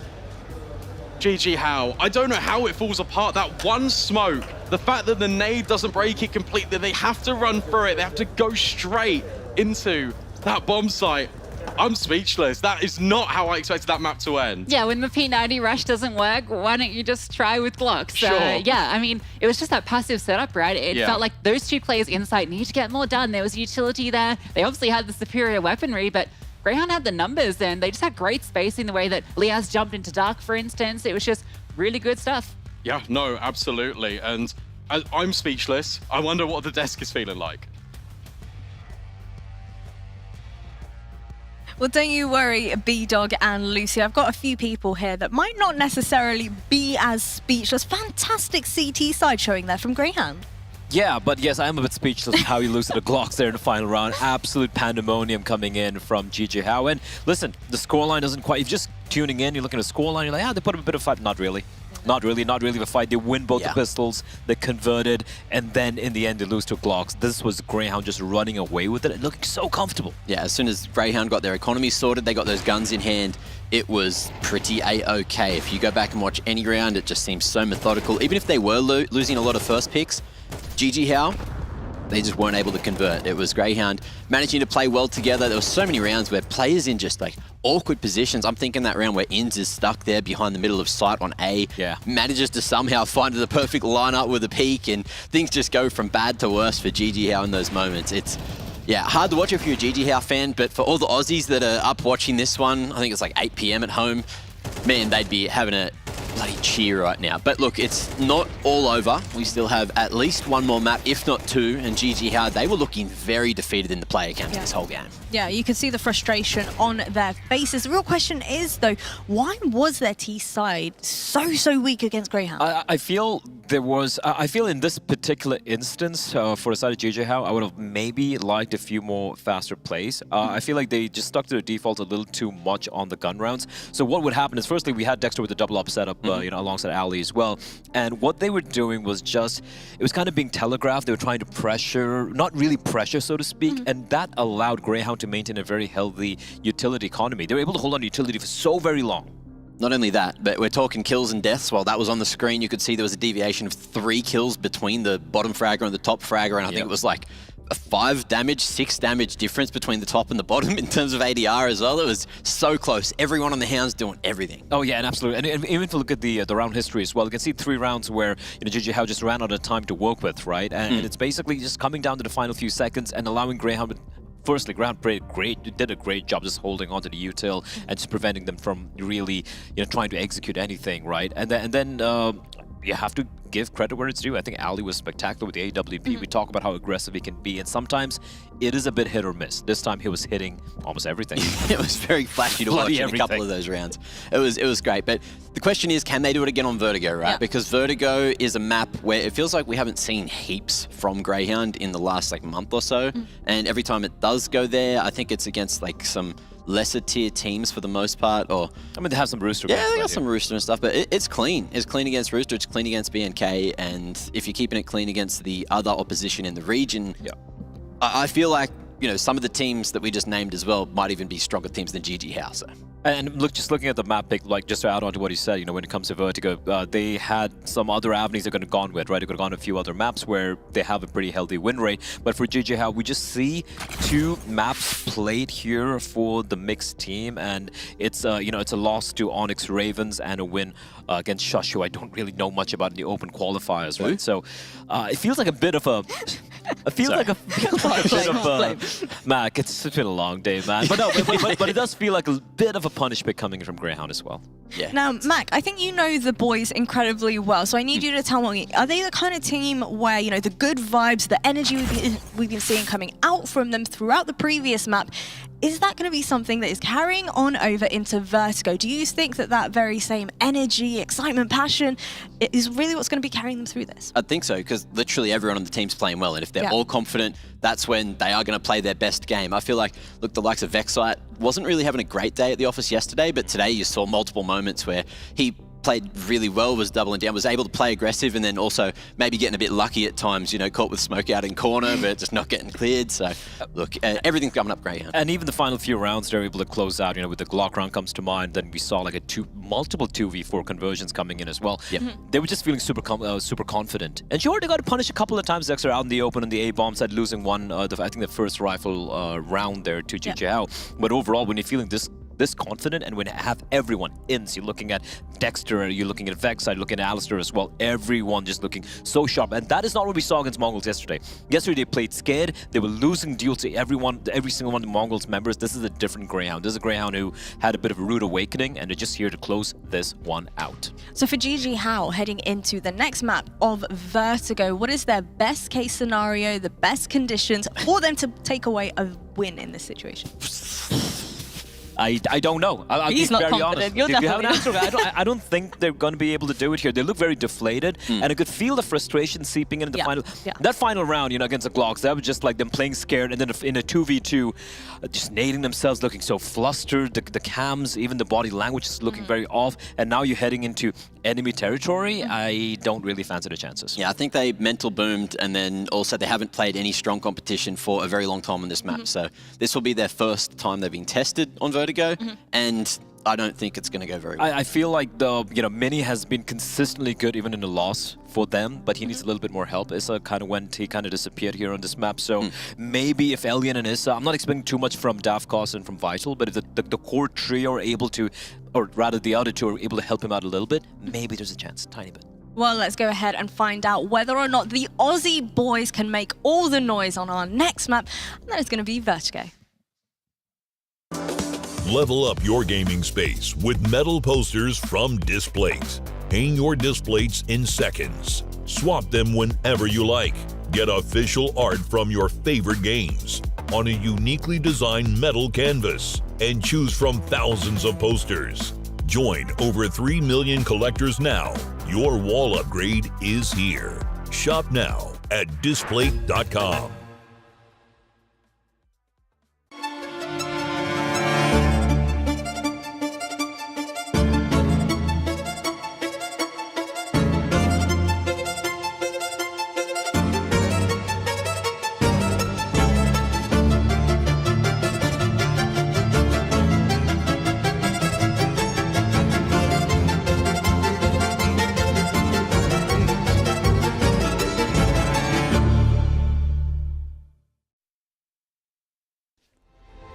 Players are changing. Countries are changing. The game has changed. Times it to perfection and simple. It's Olaf who's been on top of the box. He's got 3 and he's looking for a 4. That is incredible. And Rain, he's knocked away. The best tournament, the best bookmaker. Odyssey.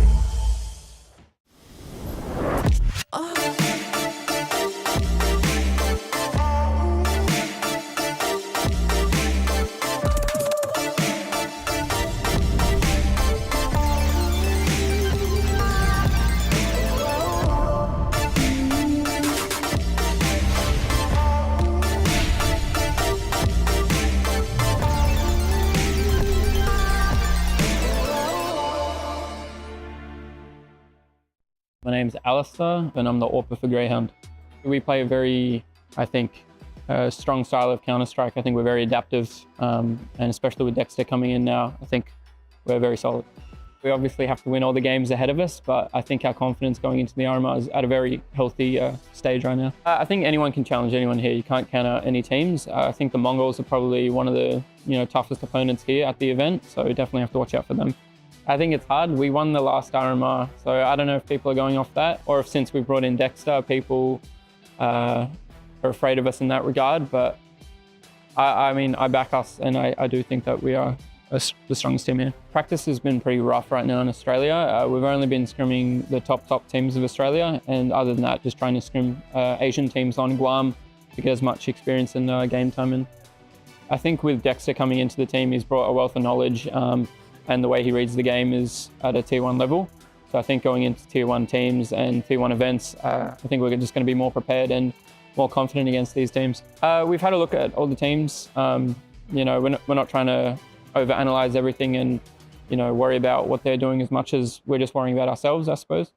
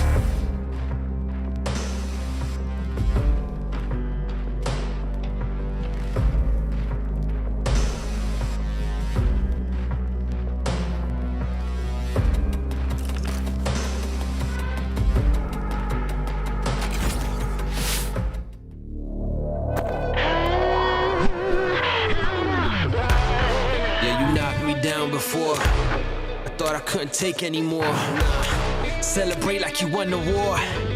Guess you forgot what I'm fighting for. I'll come right back at ya. Better hope I don't catch ya. Cause when I do, I'm gon' smash ya.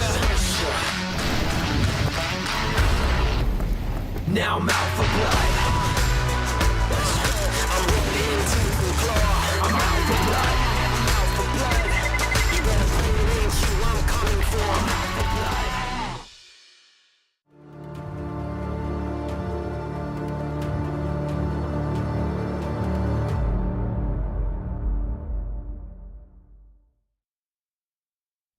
Well, a bounce back from the Hounds after a disappointing start on day one sent them into the lower bracket, Brandon, but now they go into their map pick, one map up in the series, feeling pretty confident. Yeah, no, absolutely. And for JiJieHao, it is literally just about bouncing back, and it's about getting their riflers and their key pieces more involved. Look, I want to see Izza taking these fights, taking these swings. On the CT side, when he was doing it, it was working really well, and you just kind of need to have that space. You need to also have that confidence in yourself just as a player to really just kind of grab the game, because Grayhound aren't going to go lying down. They're going to be very aggressive. They're going to just try and have all the control. As highlighted by the desk, look, it's a 100% win rate on this map. They're going to be full of confidence. They've just taken down you quite convincingly on Anubis, looking to do the same here on Vertigo. Yeah, I think the sort of playstyle we saw from them on Anubis is going to reflect continuing into this Vertigo map, as, yeah, they play with some serious confidence. We saw the P90 come out at one point. There was a knife kill in the mix as well, so a lot of excitement, a lot of clutches coming through for Grayhound. Now we go into Vertigo. It's a map that, as highlighted on the desk, JiJieHao played a couple of times through the qualifiers, but with mixed success, including a loss to Onyx Ravens, which was the team that beat them in that qualifier. And yeah, that was a pretty rough loss as well. And now I don't want to say it, but I feel like Grayhound are probably a bit of a better tier of competition than Onyx Ravens. So feeling that going into this Vertigo, it's a massive punish. I feel like, look, if you are JiJieHao, what you have to do is make Grayhound kind of break out of this norm. You could see on Anubis, they were playing very standard CS. It wasn't anything too intricate. And you have to make them work for it at the end of the day. You're starting on the CT side. You feel like you can potentially set yourself up for success. And, well, it's really got to begin now. No kit here on the CT side, but a trickle of utility. But compare that to Greyhounds, right? A number of smokes, a couple of flashbangs, and they are ready just to crawl up A. Yeah, Defcost started with the HE in his hand. He wanted to drop that on contact. Now he's going to get that contact he was looking for. He's going to be able to fall back off it. Now counter utility. Alistair with all of the execute bits and bobs. A flashbang forward belly, and it's perfect. Sets him up for the kill. The dual Berettas in towards Gap. A potent combination. And he's making them work. They jump around though, and Liaz, mid-air, deletes him. Yeah, that's tough. That's really tough. Although a boost up for JiJieHao as well. Davkos trying to look over. The boost has actually been dealt with immediately. At least there's a trade forward. It's a 3-on-3. As you mentioned, no kit purchased. Okay, oh my god, Davkos. That is unreasonable. Alistair has to clutch again.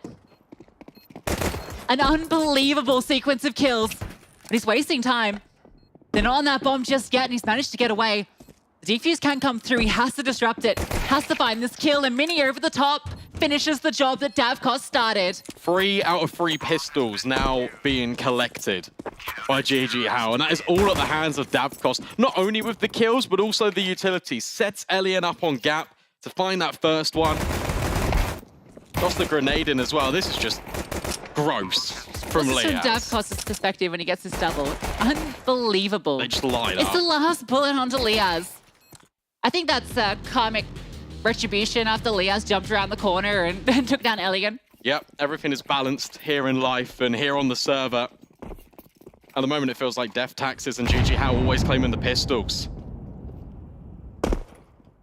This time around, the bomb plant comes through though. So Grayhound have got a whole gaggle of Galils, but it does come at a detriment to the utility. No one even purchasing a MAC-10. Normally you get one MAC-10 through just so that you can have the full kit. But they're contact killers. This is tough as well, because even if you drop a smoke here from Vital, they're going to disrespect it. They're probably just going to run through. You see they're setting up the boost as well. Does this get spotted by the MP9 player? Yeah, well, if it didn't, you definitely heard it. And they're just going to run straight through. Oh, flashbang is so good though. Alistair sets up Dexter, but Izza stepping on through, and the flank from Liaz is heard. Izza able to rotate around, find that kill. The Vexite getting on forward. Oh my god, Vexite. That transfer is brilliant with the Galil. And the force buy back through is devastating for JiJieHao.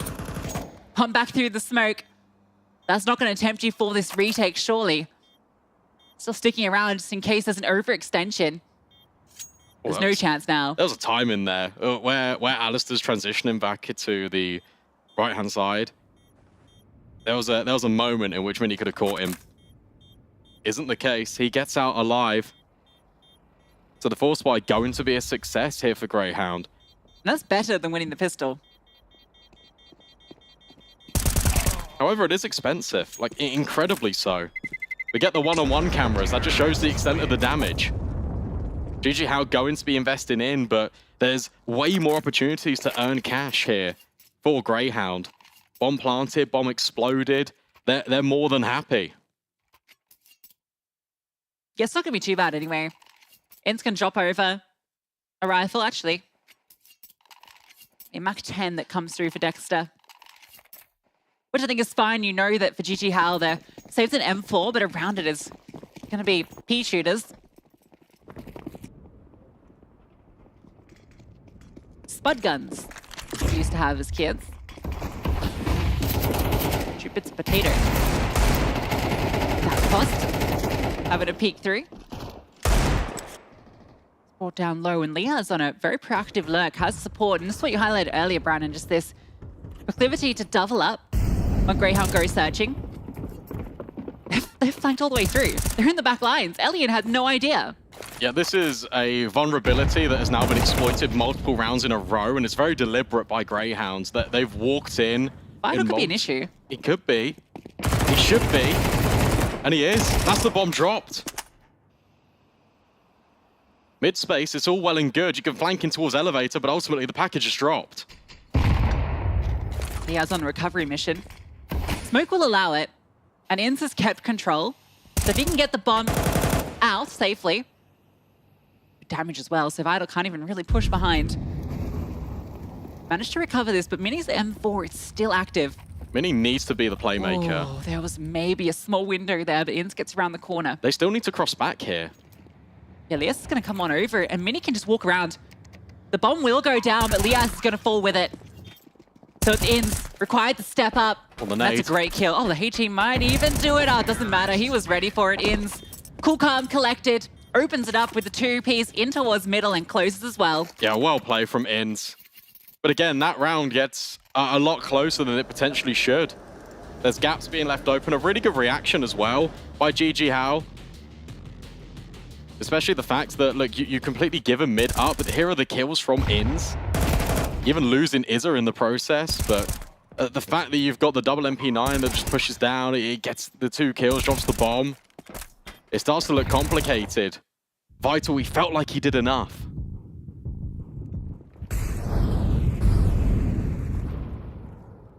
And now that hard reset comes through.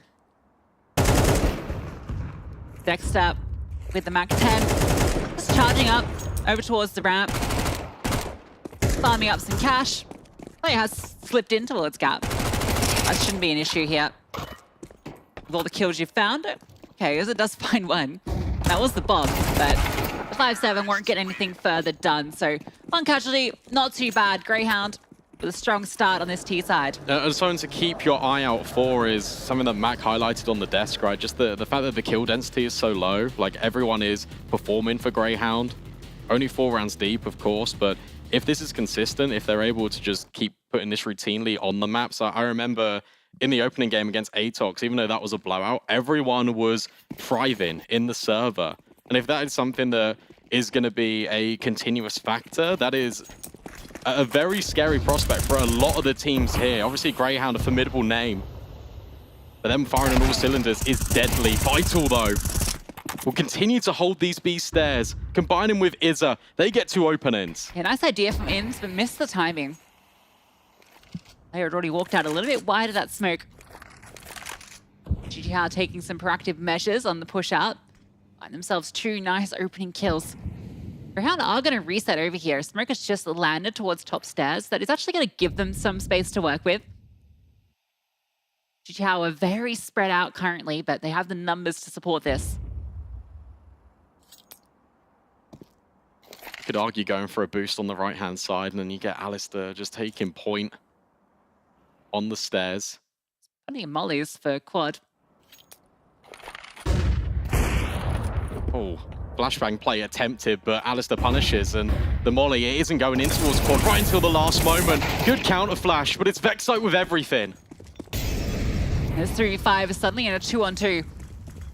Bomb to be planted, a forward smoke as well, making it more difficult. Retake utility being thrown. ATOX wants to get ahead. Oh, that spam is so good from Mini. It's unconfirmed, but it's a huge amount of damage. And Vexite, he finds that cross from ATOX. He tries to jump over. Mini's HE, if it bounces right, could do damage. No. Goes around, and so does he. Definitely been heard. You can see the reposition from Vexite, and now he's being loud on the approach, and he's just dodging him around double. Liaz has not revealed himself at all.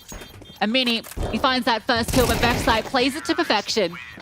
That's really well handled there as well, just in that after plant, because you can tell that Vexite has communicated to Liaz, don't swing, because they don't know you're there. Even though you're low HP, just play your life.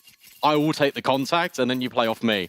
And where they're getting vocal, on the other side of things, he's just dancing around that double box. Insane around from Vexite, like he finds 4, just completely carves open this B bomb site and then holds it.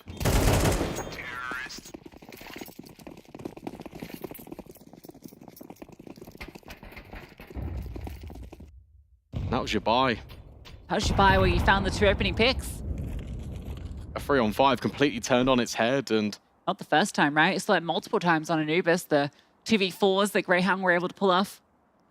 And what's your reward? If you're JiJieHao, what's your saving grace? Absolutely nothing. Pistols, you're not even ready. Vexite's just walked up the site, and he's brutalizing everyone alongside Liaz. It's complete annihilation right now for Grayhound. Yeah, so you get to see the AMAP skills of these young guys. Liaz and Vexite just tapping their way through. They're on a ballet stage. It's a beautiful dance.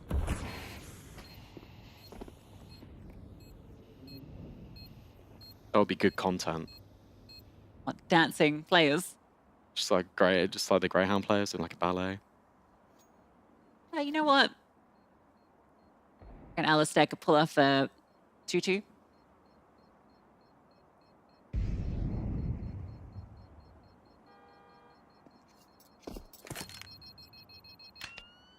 Look at this. I'm not even like trying to allow them to save pistols. They're just trying to contain them here, Grayhound. They know what's up. They've got a very good read and execute stuff to perfection. 30-second timeout for JiJieHao. They don't want this game to escape from them.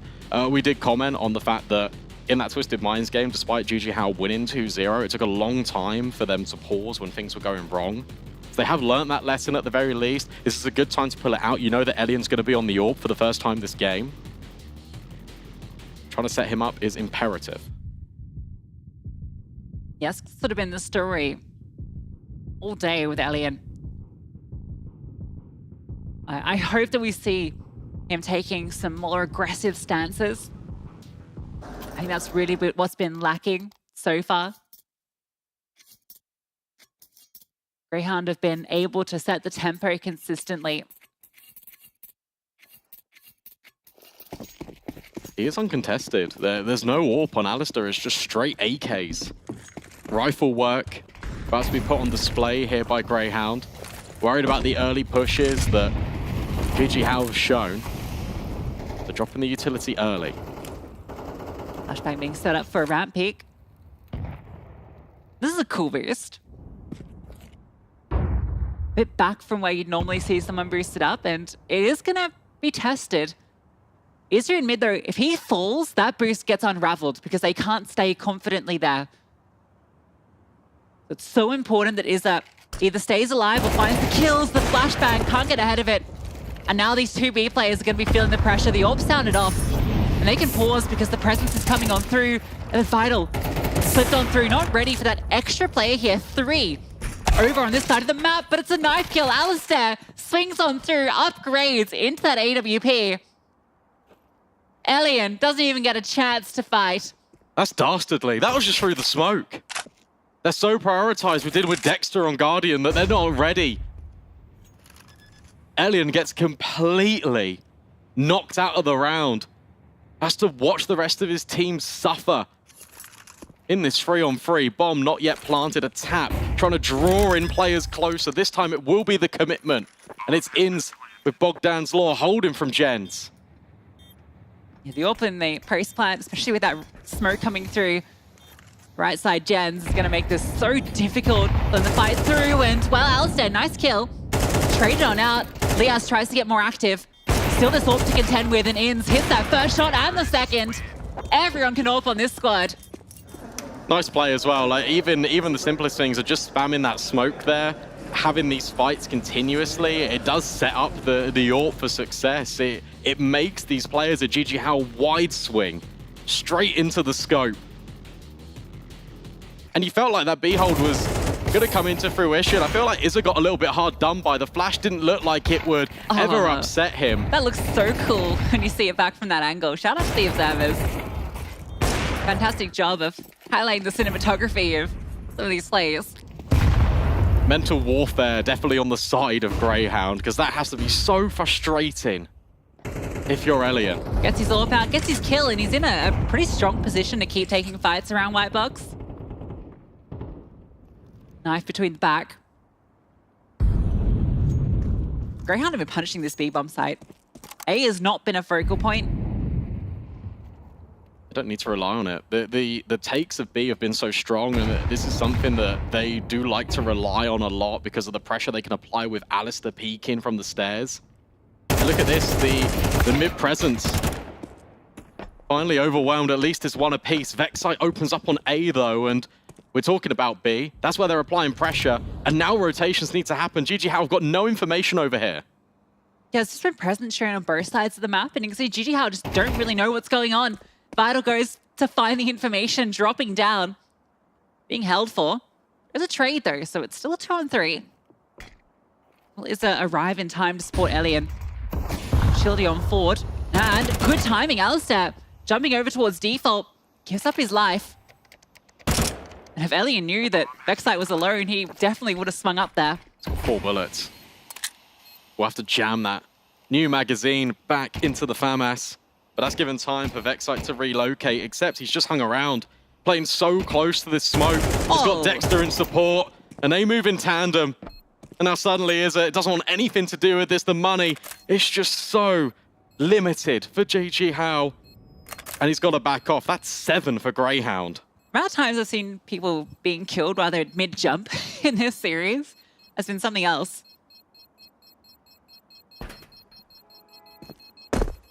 That's also 7 rounds in a row. Terrorists win. They got money to burn. Alistair's up to 5 figures. But Dexter still wields the AWP, can drop it back over. JiJieHao are potentially going out with a whimper here in this best of 3. Vexite is really stepping up here in Vertigo. Player that takes a lot of the focal point for this team since his addition, which was quite a while ago now.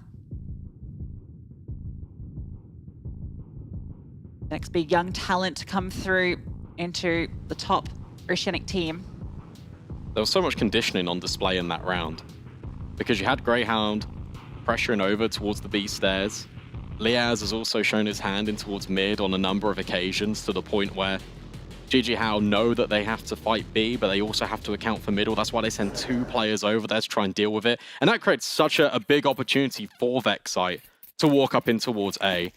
Kill the player that is solo holding, gets a lot of the space, and could just completely reset the round in Grayhound's favor. And in fact, that save gun is the only investment really into this for the CT squad. Mini's wielding the mag. But that feels a little bit desperate. At least it's in a decent spot up towards Gap. Might get the first contact with Vexite. But he's on the other side of the tarpaulin. being tempted by these shots. Alistair's hoping that someone will swing. Not going to be happening. They've got to know the buy's low here because there wasn't even a smoke for ramp. Boost up. Jinx. Ooh, he's looking for this timing, but he's not seeing anybody. It's all a ruse, and he's going to be able to work this out pretty quickly. But no one has started to move just yet. And the most important play, which is Izza, is still in this boost position. Yeah, this is really good from Grayhound. They just understand the situation. They know that if they just put a sprinkling of utility on one bomb site, more often than not, JiJieHao are going to rotate over. It's too simple for Inns to get that entry. And from there, the bomb can safely cross. Elian tries his might.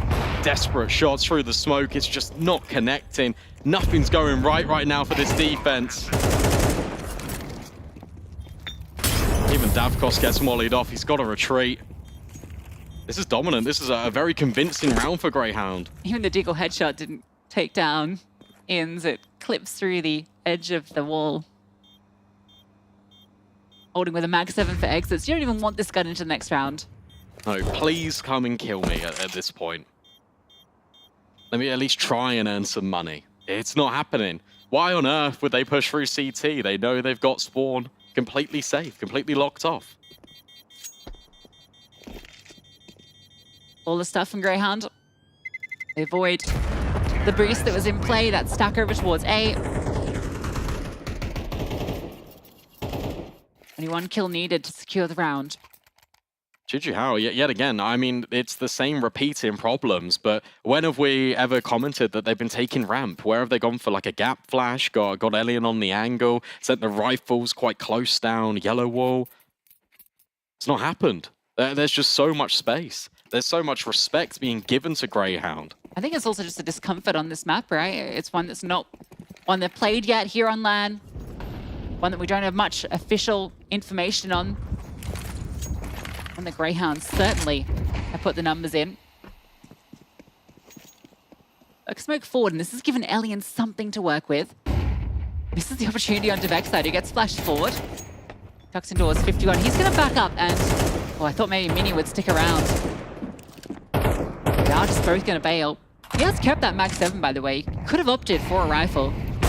Which you feel when you're this far down, you may as well just want to prioritize the weaponry. So much utility just again being depleted.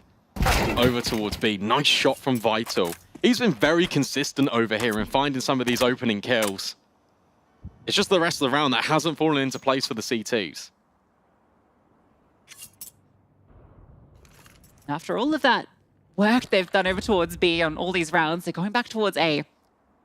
And it's just Mini here. There is a player in towards Elevator. And that is Elian with the AWP, and he finds that kill on the Dexter. Falls on back, peeks on through, and Vexite is holding the angle. Rifle at the ready, and Elian doesn't even get a shot on the re-peek. What can Mini do? Not enough. Betrayed by the Mag 7. Davkos, it's his turn. This HE could do the job, and in fact, it should if he throws it now. Backside. Oh, he just dodged it. Liaz cops a lot. They are wounded. This is the best retake position that JiJieHao have been in. Yeah, absolutely. They really need to give this one a go. So low, fighting forward is Vexite, but gets completely punished. The swing with the flash. It's all looking good. Inns will find one with the spam, but Vital's already sticking the bomb, already halfway defused. This run belongs to JiJieHao. Yeah, I think he thought the first tap would be a fake. Good effort, and well, you take those. Yeah, why not? Don't save anything. It's not going to be too bad. You can see Mini and Izza have a lot of cash, but Grayhound don't make any of these rounds easy. It's got to be commented on as well. We talk about the consistency of Grayhound where it comes to everyone performing on the server and the over-reliance that JiJieHao had on both Izza and Mini against Twisted Minds. Right here and now, it feels a little bit similar. Davkos has had one kill this entire half since the pistol round. Grayhound lose the round, immediate pause.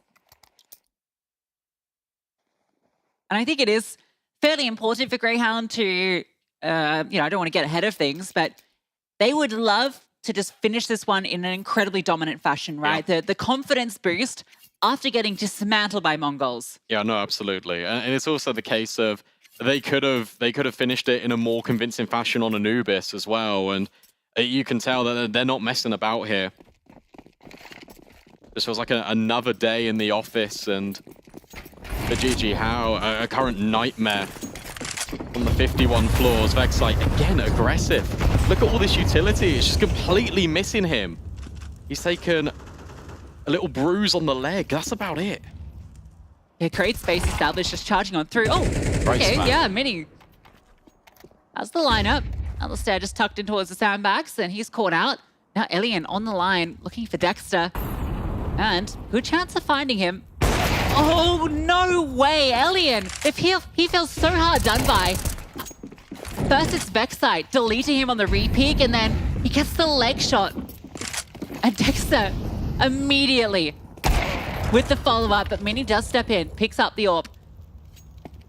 Elian might be feeling a little hard done by, but JiJieHao have found themselves in a two-man advantage. This is perfect. Double gap as well. They can keep re-aggressing, and this has been the nature of the entire round. Mini keeps on going, and even follows up for more. An ace in the round for Mini. He collects every single one of the Grayhound scalps. Beautiful stuff. Started with that wall bang, then picks up the AWP and gets the job done. And that's kind of, look, exactly what we needed to see out of JiJieHao. Sure, it results in Mini getting all of these kills. However, take a look at all the moving pieces. They keep fighting. The double gap push wasn't inevitable. Elian repositioning, re-walking with this AWP, had the support of his friends. They were playing with confidence. They were playing like they wanted to take the game away from Grayhound for the first time in this entire series, it feels like.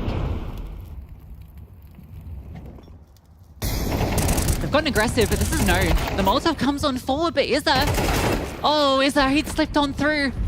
Dexter was so wounded. And it really felt like Izza was good for the one there. But Elian, great shot on Ian's. And again, it's the player just jumping on over, but the flames are everywhere. It's a firebombing of the mid-site. And Mini, who did so much work in the round before, is left in a 1 versus 4 in this final round. And you just really hoped that Mini's heroics would kind of be the catalyst to get JiJieHao back in this game at the bare minimum, get them a 4th round, and it's going to have to come down to individual prowess yet again. Unnoticed, sneaking through spawn. However, it's already being watched. And it feels even more unlikely. And Ace was fantastic, but 4 kills in the clutch and time-pressured environment, it feels unachievable. It is impossible. Taken down by the utility, which Grayhound had in spades. 9-3 at the half on their map pick. It's 4 away from eliminating JiJieHao and continuing their lower bracket run. That was so rough. That was like 2 mollies, 4 grenades, all just thrown in a matter of just 1 second. I'm second. However, pistols have been, look, JiJieHao's strength. A reminder, they've claimed every single one so far against Grayhound. Looking to do the same. However, they've not given themselves much to work with when it comes to this second half. It's going to be quite the comeback. As you mentioned, pistols have been their strong point. ATOX, double flash, smoke. Little Berettas. And pinged. A nice little white border. Imagine they're going to go over to Gap and we might see a similar setup to what JiJieHao showed. Let's see it. Again, utility on ATOX, just looking to support his players, looking to set them up for success. 4 players over at A. And a fast pacing with Mini up Gap. Ooh. And he decimates the dualies. I think this was intending just to be a fake out, but Mini's found success, and it was indeed the fake out. But he's still here, and he's going to be such a pain. ATOX getting Liaz as well. Eventually dealt with by Dexter, but they found their path in towards B. Bomb to be planted. Sentry collected, but it's going to come through a little bit too late. Pushes one back, and they're straight into his crosshair. Vexite, for all the performance he's been putting on so far, we need to find 3 with the dualies. They're not giving him the opportunities he wants. Time ticking on down as well.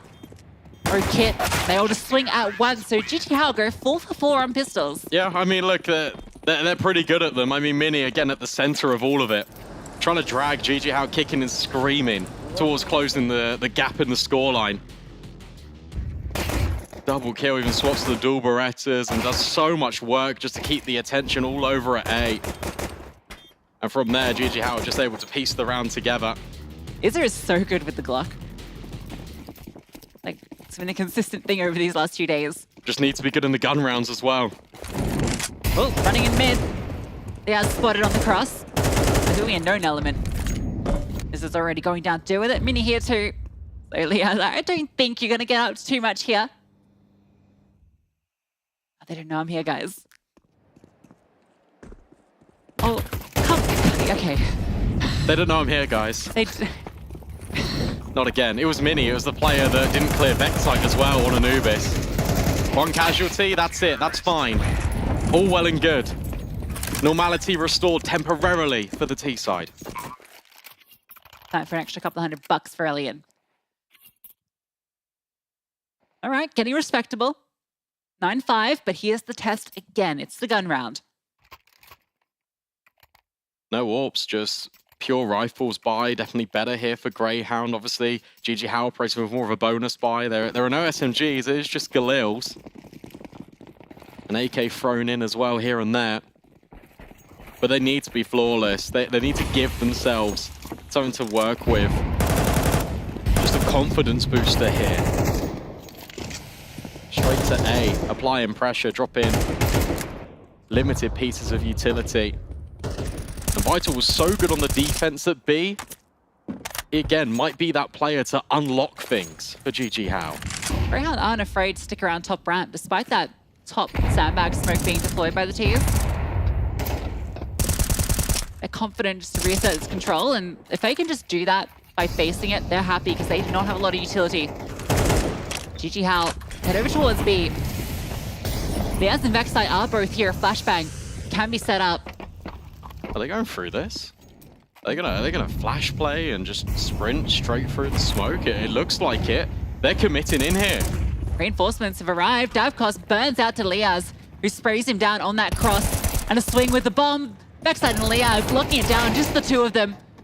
Almost every kill. Mini and Izza still stay standing. But barely. Limping into this round, and Dexter swings on through. Mini with a quick headshot. It's going to be a difficult round for him. 9 HP as he makes his way back to A. There is time for this. He faked it, but I don't know if they heard it. They wouldn't have. They're way too far away. However, it might still work regardless because... He's going to have to run, though. 15 seconds. Yeah, Alistair is going to be ready. He has to run in, like, the next 2 seconds. He's got to go. He's got to go. He can't make it now. There's no time. Inns didn't even need to swing, but he still confirms it with the kill. Interesting round. As it comes to the tail end, Mini just trying to play mind games, but ultimately... Clock continues to be an issue for JiJieHao. There's Greyhound who continue to have the last laugh. I mean, this one feels a little bit desperate because you are forcing the fight through the smoke. You've got counter utility out of Greyhound already. You can see that they're deploying flashbangs. If you wait, it would just been almost a feature piece of a lot of these JiJieHao rifle rounds. You could have re-exec'd there. There was enough utility to just throw flashbangs over. You wouldn't have to deal with incendiaries. You wouldn't have to deal with flashbangs, and that execute would look a little bit stronger. Another pause comes through. Greyhound taking this very seriously.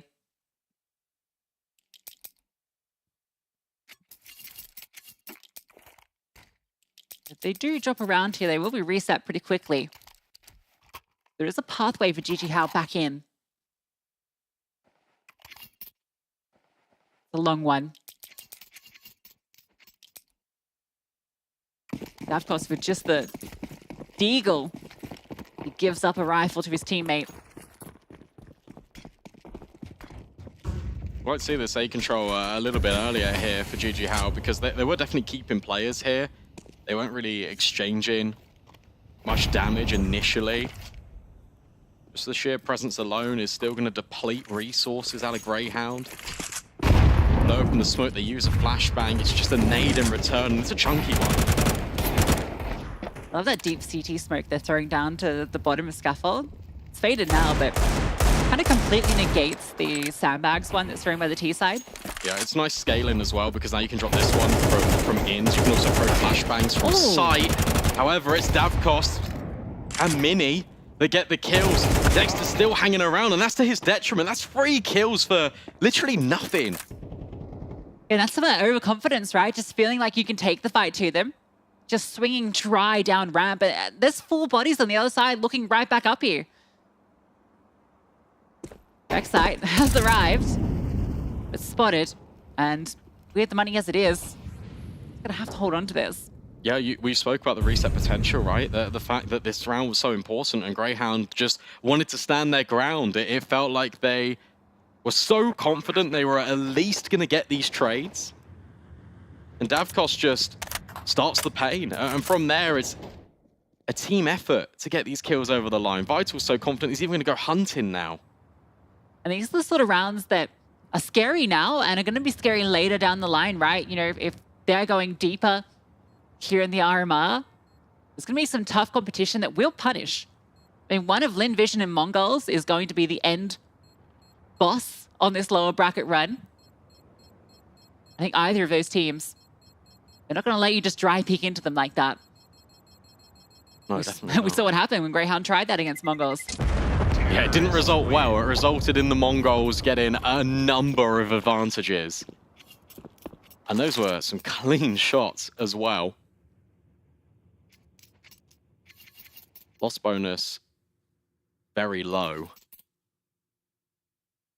What's the decision here for Grayhound? Because even if you full save with these players, you're not going to be buying into the next round anyway. But if you do eco across the board, you are, at the bare minimum, keeping all of your economy equal.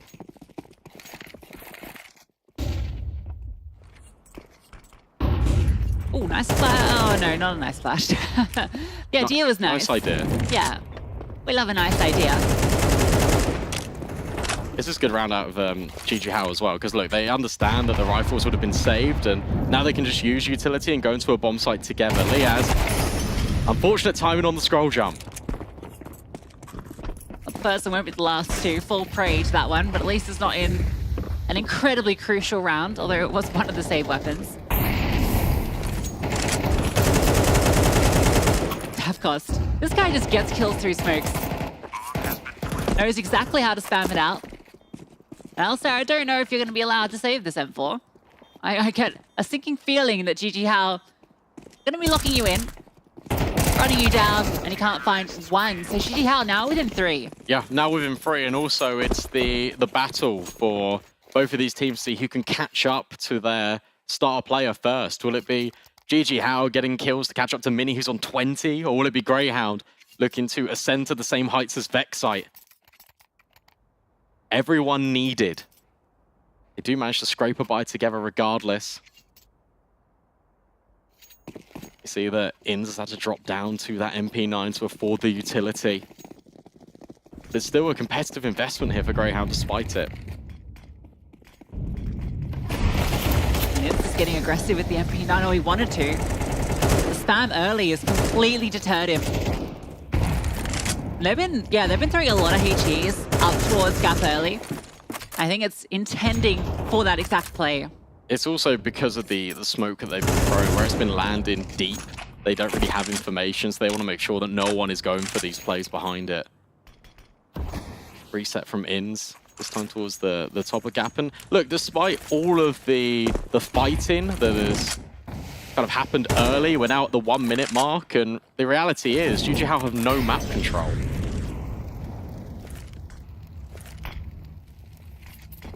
Now gonna go back towards B. Liaz is alone with just his M4. No counter utility, deploys that smoke, and that's the end of it. Vexite's not far away though, and he's got a flashbang to support. You can see Vexite ready with that one. The Liaz is forced off. Flash does come over, but the line wasn't there anymore. Vexite comes on forward. They want to fight ahead of this. 1 for 1, but Dexter also chiming in, and Vexite continuing his dominance on this side of the map. 3 for him. And he locks JiJieHao out. Yeah, very layered there for Grayhound. It's just Vexite waiting for the perfect moment to have a swing. Contact being taken not only from back generators, but also up high from the construction site. Vexite just waits. He knows he'll have that opportunity. Even throws a smoke just in front of him to funnel these players straight into his line of fire. A really important triple kill, and he's been solid all series long. He keeps delivering for Grayhound, forces the last breath of air for JiJieHao as they take a breath. They take a pause. They figure out what they need to do.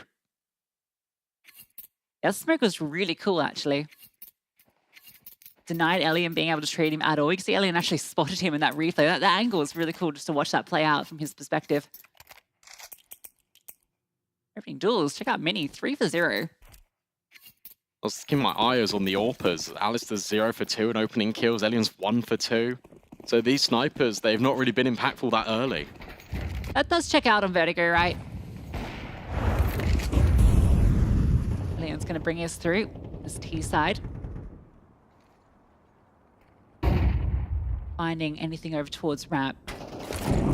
Leas has taken a lot of control alongside Vexite, so they've established this stairs control, but Vital, if he goes down here, which he does, that's going to deny this avenue towards B. Unless they want to spend the time to retake it. It's just going to accelerate the play up A, because they're so worried about players flanking, which we saw all throughout Anubis. It was Grayhound with 2 players often in the back lines consistently flanking. Instead, they've gained all the intel, they're rotating, and they're reinforcing A. JiJieHao have no choice. Smoke slows him down momentarily. Still got enough for a decent execute, though. Smoke splashes, HEs, everything they need. Elian peers on through, force off the angle. Inns is holding the denial utility as well. He's ready with that one. 30-second mark. Wow. Triple HE to headshot. No one home. Here comes the smokes. Here comes the incendiary and the nades. Time ticking. Davkos just runs through the molly. Oh, he finds the gap. Runs on in and there's a small bit of space. But he's stuck behind the fire and the smoke. Dex has spammed out one through it. And Izza trying to get ahead of it. That flashbang is great, but it doesn't matter. He just holds down the left trigger. And it's Elian again, required to clutch. A 1 versus 3, gets that first. Bomb tapped and can't quite see it. Smoke has spread. And now they're hounding him through. Oh, we can't quite hit the flick. It's Vexite again. And it's Grayhound on series point. Yeah, really well done. Great retake as well from Grayhound. It's just the fact that they're grouping and it's a 3-2-1. Everyone swings at the same time. You've got players from different elevations that are completely crunching onto the bomb site. And where you feel like JiJieHao have got the space, they actually really don't. And the fact that Elian is just confined to the sandbags, as soon as he misses one shot, he's basically done for. This utility was supposed to be used for denial, it's actually used for containment. Inns is able to get those 2 kills. Yeah, great stuff from Inns. Despite Izza getting that double kill and feeling like it's going to slow down the retake substantially. At least the bomb plant gives JiJieHao something to fight with, but it's Alistair finding the opening pick that's eluded him. Had the spawn to post up on B, gets his kill, and now he can remain mobile. And that's his first round in a while with this AWP. And yet again, look at this, same outcome. You take the B stairs control, you force them into a different direction. This time, the answer, JiJieHao believe it to be middle. They're going to have the boost, but it's been spotted. Alistair notes it. Can't quite find his mark though. At least that's information. 2 players, and Mini's holding for this position. A leg shot actually comes through, so very risky. Alistair gets away fairly unscathed. Mini again, coughing some further damage. And A, the final destination. Could be that way. So many reasons. Look at how much utility Grayhound has still got. Backside's just piling up HEs. The juggle them 4th. Dexter on the crane angle. Oh, that HE is perfect. Look at the damage Elian took. And he's removed. Dexter comes on through, finds the final kill, and leads Grayhound to victory. Yeah, well played from Grayhound, honestly. It just felt like they were in complete control all series long. They let some rounds drop, but ultimately, they stay alive here in this lower bracket run. They set themselves up with a really good chance to qualify out the group. Yeah, and a confident win as well from Grayhound. That's what they needed coming into this. They didn't expect to be down the lower bracket so early, but a good showing.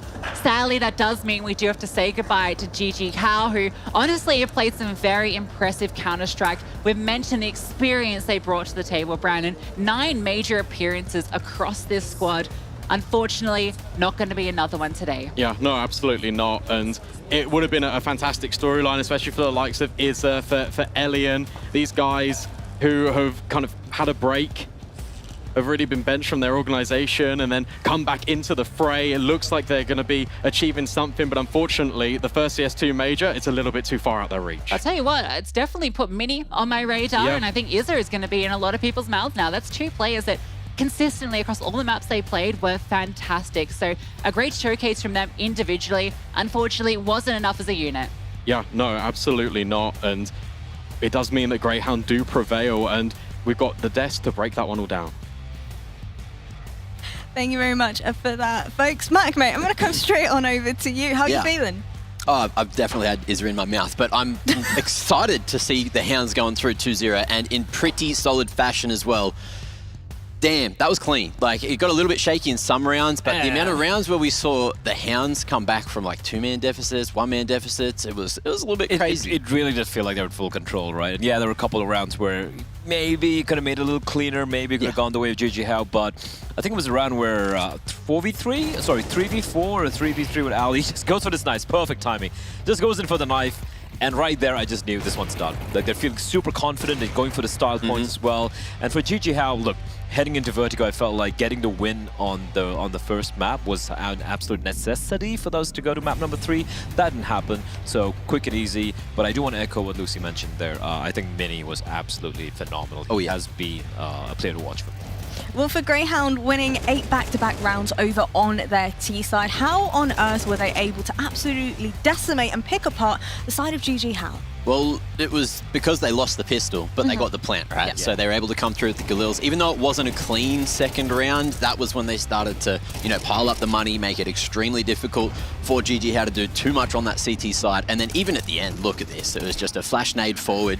Dexter going all in, full disruption, not allowing JiJieHao to get that nade set out and just really throwing a whole bunch of everything at them, and JiJieHao was not ready to catch it. And I do really like, you know, the streak of 7-8 rounds you got right there. It wasn't just Grayhound running at them. I think they did a very good job just conditioning JiJieHao CT side there, like lots of hits coming in towards B, and then once JiJieHao finally get the buy-in, and they're all right, you know, there's going to be a bit of B aggression happening, which did happen. Then you have Vexa just running in by himself towards A and finding an empty bomb site. They were just, you know, pulling and pushing and pulling the rotations, just basically playing really good T side, and unfortunately JiJieHao didn't have the right protocols there to answer back. It was a bit different in one way where, of course, the wing play, not the wing players, sorry, the slight anchors didn't get anywhere near as much action as a couple of the other individuals, but you're looking at standout player Vexite, and he stand out for a reason.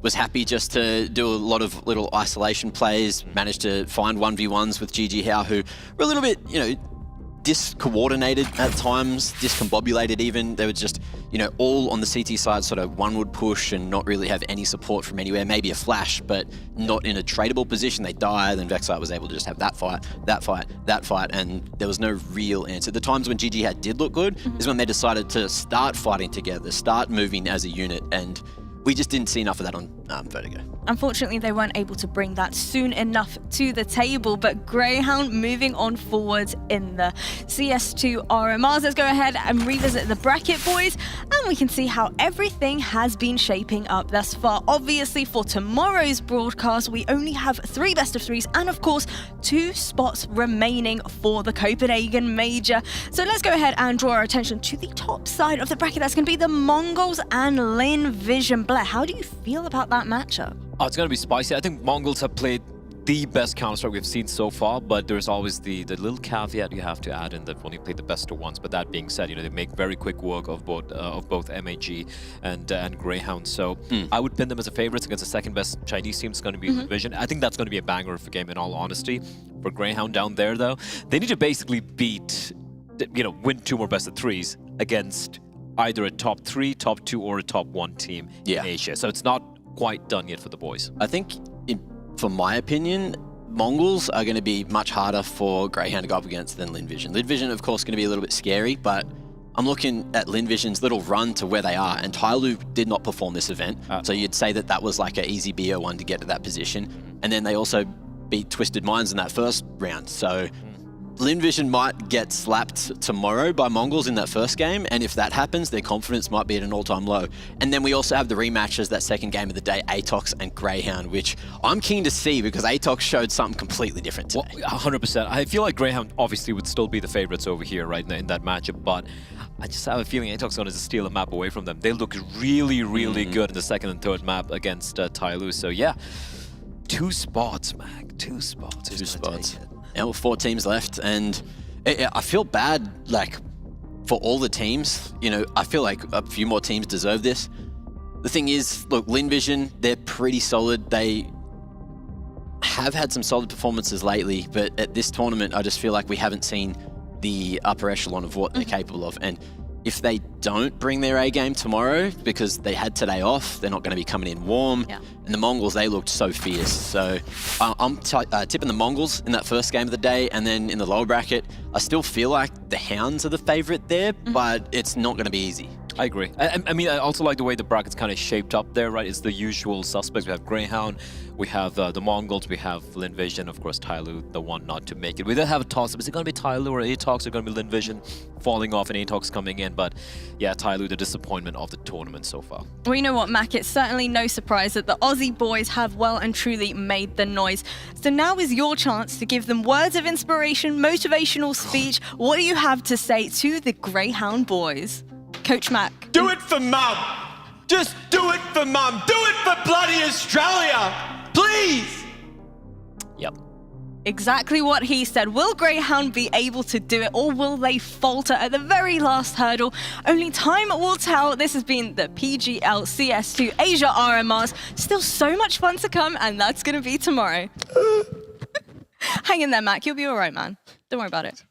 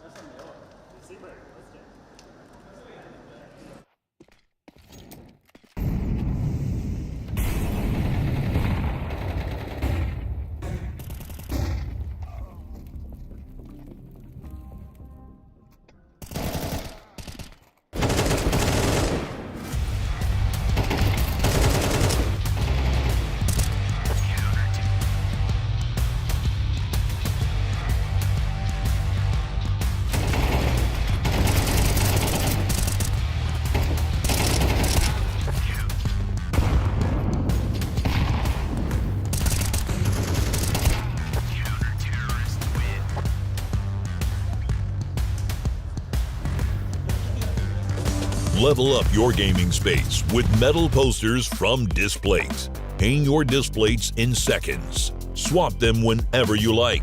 Get official art from your favorite games on a uniquely designed metal canvas and choose from thousands of posters. Join over 3 million collectors now. Your wall upgrade is here. Shop now at Displate.com.